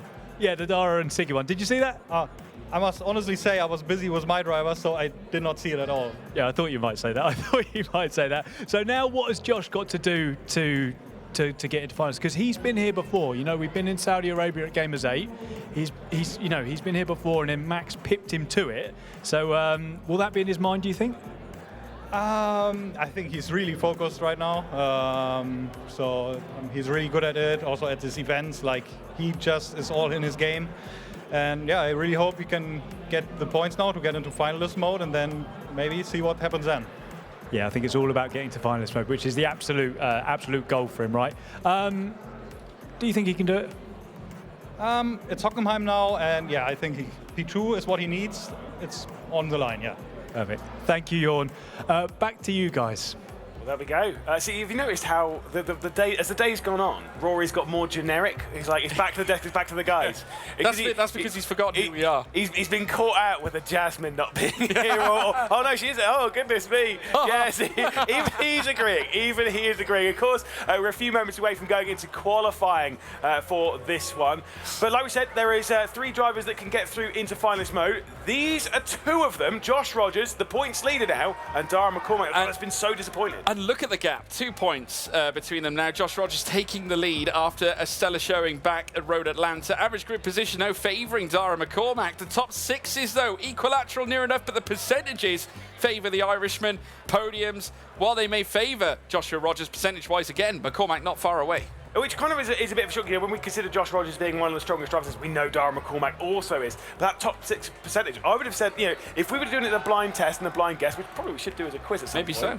I would have said, I reckon Josh Rogers would have been ahead on the top 6s. But Dara McCormack sneaking that one. Once again, Beta Key Bonanza, of course, exclamation mark Beta in the chat. But also, if you are seeing one of those codes right now, get over to the Epic Game Store and type one of them in if you want a little go, of course, on Rennsport. But if you are here, by the way, at DreamHack, there is a little hot lap competition around there. There is. We had a go. I lost that.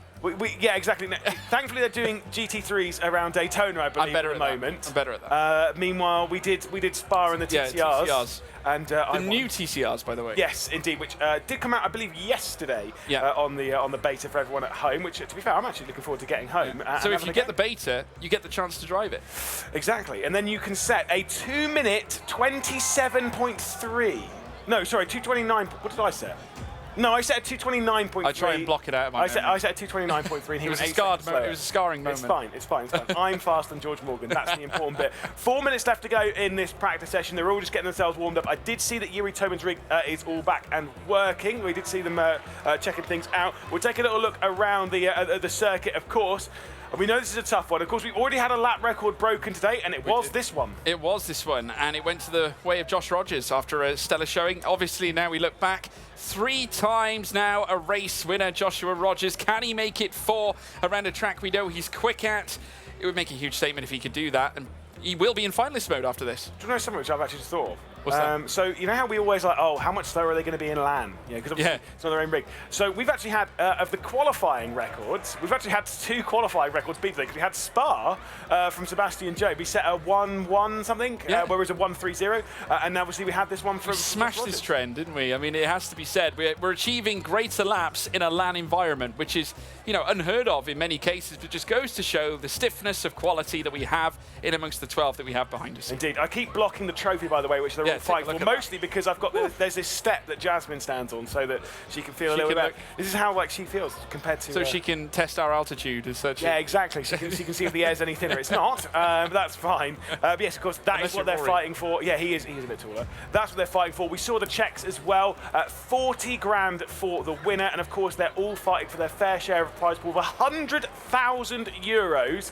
And honestly, the further we get along in this, the less I am sure as to who it is that might be anywhere near winning. It's going to be tight. I mean, again, we saw the top 5 and how close they were, but I will say this, if Joshua Rogers does deliver the goods, does pull off a great result, he's in finalist mode. Great chance here for him to do that. Here's a reminder of the championship. 143 going by the way of Rogers, but a 2 points gap, as well as McCormack level on points with Job. 2 sharing 141. They're both within 2 points of Joshua Rogers. And further back, Bennett. One big result here, and he's not far away either. Yeah, there are 3 drivers that can get into finalist mode. Josh Rogers, Sebastian Job, Dara McCormack. If any one of them finishes first or second, they will enter finalist mode. Now, if one of them finishes first and the other one finishes second, they both enter finalist mode. That's the important thing to note. It's not that only one person per race can enter finalist mode. And once they're in finalist mode, they must win a race. They keep hold of finalist mode for the rest of the event, but they just need to win one race. One race. As soon as they break the 160-point threshold, we just caught Luke Bennett, of course, my pick for this race, round 3 at Hockenheim. During the online rounds, he took victory twice over in quarterfinal and then semi-final action in concurrency. And now back again here, looking to try and achieve the unthinkable. Sebastian Job, level on points with Dara McCormack, only 2 off the top, currently occupied by Joshua Rogers. This is such a compelling fight. Now I've got a different prediction for you. I love playing all these different prediction games. It's not just about drivers. It's not just about. I think about these games too, man.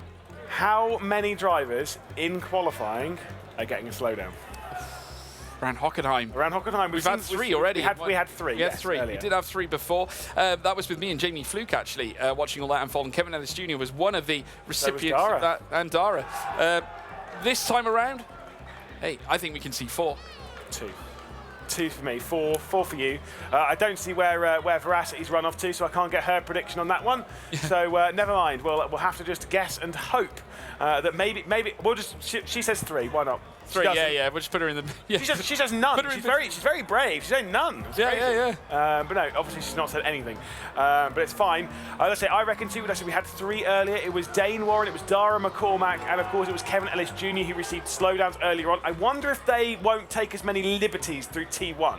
Well, that's a possibility, because that has been the crux of the issue. Many times we've seen it in qualifying. That is where the time is lost, but also at the same time where the invalidations, all the slowdowns do occur. So we'll have to keep notes of that. Obviously now, as practice comes to an end, they're going to be getting set for qualifying, and matters like Turn 1, Lewis, could yet be plaguing on their membranes. Luke Bennett's the driver that's topped practice coming into it again. We know it doesn't really matter too much because they're all basically on the same speed. It comes down to this one lap in qualifying. It was a 35.931, which would have been pretty close to the record-breaking lap time that was set, of course, by Joshua Rogers earlier on. With qualifying being underway, I wonder if Josh Rogers is now the favourite to get at least pole position here. Well, he could do. I mean, he's got potential. I mean, he's got the fastest lap in R1, has he not? So, huge opportunity here for Rogers, not only to take pole, but also take a 4th race win. But let's wait and see. Bennett is going to kick us off. My pick here in Hockenheim, a proven race winner around this circuit. Let's see what he can deliver. Yeah, indeed. So Luke Bennett being the first driver, we'll keep our eye on the first sector. Now, the BMW has done, I think it's one of the fastest first sectors. It's not consistently the fastest in the first sector. It's normally the Merc that is. But the BMW in the hands of Jonny Tormler, I think, is normally one of the fastest in this first sector. As we'll see him run a Cove, it was 20.3. Oh, my goodness, look at that. Hand on ahead, Luke Bennett. He's already kind of messed it up. That first sector is not good at all. We need to see a 0.2, a 0.1 really. Yeah, really a 0.1 is what we need. He is 2/10 off already out of the first sector. So I tell you what, past form is not requisite of a great lap, and certainly now. Yeah, I'm not saying. If you didn't hear me, it didn't happen. Yeah, at the end of the day, though, we've still got the rest of the lap to come. So obviously the second sector will need to be great. Sector 3 will need to be sensational. Into the Mercedes Arena section, Luke Bennett will go 20.3 in that first sector as he heads his way out of the arena section down towards Mobile 1. We'll see how tidy this final sector is going to be from it. It needs to be a clean one, 45.5 in the middle, which is actually not that bad to be fair, as he runs his way on the exit of Mobile 1 and down now into the Sachs curve. This is where things really tighten up. It completely changes the dynamic of the rest of the circuit. This is the bit that's been, classic. It was even before we were doing the racing around here like before 02. When we had this change, this newer layout of the Hockenheim ring. Bennett leaves the final corner and out towards the line. He is fuming. It's going to be a 36 something, maybe a 0.3. Oh, sorry, 36.1. That's to be fair. I mean, he's annoyed, but it's not that bad. Well, I would argue that is potentially 2 to 3 tenths off our best time. I think we will see, and you can just see the frustration there in the bottom right-hand corner, and already visibly shaken by that very lap. Kevin Ellis Jr. 20.3 is 2 tenths off, around the realm of where Luke Bennett was, but has in fact garnered in those crucial thousandths. 45.4 in the middle sector is okay as he heads up towards the line. I'd expect this to go to the top here. Kevin Ellis Jr. shall surely take P1. Not bad at all. Gets himself underway, but here comes Joshua Rogers. So Josh Rogers, the next one to go through at the moment, is Kevin Ellis Jr. on the provisional pole. But Josh Rogers has had a slowdown in the first sector, 22.5 as we see it come through. Oh my goodness, I see a sign to support Josh Rogers at the wrong time. Oh my goodness, such a shame. He was my pick as well. I'm fuming. Yeah, unfortunately the slowdown laying claim to our 3 times race winner here today, and now guess who's the turn? Well, we got another slowdown, Kevin Siggy, and that's Jasmine's choice. Oh, well, at least there's that, to be fair. At least there's that. At least there's that. Like, we can take solace. Luke Bennett's not had a great lap. Josh Rogers not had a great lap. Kevin Siggy's not had a great... We're okay. As predicting, we're all going bad. There's no such thing as the commentator's curse. Sebastian Job, one of the drivers that can work his way through into finalist mode, out through the final corner. He'll race his way to the line, and we'll see what it's going to be from Sebastian Job. Is it good enough for provisional pole? No, it is not. It continues to be in the hands of Kev. Yeah, but that middle sector was okay, but not quite enough, I don't think, to marshal the charge against Kevin Ellis Jr. We saw a brief celebration from Kevin Ellis Jr., and I think for good reason. He definitely feels content here at this point. There's only one driver within the same tenth of a second of him, and that is Job. Jeffrey Riedfeld, who is another outsider for a potential big result here. 20.2 is decent in that first sector. We're not sure where he sits in terms of sector 2 or 3, but we'll find out now shortly as to where he'll go as he comes up towards the line. He goes first fastest by a miraculous 82 thousandths. Unfortunately, it's not going to be there for his teammate as well. Kevin Siggy has got a slowdown penalty to join Josh Rogers. I see you picked up more of these things to write, like more of the signs. How many do you have now? Oh, okay, it's not like there's only 4 or 5. I don't know, there's been a lot written down. Of course, we do have a lot of people around writing things on sign. Normally, though, I feel like it is cursed. There's a few. There is a few. Let's see what Kevin Siggy does across the line. It's not going to be that impressive. It's going to be back there with Josh Rogers. He crosses it, 2.5 seconds off, something like that. Oh, 4.4. Wow. That's one of my lap times. That's going to be towards the rear. Unfortunately, Yuri Tomin, who has been plagued with the technical problems that we saw in our previous race, now back again. What can he marshal in? Obviously, this will be a valid lap. And doesn't look so okay, actually. 20.3 in Sector 1 is pretty good. 45.4, very good in the second sector. So he's okay here at this point. Final sector to come. The ODR8 LMS here looking to try and burn bright here in the closing stages. Could he go up to the top? 4th fastest here for Yuri Tomin, second row of the grid. Maximilian Benneker up next, and look at that middle sector, 45.3. The first is not great, the second is pretty decent. Into the final sector he goes. Is he going to be challenging for the pole position? Of course, he can't get into finalist mode, and we're still yet to see him, really take to the fore at the moment. Of course, he got his first podium of the day in the previous race, out through the final corner. Looks pretty happy with the lap. What's it going to be as he comes up to the line? Is it good enough for pole? Oh. Yes, it is! A 35.885. Is that faster than we saw earlier? That's extraordinary. I think that's pretty close, Lewis. It's 135.881. That is definitely very tight. It is faster than what we've seen at all. The new fastest lap recorded here by Max Benneker. Darren McCormack, though, looking to try and straight back after the quali ban he had last time out. He's going to try and usher in a big performance here at Hockenheimring. Can he go to the top end this time around? Will it be Redemption Day? 3rd fastest. Wow. Second row of the grid, but outside of 10th. Decent one there for McCormack, but what a lap from Max Benneker.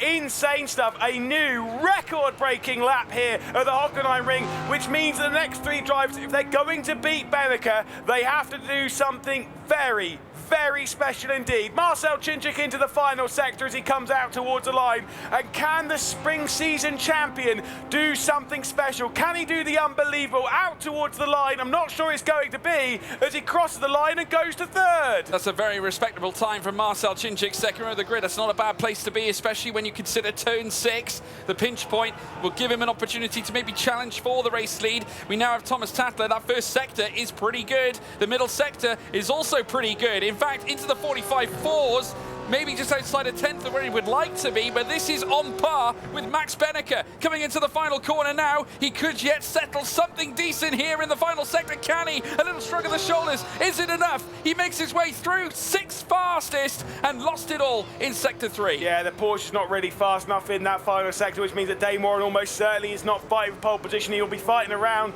the Semi-Job, Thomas Tatler kind of positions of what we just saw.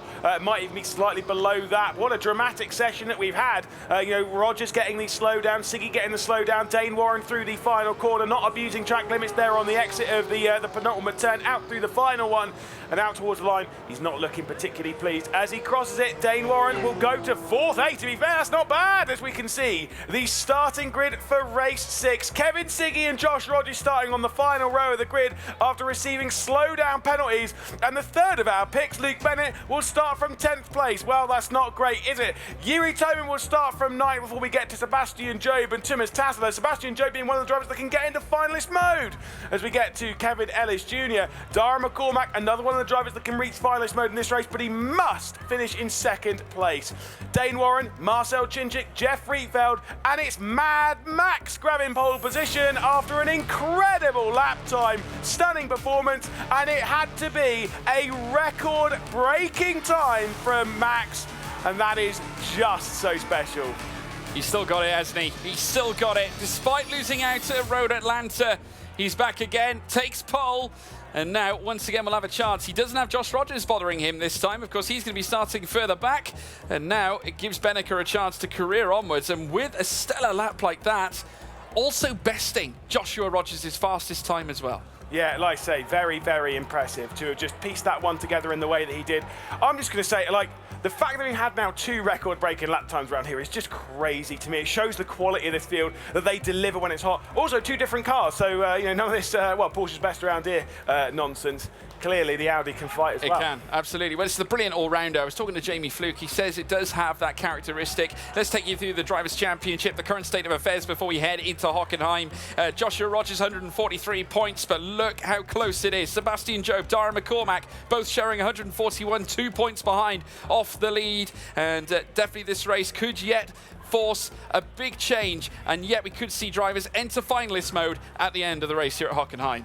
How exciting. How exciting. Like we say, of those drivers higher up the order, Dara McCormack, if he finishes in second place, he'll be entering finalist mode. He's really the highest one and the most likely to do so. And as we said before, the next track is Monza. Yeah. If Dara McCormack gets into finalist mode here, for the Mercedes. He's won at Monza today. I mean, I'm going to stay. He has won at Monza today. He can do it again. Yeah, he can, and you know, he's perfectly capable. I mean, what it would mean to him too, because he's always been knocking on the door. I look back at his spring season form, the first driver to go back-to-back in terms of round victories, and arguably the most consistent driver heading through the full season major. Interesting to see that the man who has swayed you away in terms of the pundit predictions. I'm still disappointed in you, Moritz. Outrageous. I picked him 3 times yesterday. And he let you down every single time.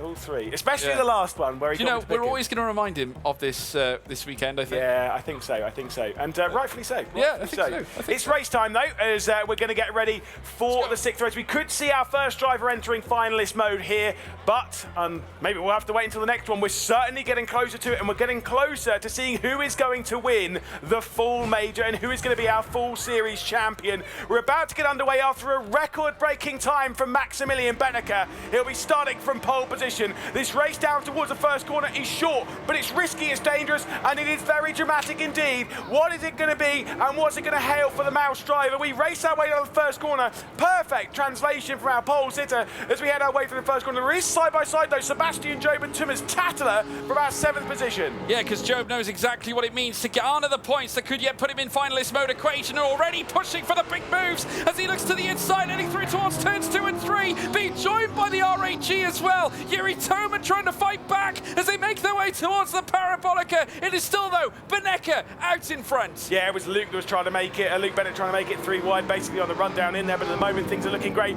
Look at the gap, though, for the lead. It's getting closer because Jeff Rieveld's trying to do something here. He's trying to make something special for Team Redline. Maximilian Benneker with his old team trying to go around the outside. Contact between the pair of them. Look at Dane Warren as well, trying to come through side by side with Marcel Chinchik, the spring season champion. Still, Benneker leads. Yeah, he's like a vulture, isn't he? Just waiting to strike Marcel Chinchik. Watching the front 2 battling it out. One mistake and he will pounce as they head through the middle sector. It's still Benneker, though, who holds on to the lead here with 2 tenths now swaying behind there.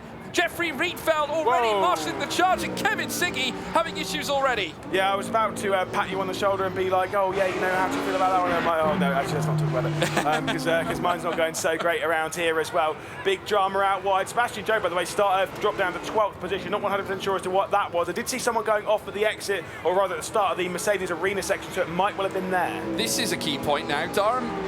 Dane Warren in front of Dara McCormack here. Now, bear in mind, Josh Rogers, yeah, obviously Dane Warren's mission here is obviously to keep Dara McCormack behind, right? Yeah, no, exactly. The only thing that Dane Warren can do really to help his teammate more than anything else is stop Dara McCormack getting his way up into second position. And I'm sure Dara knows what's at stake right now. He wants to go into Monza with a chance of being victorious. But yeah, it's going to be a tough one. Well, I can tell you that Rietveld, I think he can smell an opportunity here, 3 tenths away from the lead, and Benneker, though, still out in front, and now Dara McCormack keen to get this move home and hosed. He could yet venture into finalist mode, as we saw. If he gets into P2 or higher, goes for the move, switches straight away to the inside, heading in towards turn 6, wheel to wheel with Dane Warren now, goes aggressive in tight now as he battles with the Porsche. Contact between the pair as they run the paint together, but still now, they rise out of turn 6, wheel to wheel, through towards the Mercedes Arena section. It's got to be brave, though, of course. It's a Mercedes-branded car trying to get around the outside of a Porsche-branded car, and it is the Mercedes Arena section, but it is the Porsche that hangs on. Dane Warren, sterling defence, 4th place still remains his, and the gap is, importantly for him, growing between himself and Marcel Chinchik. That is a good thing. not a bad thing. Yeah, for Dane Warren, the task is perfectly clear. Keep McCormack at bay. Keep him away from P2.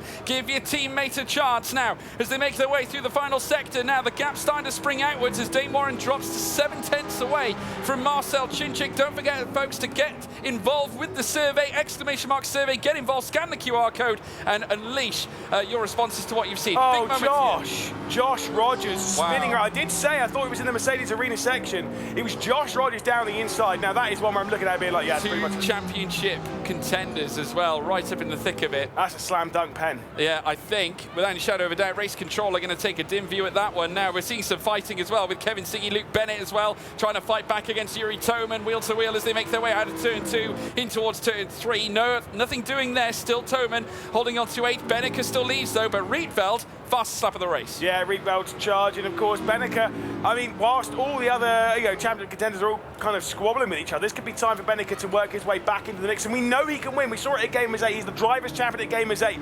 He's kind of one of these drivers that can get in his own head a little bit. But the problem with that for everyone else is that, yes, he can get in his own head a little bit. Once you give him that whiff of confidence, boom, bish, bash, bosh, he is down the road. He had a podium in the previous race. He's been building up to this into quite the crescendo, and he currently sits on, 116 points. Hey, a couple of wins, and he's straight into finalist mode. Yeah, fascinating as well to see Moritz Lerner watching on as his teammate still leads here at Hockenheim Ring. It's down to one solitary mouse, but it's a mountain of a task for Max Benneker, despite his reputation as one of the greatest drivers in the world. He's got Rietveld in behind, Chinchik as well in third, and then Dane Warren in behind, who's doing a stellar job of keeping Darren McCormack away from that P2 or better that will garner him finalist mode. So many stories here to pick apart. Porsche Coanda, we will surely see Joshua Rogers suffer at the extent of Race Control after an issue with Sebastian Job.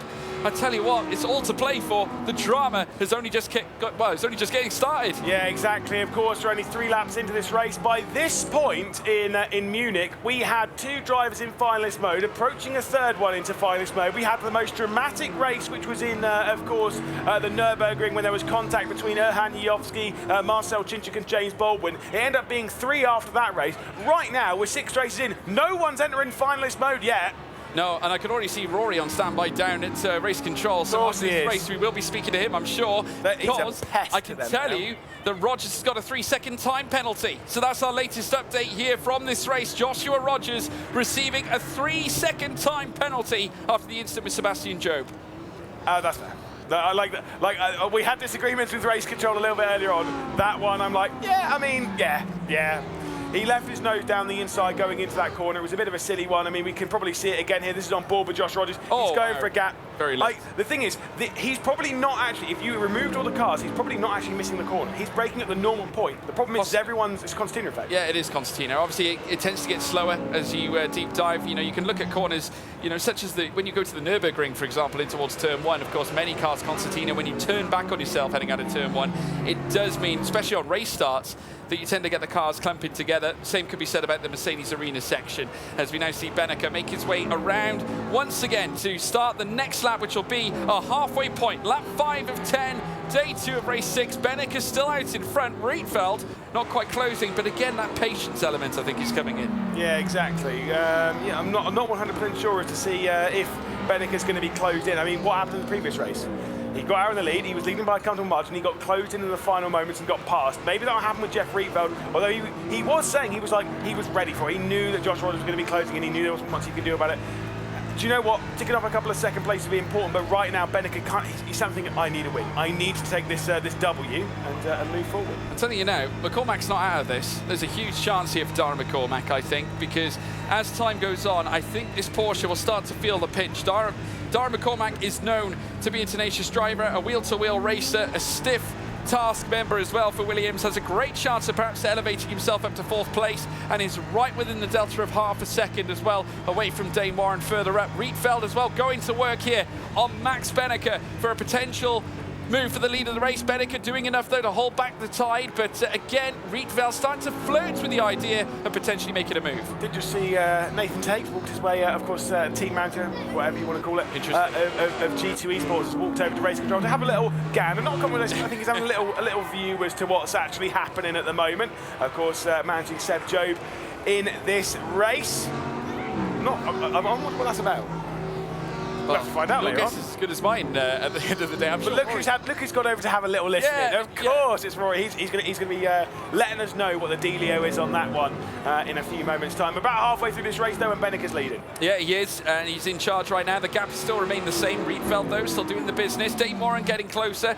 McCormack now 6/10 away from Warren, and Kevin Ellis Jr. coming into the fight. So this is not an open and shut case right now. Plenty of cars in the slipstream of each other to bring themselves into the fight. Kevin Siggy dropping a second away from his teammate Luke Bennett in 9th place. So the car's starting to divert into two groups, as we're seeing now. They're venturing through towards the Parabolica. Rietveld there we can see in second. You can see how composed he is on the left-hand side. I'd imagine the nerves, though, started to creep in here on lap 6 of 10, knowing that we're coming down to the crucial stages of this race. And Benneke with a great chance of alleviating himself from the bottom end, or should we say he's about midway through in the championship table. He would like to be in the top, fighting for finalist mode. And like you say, I think he can absolutely be one of those drivers, and a win here will completely turn this one around. I think there is something like me looking at this. I don't know what it was. I mean, even though we're dealing with some of the same drivers as what we were dealing with back in Munich, there is something about this grid now where I'm looking at it being like, honestly, I think this is stronger than we had at Munich. I think it's so much more open than we had in Munich. It's definitely more open than we had in Gamers 8, even though, again, we're dealing with the same drivers. I don't know what it is. There's a vibe about this. Anyone can win. Yeah, the longer this championship goes on, it becomes a greater stamina test for each and every single one of these fantastic drivers that have brought themselves to the top of their game, competing in the greatest sim racing championship in the world today, certainly here racing at DreamHack. And certainly now we have Max Benneke currently leading the charge with Rietveld in second, third place Marcel Chinchik, Dane Warren in behind as well, Dara McCormack filtering out in fifth as well, as we see Chinchik breaking out of the aero, something we saw time and time again from him here at this very circuit. As Jamie Fluke weighed in on it, he said it's trying to break out of the temperature, trying to keep these tyres cool. I definitely want that clip, my goodness me. Max Benneke, though, leading by half a second. Marcel Chinchik in tow. Like we say, we've got this train going back down to Kevin Siggy. No moves just yet. Everyone's playing the longer game. No one's really nailing the exit of turn 2. That's where it's all about, coming through turn 2, through turn 3, and then out onto the Parabolica, down into the hairpin. That's where it's going to get close. Let's see what the gaps are doing. At the moment, the one that's closing up the most is Rietveld Chinchik, but that's not really going to happen. A bit too far back. I did see Yuri Toman poking his head out a little bit on Timus Tattler. But again, not going for it. It's super close between second and third. Yeah, it is getting really nip and tuck, and obviously this championship in itself will bring an end to a fantastic year for ESL R1 competition, but still we've got a champion to crown, and Marcel Chinchik knows exactly what it takes to get there. He himself, though, yet to taste victory here in final contention here so far today, but yet this could be a chance, because he is now within 3/10 of Jeffrey Rietveld. He's in third and could yet clamber on the back of fellow Audi driver, but a mouse driver, Max Emilian Benneke, because the man who would break the record here at Hockenheimring, a record once set by the man who has sustained a 3-second time penalty in this race alone, Joshua Rogers. Yeah, I did see the one written down about Luke Bennett trying to catch a mouse. Well, it's Jeff Rietveld that's trying to catch it at the moment, and Max Benneke seems to have the speed, the agility, and the advantage at the moment to keep the red line driver at bay. They've got 3 more laps at Hockenheimring, and I say maybe it's the last time we see this one today. To be fair, technically speaking, maybe it's not. If we need to go into a 9th race, we deal with going through the tracks again. We'll discuss how that one's going to work if we need to get to it. We've not gone past 8 races yet. We've had 8 races at Munich. We had 6 races. We went racing back in Gamers 8. Maybe this is going to be the longest day so far when it comes to ESL R1 competition. Yeah, lap 8 of 10 now, and next lap will be the penultimate one. Of course, Max Benneke still out in front now. Jeffrey Rietveld within half a second now, looking to get closer. I get the feeling that he's waiting for the opportune moment, and the next lap could be that. Marcel Chinchik in third place as well, watching all this unfold with Dane Warren, who's driven superbly at this point just to retain that 4th place. Dara McCormack has been hovering all over him, but McCormack losing, and he's out to a second away now here at this point. With him behind, Kevin Ellis Jr. starting to close up upon him. Yeah, so McCormack scoring 10 points in this race, by the way. Obviously taking to the lead of the championship. That's obviously very cool and all that lot. But it will leave him 9 points clear of going through, which means he kind of needs, what is it? I think it's the top 10, top 5. He'll need to move into finalist mode in the next race. The next race is Monza. That's one that he wants to win. It's going to be frustrating. Well, the great news for Dara McCormack is that whilst he gets the points here, obviously it means that he could yet get himself a little bit closer, in which case P2 is not necessarily the goal to get at the very least. He could get something perhaps a little less and still be in contention for finalist mode. Yeah, which is great, but the thing is, like, he would want a finalist mode in this race because he's going into a track that he knows he's strong at. That's kind of the problem. Yeah. And then the track after that is Spa, where I've been told by the Mercs, they're like, no, that's one where, like, I would argue we can't. BMW are probably more favoured over a track like that. We have seen, of course, the likes of Team Redline, Porsche perhaps as well. Porsche, exactly. It's between kind of those two. So for Josh Rogers, yeah, fantastic opportunity. Just go and score some decent points at Monza. But this will be a setback, right? This will be a setback. I mean, he still needs to perform at Monza because at the moment he's he will score no points in this race. So he's still, Josh Rogers still needs to get on the podium. He needs to finish second or first at Monza, as we'll see closing up here for Kevin Ellis Jr. No move coming. This is a very calm race. I've been very impressed with Kevin Ellis Jr. so far, this weekend. I mean, coming into this final, he's rarely been outside the top 5, and he is right on the precipice of achieving a top 5 yet again, obviously trying to flirt away with Darren McCormack. He's bringing himself into the fights, trying to bring himself into the top 6 every single race, and he has constantly been there. He is choosing the sensible moves, a very educated process put in place here by Kevin Ellis Jr. And now on the penultimate lap, which will soon be the final lap, Benneker cruising as well ahead of Jeffrey Riedfeld, 0.7 of a second. So Benneker trying to consolidate in these dying moments. Yeah, and like you say, it's very impressive, very scary for some of these drivers how strong Benneker's getting. This will move him to 141 points. It will move him to a race away from going into finalist mode. And like I say, that means that at Monza we're having a lot of people fighting over getting second, third position. We're going to have a lot of people very, very close to finalist mode. I think we're absolutely 110% getting someone into finalist mode next race. Yeah, I think so. It definitely looks like we're on the precipice. Lap 10 of 10, final lap now underway. Benneker leads with Riedfeld in behind as well. Cinchik now 4/10 of Jeffrey Riedfeld in his own right, so a great chance for Cinchik here to perhaps promote himself into second place. We'll have to wait and see after the famed Parabolica section, which will take them around turn 5 in towards turn 6. Benneker can breathe a sigh of relief. He is now 8/10 clear of Jeffrey Riedfeld. That gap only coming down by the slenderest of margins. It's barely coming down now at all as Cinchik starts to show in the mirrors, threatening the back of Jeffrey Riedfeld. And the thing is for Cinchik is that if he finishes where he finishes now, he needs to win the next race. It's Monza, he's pretty good there.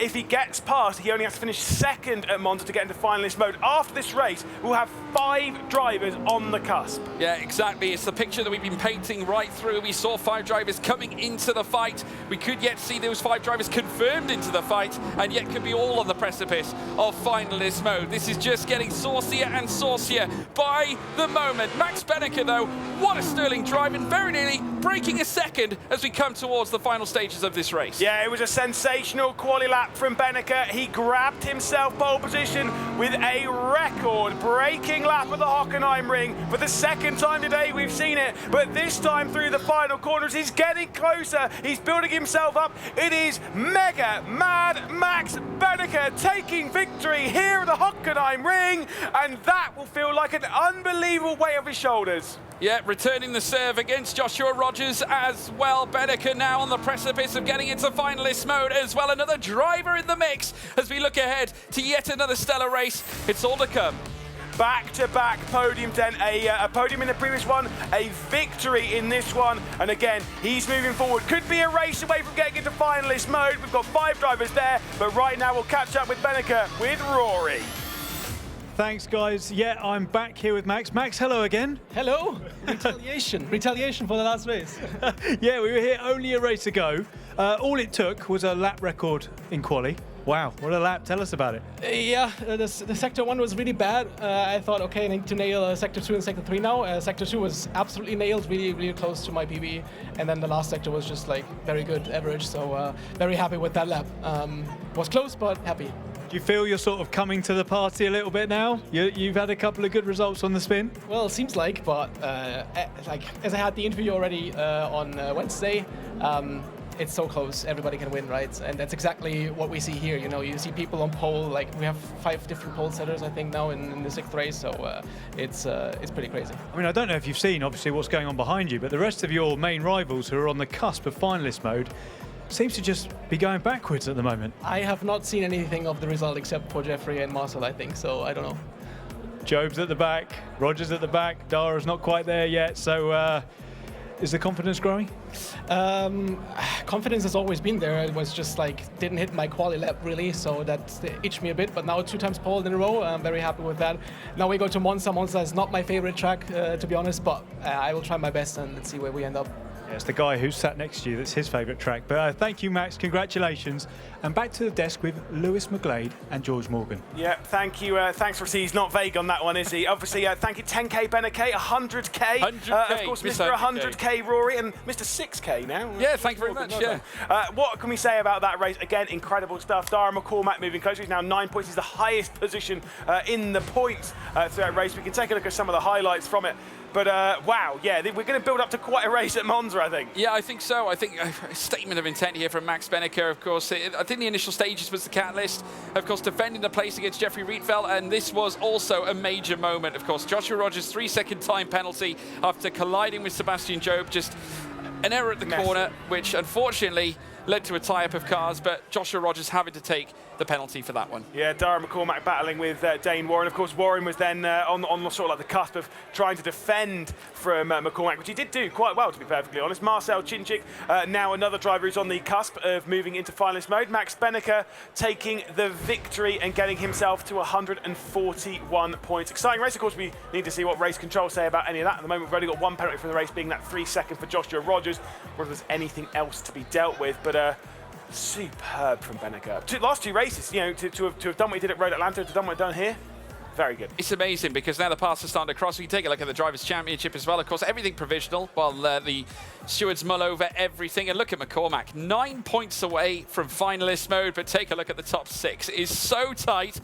And you can argue Kevin Ellis Jr. as well. Yeah, I mean, for me, what I want to look at is I'm going to look at the top 5. McCormack, Rogers, Job, Beneke, and Cinčić. They're all the drivers that are on the cusp of moving into finalist mode. 3 of them being McCormack, Rogers, and Cinčić. Obviously, they all got into finalist mode back in Munich as well, so maybe they're looking to do that twice in a row. Maybe Cinčić might sneak a win here again. And they are the form players to watch out for. So I tell you what, now, should we say the 5 cars that we've just seen, obviously getting so close and very tight and personal, it could yet become 6, could be 7 for all we know. It's still there and up for the taking. Like I said, I've been impressed with Kevin Ellis Jr. I think as sole Apex Racing driver, he has really matured out there through the course of this season. Again, bringing his best. The consistency is what counts, and I think that's exactly what Kevin Ellis Jr. is proving right now. Yeah, of course. And you know, he's very fast. We've gone our way past Red Atlanta, but we're going into Monza. We know he's quite strong. He's had a podium around here as well earlier on. Obviously, by the way, we've got a little bit of a break between this one and the next one because the drivers definitely do need to cool down because it's been a very, very testing time. One of the drivers, though, who's not racing in this, potentially the person that I might have cursed the most, even though I think that's total rubbish,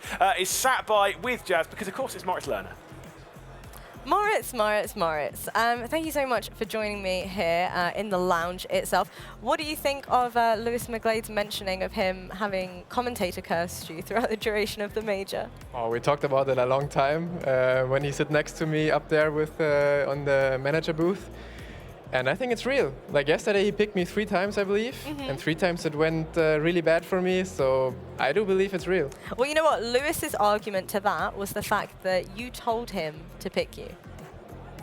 I did, because I wanted to validate that it's actually true, and it is. Was it 100%. worth it? Was it worth not making it to the top 12 of the major for today? Is it though? No. We've got Lewis shouting that it's total rubbish. It was a nice experiment. Yeah? And I mean, everyone knows now, or I hope everyone knows, of the drivers, that Lewis should never pick any driver ever again, because he will not make it. Especially because I don't think he's got a single prediction correct this whole major at all. Is that so? I believe so. I don't think he's got a single one correct yet. Well, then first, he's really bad at picking. Second, yeah. We'll come up with something funnier for second in a little bit. Well, we've just seen Max's performance, and before heading into the race, I asked for your prediction, and you very confidently said that Max would comfortably take this win. And I asked you, was it just bias, or is that actual method to the madness? Do you want to share with everybody the method? You know what? The last time you asked me this, I also said Max is going to win. And I think this oh no, it was Spa where he got the penalty afterwards. But he won on track.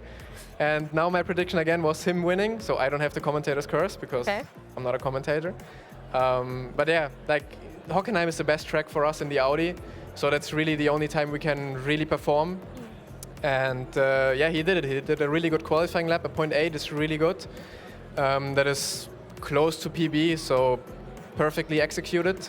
And then in the race, Hockenheim is an easier track to overtake. So at first I was a bit afraid that Jeffrey would maybe have the chance to attack him because he was staying close for most of the race, and I knew the tires of the Audi drop off in the end. But it seems to be that Jeffrey was dropping off even more in the end, so he was able to be in first place for most of the race, for the whole race, and yeah, win it, which is really good. I just saw the points table; it's like really close now. He's in for the fight again, and Max knows this now, and he will be on fire. The real question is, though, heading into Monza, how do you think the Audi's going to fare? How do you think Max is going to do? Because not his favourite. No, it's not his favorite. It's also not the Audi's favorite. But then again, I think the Audi has good chances in qualifying to be somewhere up front. And on Monza, if you're up front, of course it is like huge draft, long straight, so easy overtaking opportunities. But once you're at the front, let's say P1, 2, then you're really safe, and then you can make it a bit strategic where you want to place yourself to be in for the win in the end. The race is going to be tough though, because race is really bad for the Audi here. Like, I hate talking about BOP all the time, but it's just I've been that hearing topic. it Like, from every single driver. We were talking about it earlier as well. But at what point do you maybe start to reflect on your own driving ability? When all of this BOP talk, never ever, Never your own constant denial. No, it's really hard to really say. Like, as I said, I don't like talking about the BOP because you never actually know when someone did a really good performance. Like, you see a different car winning, and you're like, okay, was it actually his driving, or was it because of the car? If the same car is winning and you're somewhere at the back, then you know, okay, I did a really, really bad job. But whenever another car is winning, and yeah, you never know, is it the car? Is it the driver? I really want to believe it's always the driver, but yeah, you kind of always have to give it the benefit of the doubt. Well, Moritz, I'm so happy that you're here on the couch with me. And you know what? In pretty good spirits as well. It's been so fun having you here. But I got to ask, a lot of our drivers we've seen have not necessarily had the ability to disconnect from the results of yesterday. A lot of them are still looking pretty glum. So tell us, what is your secret? How are you able to reset and still be here with a wonderful smile on your face? I don't know. I'm a very positive thinking human, and of course I'm still disappointed in the back of my head of not being there on stage driving and getting some money with me to my bank account. No, but it's whatever. Like, what happened happened. I can't make it any different. My season was bad, and the final almost went even worse. And yeah, once I realized yesterday, it was like, yeah, okay, whatever, just get it over with, and just enjoy the event, enjoy the experience you're on, enjoy the new country I'm in, first time in Sweden. So yeah, it's better to have fun, smiling, than just being depressed and sad, running around at a venue like this all the time. That's very true. Now, you mentioned the prize money. I have to ask, does that actually factor in and play on you guys' minds when you are driving at all, or is it more of an afterthought? For me, at least, no. Of course, you think about it, like here, 40K for winning, obviously that's nice. But I think everyone is here to win, for feeling proud to win. It's all about winning. We are not here, like, even if we were to get the 40K as like P20, then it wouldn't be the same feeling as, or if everyone got the same amount of money, no one would care, I guess. Like, obviously it's nice, yes. You always have to say it's nice, yes. But we are here to compete. We are here to win. Okay, so here's a question for you. What means more, the money or the trophy? Trophy. Really? Yeah, because it shows you won, and that is what matters. Like, you will not say, or people will not say, okay, he got 40K at this event. People will say he's the champion of the fall season of the major. I think and that's beautiful. In my opinion, that's worth a lot more than money. That's so beautiful. I love that for you. But what do you think right now heading into Monza is going to be playing on Max's mind? Any words you want to give him, words of encouragement? I don't know if you've seen, but he has his Rubik's Cube all the time, and that seems to calm him down quite a lot and lets him focus. Until he knows he's on camera trying to complete the Rubik's Cube. 19 seconds it took him. 19? Yeah, That's because pretty I impressive. was timing him, and then he was like, okay, give me a few seconds to take a look at the Rubik's Cube first. So I gave him a few seconds, then he cut it down to, I think it was like 15? It was actually the first time I knew he's doing stuff like this. And then I saw it, I think it was yesterday, like doing it behind the manager's booth, and was like, damn, he's really good. Yeah. And yeah, taking it actually with him to the rig, I think he did it for the first time now. And it helps him, especially in qualifying, when you have to sit there for like 5 minutes until you get to do your qualifying lap. You're cooling down, it gets kind of boring, and then you're basically out of it. And I think something to do helps you to stay concentrated, stays you in the rhythm. I've got an idea for you. For the next major, I have a little hobby for you to do. He's got the Rubik's Cube. Can I convince you to do some knitting, maybe? Some what? Knitting, you know, like Knitting? No. No? No. Maybe we can get you on a Rubik's Cube. I would love to. I thought about it. I always wanted to get a Rubik's Cube and actually get good at it, but... You know, Max was trying to teach me some Rubik's Cube strats, but my memory is awful, so I couldn't retain any of that information. Maybe I have to pick something up, I don't know. Actually, like stuff like this I thought about a lot, like chewing gum maybe, just to keep the head concentrated, just do something while waiting there. A lot of players do that. Is there any other hobbies that you'd like to pick up maybe? Anything else that you're like, maybe this could help me? And also, like, why would it help you? Is it like more from a nerve standpoint or keeping the brain active? Both. Like, when you're just sitting there waiting because you have nothing to do during the waiting time in qualifying, it's really, really hard to, I don't know, stay focused. And you just get bored really quick. Yeah. So you need something to do. And if it's chewing gum, just, you know, not chewing on your teeth the whole time. Chewing gum is like, it just helps you to just do something and not go, like the worst thing is going into your mind and like, oh man, I really have to hit turn one now. Okay, where do I have to brake again? Because if you think about where do you have to brake, you forget. Yeah. And if you forget and think about, okay, wait, is this really the right braking point now for turn one, or was it somewhere else? And then you're like going into a rabbit hole, thinking and thinking, and then you will just you will mess up turn one. Well, you know, we were speaking off camera about the use of a mental coach and how much we think that impacts and affects drivers heading into big events like this. Obviously, there's a crowd, there's thousands of people watching around the world. Obviously, you've got your followings on social media and things like that as well as pressures from an organization standpoint. How does a mental coach kind of factor into all of that?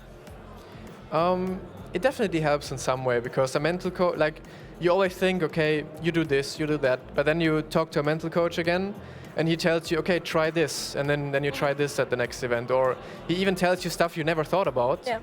And even though you don't maybe think it helps you right away, it's still in the back of your mind, okay, I've got a mental coach, and that is, like, for a lot of people, they never get to be in a position of getting like a mental coach or doing something like that. So just being in the position of having that and getting to do it, even though you don't maybe think it helps you right away, it's still in the back of your mind. It's like, okay, he helps me, he gives me suggestions of what to do, and if that even subconsciously helps, then yeah, it's really good.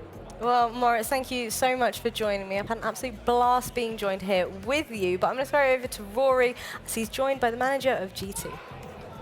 Yes, thank you, guys. I am here with Nathan. Nathan, how are you doing? Yeah, good, thank you. Good. I was beginning to think we'd done something wrong because we've not spoken yet this weekend. No, well, it can be a blessing or a curse. That can be a blessing or a curse. Before we get on to today, how was yesterday? How would you sum up yesterday? Yeah, I mean, it went perfectly, didn't it? I'm not used to being in a position at these events so far where, you know, the first race is done and realistically it's a massive weight off our shoulders. So it was nice to get that first win out of the way super quickly. Meant that we could kind of basically race without fear with Seb, build that points buffer and get ourselves into a nice position for today. And again, it got off to pretty much the perfect start, right? Almost. He comes in today with the most points. Then actually, it was actually a tricky one at Spa, wasn't it? Because you had the Thomas Tatler battle, which I don't think anybody, you know, with all due respect, I don't think anybody thought that was going to happen. How was Seb after that? It's tricky, isn't it? Because from our perspective, and I think from the perspective of a lot of people, it wasn't a penalty. And I think at that point you have a decision to make on how you take that, and you can carry it forward with you. Realistically, I think what we try and do is operate inside our own circle of influence. At the point where that decision's been made, regardless of how we feel about it, there's nothing we can do about it. There's no recourse. So it's about resetting and trying to go again and make sure that we get in a position where we can win the thing. Yeah, and I think that's a great mindset to have, and I think it's easier said than done. I think we've seen that with Seb as well, because I don't know if it's fair to say it's not what we're used to seeing from Seb. It feels like he's stuttering a little bit and almost stumbling across the line to finalist mode. How would you kind of sum up his journey his journey today really towards finalist mode? It's an odd one. I think it's a tricky day in general. Obviously, we've got to the business end of things, and it's the 12 best drivers. There's going to be no gimmies. There's going to be no guaranteed Sebi pole anywhere. And I think also a combination of that and the fact that he's come into the last day with such a comfortable margin, he's almost the man to be hunted. So I think it's probably a combination of those two things. But Seb's incredibly mentally resilient. We know how quick he is, and we've seen today, I was saying to you before the interview, how much the pendulum has swung. All it takes is for it to swing back in our direction in the next two races, and we can still, pick up the trophy. So, yeah, I still believe in Seb always will. He's the class of the field. I know other teams have said the same about their drivers. 100% believe it is Sebastian. He's, an incredible worker, an incredible driver, incredible teammate. So, yeah, I still think he can pull it out of the bag.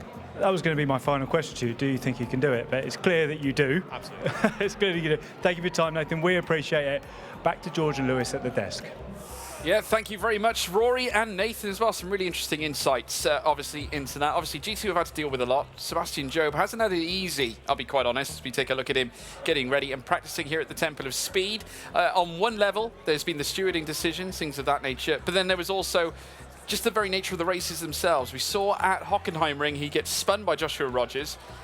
It's sort of really struggled to get going here, Sebastian Jobe, in a way. I mean, you could almost say that that he's been through a lot, but he has been through a lot. But maybe not. Maybe that's the Gianmarco Verducci thing. We'll take a look at the circuit, of course, where Sebastian Jobe does hold the lap record around here. But of course, Sebastian Jobe, on that topic, just a little bit, by the way, not had a podium yet. Still. Yeah, today. Which Crazy. is unbelievable, really, when you consider the form that he is in. And around this circuit, the Temple of Speed, there is one man that continues to prevail and show the form that we're also common to seeing generally in online season form, even though we haven't seen it coming through to the full season major.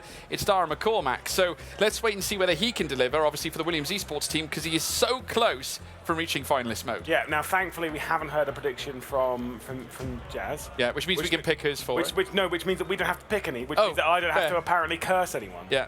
We'll just say she picks Moritz Lerner. I did get someone who's been involved with stuff behind the scenes, a guy called Lino, who did tell me that I should now pick, in future, always should pick Moritz Lerner, so he's always got an excuse. Jasmine's got to pick Moritz Lerner now, I think. Well, I mean, it's pretty hard in this race, isn't it? Yeah, well, this is what I'm saying.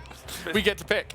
Oh, right, I see. Oh, my goodness. Oh, my goodness. Well, here's a look at the points. Yeah, the point situation is thus Dara McCormack still leading the championship charge now this time around, taking over actually from Joshua Rogers, 151 to the 143. The gap's still minimal, 1 point separating Rogers and Jobe as well. One big result.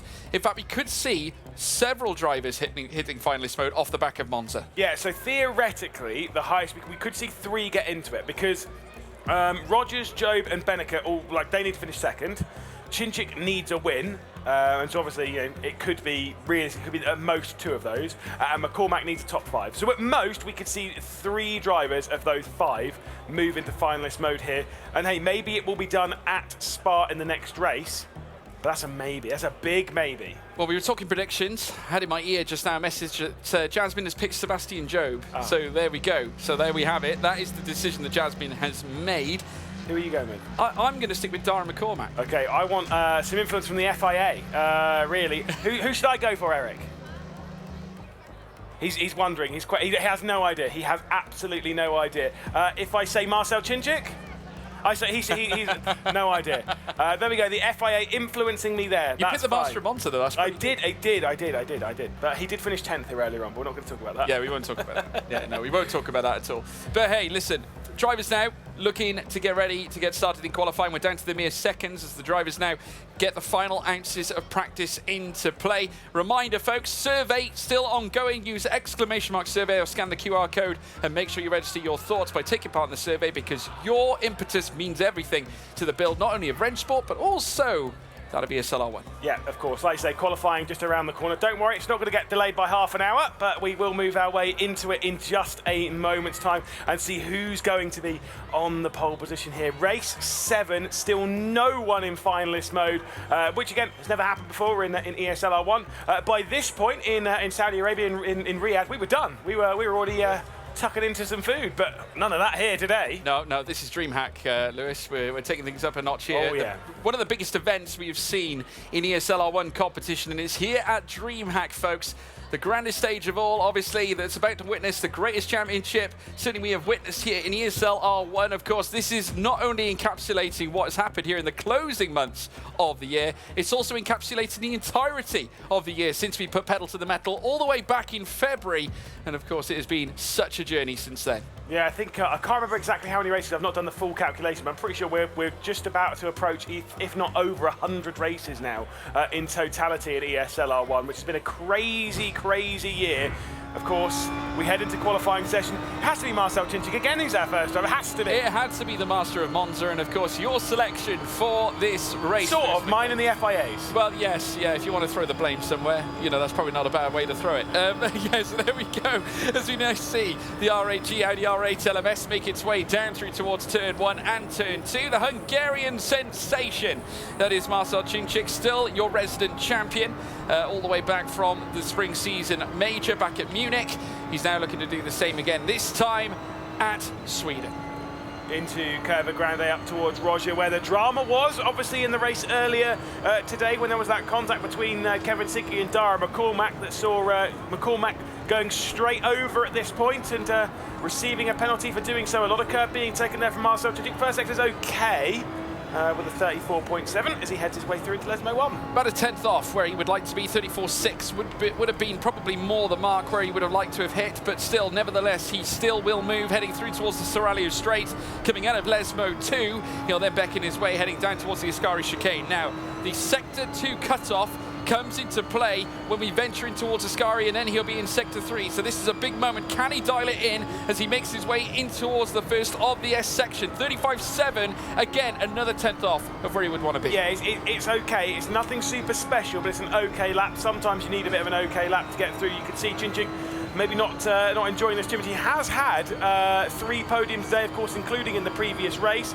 And like we can see there, Marcel Czincik needs a victory here to enter finalist mode. He is one of the 5 drivers that can do it, but it needs to be big. Yeah, needs a big victory here, and it would be massive, but no one can do it better than the Master of Monza himself as he makes his way up towards the line. Can he add himself to the top with a superior lap time? The first 2 sectors weren't ideal. The third sector, 35.7, isn't ideal either. Another 10, sacrificing, I would say, 3 tenths, and someone, it's Dane Warren, he's invalidated. Yeah, that's not a big lap time from Marcel Czincik. Do apologise. No, again, the commentator's curse doesn't exist. It's fine. He did his own lap time, all right? It was him who did it. 46.2 for Marcel Czincik into the Parabolica. I think that's definitely not going to be pole position, but will Thomas Tattler be the first driver around and the first driver to beat him? Let's have a look as he races his way towards the line and under this enormous gantry that goes from one side to the other. And it will be him indeed, but I can guarantee that ain't pole position either. 46.191. No. I think we're going to see superior lap times than that. Dane Warren, unfortunately, won't be one of them who's going to bring it. Obviously, an error has come in, and it's claimed him. It means the slowdown will mean that he will not be anywhere near the front end. Currently, the sole man with a slowdown means that he will be cemented towards the back. But will he be the only one with a slowdown when we get to the end of this qualifying session? That is the point. More beta keys being given out again, ! Beta if you are in the Twitch chat. But also, head your way over into the Epic Game Store and type one of those bad boys in. Dane Warren across the line, and into no shock of anyone, it's 4.7 seconds off. Yep, Kevin Sigke was well proven race winner. We all saw the fracas between he and Dara McCormack at this very circuit earlier on after their collision. Of course, Dara went to obviously take the win on track, but obviously due to steward deliberation, they stuck with their decision, and it would mean that Sigke would take the race win. But now making his way up towards the line now, he'll nestle in a 1:45.9, not the best certainly, but still 2.5 tenths. quicker, near enough, than Thomas Tatler. That's pretty decent. That might be the pole time there, the 45.9. We'll see if Sebastian Job can instantly beat that one. You can see in the bottom right, an almost irritated looking and shaking the head a little bit there of Kevin Siggy. See if Sebastian Job can instantly beat that one. Another driver that can get into finalist mode. He needs a second place or better. Nodding of the head. This is a big lap incoming from Sebastian Job. He's not irritated. Let's see what it's going to be. Oh, it's not good enough. Wow. The nodding got us out there. The slenderest of margins, red line now maybe, can add yet another car to the front end. They're currently seeing one on top with Kevin Siggy at 1:45.952. This time though, Jeffrey Rietfeld with a 34.8 in Sector 1 is less than ideal. He's on the money in terms of Sector 2, however, so needs a huge Sector 3 to try and bring himself to the forefront. Can he add his name underneath Sebastian Job? Surely this beats Thomas Tatler. You would have thought, no. P4 just behind Thomas Tatler and nearly 2.5 tenths off the pace. Now, Kevin Siggy's lap time there, the 45.9, is the fastest lap we've seen today. Wow. We saw a 46.0 in the hands of Dane Warren for pole position earlier on. So that lap time from Kevin Siggy could be good enough, but he's got to defeat Kevin Ellis Jr., who we know the Merc's quite good around here, Darren McCormack, Josh Rogers. These will all be quite fast around here as Kevin Ellis Jr. heads his way to the line. 34.7 in the first, 35.6 in the second. Across the line, time. Exactly the same as Sebi. Wow, well, amazing lap firstly from Kevin Ellis Jr. was nearly or precisely on the money in Sector 1 and Sector 2, eventually siding with Sebastian Job with 97 thousandths outside of Kevin Siggy. There's now Yuri Toma with a 34.7 in the first sector, around a 10th off of where he likes it, but a 35.5 could yet correct the issue, could yet add his name into the fight for P1. Kevin Siggy watches on nervously. What's Toman going to issue as he now comes up towards the line? Fourth fastest. Sector 3, not ideal. Yeah, indeed. That's not too great, but we've got 4 drivers to go. Luke Bennett, Max Benneker, Darren McCormack, Josh Rogers. These drivers will all be expecting to battle at the top. Luke Bennett needs a bit of work to do, but hey, he's maybe a couple of races away from getting himself into finalist mode. First and second sectors looking okay, but not great.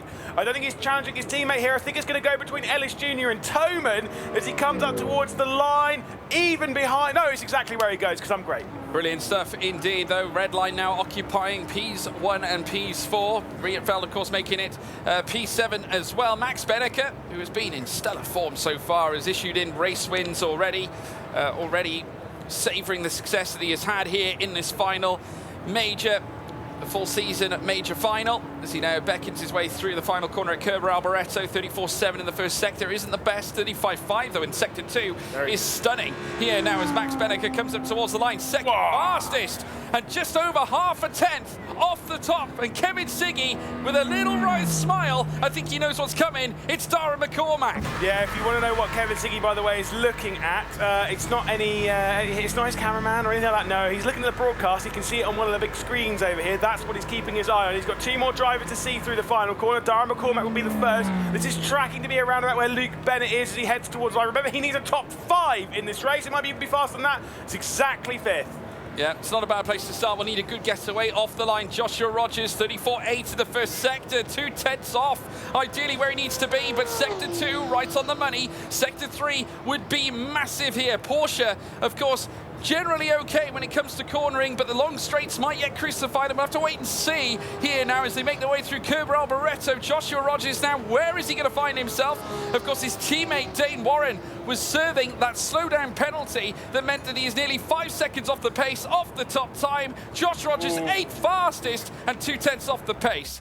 Let's take you through the starting grid, folks, from back to front, starting with Dane Warren, the slowdown putting him in P12. Marcel Chinchik, the master of Monza, and Lewis McGlade's pick, currently sits on the back row, P11. P10 going to Jeffrey Rietfeld, alongside him, Thomas Tatler for Heroic in 9th. P8 goes to Joshua Rogers, with Yuri Toman in 7th place. Luke Bennett in 6th. 5th place for Darren McCormack. 4th place as well for Kevin Ellis Jr. Again, the consistency prevailing, with Sebastian Job also on the 2nd row, 3rd place. Max Benneker returns to the front row yet again in 2nd, but it's Kevin Siggy. Mustachio returns here with what could be back-to-back Monza wins. This time, though, he'll like to do it on track instead of the stewards' room, and you wouldn't bet against him. It's Siggy on pole. Fantastic qualifying lap time, but he's got to defeat Maximilian Benneker. Again, if Benneker is 1st or 2nd, he will move into finalist mode. Of course, Marcel Chinchik, he needs a victory. We've seen his Sebi Job needs to be in the top 2, so we've got a few people that can do it. Dara McCormack, he's in position right now. He needs to be a top 5. He's in the top 5. Yeah, don't forget as well, folks, Beta Key Bonanza time. Get your codes, place them in the Epic Games Store to get your hands on a copy of Rennsport. Remember as well to use !beta to find out how you can achieve such things as well. Get involved and become one of the first people to play it. 15,000 keys on offer. Wild indeed. What do you think of the drawing of Kevin Siggy that we actually have down here? What do you think of that one? Well, yeah, I like the effort on the moustache. I think it's smooth. I think the head shape's correct as well, so yeah, kudos. Do you know, I think if you remove the tash and you can see a bit more of the head, I'd almost say it looks a little bit more Harry Kane. But, no, it's fine. It is fine.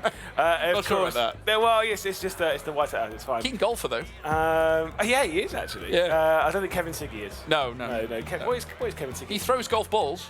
To be fair, after one of the races, I wouldn't be too surprised. Or golf clubs. Throwing golf balls towards the race control after that one. Of course, we're in warm-up now. We're getting ourselves ready for what could be the penultimate race. Yes. Could be. Yep. We need to see drivers enter finalist mode, though. This could be the one where we're going to see them. But we could have no less than several drivers entering finalist mode at this point. Sebastian Job with a great chance, might I add, to achieve that. As does Dara McCormack, who is also in the mix too. 151, only 9 away from achieving that feat. Same could be said for Joshua Rogers, of course, though he's got a little bit of work to do. 17 points away from that finalist mode. Can he achieve it? Same could be said for Sebastian Job. 18 points for him. Max Benneker as well, not far behind. But the cars now getting lined up as we look to go racing here at the Temple of Speed. You can see Dara McCormack pensively watching on as he gets set and prepared, ready to go racing. And we will surely be seeing them all race down through towards turn 1. The timer is ticking, folks. Get set, ready for a Sterling race. Do you feel nailed on with your prediction, Lewis? No, good Lord, no. No. I only brought the FIA into it because I've got someone now to blame, which is why all the drivers believe in the commentator's curse. Absolutely right. Well, there we have it. Lewis McGlade pinning the FIA on whatever decision occurs here this time around. Incredible. 3 light slits, 4 lights, and the 5th light here at Monza. And it's pedal to the metal, and it is go. Kevin Siggy getting away extremely well. That's does as well. Not forgetting G2 Esports' very own Sebastian Job going to work here as well with the mouse car belonging to Max Benneker. Into turn 1 now. Siggy still leads, but into Benneker, who is trying to go side by side. Feisty here as they come through turns 1 and 2, and they come neck and neck between the Audi and the BMW. That was very messy indeed. Benneker's trying to send it in. Sebastian Job straight around the outside, looking to secure himself finalist mode, and guess what? A first podium of the day. How crazy is that for the number 22? Dara McCormack going side by side, all of them onto the brakes a little bit early as they try and funnel their way into the Rogier. Ellis Jr. straight around the outside of McCormack to hold 4. Yeah, they're coming out now in an orderly fashion, though it's a little bit disorderly further back. We've got all sorts happening as now Luke Bennett tries to protect the pace against Yuri Toman, who's trying to launch a charge here, and he's ahead of his teammate, of course, Marcel Chinchik, down in P12. Yeah, exactly. Marcel, don't stop talking about it. Marcel Chinchik, the master of Monza, yes, he's down in 12th place. He is having a struggle here. He's been very on and off today, not quite like we saw when he won the Spring Season Championship. I'd say arguably the strongest driver when it comes to consistency throughout the day is Dara McCormack, and he's in position now to move into finalist mode. Yeah, of course, proven race winner as well here in this chase for finalist mode. Kevin Siggy also a race winner too. Could yet go back-to-back at Monza. What a feat that would be as well. Maximilian Benneker in 2nd place. Of course, could yet get back-to-back race wins in totality. Of course, he just come off the back of a stellar run after he achieved pole back at Hockenheim in our previous race. Would love to make it back-to-back wins alongside 2 back-to-back front row starts here in ESL R1 full season major final competition as they now burst their way down the long straight. Now we can see a 3-car tie-up here, Lewis. Big chances here. Yeah, there's plenty of people to work their way through. Yuri Toman looking to the outside of Luke Bennett. Josh Rogers going to make this 3 wide because, of course, he is. He's trying to make his way up the order as quick as possible. He wants some decent points. This heavy onto the brakes. He's going to go as they head their way down into the Rettifinio. You've got Maximilian Benneker, though, getting himself into finalist mode position as he works his way past Benneker. Works his way past Job, but is Benneker ahead in 2nd? Yeah, Job is definitely testing the limits there. Joshua Rogers as well testing the limits. Remember, he was behind these two on the way down through towards turn 1. Now he's tackling them through the Curva Grande as they go wheel to wheel. Now 3 cars into the Rogier. Surely doesn't mix. They remain the same again. They go together. They can't be separated. Rogers now going in tight, and he's ahead of all 2 of them as well. But look look in behind as well. Luke Bennett on the rise. I thought he was going to make it 4 wide there. Rogers works his way past and gets himself into 6th position. It's not done yet though, because the side-by-side behind Yuri Toman, Luke Bennett. I thought there was going to be an unbelievable crash between a lot of them as they head their way into the Rogier, but Rogers has worked his way through. Toman, Bennett, Reveld as well, all involved in this trade. It was nearly 4 wide between the grouping of them, but we need to go a bit further up because the battle for 2nd spot, the battle for a position in finalist mode is on between Maximilian Benneker and Sebastian Jobe. A distinct display of bravery though for Joshua Rogers. A stellar move,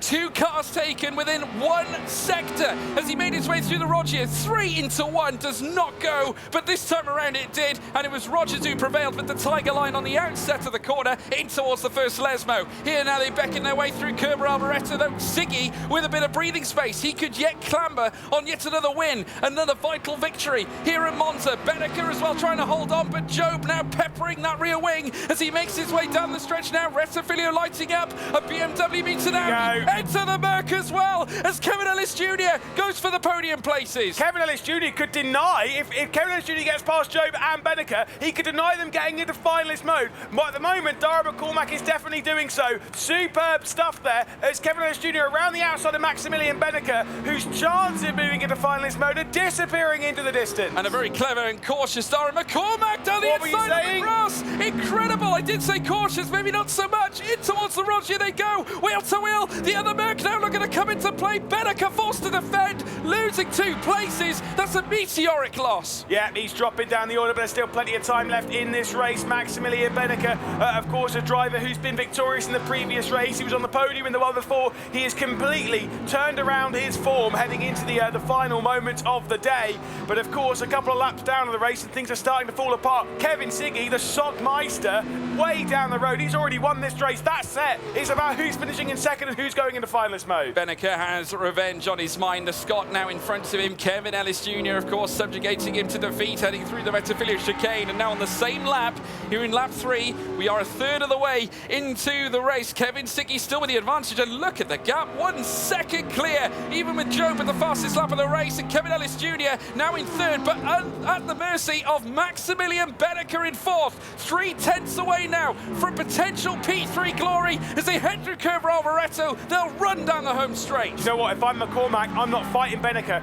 Rogers is 2 seconds back. Don't fight Benneker. Let them get on with what they're doing. Hold that 2-second margin. You're in 5th place, mate. You're going into finalist mode. Do not worry about anything else. No, not at all now. Wheel to wheel, nose to tail. The gap's minimal as they head down towards the Retafilio. Luke Bennett on a charge. Toman as well on a charge as well as he goes past Josh Rogers and takes P6 away. Yeah, indeed. It was all coming out of the Parabolica. Kind of saw them in the background, just with Toman pulling out. And again, to be fair, this isn't going to help his teammate because Cinchic's down the back end of the order in 10th spot. It is going to help McCormack again. It builds that gap back out. McCormack's taking a little bit more control. He is now. They venture through the Curva Grande again. Toman now still holding on to 6. Rogers, though, back on his tail, could open the door. Heading through towards the Rogier. Will he dare to dream? Dare to make the move here? Looking for that P6, but still Toman subjugating the issue, holding on to the position. Now the Audi R8 LMS could settle down here. The Porsche still in behind. They need to regain the delta, but 1.8 seconds is a massive turn of foot. Now for Sebastian Jobe, at the moment he's in 2nd spot. If he hangs on to that, if he can hang on from Kevin Ellis Jr.,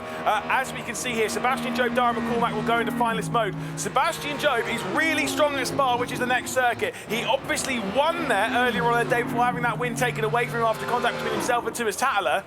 That is very scary indeed if he starts heating up now. It is very scary indeed. 1.9 now, he nearly becomes 2. Toman now under pressure. I think he knows it. I think he's more concerned about what's going on behind him here. Now Rogers, not in an ideal spot. He would much rather be above this lot. Needs to ideally find himself in the top 5 and kind of push for those 9 points. I believe obviously with P5 up for question, obviously that's where Rogers would prefer to be. You could see in the background there of Sebastian Jobe's camera, you can see Rory starting his little rap career, just you know, holding the microphone, looking pretty cool. Looking chill. You can see him in the back. He's loving life right now. We're all pretty chill and we're all pretty calm. MC 100K. MC 100K. None of these 12 though are calm because here comes a move from Josh Rogers. This could be 3 wide as well with Bennett coming into the mix. This is not calm even remotely as Bennett has also dropped back to 5th. Unreal scenes here. Great move indeed. Yuri Toman losing out, so Rogers doing the necessaries here, but 2 2.1 is such a gap to find, and without the aero that you'll get from the man in P5, it will leave him open to another attack here from Yuri Toman. But are these drivers working together here to try and bring the delta back? Absolutely not. I don't know what they're really doing, but they ain't trying to bring that delta down. They're just involved in their own little fight. And to be fair, 2.3 now, nearly. I was going to say, that gap, I just don't see it closing in 4.5 laps. We're now halfway through the race. We've literally 4.5 laps into it, and we've got 4.5 left to go. The gap being 2 seconds, unless McCormack and Benneke have an unreal fight, which I would say is a very bizarre call, they ain't catching. No, not at all. Kevin Ellis Jr. This is in where the catch second. Look at this, though. I mean, I've got to say, the battle between third and P2, Job is in trouble here because Kevin Ellis Jr. is bringing himself into the mix here. You can just see, look, Big Kev currently sat in third to 1.5 tenths. He might be chasing greater points. Big chance here for Kev. Kev's going to be smarter here. Kev, I don't think, is going to fight Sebastian Job because Sebastian Job is closing in on Kevin Siggy. That's what I was pointing out. The gap was, what, 1.1, 1.2? It's now down to about 0.8 of a second. He's on the cusp of getting in the slipstream. I don't think Kevin Ellis Jr. is going to go for anything here unless it's a bold move down to T1 where it's not going to lose in time. At the moment, I think hold position, Kev. It's a possible opportunity, but you might be wary of Dara McCormack in behind as well. Let's wait and see, because Dara's got bigger fish to fry as well. Remember, he is chasing points for finalist mode 2. And given the fact we're on lap 5 of 9, we're beyond the halfway point currently now. Lap 6 of 9 kicks us off. Here comes Dara McCormack now. Outside, he chases after Kevin Ellis Jr. This is a move for potentially P3. He's taking it. Kevin Ellis Jr. backing out, saving it for a later date. And obviously, when that rainy day arrives as well, Kevin Ellis Jr. will be on the attack. Kev's lifted, and I kind of think there's a bit of a bromance brewing between McCormack and Ellis Jr. is around the outside. Rogers gets on Toman. 6th place for Rogers. Got to say, though, there's a little bit of a look to from Luke Bennett. Yeah, McCormack's working his way forward. You can see Ellis Jr. is backing out the throttle. So I think that's a tactical move. Yeah, no, tactical move indeed, but it could yet become a bit of a hustle and a tussle heading down towards the Roger. Luke Bennett trying to force a move against Yuri Toman. Might find it on the outset now. The second half of the Roger chicane unsteadies the car, so allows Toman to hold position here. Toman now in that 7th place with Luke Bennett in 8th, Rietveld in 9th as well. Still at this stage, Joshua Rogers occupying P6 with a little bit of a half a second breathing space in between him and the man in P7. McCormack now, he's the driver, 2.5 tenths away from P2. And again, see McCormack, this now will be a big move for McCormack. He is absolutely going to try and get past Sebastian Job. You might ask why. Well, yeah, sure, he's going to gain the field, but he's already going into finalist mode anyway. If he gets past Sebastian Job, he is the only driver in finalist mode. This could be a big move, but he can't take too much risk in doing it. If he spins round and he drops out the top 5, well, that's it, he's done. He might be smarter waiting until later on into the race, where obviously the risks would be apparent. You know, maybe a lot less than what they would be now. Obviously, doesn't want to open the door to potentially Sebastian Job retaking the place away from him later on. So obviously needs to be smart with how he escalates this situation. Lap 6 of 9, and once again, they'll make their way down across the start-finish line. The timing line, indeed. Dara McCormack commences lap 7 of 9 this time around, and now starting to rise against Sebastian Job as he crawls closer and now looks towards turn 1. Wheel to wheel, backed out of it. He's waiting. There's definitely a plan afoot here for later on in the race. Yeah, I think it's because he wasn't quite close enough. He kind of backed out, but this is where things are a bit close enough as Luke Bennett's trying to get past Yuri Toman, but still not able to do so. Had McCormack had more speed, I think he would have taken it side by side into the apex at the first corner, because it would have been like a bit of a half and half move. It's not worth the risk. It's not worth the penalty. I mean, if you get a 2 or 3 second penalty, bish bash bosh, again, you're outside the top 5. Yeah, and Yuri Toman now under pressure from Luke Bennett. Again, these two were fighting it out last time in our previous lap of the Roger chicane. Toman trying to defend, does defend, and almost similarly to what we saw earlier on, keeps Luke Bennett at bay, can't quite find it. And also, this is holding up Jeffrey Rietveld, who immediately pounces on through. He's into P8 now, so now an alternate red line car is going to pounce on Yuri Toman. Yeah, let's see where these switches are going to come. Obviously, I think McCormack's not going to receive too much pressure from Kevin Ellis Jr. I don't know what it was. I think it was a little fake taxi they were in. They were having a great time in it, just having a little chin wag with all the accents and stuff. Yeah, they were having a great time. I think those two get along quite well now, and I don't think Ellis Jr. is going to fight McCormack, so he's going to allow McCormack to fight Sebastian Job. They're not teammates or anything. seeming like they're mates. No, absolutely. They seem to be managing the race between them. Obviously, now at this stage, it will be Dara McCormack who'll make his way down the stretch now, soon to be on lap 8 of 9. The penultimate lap of the race will kick off. Still, it is Kevin Siggy. Now, one thing I will say is that Sebastian Job doing a stellar job of bringing the delta in. It was above 9/10. It's creeping to within the 7/10 of a second mark. Very soon now, he could be on the tail, but Dara McCormack might choose to take the P2 for himself. Will he back out of it? Will he remain behind like he did on the previous lap? He's got to go for it. He's going to go for it now, I think. I think you're absolutely spot on. Side by side they will now head down through towards turn 1. Who's going to come out on top? BMW or Merc? It looks like McCormack might have the Tiger Light, but on the second half of the corner, it will be Sebastian Job, but it'll all be settled around the Curva Grande. Yeah, it'll be the inside line, of course, for Dara McCormack as they work their way through. Outside line for Sebastian Job. They're going to be side by side, surely into the Rogier. This has completely confirmed Kevin Siggy is the race winner, by the way. He's gone now. The gap's back up to a second. McCormack to the outside. They're coming to the Rogier. Sebastian Job with the defensive line. No way on earth is Dara McCormack going to risk it into the Rogier. Not a chance. Yeah, fantastic. Smart move as well from Kevin Ellis Jr. just to stay behind, not risking anything. Just staying behind Dara McCormack, getting the tow. That, of course, allowing him to keep Max Benneker behind him here at this stage. Of course, the Audi, though, still threatening. Remember, Benneker was in P2. Remember, he was on the front row of the grid commencing the start of this race. Kevin Siggy doing a superb job, though, of now moving that lead advantage back out to above a second. And now Sebastian Job under pressure once again as Dara McCormack goes on the attack. See if he's going to find it again. Little bit of a look. He's trying to force a mistake here. Nothing more than that. He's just trying to force a mistake out of Sebastian Job. It's never going to work. Sebastian Job's far too experienced. Against someone like Sebastian Job, not happening. Not happening. But as we head into the final lap, he's absolutely going to try something. It's a really long straight here at Monza. He's going to try and nail the run out of the Parabolica and get down into the Rettifilio. And he will try something into the Rettifilio. You can absolutely bet on it. Yeah, I bet you can as well. The exit out of the Kerber Alboreto is going to be massive. Kevin Ellis Jr. daring a little bit more on the brakes as he makes his way through, but in the tow of Dara McCormack in the sister Mercedes. Of course, different teams, ART, with one sole representative here in this fight. And Kevin Ellis Jr., who has consistently knocked on the points door. Dara McCormack now looking to open up and go for the move here as he reigns side by side here. Kevin Ellis Jr. also looking for a move as well. He moved alongside, looking for the slip. They wrestle through now the Rettifilio chicane. McCormack and Job now. Here he goes, he's got it. In comes Dara McCormack as they take Curva Grande. He's got it, surely he's got it. They go into Curva Grande now. I get the feeling Sebastian Job has to be so brave when we get to the Rogier. This could be an enormous moment for the championship.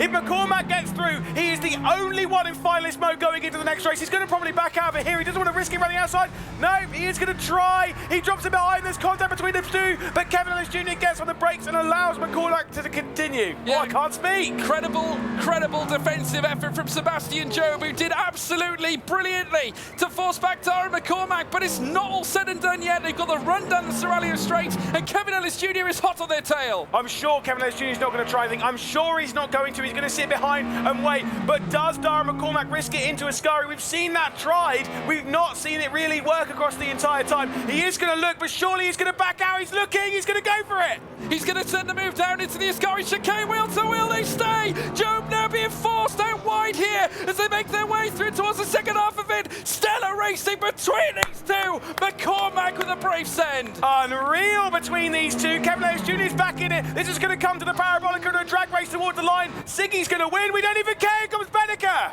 Incredible. They come through towards Kerber Alboreto. McCormack takes P2. Absolutely superb. Benneker trying to come into it. Enter Kevin Ellis Jr. Kevin Siggy will take victory, but it will be finalist mode surely for Dara McCormack, who crosses the line and takes second place. What a stunning race. Absolutely unbelievable from Dara McCormack. The guy he just shook hands with was Sebastian Job. We have only one driver in finalist mode, and it is the McCormack behind this driver here, Siggy, after a great victory. Outrageous racing there between those fighting it out for P2. Kevin Siggy, though, certainly undefeated, unperturbed. There's Dara McCormack, though. Of course, he'll be celebrating the finalist mode stage here at this point, achieving the P2 that will garner him the points here at this point. And I can tell you this right now, we will be standing by and hearing from the Irishman very, very shortly, because he is standing by with Rory Alexander. Yes, I am here with Dara. Dara, my word, what a race. Full gas. He's very calm now. You weren't calm a minute ago. That was unbelievable. How do you feel after overcoming, you know, the last time we were at Monza, you had an issue that didn't go your way. How do you feel now that you've made it to finalist mode? I don't know. I'm just gonna have to send it. I mean, winning. My engineer. Winning a race is going to be ridiculously hard, so I have to absolutely send it now. There's nothing else. I mean, you had to do that to deny Seb joining you. Were you well aware of that?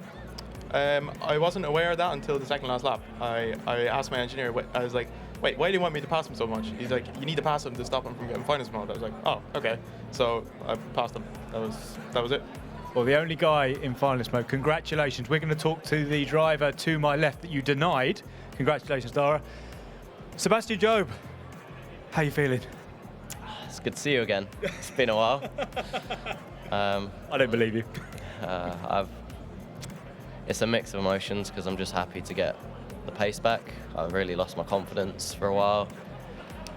I think it's back. But yeah, just really good scrap on the last lap, and well, to be honest, I only had I had 5 out of 6 incidents, so I couldn't use like if I got another one, I would have got a 5-second penalty, and I think that kind of played in my head a bit. I couldn't really take the risks I wanted to. Luckily, Dara always left me space. Otherwise, he could have easily given me a 5-second penalty, and I don't think that would be removed. So I'm very glad that he raced me hard and fair, as did I to him, and it was a great battle. But you can't win them all.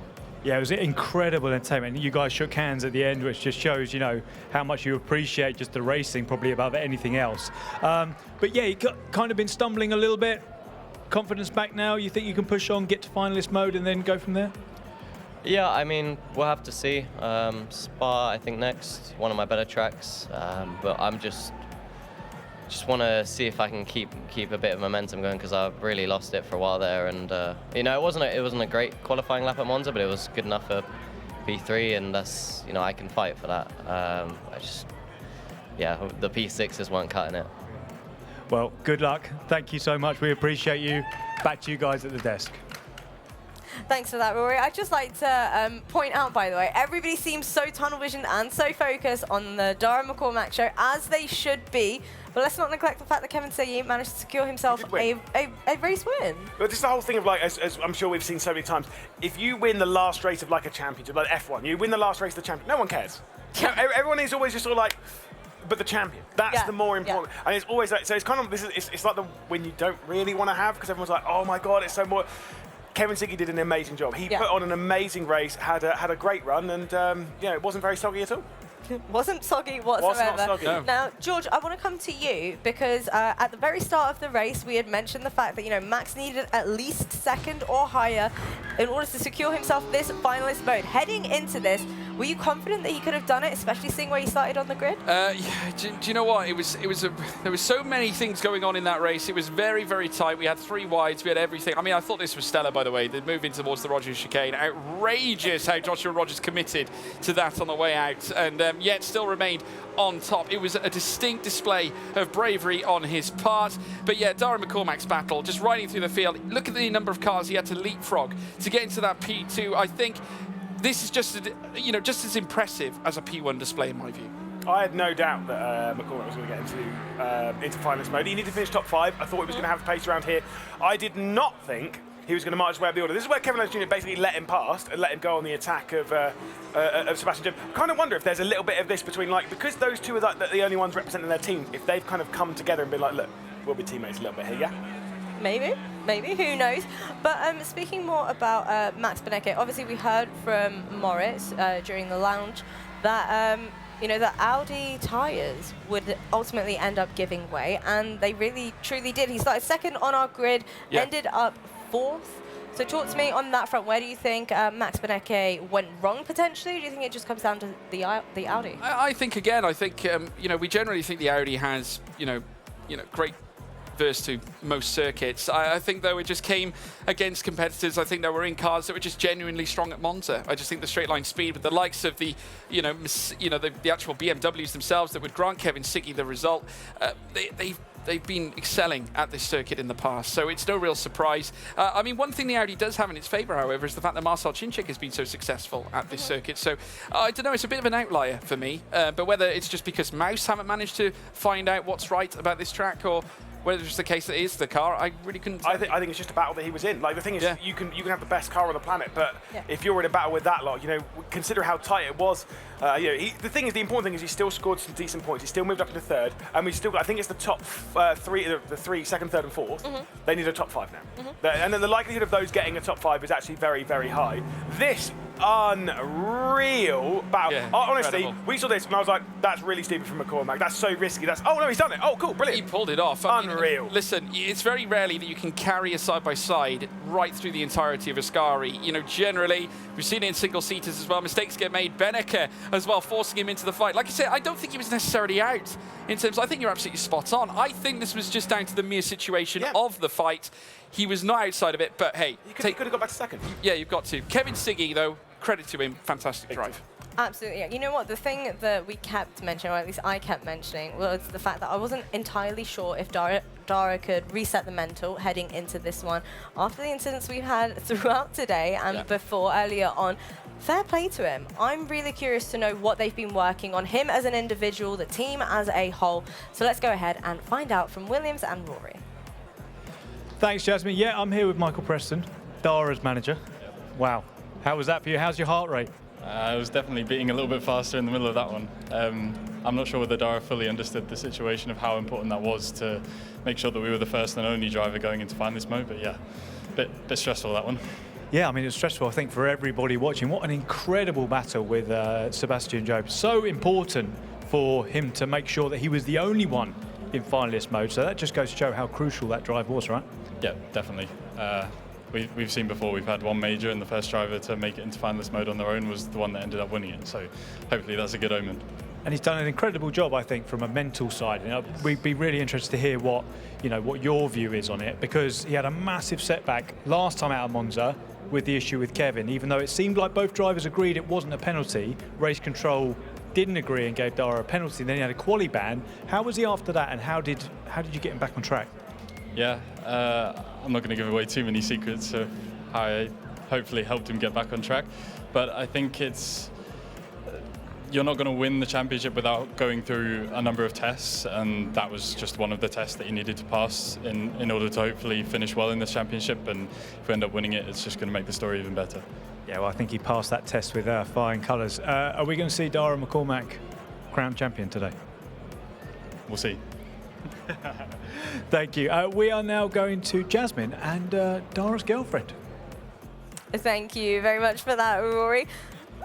Thoughts, feelings, emotions, how are you thinking and feeling right now? That was exciting. That was really exciting. Yeah, like blood pressure has increased. Yeah.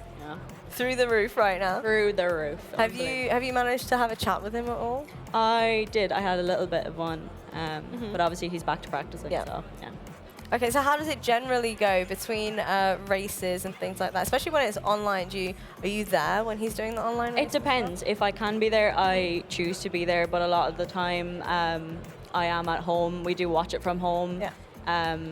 My little brother is obviously a very big fan of Dara, so we put it on in the kitchen, and we all as a family watch Dara. I love that. Are they watching right now? No, I actually never sent them the link. You know what? Get it done. Send them the link. I don't want them to see me on the stream. I think that would be... But they'll be able to cheer him on though. Yeah. Weigh up the pros and cons. Think of it that way. Yeah. Your brother's going to be absolutely buzzing. Yeah, it's true. So the real question is, do you think that he'll be able to do it now, knowing how he is as a person, nerves-wise and things like that? Dara doesn't get nervous. He doesn't really get nervous. He's quite confident in his abilities, as he should be. I fully support that. He is quite level-headed in these situations. His first races kind of set the tone for the rest of the day. If he's had a good day, he'll continue to have a good day. If he has the first good day, like a good start, yeah. So obviously you would have had a chat with him after his quali ban came through. Yeah. What was his initial reaction, response? I would say our reactions were both the same. It was just kind of we'd like to know how they came to that decision. choice words were said from both of us. I don't fully agree with it. He doesn't fully agree with it. Kevin himself doesn't even agree with it, but there's nothing we can do about that. But you know what? Despite all of that, he's come back stronger. He's in finalist mode now. Yeah. It's now or never, make or break. What a beautiful story that would be. Comeback story. So coming into this one now, is he feeling like he can take away the victory? Did he say to you, you know what, I feel like I've got this? I know the car is not particularly strong at this track. I don't think he will get the victory here, but he will continue on. He'll try. He'll obviously try. But it's just as long as he keeps everybody else that is getting to finalist mode back, he'll be happy. All right, well, thank you so much for joining me. Best of luck to you and Dara. And without further ado, let's go ahead and head on back over to the desk. Yeah, thank you, Jazz. And thank you, Emma, as well. Of course, her brother does watch, and I've been wisely informed he repeats some of the things that I say, which isn't a great thing. No, it's so at least there's that. If you are watching, Dara is certainly not anything like that at the moment, because he's driving so well right now. He's doing a brilliant job. But as they rightly said, Emma said this car doesn't really perform too well. You have got a different opinion. Do you think Dara might be able to do this? Yeah, well, listen, I'm taking the car equation out of this. You know, I don't want it to really bear reflection on this particular race, because there are greater external circumstances here involved in this particular race. I think the sheer drive, I think Dara smells that this could be his best opportunity, in a sense that the next race, Sebastian Job could be in finalist mode as well. So let's factor in the point that Dara would ideally like to get this done home and hosed here at Spa. Yeah, of course, he's entered the finalist mode. He's going to a circuit that he's not been victorious at this season. Of course, his first ever win in ESLR1 was the, was it round 4? It was round 5. Actually, no, I don't know if he has been. Yeah, no, he's not won at all. Yeah, you're going to have to double check the stats. He's definitely not won here this season, that's for sure. I think he might have done something last season around here. You know, obviously he's won a lot of races. Yeah. But the thing is, this car is not great around here. He's in finalist mode. We've even got yellow lights for him. My goodness, it's all sort of changed. He's got the pressure on him. That's the important bit. But he is the lone driver. Because of that move he did on Sebastian Job, he's the lone driver. That could be very important, because Sebi could win this race. Yeah, he could do. I mean, if we look back at the form as well, I mean, obviously Sebastian Job, a great chance. You know, the circuit itself here at Spa, very technical. We've alluded to the roller coaster elements of this circuit time and time again. Best chance for overtakes, heading up the Kemmel Straight, leading up through towards Lacombe. We have seen moves done time and time again. Many of the drivers also getting the moves done, even before entering the corner at Lacombe as well, through turns 5 and 6. But then heading through towards Rivage, we generally see sometimes the wheel-to-wheel action progressing, not only just through Lacombe, but in towards Rivage and through towards Jackie Expend. Yeah, I've just double-checked my stats. I was getting a little bit panicked then. He did win. Yeah, he won round 4. There's the look at the yellow light. He's the only one with a yellow light at the moment. He's in finalist mode. Yeah, round 4 in the spring season, he did win the final race at Spa. So he has won here before. He took his first ever win round here. Be very important for him to win today here. I'd also give him credit for round 2 at Spa, because of course finishing P3. Season, yeah, he finished P3 twice and finished second in the semi-final. So well, we are in qualifying. We are going to see a Mercedes out on circuit first in qualifying. It's not going to be Dara McCormack, though. It will be Kevin Ellis Jr. We don't have anyone's predictions. To be fair, if anyone believes in the commentator's curse or whatever, I think we should forego, because I'm really bad at it. Yeah. We should forego the prediction. This is all about finalist mode, mode, right? Not curse anyone, all right? Yeah. Does that sound fair? I think this is just down to finalist mode now. Okay, fantastic, fantastic. We'll see Kevin Ellis Jr. then. I've been impressed with this young man. I mean, Kevin Ellis Jr., for one sole ART driver, he drove a mature race back at Monza in that last run. Waited patiently, did enough to obviously try and rival that of Max Benneker. Obviously, the Mercedes has definitely brought Apex Racing Team to a new level. I think, obviously, the way they used the car, Jamie Fluke said it was a necessary change. I think that it's enhanced their performance at ART. So, obviously, the positives definitely showing, and we'll definitely be able to tell how far along they've come while they make their way through this circuit. But as you say, whilst Mercedes isn't the best around this track, given the fact that we're currently seeing them make their way around, it could be the case that this could be a tough time for Kevin Ellis Jr. Yeah, of course, 38.8 in the first sector. About a tenth off. Yeah, I was going to say, it's not too bad. We do expect those 0.7s as he heads into the middle sector, going down the hill into the X curve. Still kind of no name, which was its name for ages, but it is the X curve, and it's not Speaker's Corner anymore. We're not going with that. No. But he's had 2 podiums today. Here's Kevin Ellis Jr. One at Monza, one at Road Atlanta. Do you think he might be working a little bit with Dara McCormack? Because he was kind of not fighting in too hard in the previous race. Could be Mercedes loyalties maybe coming through, I don't know. But the lone drivers for each other's team. Well, yeah, listen, I mean, you know, Kevin Ellis Jr.'s got respect, no doubt. We saw the camaraderie back in the car as well earlier on. Yeah. They obviously do have a great deal of respect for one another. Yeah, well, you know, Kevin Ellis Jr. in his own right is a fantastic talent. And I'd argue that he's got better as this championship has gone on. 59.7 in Sector 2 is, again, a 10th off. Yeah, I was going to say, it's decent. It's about a 10th off. Thing is, we've had a record-breaking lap time around here today. It was right at the start of the day, and it was Sebastian Jobe, who I genuinely reckon might win this race. Yeah. And I think he'll be really irritated. If there is a race win that I wouldn't want, it would be this one if I'm Sebastian Jobe. You have been moments away from getting into finalist mode. This could be over if Sebastian Jobe had done it. Either way, Kevin Ellis Jr. into the final chicane. He'll come out towards the line, taking the curve either side, punch his way up to the clock, and we'll see what lap time it is going to be. A 2-minute 14 point what? A 0.4. Ooh, that is not good. No, that final sector I don't think was the best. Jeffrey Rietfeld next though, and he is in a BMW. 38.8 though in the first sector, again a 10th off, but probably more towards the thousands I would say out of where he would like to be. 59.7 again. Very similar to Kevin Ellis Jr., maybe slightly better in terms of mere thousandths as he makes his way through towards the bus stop chicane. Rietfeld has been pretty consistent. We have seen the points come through for him, and once again, someone who should be on the cusp of finalist mode in his own right as well. Let's see what he can marshal in, and yes, does blast his way into P1 with a 2:14.291. Yeah, indeed. Yuri Toman will be the next one to come through. You can see on the tower, by the way, on the left-hand side, the yellow check next to Dara McCormack's name because he is in finalist mode. We may see another few drivers enter that finalist mode and having the yellow check put next to their name, but for right now, we're focused on Yuri Toman finishing his lap through the final sector. He's going to go and up towards the line. We know that Toman's not too bad around here. He has taken a couple of wins, if I remember correctly, around this circuit. Across the line, 14.3 for him. Yeah. It was Sebastian Jobe who would take certainly the pole lap last time out. We spoke about the record that was broken. Of course, Max Benneker, known to breaking records, as we saw earlier on tonight. I don't think he'll be quite doing that here this time, but that 38.7 is pretty good in Sector 1. 59.7 in Sector 2 is not bad either. Big third sector required here for Max Benneker. This could very easily stick him on the front row of the grid. If he can get himself higher than Toman, that would be preferable. Comes up towards the line, a shake of the head. Can he quite do it? No. Fourth fastest. Sector 3, not ideal. He did look a bit disappointed on this run down towards Blanchimont. We've got Luke Bennett here. Fastest lap that we've seen today, which was that record-breaking time for Sebastian Jobe, a 2-minute 14.120. Thomas Tatler was the one who qualified in the front row with him with that 14.278. So, you know, if you want to be in that kind of margin, that's where you want to be. Jeff Rievelds with the 291's actually a pretty decent time. Luke Bennett's not pleased with it as he crosses the line, goes in just behind. He's not pleased with that lap time.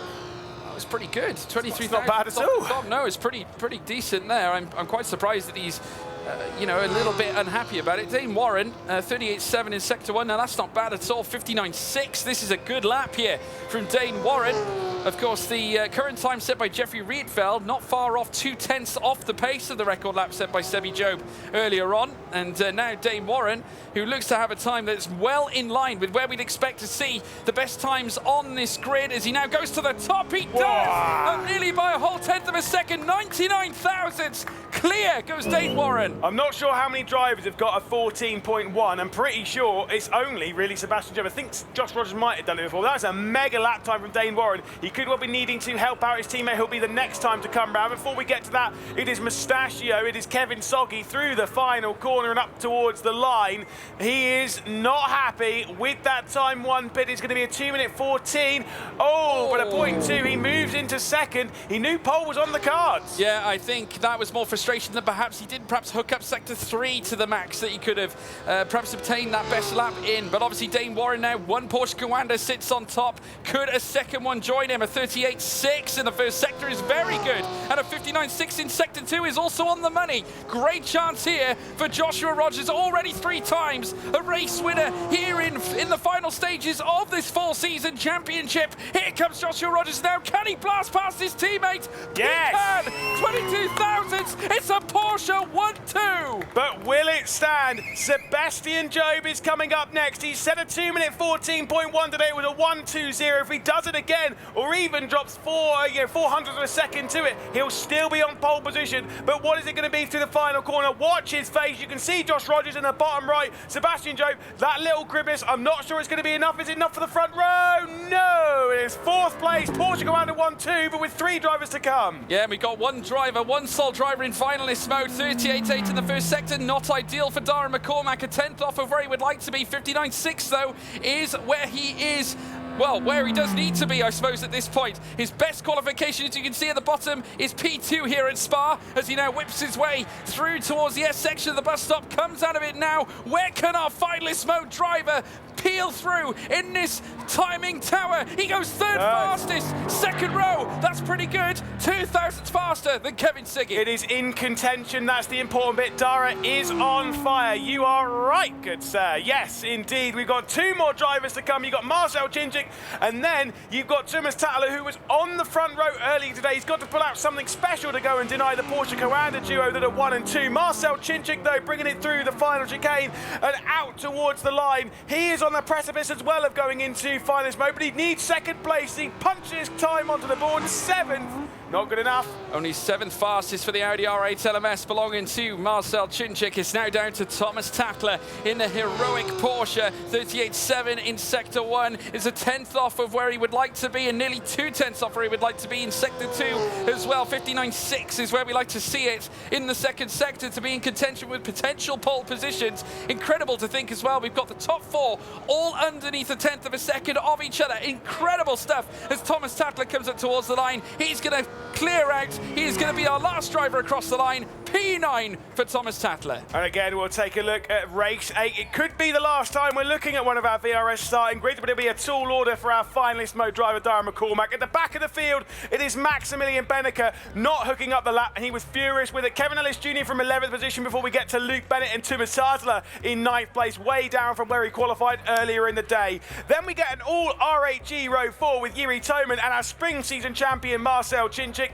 Probably going to have to relinquish that title before we get to Jeff Rietveld. Sebastian Job, who really could do with a victory, but a top 5 might be good enough for him. Kevin Siggy will start this one from 4th place. Darren McCormack can win. If he wins this race, it is over, and he'll be starting from 3rd place. But it's Porsche Coanda 1-2. It is Dane Warren, and it is Josh Rogers. 2-minute 14.170. An incredible performance from the Australian, who's taken 3 wins today. He wants to break the record and make it 4, and he's looking for the title. Finalist mode after this if he can take the win, and then he could be walking himself down a very big championship. And he's great value for that 4th win as well, Lewis McGlade. Front row, we know what he can do from the front as well. Joshua Rogers proven that he can go from pole to victory, and I'm sure this time around he'll be looking to do just that. You can definitely imagine what the role is here for Dane Warren, can't you? Yeah, indeed. Assist your teammate. Dara is on fire. You've stolen. Emma's stolen someone. She's got so many of her own, but she's now stolen someone else's. But it's true. Hey, you can't find the support though, right? Yeah, exactly. So there are 4 drivers that can get into finalist mode. If Dara doesn't win this race, we're talking about 4 other drivers. We're talking about Sebastian Job, who can do it. He needs to score a whopping 2 points. So basically, he needs to finish the race higher than 10th. Cool. You've got Marcel Chinchik that can do it. He needs 2nd place or better. You've got Joshua Rogers, 151 points. It means he needs 9 points, so he needs a top 5. And then, of course, you've got Maximilian Benneker. He needs to grab himself 6 points, which I believe 6 points is 7th place. So he needs 7th or better to enter finalist mode. This is going to be a big one. I think we're going to see a few in finalist mode after this. Yeah, listen, the way I'm reading into this one, Darren McCormack coming into Spa, not known to be the best track for the Mercedes, but this is one of those races where I suppose he can turn to himself and say, listen, I've got nothing to lose in this one. His first ever win in ESLR1 was at the Circuit de Spa-Francorchamps. That was in the spring season. That was in the final of round 4. That was his first ever win in the ESLR1. How fitting would it be for him to take victory here, his first time this season at Spa, and lift that trophy, and lift the trophy and the 40k that goes with it. It is huge. Again, exclamation mark survey, exclamation mark beta as well in chat. How are you feeling about this one, George? Nerves rising? On tenterhooks here, Lewis McGlade. I can't wait. I truly believe something serious can happen here. I really do think Dara is going to go full send. He has to. He made it clear during an interview with Rory. He knows exactly what his job is. Can Dane Warren keep him at bay? Well, this is a big, big moment for us. It could be the last race in ESL R1, not only this season, but it could be of the year as well. But let's just wait and see. It is Porsche Coanda front row here at Spa. You've got Dara McCormack in finalist mode in that third position. We are lights out here at Spa, and our race down towards the first corner. Good start from Dara McCormack, but look at this from Dane Warren. Into the other defence, opens up the door there for Sebastian Job to come through as they race their way down the hill. But a good hold there from Dara McCormack, side by side for third. And a very tactical manoeuvre there from Dane Warren, trying to invite Sebastian Job into the mix as well as they look to climb up through Eau Rouge and Radion. And this has put Dara McCormack on the back foot somewhat because Job is right in his wheel tracks as they make their way up towards the Camel Straight in behind as well. Red light queued up with Jeffrey Riedfeld as well as Marcel Cicic, Kevin Siggy swarming all over behind him as well. Dara McCormack retains P3, but Siggy takes P4. This could be big again. Dara McCormack in the hub for the victory. A bit of contact between the pair. Again, while Sebastian Job might be entering finalist mode here, he needs to finish higher than 10th. He cannot make a huge mistake. If he drops back to the rear of the field, he might not be entering again side by side down the hill as he looks down the inside of Siggy. The idea for him was to delay McCormack and stop him from taking over the race lead. There's going to be no rest throughout the course of this race. Lap 1 is underway. It's Kevin Siggy now we're currently seeing on screen, trying to break away from Sebastian Job. Oh no, Kevin Ellis Jr. He's round out to the Jackie X bend, and that will bring an end to his race. That's a big shame for Kevin Ellis Jr. Big Kev, he's had a great weekend. He's shown some unbelievable performance, but to be fair, he might have needed to assist this driver here. Dara McCormack closing in on Dane Warren. Warren will put up an absolute mega defence to try and keep McCormack at bay and stop him from getting to the rear end of Rogers. We are a lap in here at Spa. We've got 6 more left to go. I don't know where this is going. Equilateral gaps between the top 3. Rogers now leading by 4.5 tenths. McCormack starting to dip within that though this time around as he looks to try and gain on Dane Warren for that second spot. He knows he needs to try and leapfrog himself past that to the Porsche Coanda car, currently sat in second, to be in with a shot here at Joshua Rogers. But that's going to be so difficult, especially considering the Porsche might be slightly better versed to this track than the Merc. Like Dara McCormack's heart rate here is probably through the roof. I'm sure Emma's is as well. I don't know where she is. She might be over there towards Veracity. Like, this has got to be a big moment for McCormack. Again, the problem is with him is that he's not just got to get past one Porsche Coanda, he's got to get past both of them. And that Porsche is an absolute missile on this 2-kilometre run from Les Combes to La Source. It definitely is that. And Dara McCormack now 5 tenths away. Dane Warren gaining more towards his teammate. You can see there's a healthy gap between the Porsches and the Williams. Can he get the toe though, heading up through the straight? The Irishman, though, despite him losing perhaps a little bit of time to the Porsches in front, he's still gapping Siggy. The gap's still 8 tenths, but the frustration on Dara's face as he's outside the slip. Yeah, indeed. At the moment, to give you a little update, at present, Joshua Rogers will be entering finalist mode, Sebastian Job will be entering finalist mode, and as you can see at the bottom, Dara McCormack, who is already in finalist mode, must win the race. There's Emma in the bottom right, of course, girlfriend there of Dara McCormack.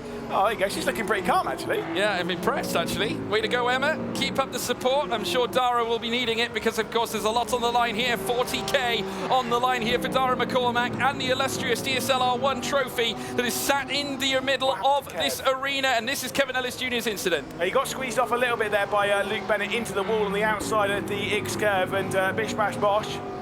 Around he goes. Yeah, as soon as you get into that gravel trap, incidentally, it's like a magnet. It's very tricky to get straight back out of it, and obviously the race curbs don't help either. No, indeed. So at the moment, things are looking bad for McCormack because the gap is around about 3/4 of a second, and we say it's 6.5 tenths you have to be in if you're going to keep that delicious slipstream alive. But at the moment, Porsche Coanda, they are flying around the circuit of Spa-Francorchamps. And just to clarify, by the way, at the moment, we don't know what track's next. No, we've got to essentially pull them out of the hat to see what's coming up next. I didn't think we were getting this far. We are being told it is going to be Spa next. Wow, okay. It's already been pulled. Oh my goodness. So that means that once again, Dara McCormack finds himself around the Spa circuit, which again might favour Porsche Coanda still. And Sebastian Job. And Sebastian Job, of course, who set the record earlier on tonight. So there we have it. McCormack, third place, within 6/10 again as he looks to try and marshal the gap straight back in. They're going to cross the line again. Lap 3 of 7. Rogers now taking them through down towards the source. He still leads. Damore and his teammates has the fastest lap of the race thanks to the slip that Rogers is providing him. McCormack behind, Siggy being peppered by Sebastian Job because Siggy is beyond 1.1 seconds behind McCormack. Yeah, now this is like you say, it's a big deal here.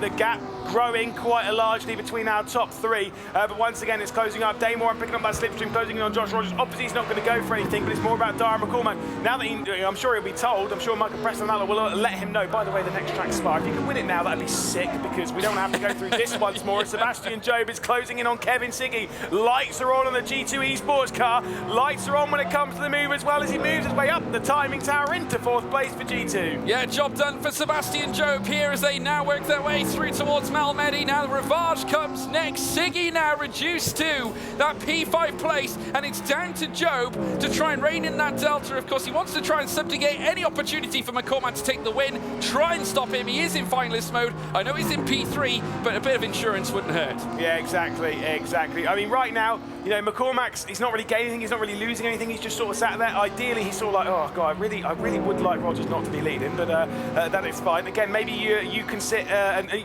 maybe you're thinking, hey, this isn't the best grid in the world, I'm better than this lot. Again, beta keys over on the right-hand side, get them typed in over on the Epic Games launcher. 15,000 to be given out across the yesterday and today. And again, maybe you could go and beat the lap time that Sebastian Job set. Maybe you can show this grid who's boss. Yeah, and also not forgetting the TCR release as well that has been announced as well from the good people at Wrench Sports. So make sure you get involved and check that out. Of course, 29.3. Yeah, 29.3. That's what you got to beat around Spa in a TCR car. And if you want to beat George, well, about 3. Just get him 3 minutes. Yeah, incredible. Yeah, I know. I can't believe it. Outrageous. Joshua Rogers now still leads. 3.5 tenths. The gap now between he and Dane Warren. McCormack doing okay here. I don't think this is bad. I think he's trying to sort of play the long game here at this point, Lewis. I mean, okay, fair enough. Perhaps the Mercedes performance around this circuit isn't the best, but maybe that's what he's taking into account at this stage. Yeah, exactly. It's just kind of like, look, if we're weak here, we're weak here, but I'm still going to try exactly, try something different. Maybe I can come on strong in the end of the race. Maybe I can start applying pressure later on in the race. Who really knows? Maybe we're building up to quite the crescendo. For everyone else, it's all about fighting for positions. For this driver here, Maximilian Benneker, again, he is sat there on 154 points. Ideally for him, he needs 7th place. He's got to get past Bennett, he's got to get past Toman, who just set the fast lap of the race, by the way, and he's got to get past Rietveld into 7th spot, and then he will be in finalist mode as well. Yeah, he certainly will do. Plenty of drivers could yet find themselves in a position where they can challenge for the trophy here at ESL R1, the full season major. Here, the final stages now are upon us now as Max Benneker looks in the mirrors on Luke Bennett. Benneker already a race winner and also has taken pole on various occasions here today, and now looking to try and clamber up and score as many points as he can in order to usher in finalist mode of his own as well as they creep through Rivage. Bennett still in 8th, Toman in 8th, sorry, Bennett in 9th, Benneker in 10th, and a wider line taken from Bennett, who I think made an error. Yeah, indeed. Like I say, Bennett's starting to feel the pressure from Benneker. It's hard to say those names back to back. Also, that's why we're going to call him Luke Bennett. Yeah, Luke Bennett. But no, again, I wonder if Race Control will take a look at the Bennett Ellis Jr. incident. Who knows, really, when it comes to all of that, as Bennett is in that 9th position at the moment. Like I say, Yuri Toman with the fastest lap right in the slipstream, of course, of Jeff Rietveld. And I will say, Sebastian Job is now knocking at the door for the podium. Oh dear. Yeah, he is. He's broken to within a second, and Job ushering in fastest laps. Obviously, I'm sure that I'm interested to see whether he'll actually take the fastest lap off Yuri Toman here, incidentally. There he is on screen, and he's trying to fish around for that slipstream as well. And I would argue that McCormack losing tread on Dane Warren in 2nd place. So now Sebastian Job is going to try and turn on the style. He is in a BMW here that is proven to be competent around this style of circuit. Porsche, though, with the upper hand. Can they hold on? Of course, given the fact that we've still got the small matter of another half a race still to go. We're on lap 4 of 7. Plenty more time here for Job to get into the fight. Exactly. At the moment, though, Job, all he needs to do is finish in the top 10, and he'll be moving his way into finalist mode. That's exactly what he's aiming for. Obviously, for the race lead, we're not going to see any switch at all between Rogers and Warren, but it's more about the gap behind where we're starting to see the pressure building. Sebastian Job is bringing himself and Kevin Siggy and Marcel Cicic and Rietveld and Toman and Bennett and Benneker and Tattler as well in one big old train to the back end of the 86. Yeah, and it's broken out by a second now between McCormack and Warren, so Porsche are checking out here. This is a perfect 1-2 performance so far, but they've got to get through to lap 7 and pull it across the line. But still now McCormack, who is fighting thick and fast, though still in behind Sebastian Job, who is trying to rein him in. Remember that gap, it was well beyond a second. It is now to nearly within 7/10 now, as Job starts peppering now with that delta, trying to rein it in. Further back, Kevin Siggy as well has got also Jeffrey Rietveld just behind Marcel Cicic. Right behind him here, huge queue, a huge train of cars, all the way back to Thomas Tattler in 11th place. Although Tattler's dropping off the rear end of it. I've seen him been taking quite a bit of grass going round into Rivage. Here's a look at our race leaders. These two won't fight. There is a look at Dara McCormack in 3rd position in the bottom right. Again, to be fair, I would say, oh yeah, pressure building, maybe his heart rate's really up. I don't think he cares about this race anymore. He's like, yeah, cool, can we see the checker flag now? I can't win it. So, and to be fair, at this point, for him, I only care about wins. Can you imagine the look on his face? Do you think he knows that we got Spa next time? I don't think he's been told. No. If you in the middle of this race, if you were Michael Preston, would you be like, oh yeah, by the way? Probably not. More pain incoming, sir. Yeah. More pain where 2 drivers, Josh Rogers and Sebastian Job, will be in finalist mode. Yeah, sit tight. And those 2 are the strongest around here. Yeah. Cool. I tell you what, I think without any shadow of a doubt, I think if it's not coming this race, I would say race 9 is going to be the climax, I think, of everything we're going to see here tonight. Obviously, lap 5 of 7 here at this point will come to an end, and we'll open the door on lap 6 of 7. Rogers now bidding to become 4 times a race winner in this championship, on the run down now towards the tail end of this miraculous run we have certainly had here at this fantastic championship here at DreamHack. Obviously, Joshua Rogers now will need to still make his way through to the next couple of laps now. Not forgetting, if you log into your Rennsport app, make sure you grab your free limited edition ESL R1 major livery before 8 o'clock CET in the Rennsport app. So use your QR code, scan it, and claim that livery. Yeah, and if you are in elsewhere around the world, who knows? I'm just going to tell you that is exactly 1 hour and 8 minutes time. So if you're, I don't know, making food, I don't know, having a little bit of a cook-off with someone, well, rush back to your phone, go and pick up and scan it, and off we go. You've got 1 hour and 8 minutes to get it. Here we go for Luke Bennett, though, right on the rear end of Yuri Toman as they race their way up to Lake Com. Let's see if there's going to be a move from him. Surely there's going to be an attempt. He looks to the inside before they get to the braking zone. He's going to half-heartedly commit to it, backs out. That's not a shock. Yeah, I think obviously it was a little bit late in the day, but he might challenge heading through Malmedy, though. He's got an opportunity because the line will favour him here coming into this segment of circuit. But Toman with enough here at this point. Benneker smells an opportunity into Rivage. He's going to go side by side. Struth, mate, he's going down the inside, heading through towards the next left-hander out of this segment. Fantastic opportunistic move. Oh! Luke Bennett losing the car on the outside of Rivage. Yeah, and that you might be thinking, oh, maybe Benneker's entering fire zone. Maybe he is, maybe he is. No, he needs 2 more positions. You need to get past Toman and past Rietveld if Benneker is to enter finalist mode. It's good, yes. Not great, though. That is the important bit. There is a look, though, at Ben. You can see how disappointed he is, how frustrated he is as to how this the event has gone on. I mean, Redline, I'm pretty sure, was sat there being like, surely, we've got 3 cars in this. What did we say at the start of the show? Is 3 cars maybe kind of like not ideal because you've got too much to think about between your teammates? Yeah, absolutely. I mean, obviously, it does mean that you have to make certain decisions. But while Redline have had 3 cars as well in this fight, in this full season final segment of the major itself, it hasn't necessarily been that helpful, although Kevin Siggy has done wonderfully well on his own, off his own back to secure the points he has done, becoming a race winner, more than one occasion as well, brought himself to the dance here in this mega fight that we are having right in front of us here. But we're also waiting to see whether the likes of Jeffrey Rietveld and as well as Luke Bennett, whether they can do exactly the same. Penultimate lap, though, coming to an end here this time around. Rogers taking them round, half a second, Dane Warren in behind, and McCormack currently stagnant, sat in 3rd place, and Job is on his tail, Lewis McGlade, as we begin the final lap. Got to say, by the way, Josh Rogers has got a real win it or bin it mentality at the moment. It's either he's taking victory, or his next highest finish is 6th. Behind that is 8th, and he's got 2 12th place finishes with no points. So that's kind of one of the things that's delayed him getting into finalists. But it's those kind of races where things have fallen apart. Let's see if there's going to be a move here from Sebastian Jobe on Dara McCormack. But to be fair, for the pair of these, this move doesn't matter. At the moment, Sebastian Jobe is going to enter finalist mode anyway. Dara McCormack's already in it. Neither of them are winning, so it's just a little bit of a test battle, I guess, for the next race. Yeah, it certainly is. And this would be, well, certainly as far as Jobe's concerned, mind games heading in towards Spa next time around. He's going to look down the outside and through the inside out of Lake Como. Oh, brilliant from Sebastian Jobe as he now curtails through Malmedy. 3rd place and another podium on the cards for Sebastian Jobe. Exactly, like we said, coming into the previous race at Monza, Sebastian Jobe had not got a podium through the day. He's now going to get them back to back, building up his confidence coming into what will potentially be the last race here, race 9. We've only ever got to 8 races before in finalist mode. We are now breaking into new ground. Well, I tell you what, as we see Josh Rogers and Dane Warren make their way through in their familiar black and white livery that we have seen all season long, that we have had as well ever since the spring season.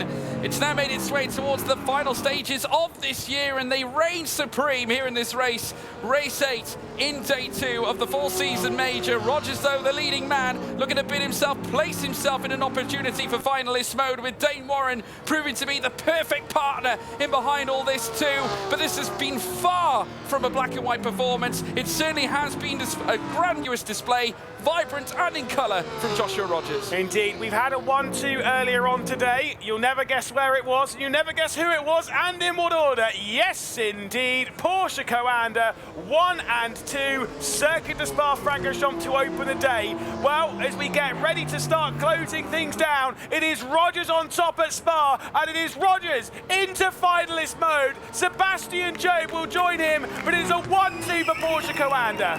It's perfect. It's perfection here for Porsche Coanda. A wonderful display, but it's Rogers who claims a 4th victory, Lewis. Yep, stunning performance from himself, from Dane Warren, from the Porsche Coanda squad as they build their way into finalist mode. We got another race at Spa coming up after this. Again, incredible from Rogers, and a very well-deserved victory indeed. Yeah, absolutely perfect. And I believe Rory's standing by. Yes, I am. I am here with Josh Rogers. Josh, welcome to finalist mode. Cheers, thank you. It was a long time coming, considering the day's been very up and down, but yeah, I'm good. I'm glad.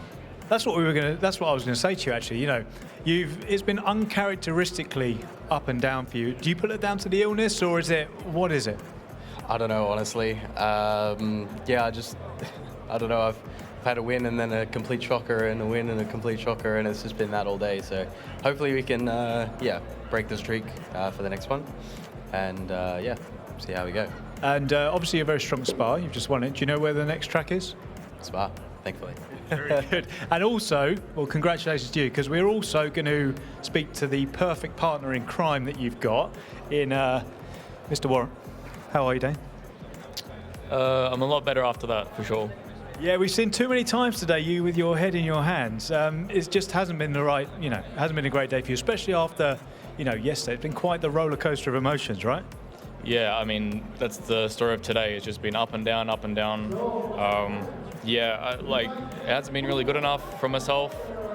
These little wins here and there are great, but yeah, not really where we want to be. But yeah, happy to get the 1-2 with Josh and see him in finalist mode for the next race. Yeah, you were the perfect rear gunner for him there. There was no chance you were going to let Dara through for that, were you? You have 2 team cars up the front. It's what's going to happen. But yeah, we did what we needed to do, and now we get to see what happens next race. Yeah, because Spa once again, so it's probably a good omen and good for you guys. Do you think you can repeat it and help Josh get the victory? I really hope so. That'd be the perfect scenario. I don't know. That qualifying lap was a little bit, didn't feel as good as it was. So yeah, hopefully I can improve and join Josh up the front and see if we can do it again. Yeah. Well, congratulations. Your job is not underestimated. So vital part of the team, if it is not going great for yourself. And we're going to head back to the guys at the desk. Desk? At the desk? Dora. He has no idea. I almost called him Dory, by the way, 'cause Dory. it seems like he's awfully forgetful about Poor where on guy. earth we actually are. Dory 100k. Wow. Here he is. Well, anyways, as Dory has rightfully pointed out, we are here, joined alongside one another. Fantastic racing. Unfortunately, Dara McCormack, I can't talk. No, I struggled a little bit up there as well. It's okay, the AC's just turned back on. We're overheating a little bit over here. But what great racing. Fantastic teamwork Yeah. from Porsche. Absolutely. Yeah, I think so. I think we both agree. I think it was just a mastermind in team play. I mean, Dane Warren did exactly what his job demanded of him. I mean, second place, making sure that Josh Rogers makes his way through, protecting against Dara McCormack. Yeah. Yeah. I mean, look, the thing is, there was the tactical play between Porsche Commander. Dara McCormack, again, the car's just not strong enough at Spa. It's good at Atlanta, it's good here, it's good there. But Spa is the one where they've kind of pinpointed him and like, that one we struggle at. Yeah, absolutely. So as we take a look at some of the replays and highlights from the race itself, did that pan out as you folks had expected? Because I actually forgot to give a prediction. Yeah, no, well, Sorry, we didn't count predictions. So we were saying, I said it on stage, I was like, I think we should maybe stop the predictions, only because I'm really bad at them, but also because, you know, we don't want to curse anyone if it is real. Yes, I know it's rubbish, it's fine. It is real.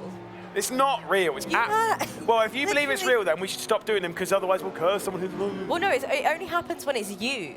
Moritz confirmed it. You were the one that picked No, Marcel Moritz was at just the bad. monster of- That's why he doesn't want to do it. Look, we'll focus on this because it's Moritz's teammate working his way past League, but a big slip of oversteed coming out of Rivage. Notice how I changed the topic there.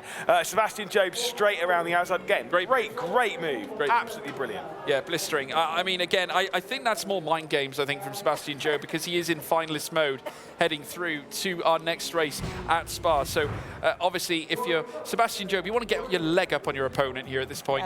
Making a move like that sends a message. And just to clarify... Go on, let's... I didn't curse Moritz Lerner. Three times, He just brother. didn't drive well Moritz enough. disagrees, man. He just didn't... Moritz, you didn't drive well enough. If you can hear me, it's on you, son. Moritz is looking down at you right now. Hello. Hi, Moritz. We're talking about you. Yeah, it's you're on your own fault. I'm so sorry.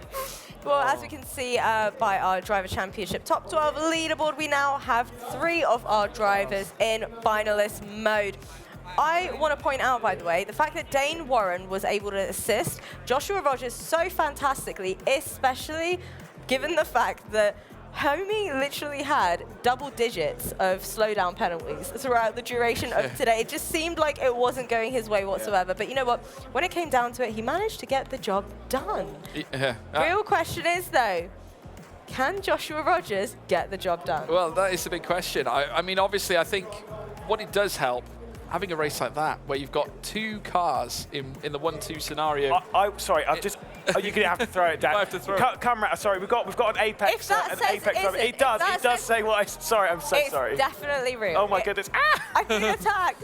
It's over this side. The curse ain't real. Daniel Civi-Chabo, again, my hero. But it's not real. I'm so sorry. Sorry, I just had to interrupt and just bring that up. Outrageous. Even a driver agrees. Back to the point though, Rogers. I think this might be our last race. Because the thing is, really, because we're at Spa again. And 2 drivers are in finalist mode is Josh Rogers and Sebastian Job. And they are like the strongest drivers around. Yeah, I agree with you. I think we've got 2 of the drivers you'd expect to perform well, I think, at Spa. The likes of Job, who has got the lap record around this track. And then you've got someone like Joshua Rogers, proven quantity, again, around this circuit. Porsche seems to be in a good vein around this circuit. And I think the way they're lined up, if Dane Warren can do the business again, we know he can.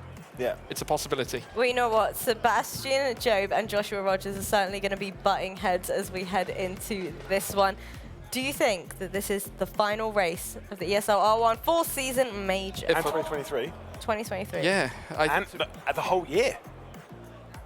And I think this will be the most lively race as well, I think. I think it'll be the most lively race, and I think it'll be the final one. Yeah, it's not, there's a lot of weight on this. I say, for a lot of these drivers, it might be the last time they are racing the whole year. They might not do another race like in any other competition. Obviously, for ESL, it's our last race of what's been a pretty impressive year. And I do believe this is going to be the last one. We've had stewards' decisions as well have kind of affected certain things. You never know, we could see some dramatic... We're not opening that can of worms again. You know what? Our man from the FIA's here as well. Yeah, see, it's Eric. He's staring at me now. It's all right. He's gonna disappear off in a few minutes because he's got to run off to a different race. Anyway, No, he's not. He's going to stay. Yeah, on good that man. note, You guys boys, like finales. I'm going to go ahead and cue for a little bit of a video between Sebastian, Job, and who was the other one? Joshua Rogers. My mind has just gone blank. This season, honestly, it's safe to say that Sebastian Job is probably my biggest rival in ESL R1. He's had a super strong season. Thankfully, though, we were able to win the last round, so maybe that helps. I know that I'm capable. In all the other series that we've raced against each other before, more often than not, I've been able to do it, so there's no reason why I can't do it again this weekend. I don't know, but I wouldn't be talking about the racing. Rather let my driving do the talking.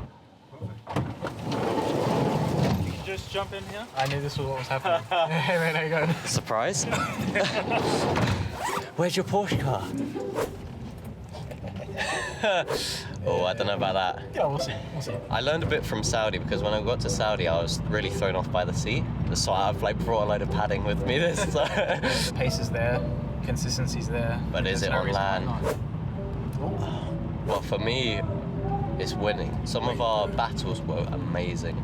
A battle at Zandvoort, we were literally side by side for half the lap. Honestly, I don't remember Zandvoort because I think I blocked the first half of that season out of my memory. That's fair enough. Yeah. Explain the rivalry. It goes back a long way, doesn't it? We're kind of old farts. And I was always the young kid on the block, and now I'm an old man. Staring contest. Staring contest. Alright, 3, 2, 1. Already? I blinked. We'll restart. Oh, goodness, man. 3, 2, 1. Like my eyes are already dying. I think it's the cold. Nah, it's not. I got away with that. I was panicking for a second. I guess that's who's more focused on track now. So, judging by that video, I've learned that Joshua Rogers cannot keep up in a staring contest whatsoever. It literally took about 1 second. I hope it's not a reflection into his racing. Do you know what? I actually kind of think though, if you look at them behind the rig, if you actually like stare at them, I guarantee they don't blink that much behind the wheel. I've had it before where I've driven for so long. So your eyes get like dry. Yeah, I was like, I've been concentrated so much. I'd be surprised if they actually blink that much during their hot laps in qualifying. Yeah, but it's completely different when the camera's on you, and Yeah, you know, exactly. the challenge is to Yeah. not blink. All you want to do is end You're in the back of a van doing all this. Well, the light, what I will say is the lighting's quite warm in here as well, in comparison, I think, to the lighting outside. So, especially given the fact we've had snow over Yeah. the past day or so, it can glare a little bit. Yeah? Yeah. I thought you were going to add No, to no, that. I'm not going to at all. What a way, Lewis. not going to at all. Of course, you've got the code, by the way, the QR code. If you open up the Range Sport app and then and scan the QR code, you get a very special ESL R1 livery. It's open until 8 o'clock CET, which is in about what time is it now? It's in 53 minutes. If you don't scan it before then, you're not a part of the livery. You don't have it. Do you have it? No. Because I've been working all the way through this. We've been here doing this. I expect. You know what? I want to know. When did you even see my livery? Yeah, I was going to say, when do I get your special? I don't know. Because you weren't here, missed were out you? on Munich. You weren't there. I can't believe this outrageous accusation. Did you see it? I think I did. Was, Oh, the fact that he said I think I'm actually was offended. yours the splattery one? No. Did you design the Furio one? Oh my goodness me. Don't, because as soon as we start talking about liveries, that's one I topic. actually did phases in spring season. I'm way too passionate about this, guys. We've got Sebi walking by as well. He's just you know what? I want to know whether or not Homie has been scouting out his options to find a very cold lake to just dive into between these races. Because he did mention that's the one thing that helps him, you know, ground himself, reset before a race. Step outside. Yeah, do you know what? I reckon he took his bucket outside, filled it with snow, and filled up his bathtub in his hotel room. What? He's walking around here in shorts. Yeah. To be We fair, don't have any other drivers in shorts here, do we? Everyone else is wearing trousers. I don't actually know. I've not been looking at everyone's legs. But no, the thing is, behind the wheel, you do get really hot. I've said before, like in the winter, you know, when it's like, oh, yeah, sometimes like the heating or whatever, it's like you're not having your house heated too much. Get behind the wheel and do some races online. Oh. Trust me, you know, like you are sweating. It'll be warm. -5 in my room, and I'm still just like dripping with sweat Yeah. because. I'm not sure whether that's because we're unfit or anything. Or what do you mean? Well, I want to know if everybody in the chat, are you team shorts, team trousers? Let us know what works for you. Are you team socks or team shoes or Yeah, team that bare feet? as well. Or are That's you what team we need jeans? to know. Yeah, well, yeah. Nobody is Team Jeans. Anyways, on that note, let's go ahead and throw it back over to Rory with Porsche Coanda.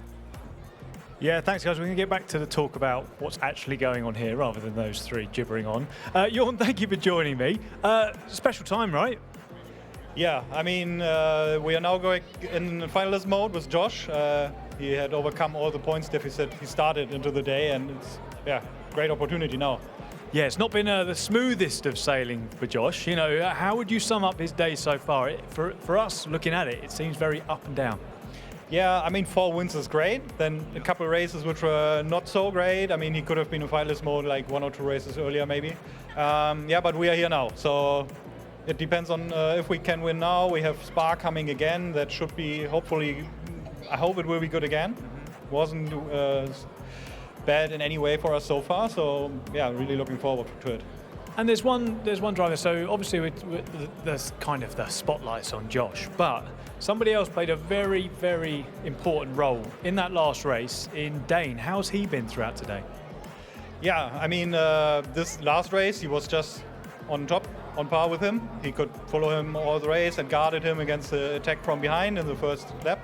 That was really important, and I think he also made a good step in the points now, so he's like also in the hunt for P6 now, which is important for him. So yeah, looking forward. And Dane's had an up and down, both the guys have had an up and down day. What is it about Spa, do you think, that really clicks with them? I think the track suits a bit more the car. Like there's no critical or less critical corners where it's it's a bit hit and miss. So and they have driven this track so much. They are just good at it. And probably quite an obvious question: if somehow in a hypothetical situation Dane finds himself in front of Josh, will you need to get on the radio, or will Dane be getting out of the way anyway? I think last race the drivers were chatting more over the comms than I was talking with them, so I don't think that's an issue. Okay. Do you think this next race is going to be Porsche's race? It might be the deciding race overall, and I hope it's ours. Perfect. Thank you so much for your time, Jorn. Back to Lewis and George at the desk. He's got it right. Well, thank you very much, Rory. Correct Amanda, my friend. And yes, this time around we go racing yet again. And what could be the final feature of racing here this weekend here at DreamHack. But first of all, the survey is what's important. Make sure you use !survey. Get involved. We want to hear your thoughts on the ESL R1 Championship, as well as Rennsport itself. This community has very much led the development of this series and the game itself, and it's very important that you guys get involved. Yeah, certainly so. Of course, we've listened to your feedback throughout the year. We've implemented changes either to our format or, to not the comedy box. We've still not done it. We've listened quite a lot through it, and of course, the game is developed again. It's the whole a game for races by races, and we need to listen to your feedback to let us know what we can improve. Hopefully, though, you've been enjoying the run through the day because we've had quite an exciting race. They're all getting ready for practice for what could be the final race. I do know, by the way, if we don't get it done here and we do move on to a 10th race, that 10th race is at the Hockenheim ring. It is. Well, at least I believe so. Anyway, I checked on the Rennsport app. I used that one, but I did get the QR code. You've got a step ahead on everyone else, I think, on that one. But yeah, no, if it is Hockenheim, great news for a few drivers. If you're Luke Bennett, I think obviously he's someone who has done well here, but Max Benneker, also one that's done well around Hockenheim. So if he was to achieve finalist mode here, great chance for Benneker, perhaps, when we go racing at Hockenheim ring. Joshua Rogers just getting himself set. Only 3 drivers with finalist mode against their name, so plenty to offer. There's going to be a huge scrap. Qualifying, though, Lewis, is going to be imperative. Yeah, like I say, it's going to be really, really important around here. We can see the moves, but for Porsche Coanda, I mean, if they can get this to a 1-2, that will be the most important bit. Do you know what I'm kind of thinking we might see on the front row? What I'm kind of excited, I'd be excited for on the front row. Who's that? Sebby Joe, alongside Josh Rogers. Alongside Josh Rogers, that would be perfect, would it not? With Dara McCormack on the second row? Oh, yes, absolutely. Maybe Dara McCormack in 3rd place. Yeah. We'll have a little bit of a showdown between the top 3. Mode. Yeah, they've not begun practice just yet, so they're about to move into it, so there is that. Yeah. It's going to be absolutely sensational. Looking forward to seeing how this obviously pans out. There is Sebastian Job, who's obviously in finalist mode at this stage as well, joining the likes of Joshua Rogers and Dara McCormack. The trio also making their way through, and this format really has delivered us a clinic here. Yeah, exactly. It's all been very, very exciting, which is exactly what we want to have dealt with. As you can see, Dara McCormack there, the driver that's been in finalist mode a couple of times. Back in Munich, it took 4 races for a driver to get into finalist mode and then win. It was Marcel Chinchik. He was the first driver to enter a finalist mode, and by the end of it, there were 5 drivers in finalist mode, and it took him 4 races to win. I can see a lot of Seb for the win being put out with about 3 or 4 different ones. There's a G2 Army one, there's a Go Sebi, and there is also a Get the Job Done. Nice, I like that. It's very hard to read from this angle, but top effort. He's got a mega chance heading into this final, well, potentially final race. I'm not going to call it the final race either. And I can tell you that we can actually cross over, I believe, to Rory. He is actually currently standing by, I think, with Sebastian Job's girlfriend as well. So we have got, obviously, the partners of these sim races involved here in this final phase. Yes, thank you, George. I'm here with Emma, Sebastian Job. Can you confirm, is it Job or Job? Job. There we go. So there we go, guys. It's Job, just so we know. How are you feeling? Nervous? Yeah? Very nervous. So he's literally just there.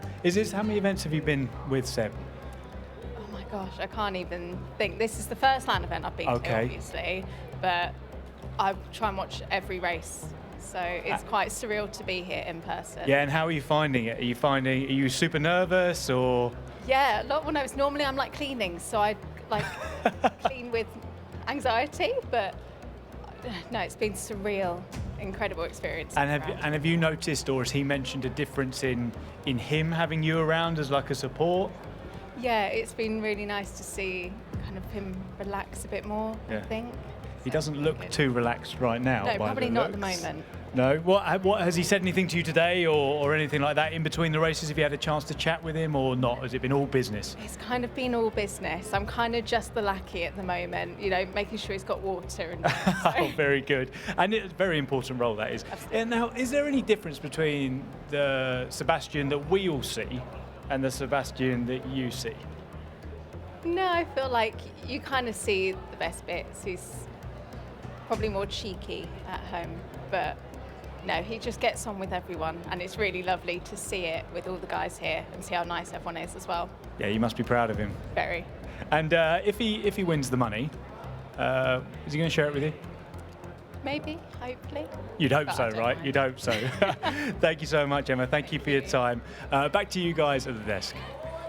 Well, there we are, some wonderful insight. Thank you, Rory, for that, and thank you, Emma, as well, for joining us as well here on the desk. Great to have the support here. Dane says hi as well. That's great to see here over the far side. Great news Nice. as well for those. That's obviously Dane Baird. Got Vamoose as well. Let's go, Max. Yeah, exactly. Obviously, the Dane he's talking about is the guy that's trying to bring us the feed here. So I'm sure he does say hi because he's probably busy working. Yeah. By the way, little bit of an update this one. So we've got 3 drivers in finalist mode. We have 3 drivers potentially getting into finalist mode.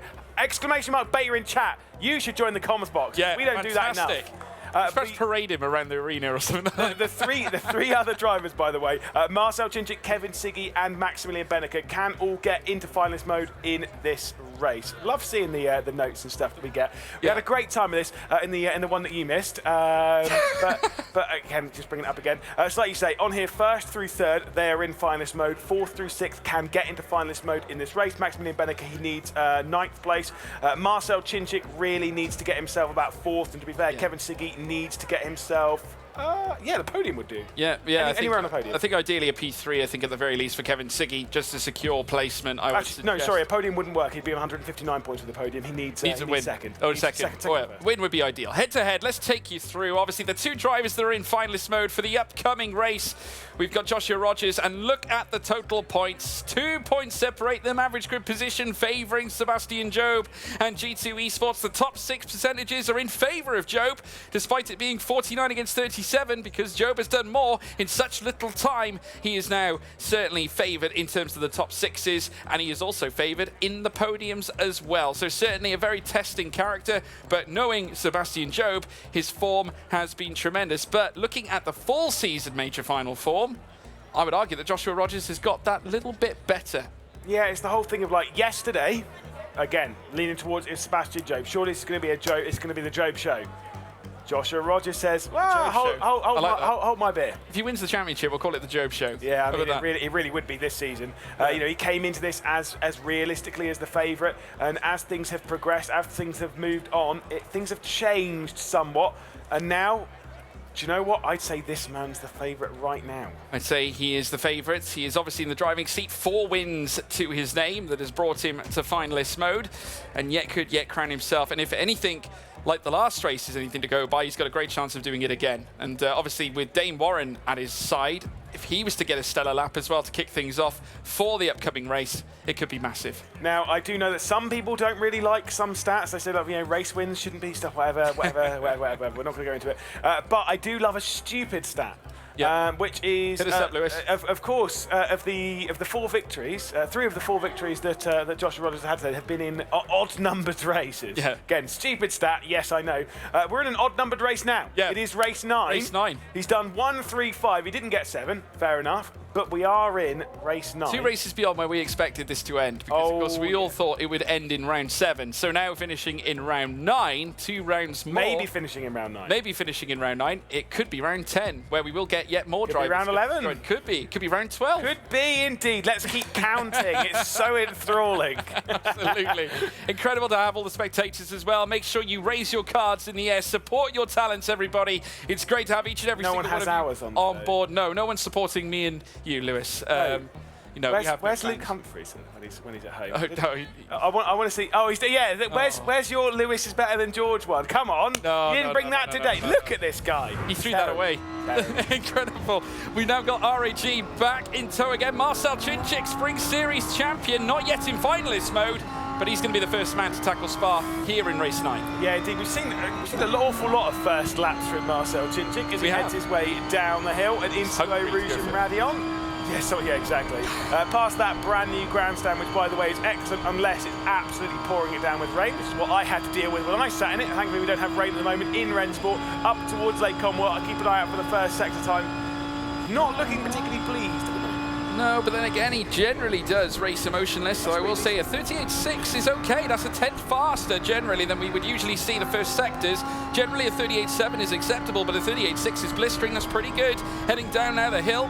The elevation takes a deep descent in towards Rivage. Yet again, we're taking a view from the nosecone of the Audi R8 LMS as it purrs its way through this next right. He's got Jackie X Corner coming up next as well, and then very shortly down through towards the deep descent of Pouon, and then he'll be into Sector 2 proper as he now winds his way through Corbeil Paul Frere. Very soon then Sector 3 will be apparent as he now looks to deep dive inwards, taking the Tiger Line through Pouon, barely scratching the curbs on the left-hand side. Will take it all on the outset though, and takes it all again on the right-hand side before then venturing into the Corbeil Paul Frere section. Yeah, as we head into Fagnes, up and over the second curb, going through the kind of just want to breathe on it a little bit. Again, more beta keys, exclamation mark beta key in chat, of course. We do have a sign for that. We're not showing it at the moment because we're showing Marcel Chinchik's lap.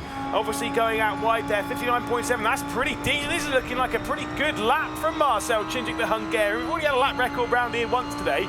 We've already had 3 lap records in total, 2 of them, of course, coming at the Hockenheim ring. It's impressive. He's not far away from the 59.6 window that would have been ideal in Sector 2, so this is a great lap so far for Marcel Chinchik, the Hungarian.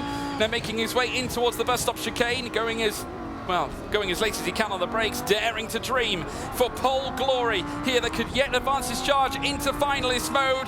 Oh, the drama if he was able to achieve the unthinkable across the line of 2:14.267. That's not bad.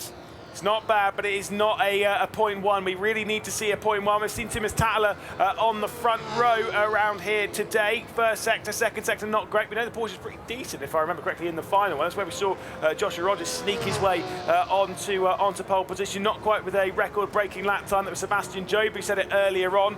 Might need to do it again if he's looking to go and grab pole position around here. Timus Tattler out of the final corner to finish his qualifying run up towards the line. It's going to be a 2:14.3. 38.3. That was a respectable lap there from Thomas Tatler. Pretty much standard, 38.7 in the first sector, of course. Then the 59.7 came into play. Sector 3 needed to try and keep it dialed in, but managing to stay within 94 thousandths of Marcel Chinchik. Yuri Toman, the sister car belonging to R8G. Marcel Chinchik, you would have already seen his teammate go to the top. 38.6 in Sector 1 is Stella. 59.6 in the second sector is brilliant too. This could get top Chinchik up towards the line. It does. Top Chinchik. 95 thousandths for Yuri Toman. And now, after the day he's had, that could be vital. Hey, do you know what? Better late than never. Again, if Yuri Toman wins this race, we keep going. We keep moving this one on. That's what Marcel Chinchik will want. Yeah, he just wants to get himself in a finalist mode. He wants the show to go on. Jeff Rietveld will be the one to bring us into the final corner now. And can he grab himself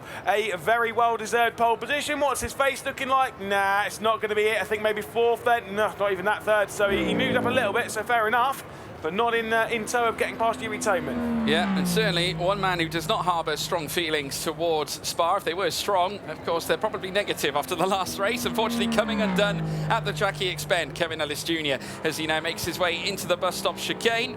This time, though, he'll look to right that wrong as he ventures out of the latter corners, the latter section of bus stop now through towards the start-finish line. Where's it going to be for Kevin Ellis Jr.?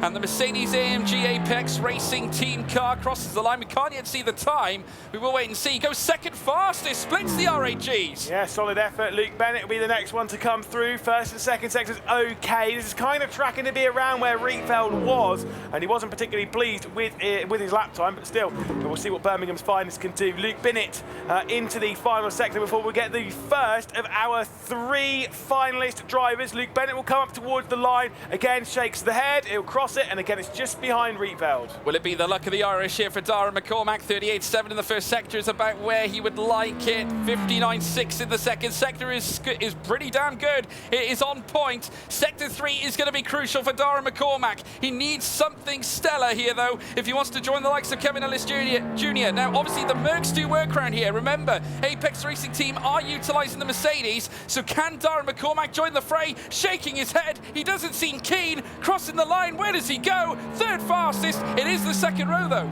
Yeah, but I don't know if it's going to stay there. He clipped a little bit too much of the curb heading through the final chicane. You saw the rear end slide out a little bit too much, did not nail that final sector. It's so hard to do in the braking zone with the bus stop. Here comes Kevin Siggy, who's been impressive around here. We know how fast he is. Of course, earlier on the day, yeah, sure he finished 7th. Yeah, sure he finished 11th, or rather 5th rather, in the previous one. He can get himself into finalist mode. He needs to get himself a podium. He needs second place, does Kevin Siggy, if he's going to get himself into finalist mode and join the ranks. Across the line, it's only 5th, but he's got at least Rietveld and Bennett behind. Yeah, of course, he was the race winner at Monza twice over. Max Benneker now looking to try and marshal a charge in his own right as well. He's on the money pretty much in Sector 1. Sector 2 is also very, very good here for Max Benneker. In the mouse car, the Audi R8 LMS. There's one that sits at the top belonging to Yuri Toman and R8G.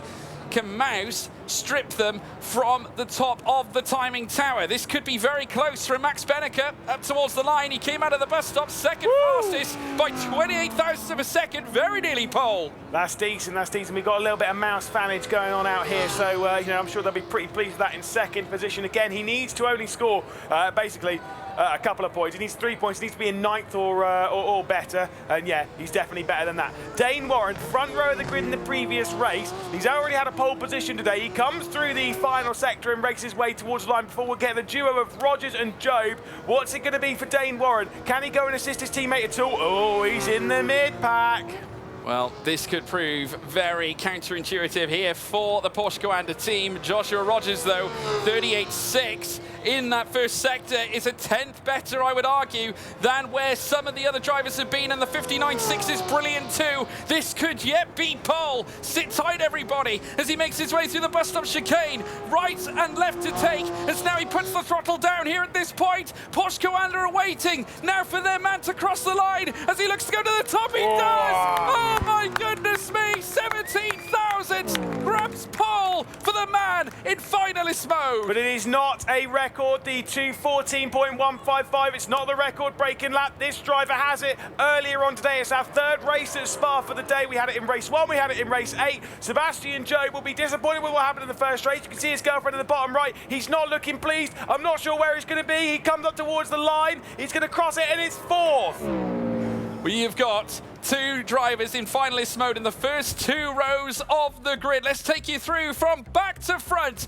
It is Thomas Tattler at the back in 12th place, alongside him Luke Bennett for Team Redline in 11th. We've got Jeffrey Riedveld in 10th. Then we have Kevin Siggy in 9th. Redline really had a tough one there. P8 going to Dane Warren, P7 to Marcel Chinchik. Dara McCormack in 6th place, with then 5th going to Kevin Ellis Jr. Further up then, the front 2 rows of the grid, starting with Sebastian Job in 4th, Max Benneker in 3rd as well. Just look at the front row though, Yuri Toman entering the fold, but on pole, once again, exactly the same as last time out, it's Joshua Rogers. Can lightning strike twice here for Porsche Coanda? Can they raise the roof here once again for a 2nd victory in a row? Could it be number 5? And can it be championship for Joshua Rogers? If he gets this 5th victory, it will all be over after a difficult journey for Joshua Rogers. This could be coming to a close in the best way possible. He's had a tricky run, of course, yesterday with the issues that he had, working his way through, dropping down massively in the points,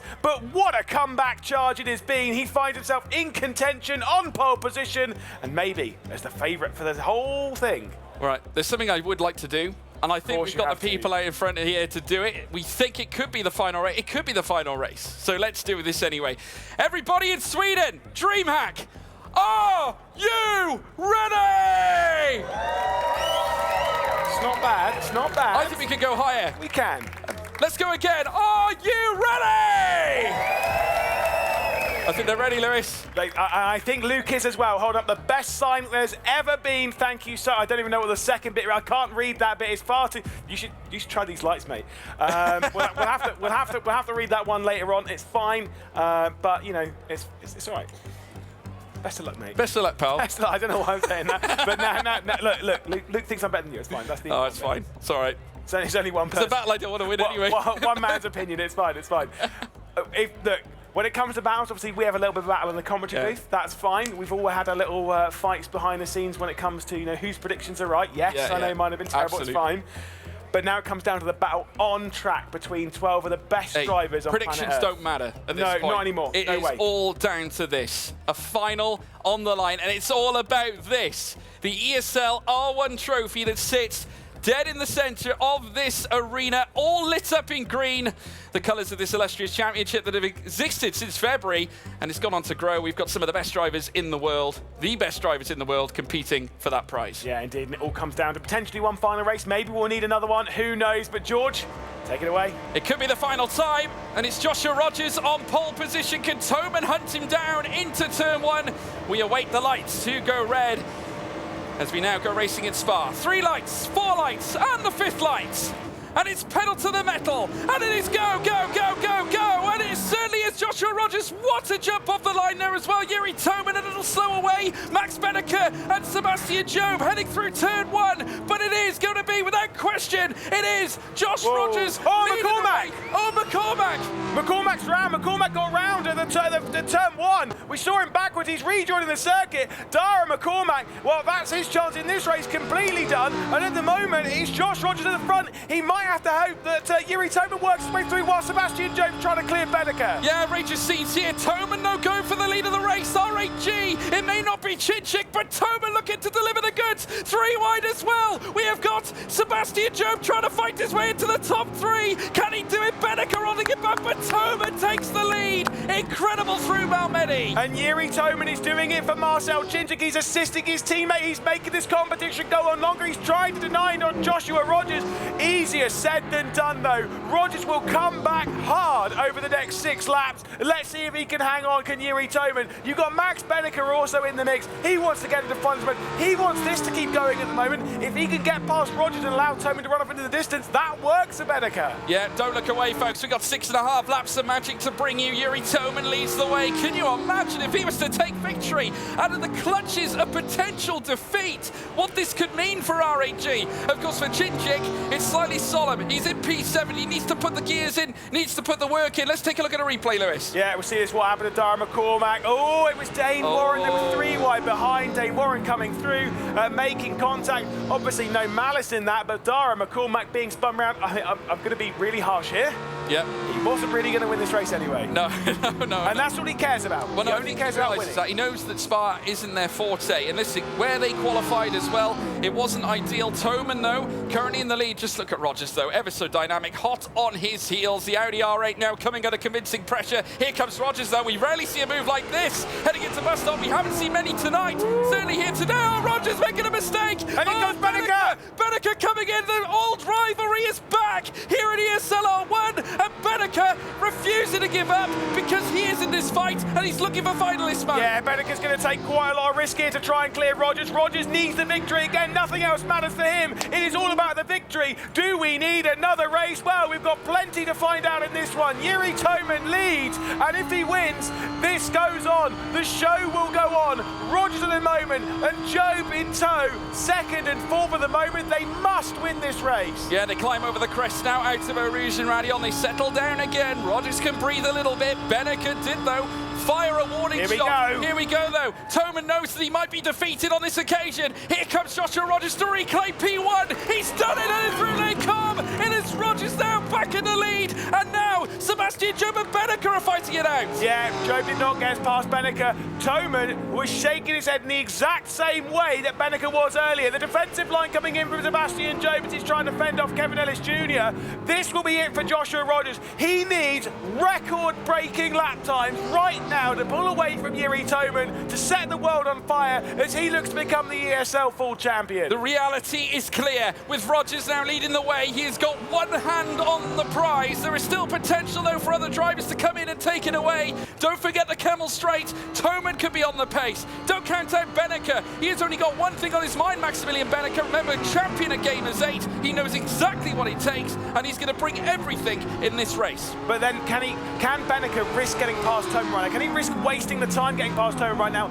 whilst Josh Rogers is leading? If they fight hard, if second and third fight hard, exactly, they have to kind of work together a little bit there. Yeah, there's no allegiance between the teams. There's no allegiance between Mouse and R8G right now. It is all allegiance to stop Porsche Coanda and GT from winning this thing. Yeah, it is. Now they'll sprint through this next left-hander through Blanchimont. Sebastian Jobe, forget about him. He is right in the thick of it as well. Second row of the grid. He remains in fourth, just in behind Max Benneker as they now sprint down through towards the bus stop. Of course, Toman isn't going to go for the move in towards bus stop chicane. Of course, he's going to save it until Kemmel. He's going to try and line up a move, heading up through towards the source, try and get the exit speed, try and hit the throttle with the right velocity, provide a chance to perhaps tackle Joshua Rogers up the Kemmel Straight. He's close enough. He's close enough. It's kind of like every time he gets an opportunity, he's got to go for it. They depart Les Combes. Now watch the line coming down the hill. I kind of wonder, see Josh Rogers, he's kind of weaving over the road. He wants to make sure that Toman is as close as possible before they begin this rise up the hill so that he can try and delay Toman a little bit. It's not worked out that time. Toman is in that slipstream. He's buried in it as he's trying to work his way under the Kemmel Straight. They head their way through the Kemmel curve, and once again the lead might be about to switch. It's got to be an unbelievably brave move though from Yuri Toman around the outside of Les Combes. Josh Rogers defending to the inside. Toman sending it in. He's trying to get it around the outside, and R8G heading back to the front. They certainly are, but Joshua Rogers not giving up as they make their way through Malmedy. Oh, seriously, sensational work here from Rogers, who holds it together, but Toman doing enough to prevent the overtake coming back at him here. Benneker, though, far from done either, trying to force the issue, heading through Rivage. Can't quite do it, but here comes Jobe. 2.5 laps into this race, and it is the best we have ever seen from Yuri Toman. This is incredible, going toe-to-toe with the absolute best in sim racing. Josh Rogers, Max Benneker, Sebastian Jobe as well, and Yuri Toman, as he has done all season long, is throwing the gauntlet down. He certainly is, and I tell you what, you can see here from below, finalist mode, take this into account. If Joshua Rogers wins this race, he is the ESL R1 2023 Fall Champion. You've read it here, folks, that's confirmation. He's listed in yellow. That is because he is in finalist mode. Rogers in second, chasing down Yuri Toman. I don't think he'll chance his on down towards bus stop. Again, like Toman did, he'll conserve it for the Kemmel Straight. How sick do you think Dara McCormack's feeling right now in the car? Because he's watching, he's obviously not watching, he's doing his own race, but he's probably seeing on the times, he's probably taking a little bit of a look at the broadcast as well. He needs Toman here.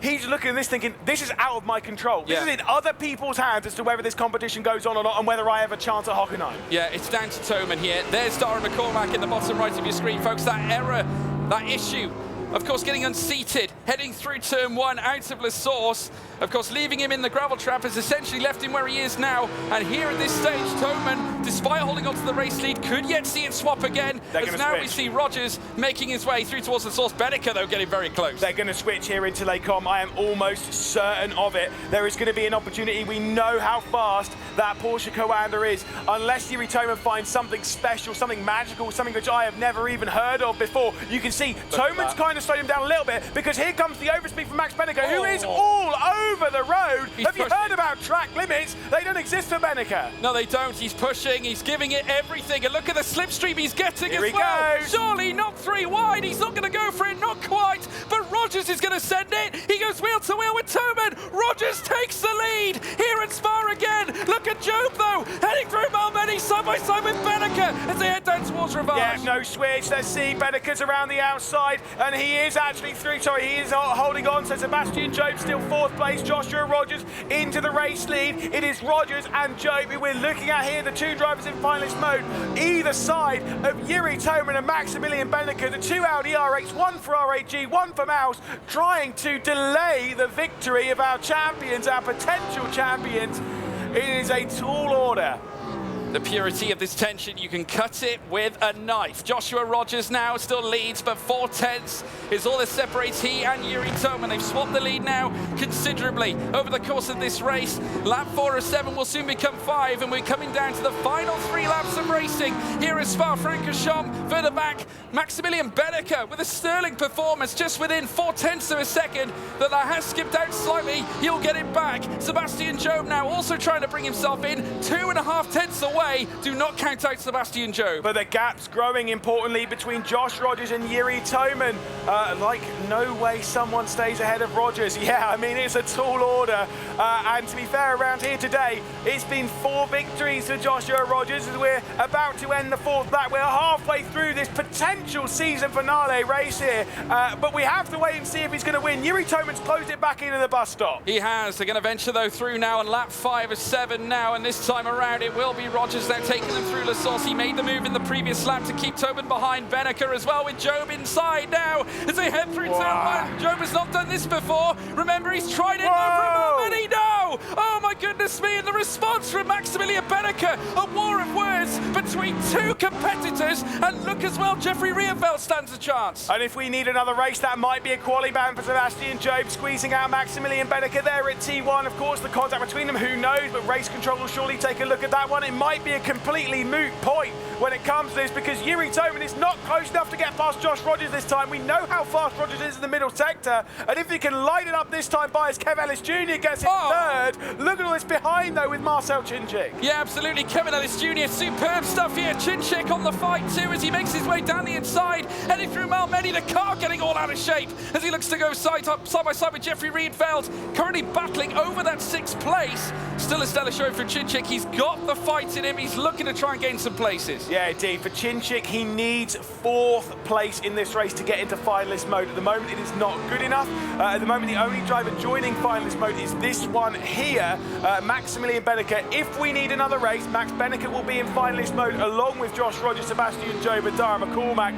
But with the gap of 4/10 of a second, there is only one driver on this grid that can delay Rogers winning. It is Yuri Toman. Remember back to the first ever round that we had in ESLR1. It was at Katowice. It was at Spa as well. And it was Yuri Toman in 2nd place. He was closing down on Maximilian Beneker, but he never had the opportunity to pass. No, and remember as well, it was Joshua Rogers and Max Beneker. They were the OGs of race winners in ESLR1 all the way back in Katowice on the opening 2 days of racing. 2 legends, of course, that make up this grid, and Rogers, obviously part of that contingent, managing now to consolidate the place up at the top end. He will start the penultimate lap next time around. He is 2 laps away from being crowned Drivers' Champion. Can he hold on to it, Lewis McGlade? Biggest cure for illness?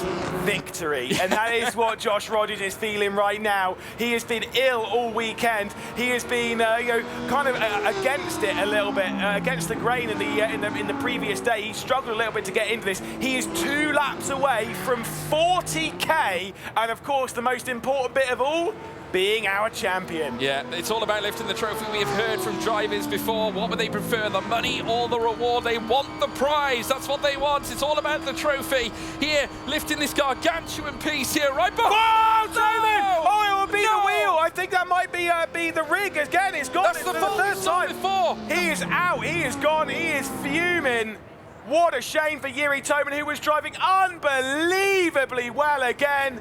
And he is fuming. That is no doubt the fault we saw before. There was no reaction at all from the brakes, and now already the technician's going to work to see what the problem is. But Toman's, well, obviously Toman's reaction is pretty clear. He is not happy. Rogers leads the way though. Nothing's changed, but the gap has. It's 1.6, and Job is under attack. Yeah, indeed. At the moment, this competition is coming to a close unless we have just the most insane final lap. Joshua Rogers can absolutely breathe. He can be calm. You can see Rory there already having a quick chat with Jiri Toman.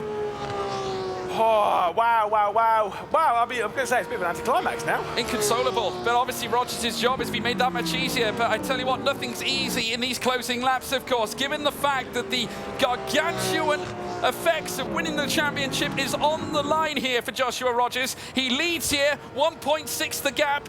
Job has got to let it all loose now here in these final 1.5 laps. He's got to go for it. He's got to leave everything, balls to the wall here at Spa. I just don't see him closing 1.6 seconds. Not against Joshua Rogers, not against pretty much the best driver in sim racing. These two have gone toe-to-toe so many times. We've seen them at the top end. Joshua Rogers has been arguably the fastest driver in sim racing for what, like 5-6 years? And that is why he is one of the best drivers in sim racing. He's got one more lap to complete. Remember, when we went racing in Gamers 8, I know it's a bit of a harsh statement towards the Porsche Commander team. When it came to that team's championship, he dragged them kicking and screaming to the title. He did. He dragged them in Saudi Arabia to the top, and they celebrated team success. But this time, Joshua Rogers chasing after individual success, looking to join Marcel Chinchik in terms of being named on that title, and now he's only a lap away of achieving it. 1.7 the gap. It's not coming down. Job under pressure because Kevin Ellis Jr. is on his tail as they take Kevin straight out of Eau Rouge and Radeon for the final time. And Sebastian Job right now, I mean, he's battling now for getting some extra points, getting himself into second in the Drivers' Championship. If he holds on the second, I think if he holds second, third, fourth, something like that, he'll be absolutely fine. Because whilst they have been counting points behind the scenes to see if Kevin Ellis Jr. can work his way past, there is some extra prize money, of course, second versus third. Sebastian Job will drop back into third position, absolutely not taking any risk. How's Kevin Ellis Jr. been, though, today? He's getting a bit of an up and under, though, from Sebastian Job. That's a textbook one. That's a fantastic switchback from Sebastian Job. They wrestle, though, as they head down towards Rivage. Certainly Rogers checking out. It's 2 seconds beyond, but Kevin Ellis Jr., who has been stellar in his, certainly closing out his 4-season major so far. Beneker sticking his oar in as well as they head through the outside, through towards Jackie Hicks. Beneker in P3. Absolutely incredible. Once again, to see Rogers, Job, Beneker up there. Ellis Jr. has been fighting. They're showing who's best. We've had an unbelievable weekend, but it is coming to a close. I mean, this is our last bit of commentary when it comes to it. And what an unbelievable performance from our 12 finalists. Again, this has been amazing, but one driver has risen to the top, and it is for the 5th time today. It certainly is. He claimed race wins on 4 consecutive occasions. We felt that the Spa visit last time out was the precursor to great success. This team, Porsche Coanda, that have managed to taste victory as a team all the way back in Saudi Arabia in Gamers 8, but some victories taste all the sweeter. Certainly when you're an individual talent looking to prove yourself in motorsport and sim racing in itself. Joshua Rogers has proven himself time and time again, no doubt, standing tall in terms of the hierarchy of all-time great sim racing drivers alongside the likes of Sebastian Job and Max Beneker. But rounding the corners for the final time here at the bus stop, it is going to be Joshua Rogers. He is your ESLR1 4-season champion. And how incredible is that? You want to know who the best driver in sim racing is? The best driver in the world, Joshua Rogers beat Sebastian Job to the victory here at Spa. And Joshua Rogers, you can see there there, the celebrations, how much of a weight that feels off his shoulders. You can see the Porsche Coanda bunch will come into him and will celebrate with him, and rightfully so. Yeah, absolutely right. Obviously, he's going to be absolutely thrilled with what he's brought to the table. A fantastic season has been brought to a close. And now they're going to move to the middle of the stage now. Jasmine is standing by. This is going to feel and taste oh so sweet for Joshua Rogers. And he is standing by here with Jasmine as well. Well, without further ado, Josh, you are well and truly our ESL R1 full season major champion. Go for it. Claim your prize, lift your trophy, and celebrate with your team.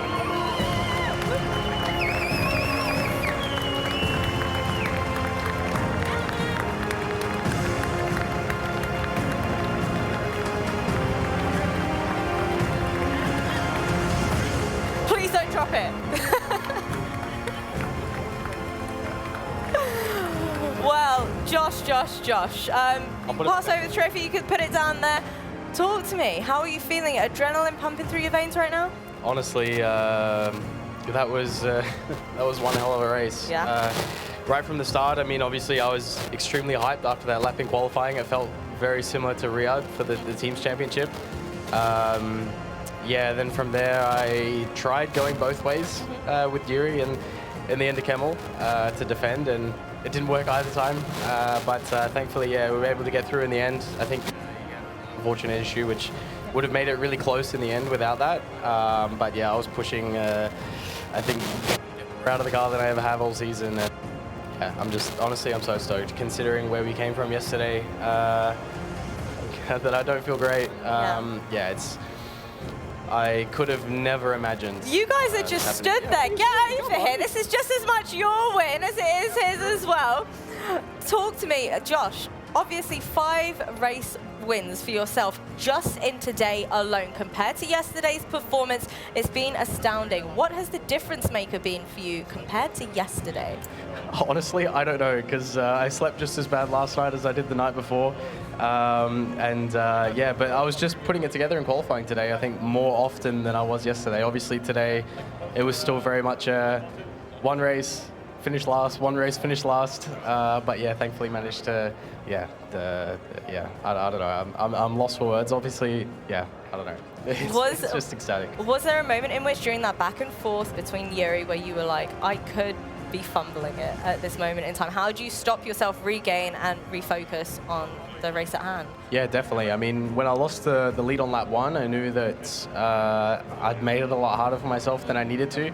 I think turn 1, lap 1 wasn't the best for me, so that made things a little trickier.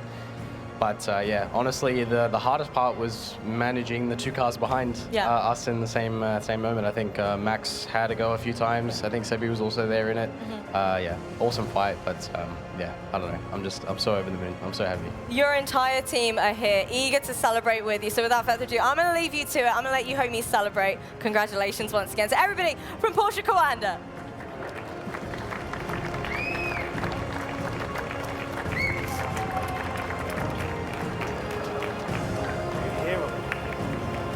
Celebrations are indeed in order for the entire of the Porsche Coanda squad. Congratulations once again to Josh Rogers, walking away with not only the ESL R1 Major Championship trophy and 40,000 euros to his name as well, Lewis. Astounding performance for him throughout the entirety of today.